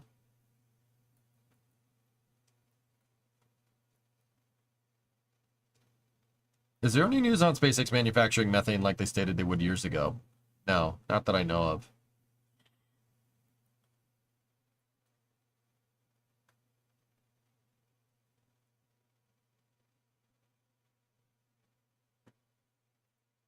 What does this mean? After landing and safing, the breakover fixture assembly, controlled supported drop from vertical to horizontal of Starship would commence.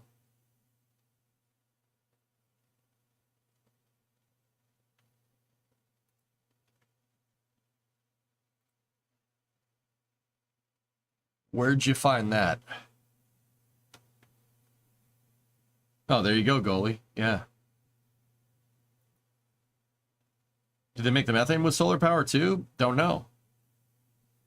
154 pages. What page? ¿Qué página, amigo?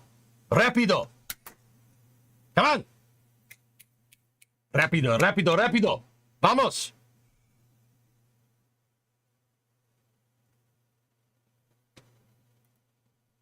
Control F. Instead of you telling me what page to go to, you're telling me to find it myself. All right. I'll remember that next time.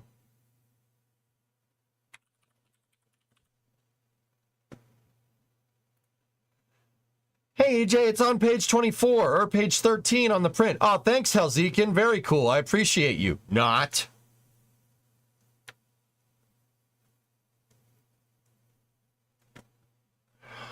What is this in regards to? Proposed action emission rates compared to 2022 PEA emission rates. During all attempts, SpaceX expects residual LOX and methane to remain on Starship during descent and landing. Unlike other launch vehicle propellants and fuels, LOX and methane are not hazardous air pollutants, and residual LCH4 and LOX would be vented into the atmosphere following the landing. After landing and safing, the breakover fixture assembly, controlled supported drop from vertical to horizontal of the Starship would commence. Because of the small scale of emissions in the context of the minimal mobile source operations required by the proposed action, air pollution emissions are not expected to have a significant impact on air quality.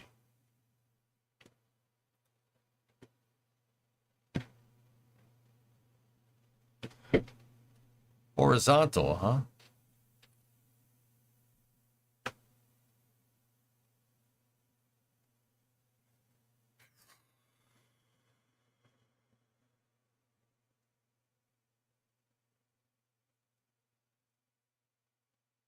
They vent residual, Deadbringer. It's not in high quantities. You can vent methane, you just can't vent a lot of methane.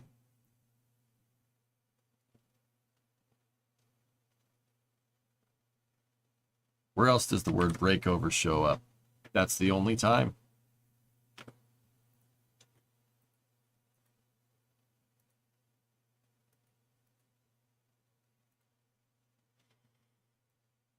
Let's try horizontal.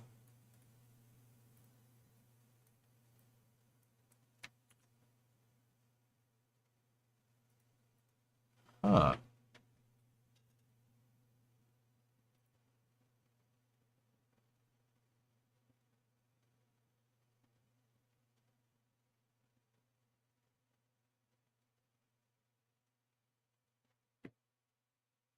I mean, it would make sense to move starships around horizontally, guys, especially if you're going to manufacture at Boca Chica and then move them to the Cape. Manufacturing, like turning a starship, putting it on its side, putting it in a barge and shipping it to the Cape. We already know the Cape has that infrastructure, would be smart. That would make a lot of sense.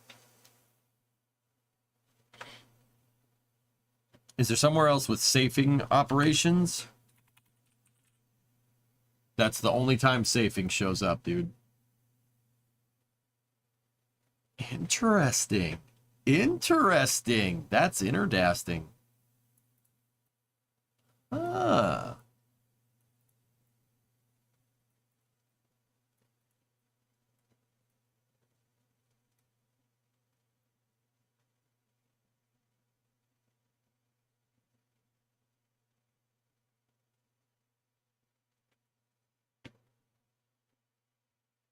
How do you support it? Through the heat shield? Unless they transport it upside down with the leeward side connecting to the supports of some kind. Why not a transporter erector, a Havix?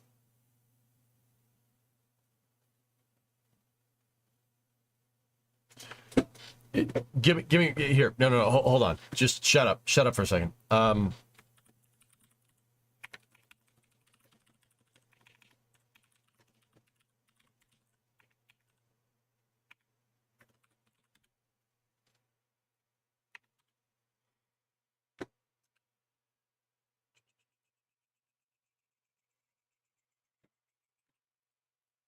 Yee. Oh. Why not do something like this? Look how long the external tank is, by the way. You could do this and have a transporter just like this and have it pick up on Starship's pins. The hanging pins. That's already there. Moonji diapers.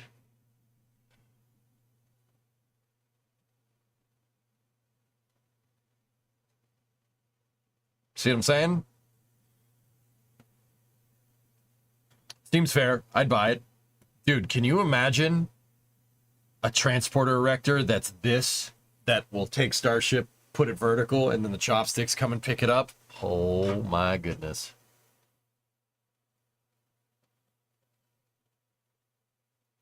Yeah, with SLS too. Yeah, right.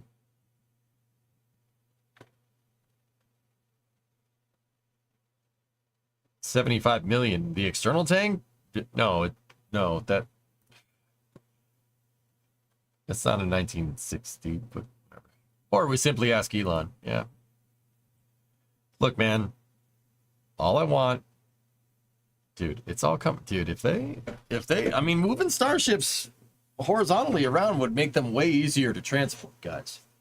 You could move starships anywhere. Like, for instance, if you land one and recover it off the coast of Australia, moving it horizontally would be kind of preferable, don't you think? Trying to tow that across the entire Pacific when it's up like this.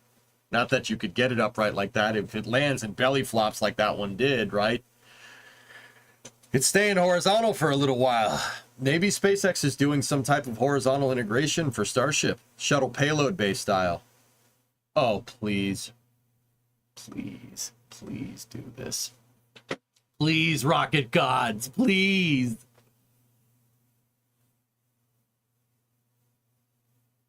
The Starship is not, I mean, Helvish would take one of the largest hydraulic cylinders in the world. Starship is, by itself, unfueled, is not that heavy, to be honest with you.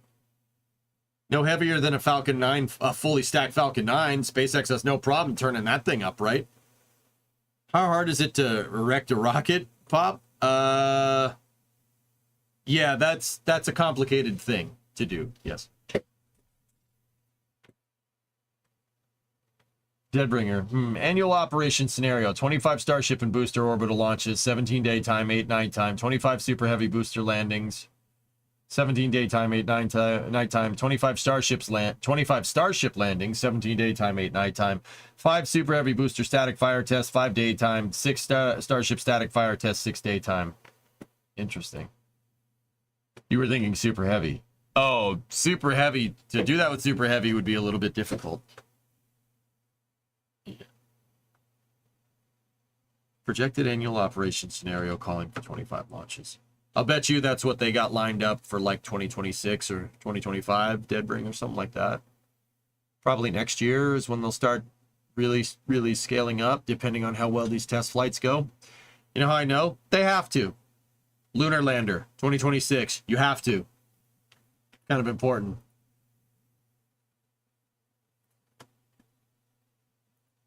And they need to figure out how to lay them on the side at some point to get them, because I don't see them building them here anytime soon. SpaceX is gonna, dude. They're, forgive me for presuming, but they're taking pages out of the Space Shuttle's playbook. That opens up the door for payload integration, for horizontal payload integration for Starship. So you get Starship maintenance facilities and Starship reintegration facilities for loading payload end up looking more like the orbiter processing facilities from the shuttle. And you know what? I'm okay with that. I want it. I want a Starship horizontal processing facility. That would just make me very happy.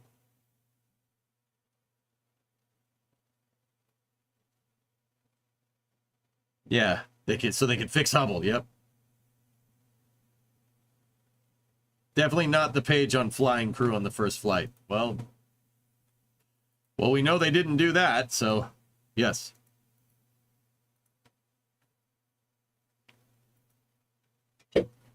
All right. Anyway, there's a couple more things I want to jump through here for space news. A couple of good things here. Let's see what we got. So, this is from Rocket Lab. Rocket Lab has the Escapade satellites. These satellites right there that Rocket Lab is completed with, right?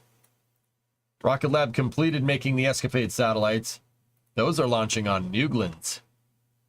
That's a New Glenn launch, the Escapade mission. That's its first launch. So we are actually a lot closer to a New Glenn launch than you might think. They wouldn't make the satellites are ready to go. Escapade are the satellites that Blue and Gold are the satellites that are going to launch in tandem on New Glenn. A real question, does Starship fit under the 401 bridge when it's up, or would it need to come in from the south?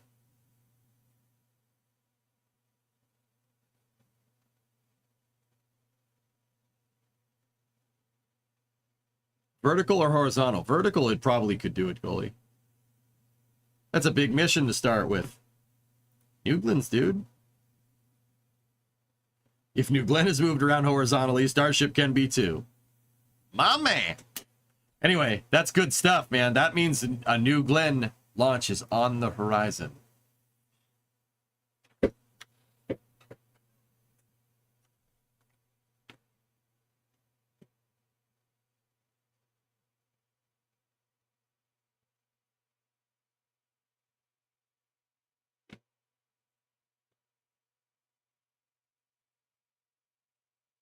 Quick question. How tall are the SpaceX hangar doors at KSC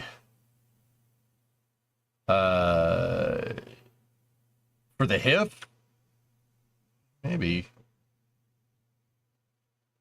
It's not just Falcon 9. It's enough to move the Falcon 9 with its TE out. And in that regard, it's quite large.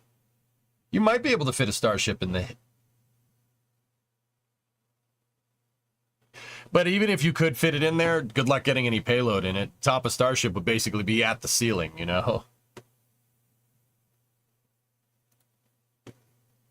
That's a good thought. Anyway, so this is Jordan Noon. Jordan Noon was the Chief Technical Officer for Relativity Space for a little while. What is he talking about here? During today's docked hot fire test, Starliner thrusters performed at peak thrust rating values, and the helium system remained stable. Data will be reviewed and included in flight rationale for the crew flight test undocking from the space station and return to Earth. Raise the HIF roof? Havocs, I personally think that they're going to demolish that building. They're going to demolish the HIF at 39A eventually, and they're going to use the VAB for Starship. That's my EJ Crazy Charlie Day meme thought. I think they're going to get rid of it. And that's part of the reason why I think they're going to move Starship to a mobile launcher design. I think Elon wants the VAB, the VAB. I think he wants it. Think about it. How awesome would it be, and how prestigious would it be to see a Starship roll out of the VAB? And not just that, a Starship roll out of the VAB constantly. Think about it.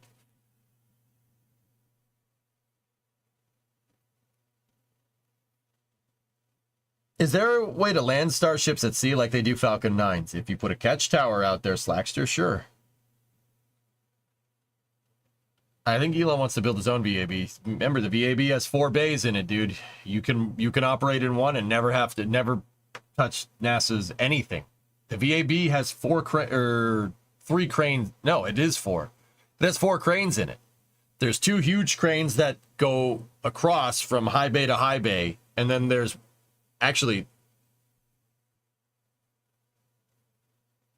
and then there's another one in the transfer aisle. Oh yeah, you'd never have to worry about it. And if they're moving Starship horizontal, the VAB is a really good place to be able to turn them upright.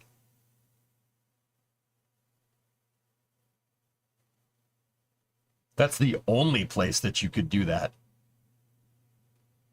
Unless you wanted to just go rent another crawler crane constantly every time a Starship comes to the Cape. I'm convinced, man. I want SpaceX is going to use that VAB. They're going to use that VAB, and when that day comes, I'm going to laugh at all of you. I'm going to laugh at all of you. You called me crazy. You called me crazy. No. I'd assume at this point he'd just buy his own crane. You can't will it into existence because you like it. I willed launch pads into existence in the video game, Wisp. You're talking to the wrong guy, man.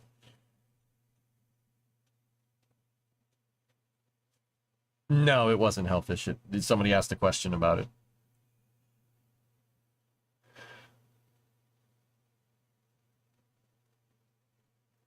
All right.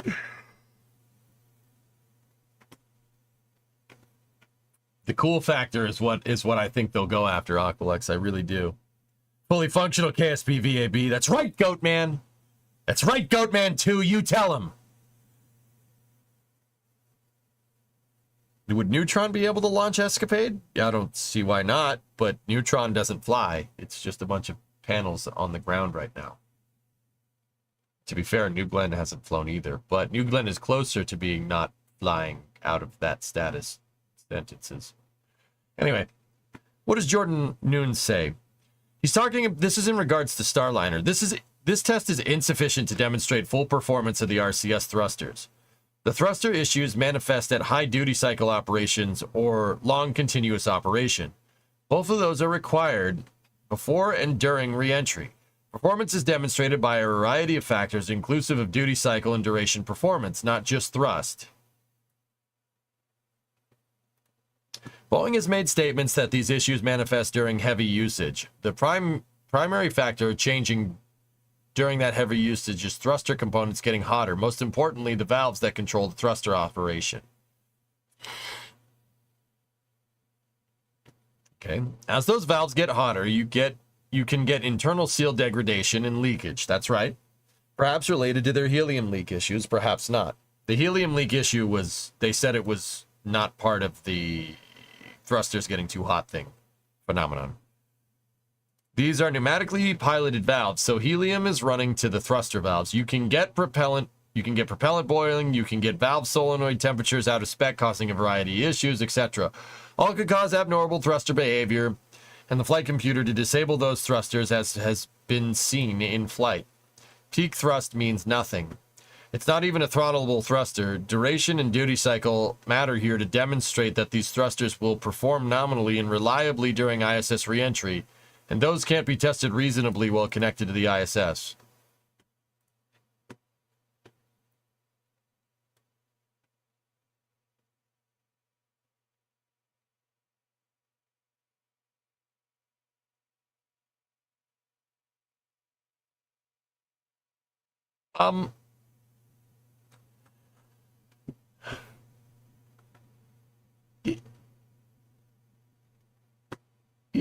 Before I read any of the responses,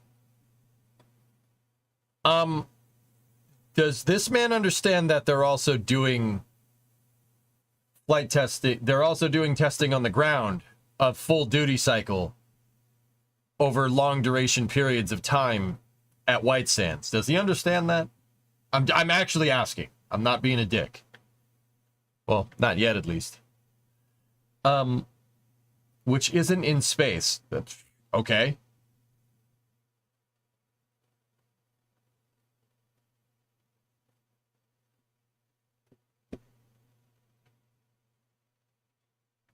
Yeah, Helpus, you say it's not in space because we're looking for a one-to-one analog to replicate the failure mode that they have.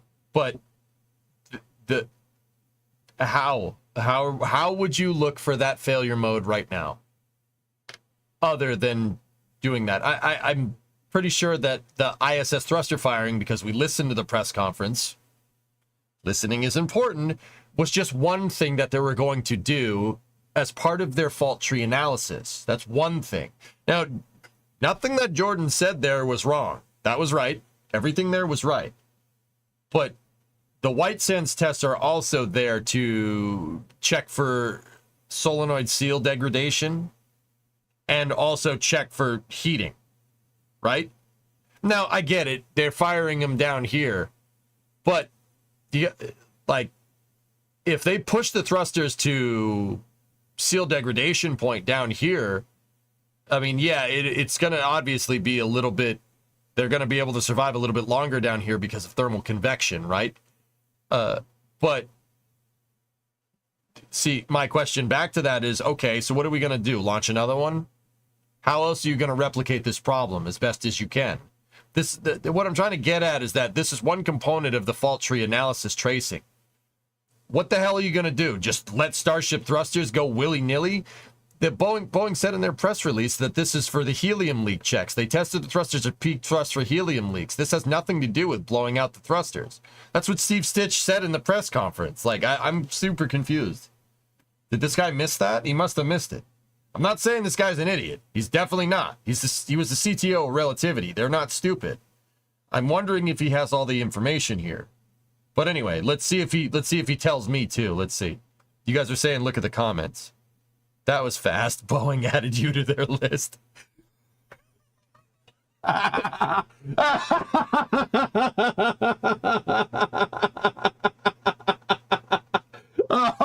Oh, I like this guy. I like Jordan. Jordan's all right. All right. Let's see.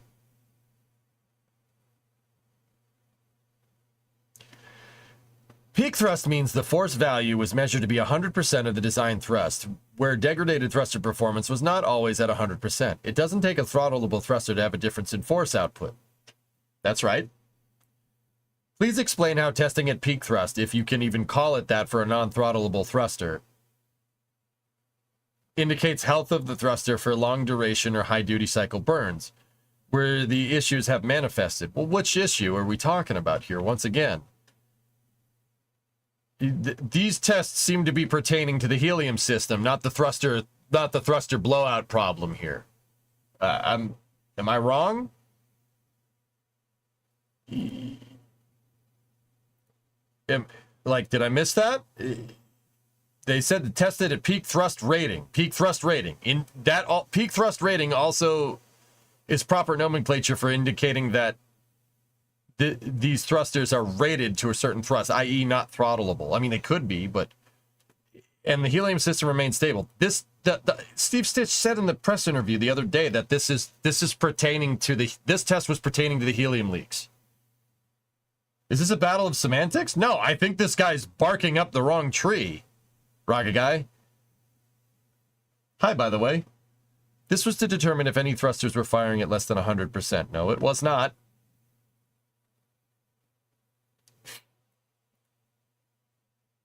As mentioned in my post, the performance anomalies manifested after long-duration burns, high-duty cycle burns. So getting peak thrust from a test during conditions that historically have always resulted in peak thrust means nothing for what happened. Oh my goodness.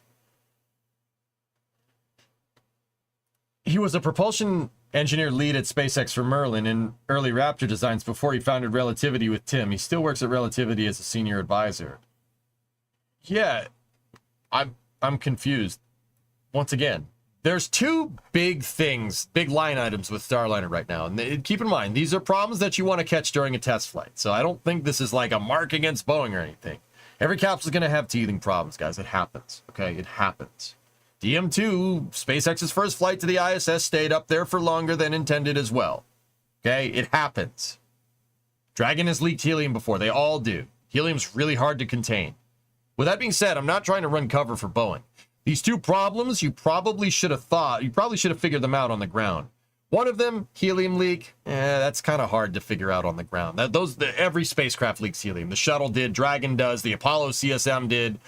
Starliner's no exception to this rule. Orion probably has helium leaks to some extent because that's just the nature of the beast. Helium will leak in the same way that a ship, like a ship that goes on water, or a boat would have water leak into the hull somehow and wind up in the bilge. It happens. You just have to deal with it. Helium's the same way, right? So that's the one problem. They're getting helium leaks because they're not sure that the flanges are working correctly. They think the flanges are pinched on the actuator for the valves on the thruster. Okay? That's one. That's one line item that they're chasing. The other one is that they're experiencing thruster blowout. Their thrusters are being shut off by the computer because they're getting too hot. They're getting too hot, and this is what Jordan said is right. He's absolutely correct. You're getting seal degradation on your injectors here, on the NTO and MMH injectors. That's the fuel and oxidizer. You're getting seal degradation due to high temperatures, and the computer is just shutting them off rather than risking boiling hypergolic propellants and having it overpressurized, and then you have a bad day. It just shuts it off. It's just a thruster blowout. They're experiencing seal degradation because their thermal model was not accurate. They said that the motor's going to get this hot for this type of duty cycle, and their thermal models for the thrusters overheating was not accurate. It was not what they found. Now, that's a problem. Your thermal model wasn't good enough. That's a glaring oversight. I'd be curious as to what the deviation of their thermal model was, but I can tend to say that all of this comes with inexperience. It comes with inexperience. And go back to exactly what I say every time we talk about Starliner. Boeing's never made a capsule before. They've never made one before. You've never made one before. Is Boeing up to the task? Sure. The capsule in space kind of speaks to that. But also, it speaks to inexperience. Yes, Starliner does use a lot of old shuttle components, like the thrusters.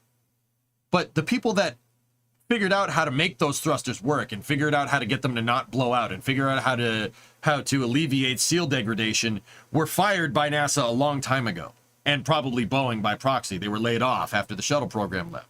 So that technical knowledge went out the door a long time, almost a decade ago. You have a new crop of people, new capsule, new test flight. You're going to get problems, and it's going to take a second to relearn that institutional knowledge. That's what I mean when I speak to inexperience here.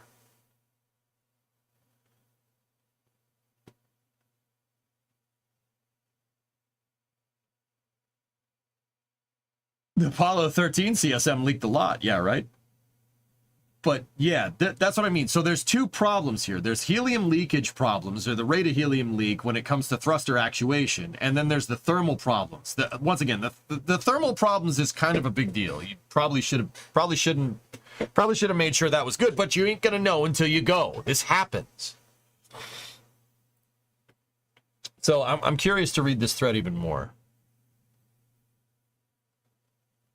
When looking at this in previous flights for Starliner, or for other vehicles. Not all thrusters which have been seen to have performance degradation go back to 100% later. This would be a final check for that data point.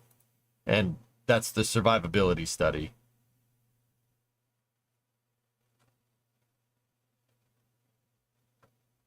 Okay.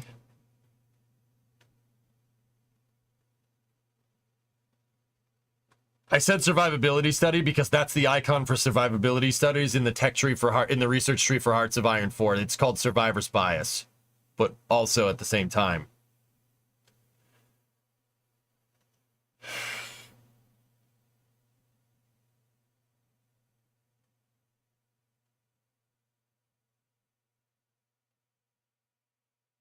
Survivor's bias. Jim just requoted himself. If I have to over-explain it to you, the on-orbit hot fire demonstrated that the thrusters perform nominally under conditions that they have historically nominally. This has a parallel to the survivor's bias meme. If you are focusing engineering effort on the conditions where a problem occurs, for the meme where the plane does not return home.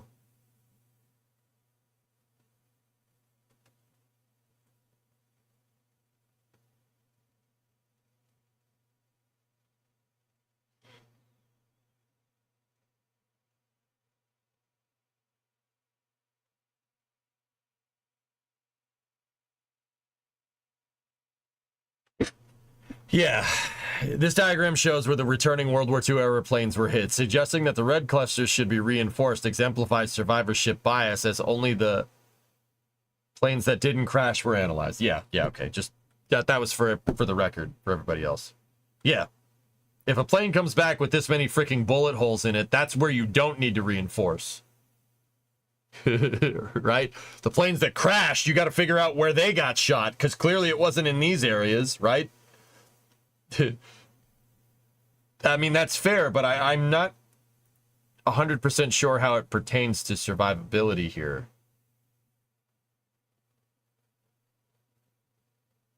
Yeah, see, here we go. As I already explained 7 comments up in this thread and a few other places and other threads in this post, the conditions where the problem occurred was already tested at White Sands. That's what I mean. It's a different test.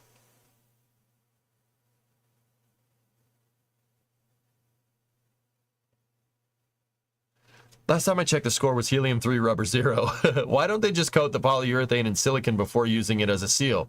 Helium will leak right past it, Jay.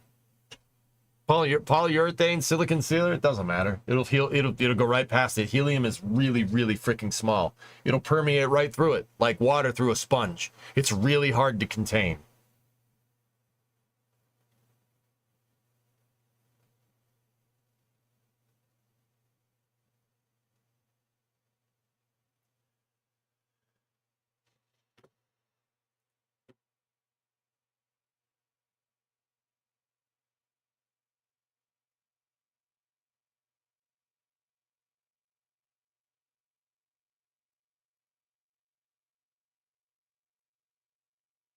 Wow, this guy's going off, dude. Second only to hydrogen. Well, Rocket Guy, yeah, I always tell people that helium and hydrogen are cousins. They're basically cousins. They're basically first cousins.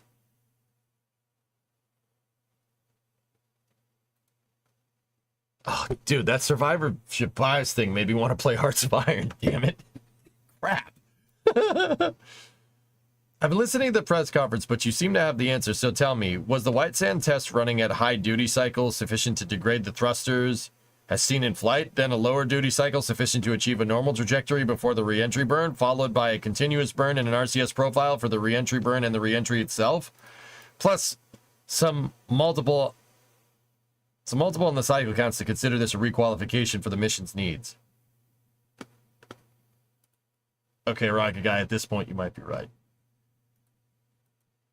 Dude, am I crazy? Or is this guy missing the point here? Like, am I nuts? Maybe it's just me. And I'm not trying to run cover for Boeing. If their thermal model is not if their thermal model for their thrusters duty cycle wasn't modeled correctly, that's a glaring issue. That's a big problem.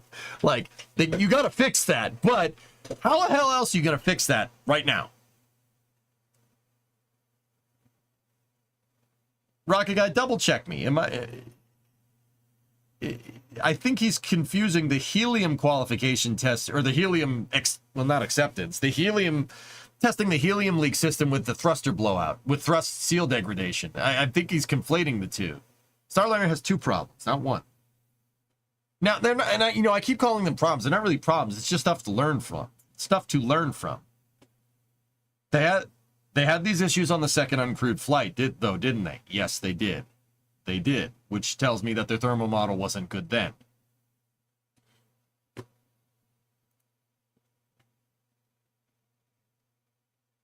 This reviews the root cause of seal degradation from the increased temperatures. The debris from that seal can cause downstream flow problems, as has been seen on your test stands and in flight. Discovery. Doing a single thruster firing demonstrates that the flow problems do not currently exist in the other thrusters, but that does nothing to show that a damaged degraded seal will not have debris coming loose from the expected cycle on the valves for the remainder of the mission. Well, the computer will shut them off. I'm honestly confused as to what his point is regarding the test. I don't see how this relates to survivor's bias. Yeah, I don't get that either, Rocket Guy. Yeah, I'm with you. I honestly feel like he's just getting caught off by some semantics about how Boeing described the test. This guy's really pissed off. Like, yeah. I mean, here, we'll keep reading. Maybe we'll learn something. You have zero rationale to say that can't happen because it's already happened in one thruster with fewer cycles than this total mission demands. A return flight involves a roll of the dice that additional debris coming loose will not cause sufficient number of thruster failures to impact crew safety. That is not something you can prove, being that you have zero idea of the health of the remaining NTO valve seals. And you do? They could be one cycle from fragments breaking loose, given the degradation you put them through by running the thrusters at soakback temperatures above where they were originally tested.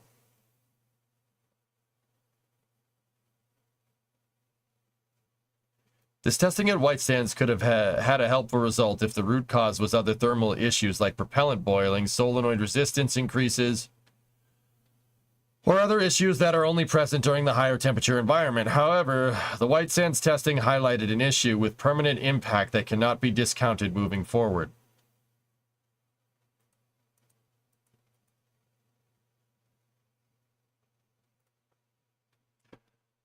I'll add that this also demonstrates zero context to what happened over the thrusters with transient issues. Why did only one thruster not recover from this? If the root cause was debris, what changes to cause a thruster to recover from a clogged NTO filter? This root cause appears to be valid for only one of the thrusters that did not recover, and you have a multitude of thrusters that did recover from their issues on approach. They cooled off. Rocket Guy, that's where I'm getting confused, dude. So what, like, everything that the dude's saying is kind of on point. Like, I get it. NTO is nasty stuff. It degrades things, especially at high temperatures. Like, I've been reading about it because we've been talking about Starliner so much. So what the hell are they supposed to do? Just say frick it and send them home? Like, what's your point here? That they shouldn't do any testing? I don't understand. What are you trying to say?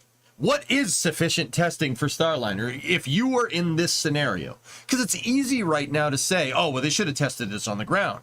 Yeah, no shit. I mean, I'm not trying to be a jerk here. Like, yeah, obviously, dude. And they shouldn't have launched Challenger in 1986 because it was too cold. Great, good. I don't understand, dude. Why are you getting so worked up about this? Armchair quarterbacking is much easier than being in the field. Toothless, that's what I don't understand. This guy has field experience. He was a SpaceX propulsion engineer. I'm so confused. I don't understand.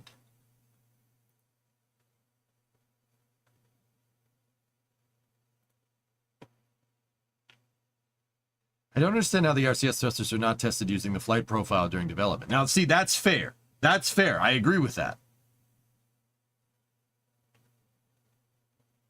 The whole, like I said, the whole thing reeks of inexperience. Yeah, weather guy. Yeah, I got to time myself out.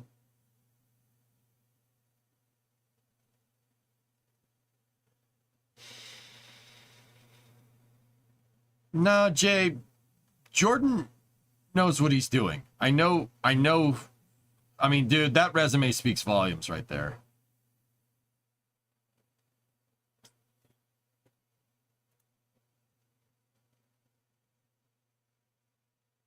So he's explaining that the testing doesn't... He's saying that the testing is insufficient to try and isolate their failure mode, CW, but what else are you going to do? Like, that's what I mean. All that stuff, dude, he's exactly right about NTO filters getting clogged, seal degradation.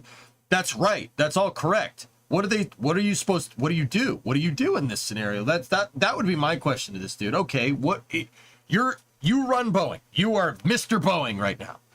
What do you do to fix this problem?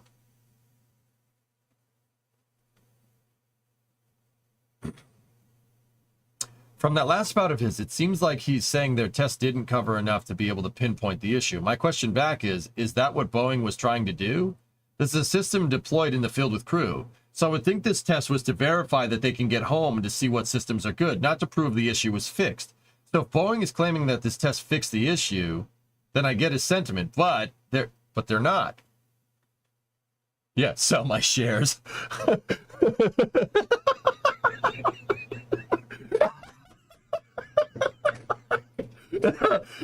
Pretty good, man.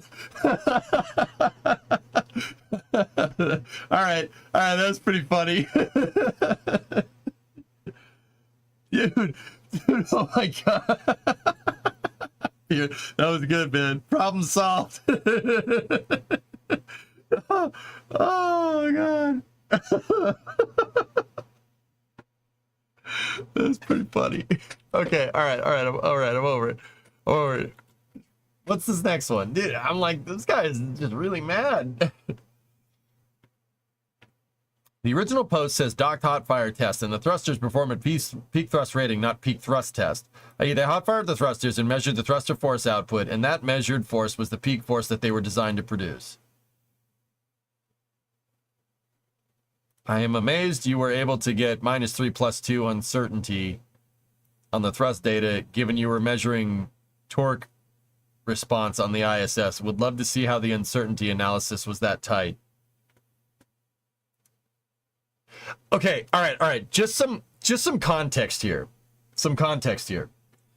You see this guy, Jim May, that he's talking to? There's a reason why I follow Jim May. You know why I follow Jim May? Because he's an engineer on Starliner.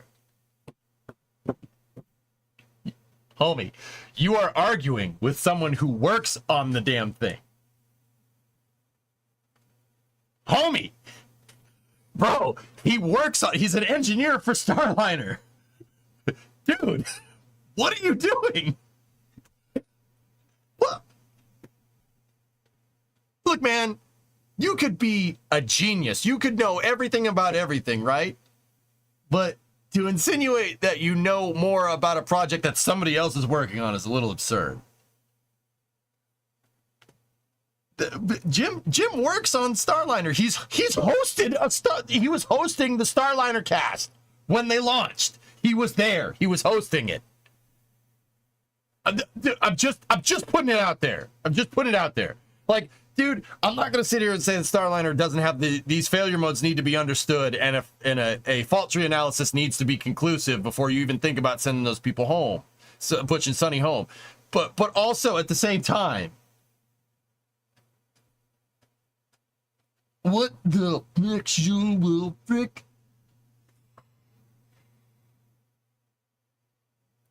Yeah, these two are very smart. They're very smart people. Very smart people.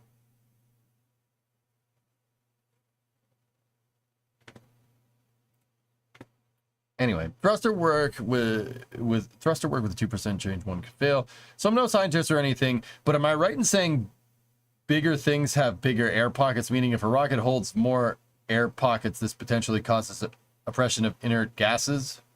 No, it's all about the pressure. It's all about your feed pressure.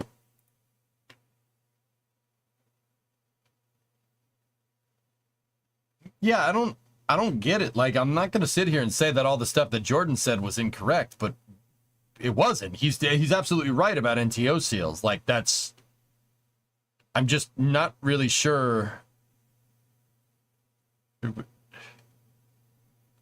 Okay. Yep, this is a semantic exercise. I'm kind of over it. I'm kind of over it, bros. Kind of over it. Just best thing from Jim.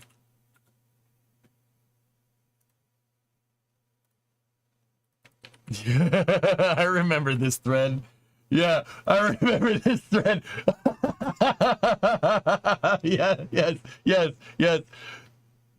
There's a reason NASA doesn't ask random internet user number 324's input for return readiness reviews and instead polls designated experts who understand and listen to detailed factual flight information.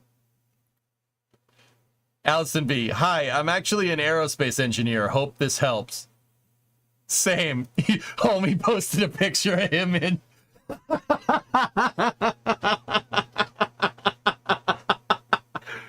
I think, Phil, this post was why I followed Jim. I've been following since then. I was like, that's pretty funny, dude. just absolutely roasted. Jim bringing the bants, man. That's pretty funny. Oh, my goodness. Yeah, me. Picture of him smiling at the cat. Hey, you know. That's my smug face. Yeah, that's my smug face. It's my smug face.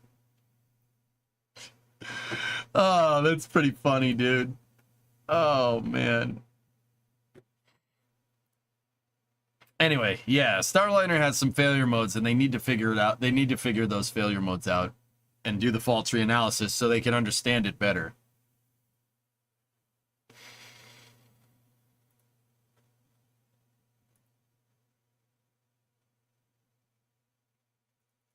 Anyway. All right, guys. We're coming up on 9 o'clock. That was a good, what was it? We started at 5. Yeah, we got a good 4 hours of space news there. It wasn't covered when the question was asked earlier. Hypersonic weapons just tested in Florida. Results unclear. Oh. Oh, that's kind of cool.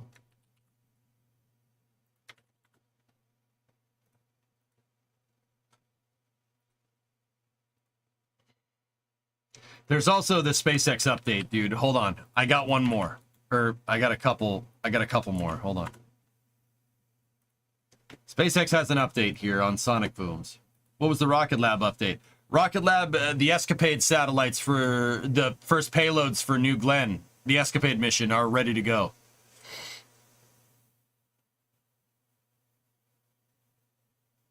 Everything spacey is cool. I like rocks. What kind of rocks, Jay? Igneous rocks? Sedimentary rocks? What are we talking about here? Ferrous? Non-ferrous rocks? Huh? Lava tubes? What are we talking about here?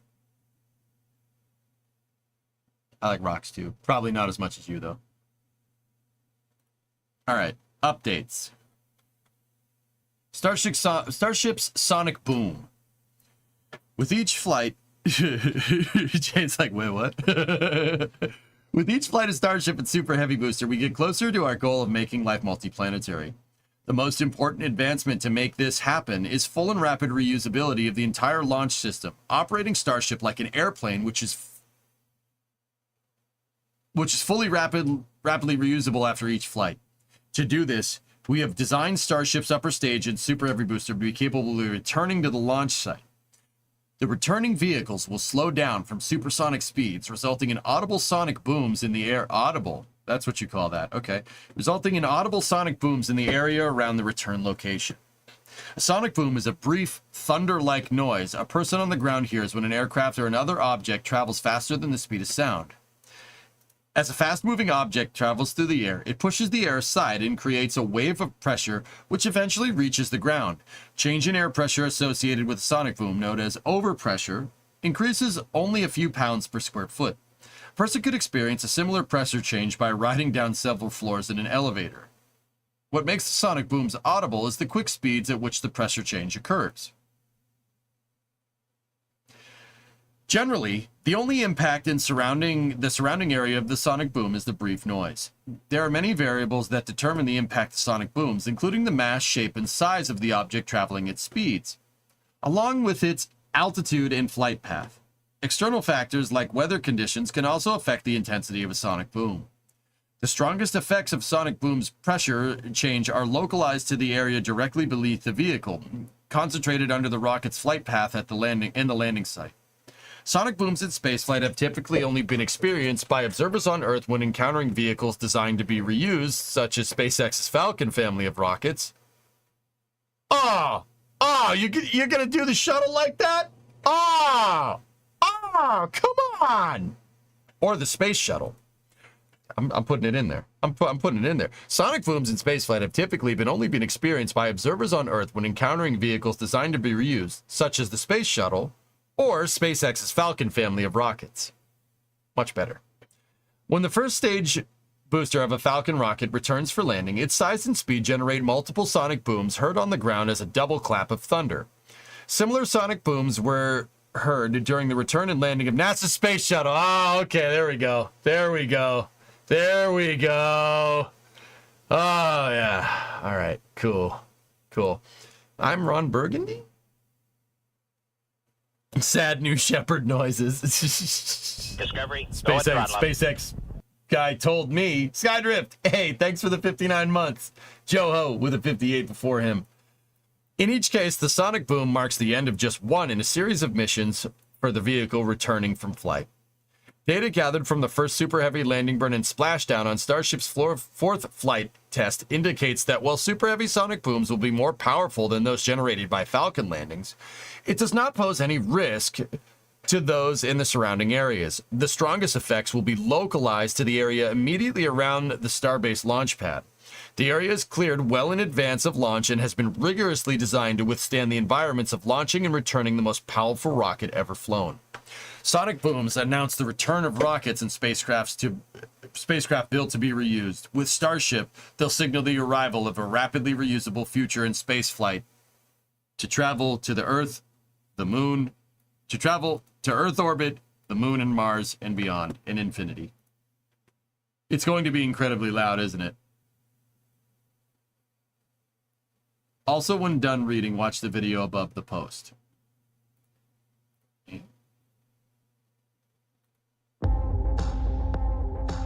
I know a lot of people will be excited when they hear the sonic boom. And these are going to provide quite a show because you're going to hear the sonic booms.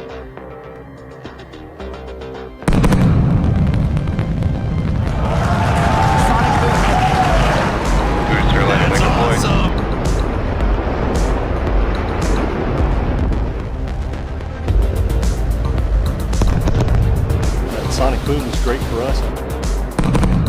That thunderclap broke the sound barrier.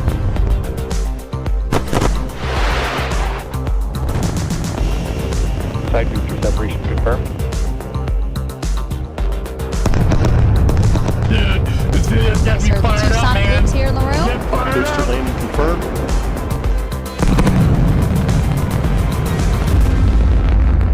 Dude, we're getting fired up. Oh gosh. Okay.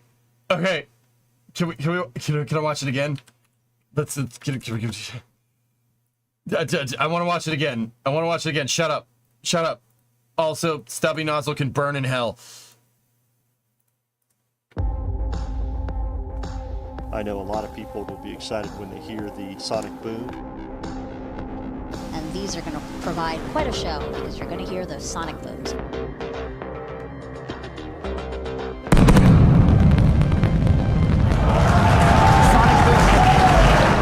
Booster landing deployed.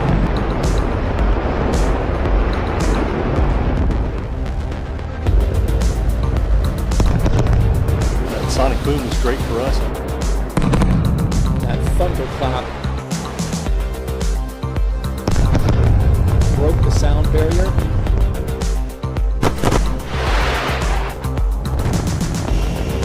Side booster separation confirmed.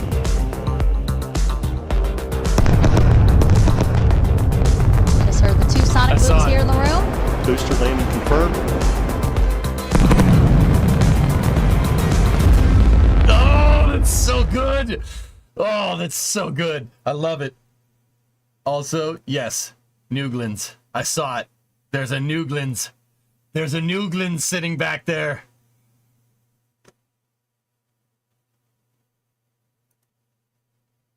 Oh, yeah. Booster landing confirmed. It's freaking kick-ass, man. Oh, that's so good. All right. Whew. I wonder why there's a double shock on the Falcon. It's the bottom of the vehicle and the grid fins. And there's actually a slight audible third boom. So it's ba-ba-boom, ba-ba-boom. So it's kind of the lead. So the engines, and then the landing legs, right? And then the grid fins. You kind of hear three. Yep. And it's going way faster than a fighter jet, man. That Falcon 9 first stage goes way faster. Yeah, I got you, 619. I was reading your mind, dude. Oh, man, that was freaking sweet. That was sweet.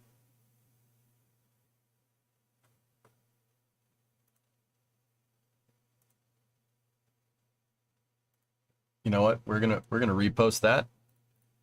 This video makes me want to scream out. Shake and bake randomly. Shake and bake! Shake and bake!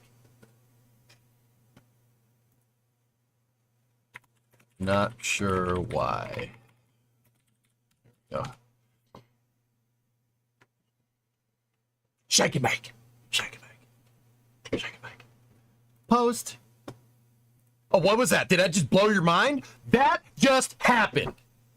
Shake and bake. What is that, the catchphrase, or is that epilepsy? Shake and bake.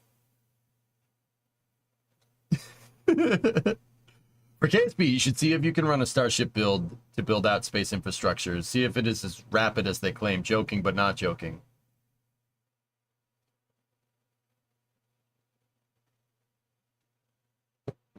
Oh. Oh.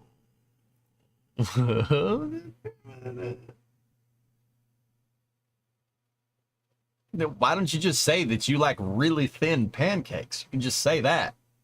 Look, man, I just want to tell you, I had a whole mess of crepes this morning. I had a whole mess of crepes. They're like pancakes. They're like really thin pancakes, maybe even better. I do not want to break your arm, Monsieur Bobby, but I am a man of my word. Elon Musk post. Space Brew, you're going to have to link the exact post, because me going and looking through Elon's posts for the might... Discovery, go at throttle up. Probably not a good idea. Frankie Pepe Le Pew. All right, cool, you linked it. I see it. I can see the link, dude. We good.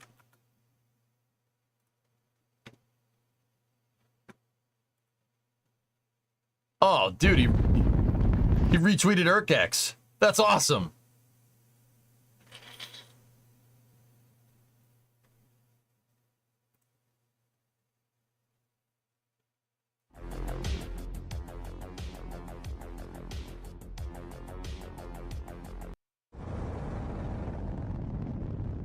Oh, nice, that's how you saw a Starlink train. Dude, I'm telling you, when this happens, I will poop a squirrel. Like, I don't know what my brain's just gonna be like, go straight like chimpanzee mode. I'll just be like,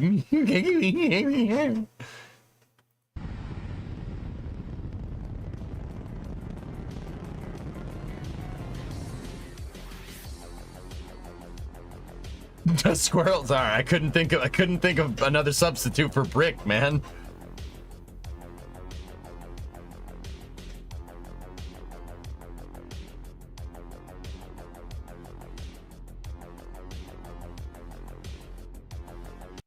I woke up this morning and I pooped a squirrel. I mean it, literally. Trouble is, the damn thing's still alive. Oh, I'm sorry, champ. I think I ate your chocolate squirrel. Grilani, that's most likely what's going to happen. Like, sorry, it's growling at me, so I gotta growl back at it. Like, I'm...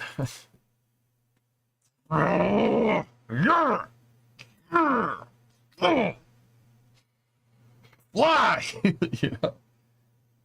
I believe you have my chocolate squirrel. Oh, gosh. Second place is the first loser, Bradley. If you ain't first, you're last. All right? If you ain't first, you're last. Boosters and Ignignot.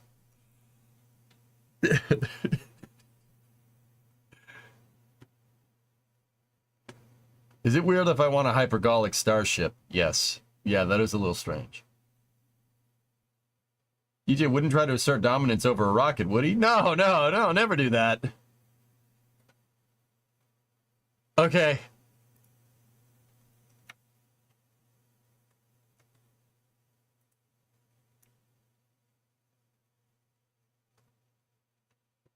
All right, hold on. Let's see. What's this next article? Oh, and this picture from earlier. This thing goes Mach 2.5. Mach 2.5 while flying 15 feet above the surface. What?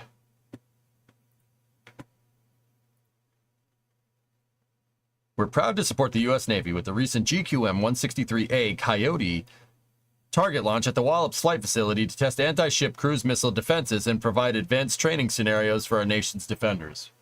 What the frick, dude? What? That thing goes 1,500 miles an hour, 15 feet off the ground. 1,500 miles an hour, 15 feet off the ground. Okay.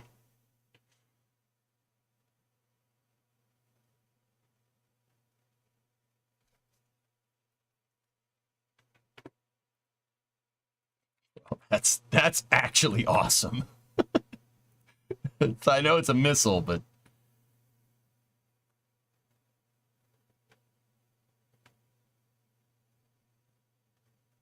bro, if a war goes hot, that thing's going right up someone's rudder, tailpipe. You know what I mean? No outrunning that. Pulling 10G maneuver? What the frick is this thing? Dude, what the actual frick?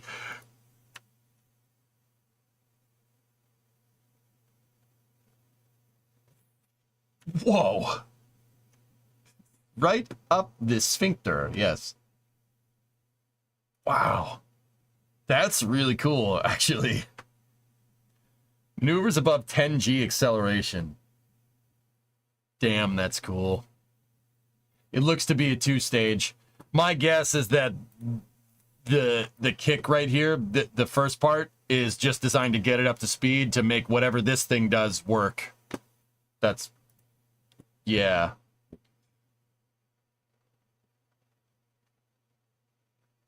Let me guess, those are $10 million a pop. Yeah, they may be, Jim, but that's $10 million to take out a $1 billion ship. Pretty good trade-off. That's an air-breathing solid rocket engine.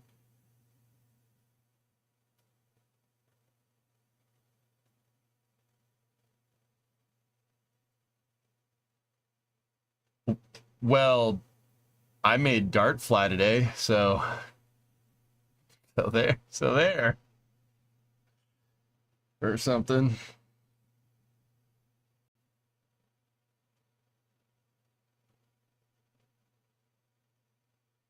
Mr. Dick! Nick, anything good? It's not even an anti-ship weapon. It's a dud pretending to be a cruise missile so we can test things that can shoot down cruise missiles. But does it have a Hemi in it?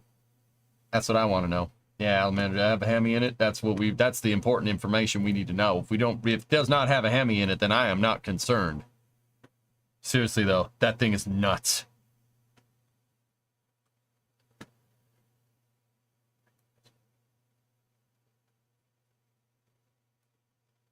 Discovery, go at throttle up.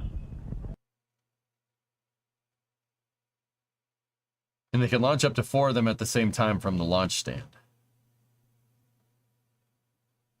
I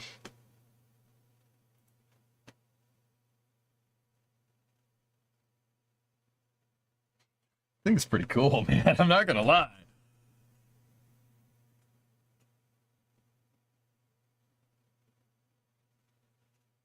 I think it's pretty neat. Now, what's this hypersonic test that we were testing over here? Hypersonic weapon just tested in Florida. Results unclear. Ooh, that's cool, man. Dude, look at this thing. Oh, I don't hate that.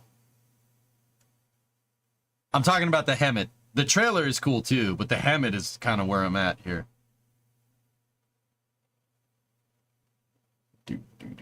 Dude, look at that transporter erector and launcher.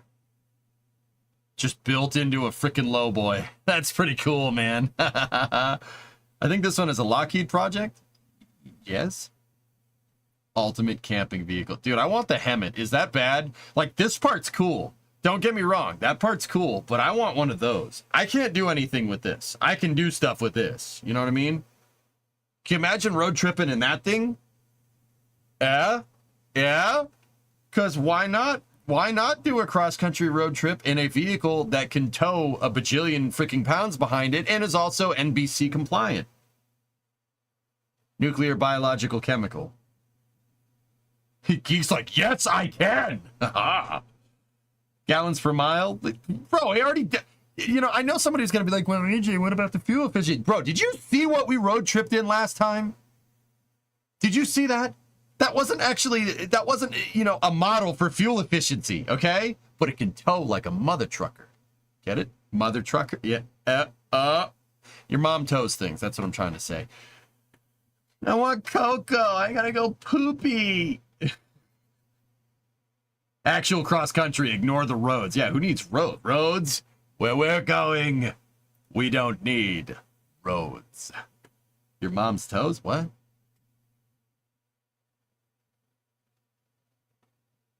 Hell yeah, toes. Good afternoon. Welcome to Pop Coffee. Can I help you? I used to drive those things fully loaded at 80 miles an hour. See? It can be done. Hey, she's a nice lady.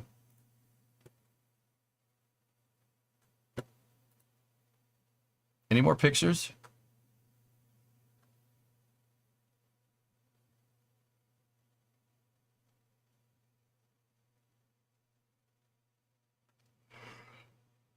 It's still cool. It's built like a steakhouse, but handles like a bistro. That thing is actually really freaking cool. The trailer I'm talking about. Like, if you think about what this is, it's a trailer rocket launcher with a fifth wheel. It's like, it's practically a gooseneck. Actually, this is a retractable gooseneck, so you can, it's kind of works like a lowboy almost, from what I can tell. It's pretty rad. I kind of want one. But, you know, I don't need this part. I don't need that. Like, you can have that part. I just want the trailer.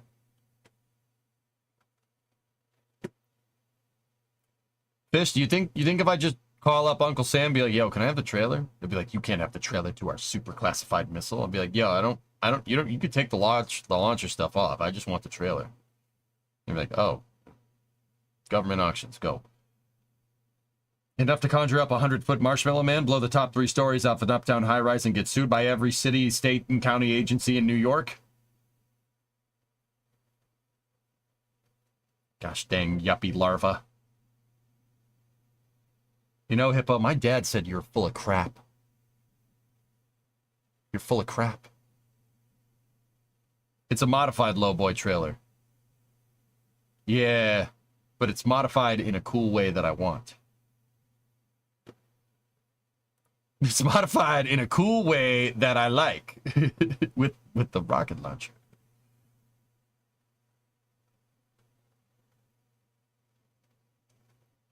Song. Nice. Do you not know what this is? It is the coyote. You are like the buzzing of flies to it.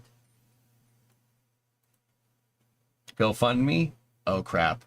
We're at that phase in the stream where we bust out market.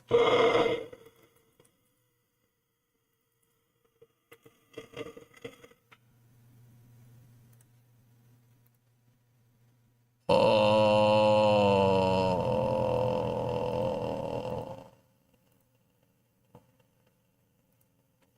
AV92 Detroit.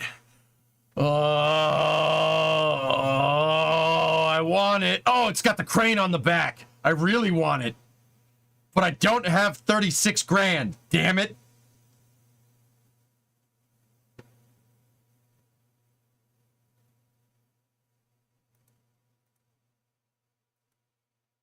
Oh, that's so cool.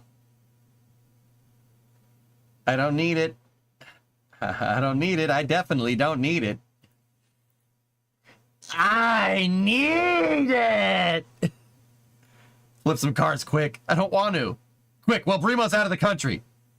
Quick, give me 36 grand then. I'll go drive to that guy's house right now. Take a loan, like in Workers and Resources. No, that's not a good idea. It's registered. It is registered as an antique. Will assist in loading if you don't want to drive it home. What the hell are you gonna load? All right, whatever. You need a CDL to drive this? I know a guy. It's fine. It's fine. It's not a good idea. It's a great idea. Right. You know what? God dang it, Chad. You drive a hard bargain. How cool would that be to own a Hemet? I'm not saying, like, if I had that crazy, like, YouTube or TikTok or whatever money, like, what all the kids do, that I wouldn't just be doing that. I'd have a warehouse just full of tanks. Like, they could be demilled, whatever. Just want to drive the tank around. Like, it would just be trucks and tanks. It would look like a child's sandbox. That's what I'm trying to say. But the trucks would be real. Antique equals no inspections. Turbo it. I know it's already turbo. Turbo it again.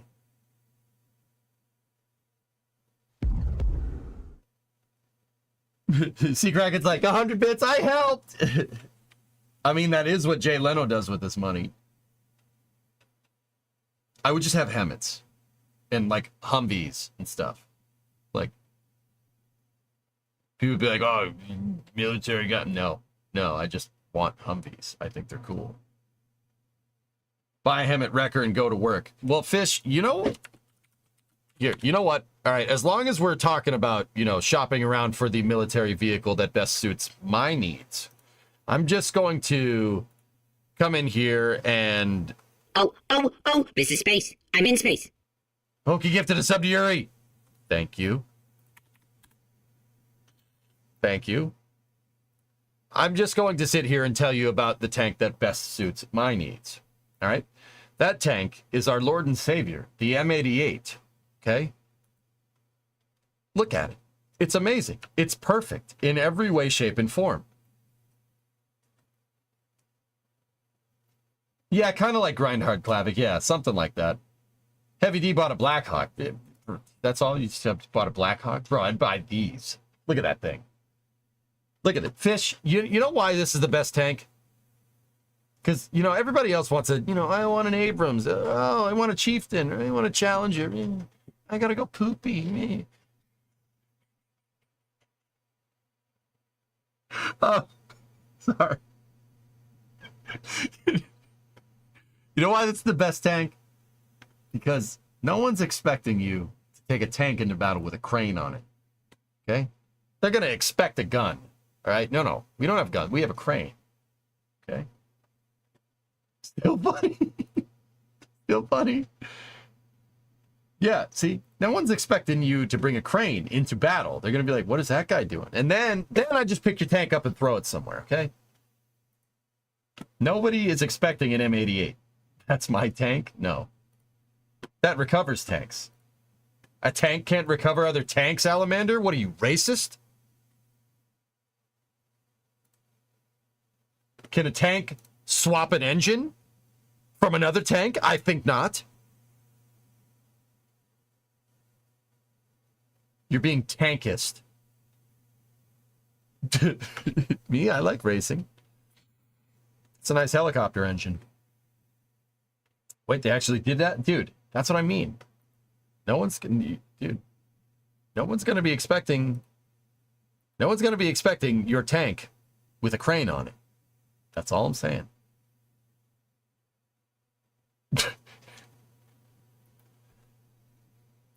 Yeah, that's the pack. Yeah, the Abrams is a modular design. The engine and the gearbox, you could just pull it right out in one shot. I know, because of the way that is. It's your shop A-frame. That's what I'm saying, Aqualex. This thing could lift up Bluefus, no problem. An M88, the M88 could lift up Bluefus. It could lift up Tough. It could lift up Freb. It'd probably lift them all up at the same time. For real. This thing can lift an Abrams tank up. It's fine.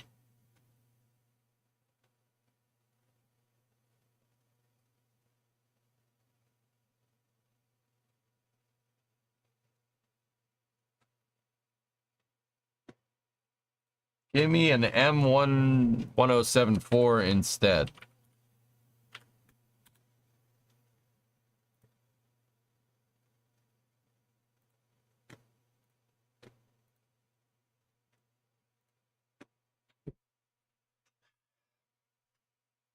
This is cool, but it looks like you're moving around a wedge of cheese. Okay. Two of them can suspend a D7. Don't ask how I know. That is a pretty heavy bulldozer.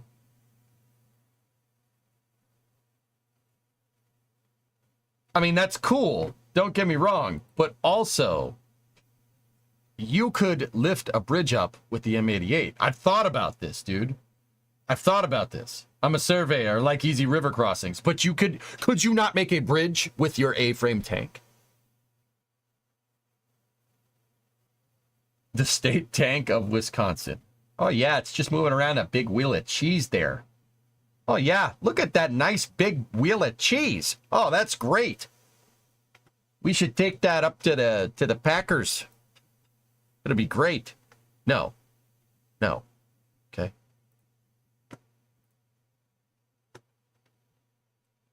POV, you chose the bridge-laying tank over the M88. Actually, this picture low-key gives me the heebie-jeebies. I really do not like staring down the bore of a 120mm smoothbore cannon. Yep.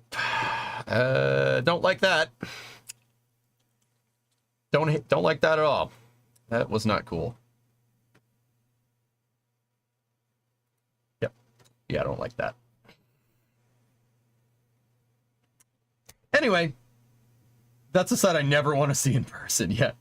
I don't like that. I was getting the heebie-jeebies from that picture. I do not like. Nope. It's like staring down an A10. I've had that happen to me, Blue Flare, and I was just. Ugh.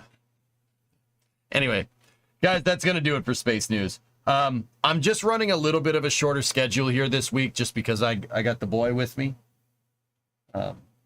Look at this boy. Look at this boy. Look at that boy. He's a good boy. Space News ever? Hell yeah. Hey, Titan. Come here, buddy. Come here. You want something to eat? You hungry? Come here. Want some food? Come on. What about a Sheridan? I mean, if you want to drop out of the back of a plane, that's kind of cool. Hey, come here, pal.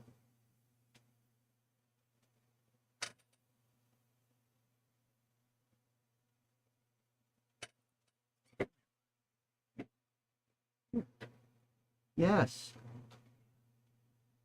You like the food, don't you? You're a good boy. Have you seen F-18s participating in RIMPAC with SM-6s from a DDG slung on the pylons? You know those SM-6s, the one they used in the ASAT test? No, but that's kind of cool. One Titan Twitch emote. I'm working on it. All right, Bugzer. Let's go. Let's go inside. Yeah, you got to get your stretchy. Stretchy. Okay. All right. Yeah, I do have to upload it. I'll do that. We'll do that tomorrow. Anyway, that's gonna do it for me, guys. I hope you guys enjoyed Space News, and I hope you guys enjoyed playing Kerbal. I'm gonna try my best to do more Kerbal this week. My boy. Yeah, I kind of just want to go back to my regular schedule with, not regular schedule, the schedule that we had a little while back. Minus the third segment, minus after hours for now. So we'll do Kerbal and then Space News pretty much every day this week. So that's what we're going to do. In the meantime, let's see who we can raid. Anybody else around?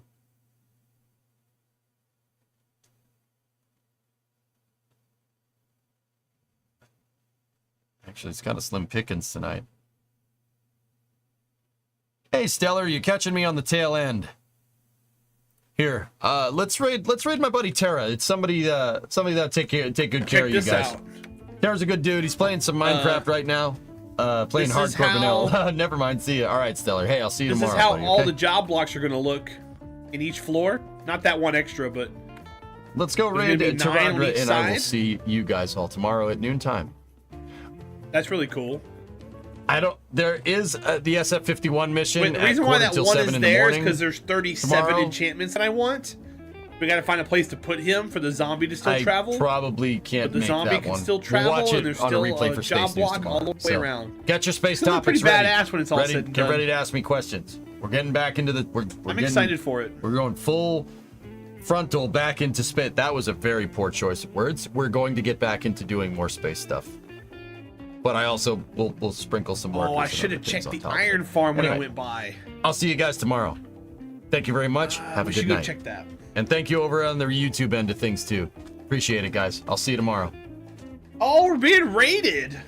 Yeah, that was a great choice of words. How you on my doing, part. Art Yam? Great choice of words. Yeah, that's great. It's a great choice of words. Lovely. Go raid Taradra. I'll see you guys.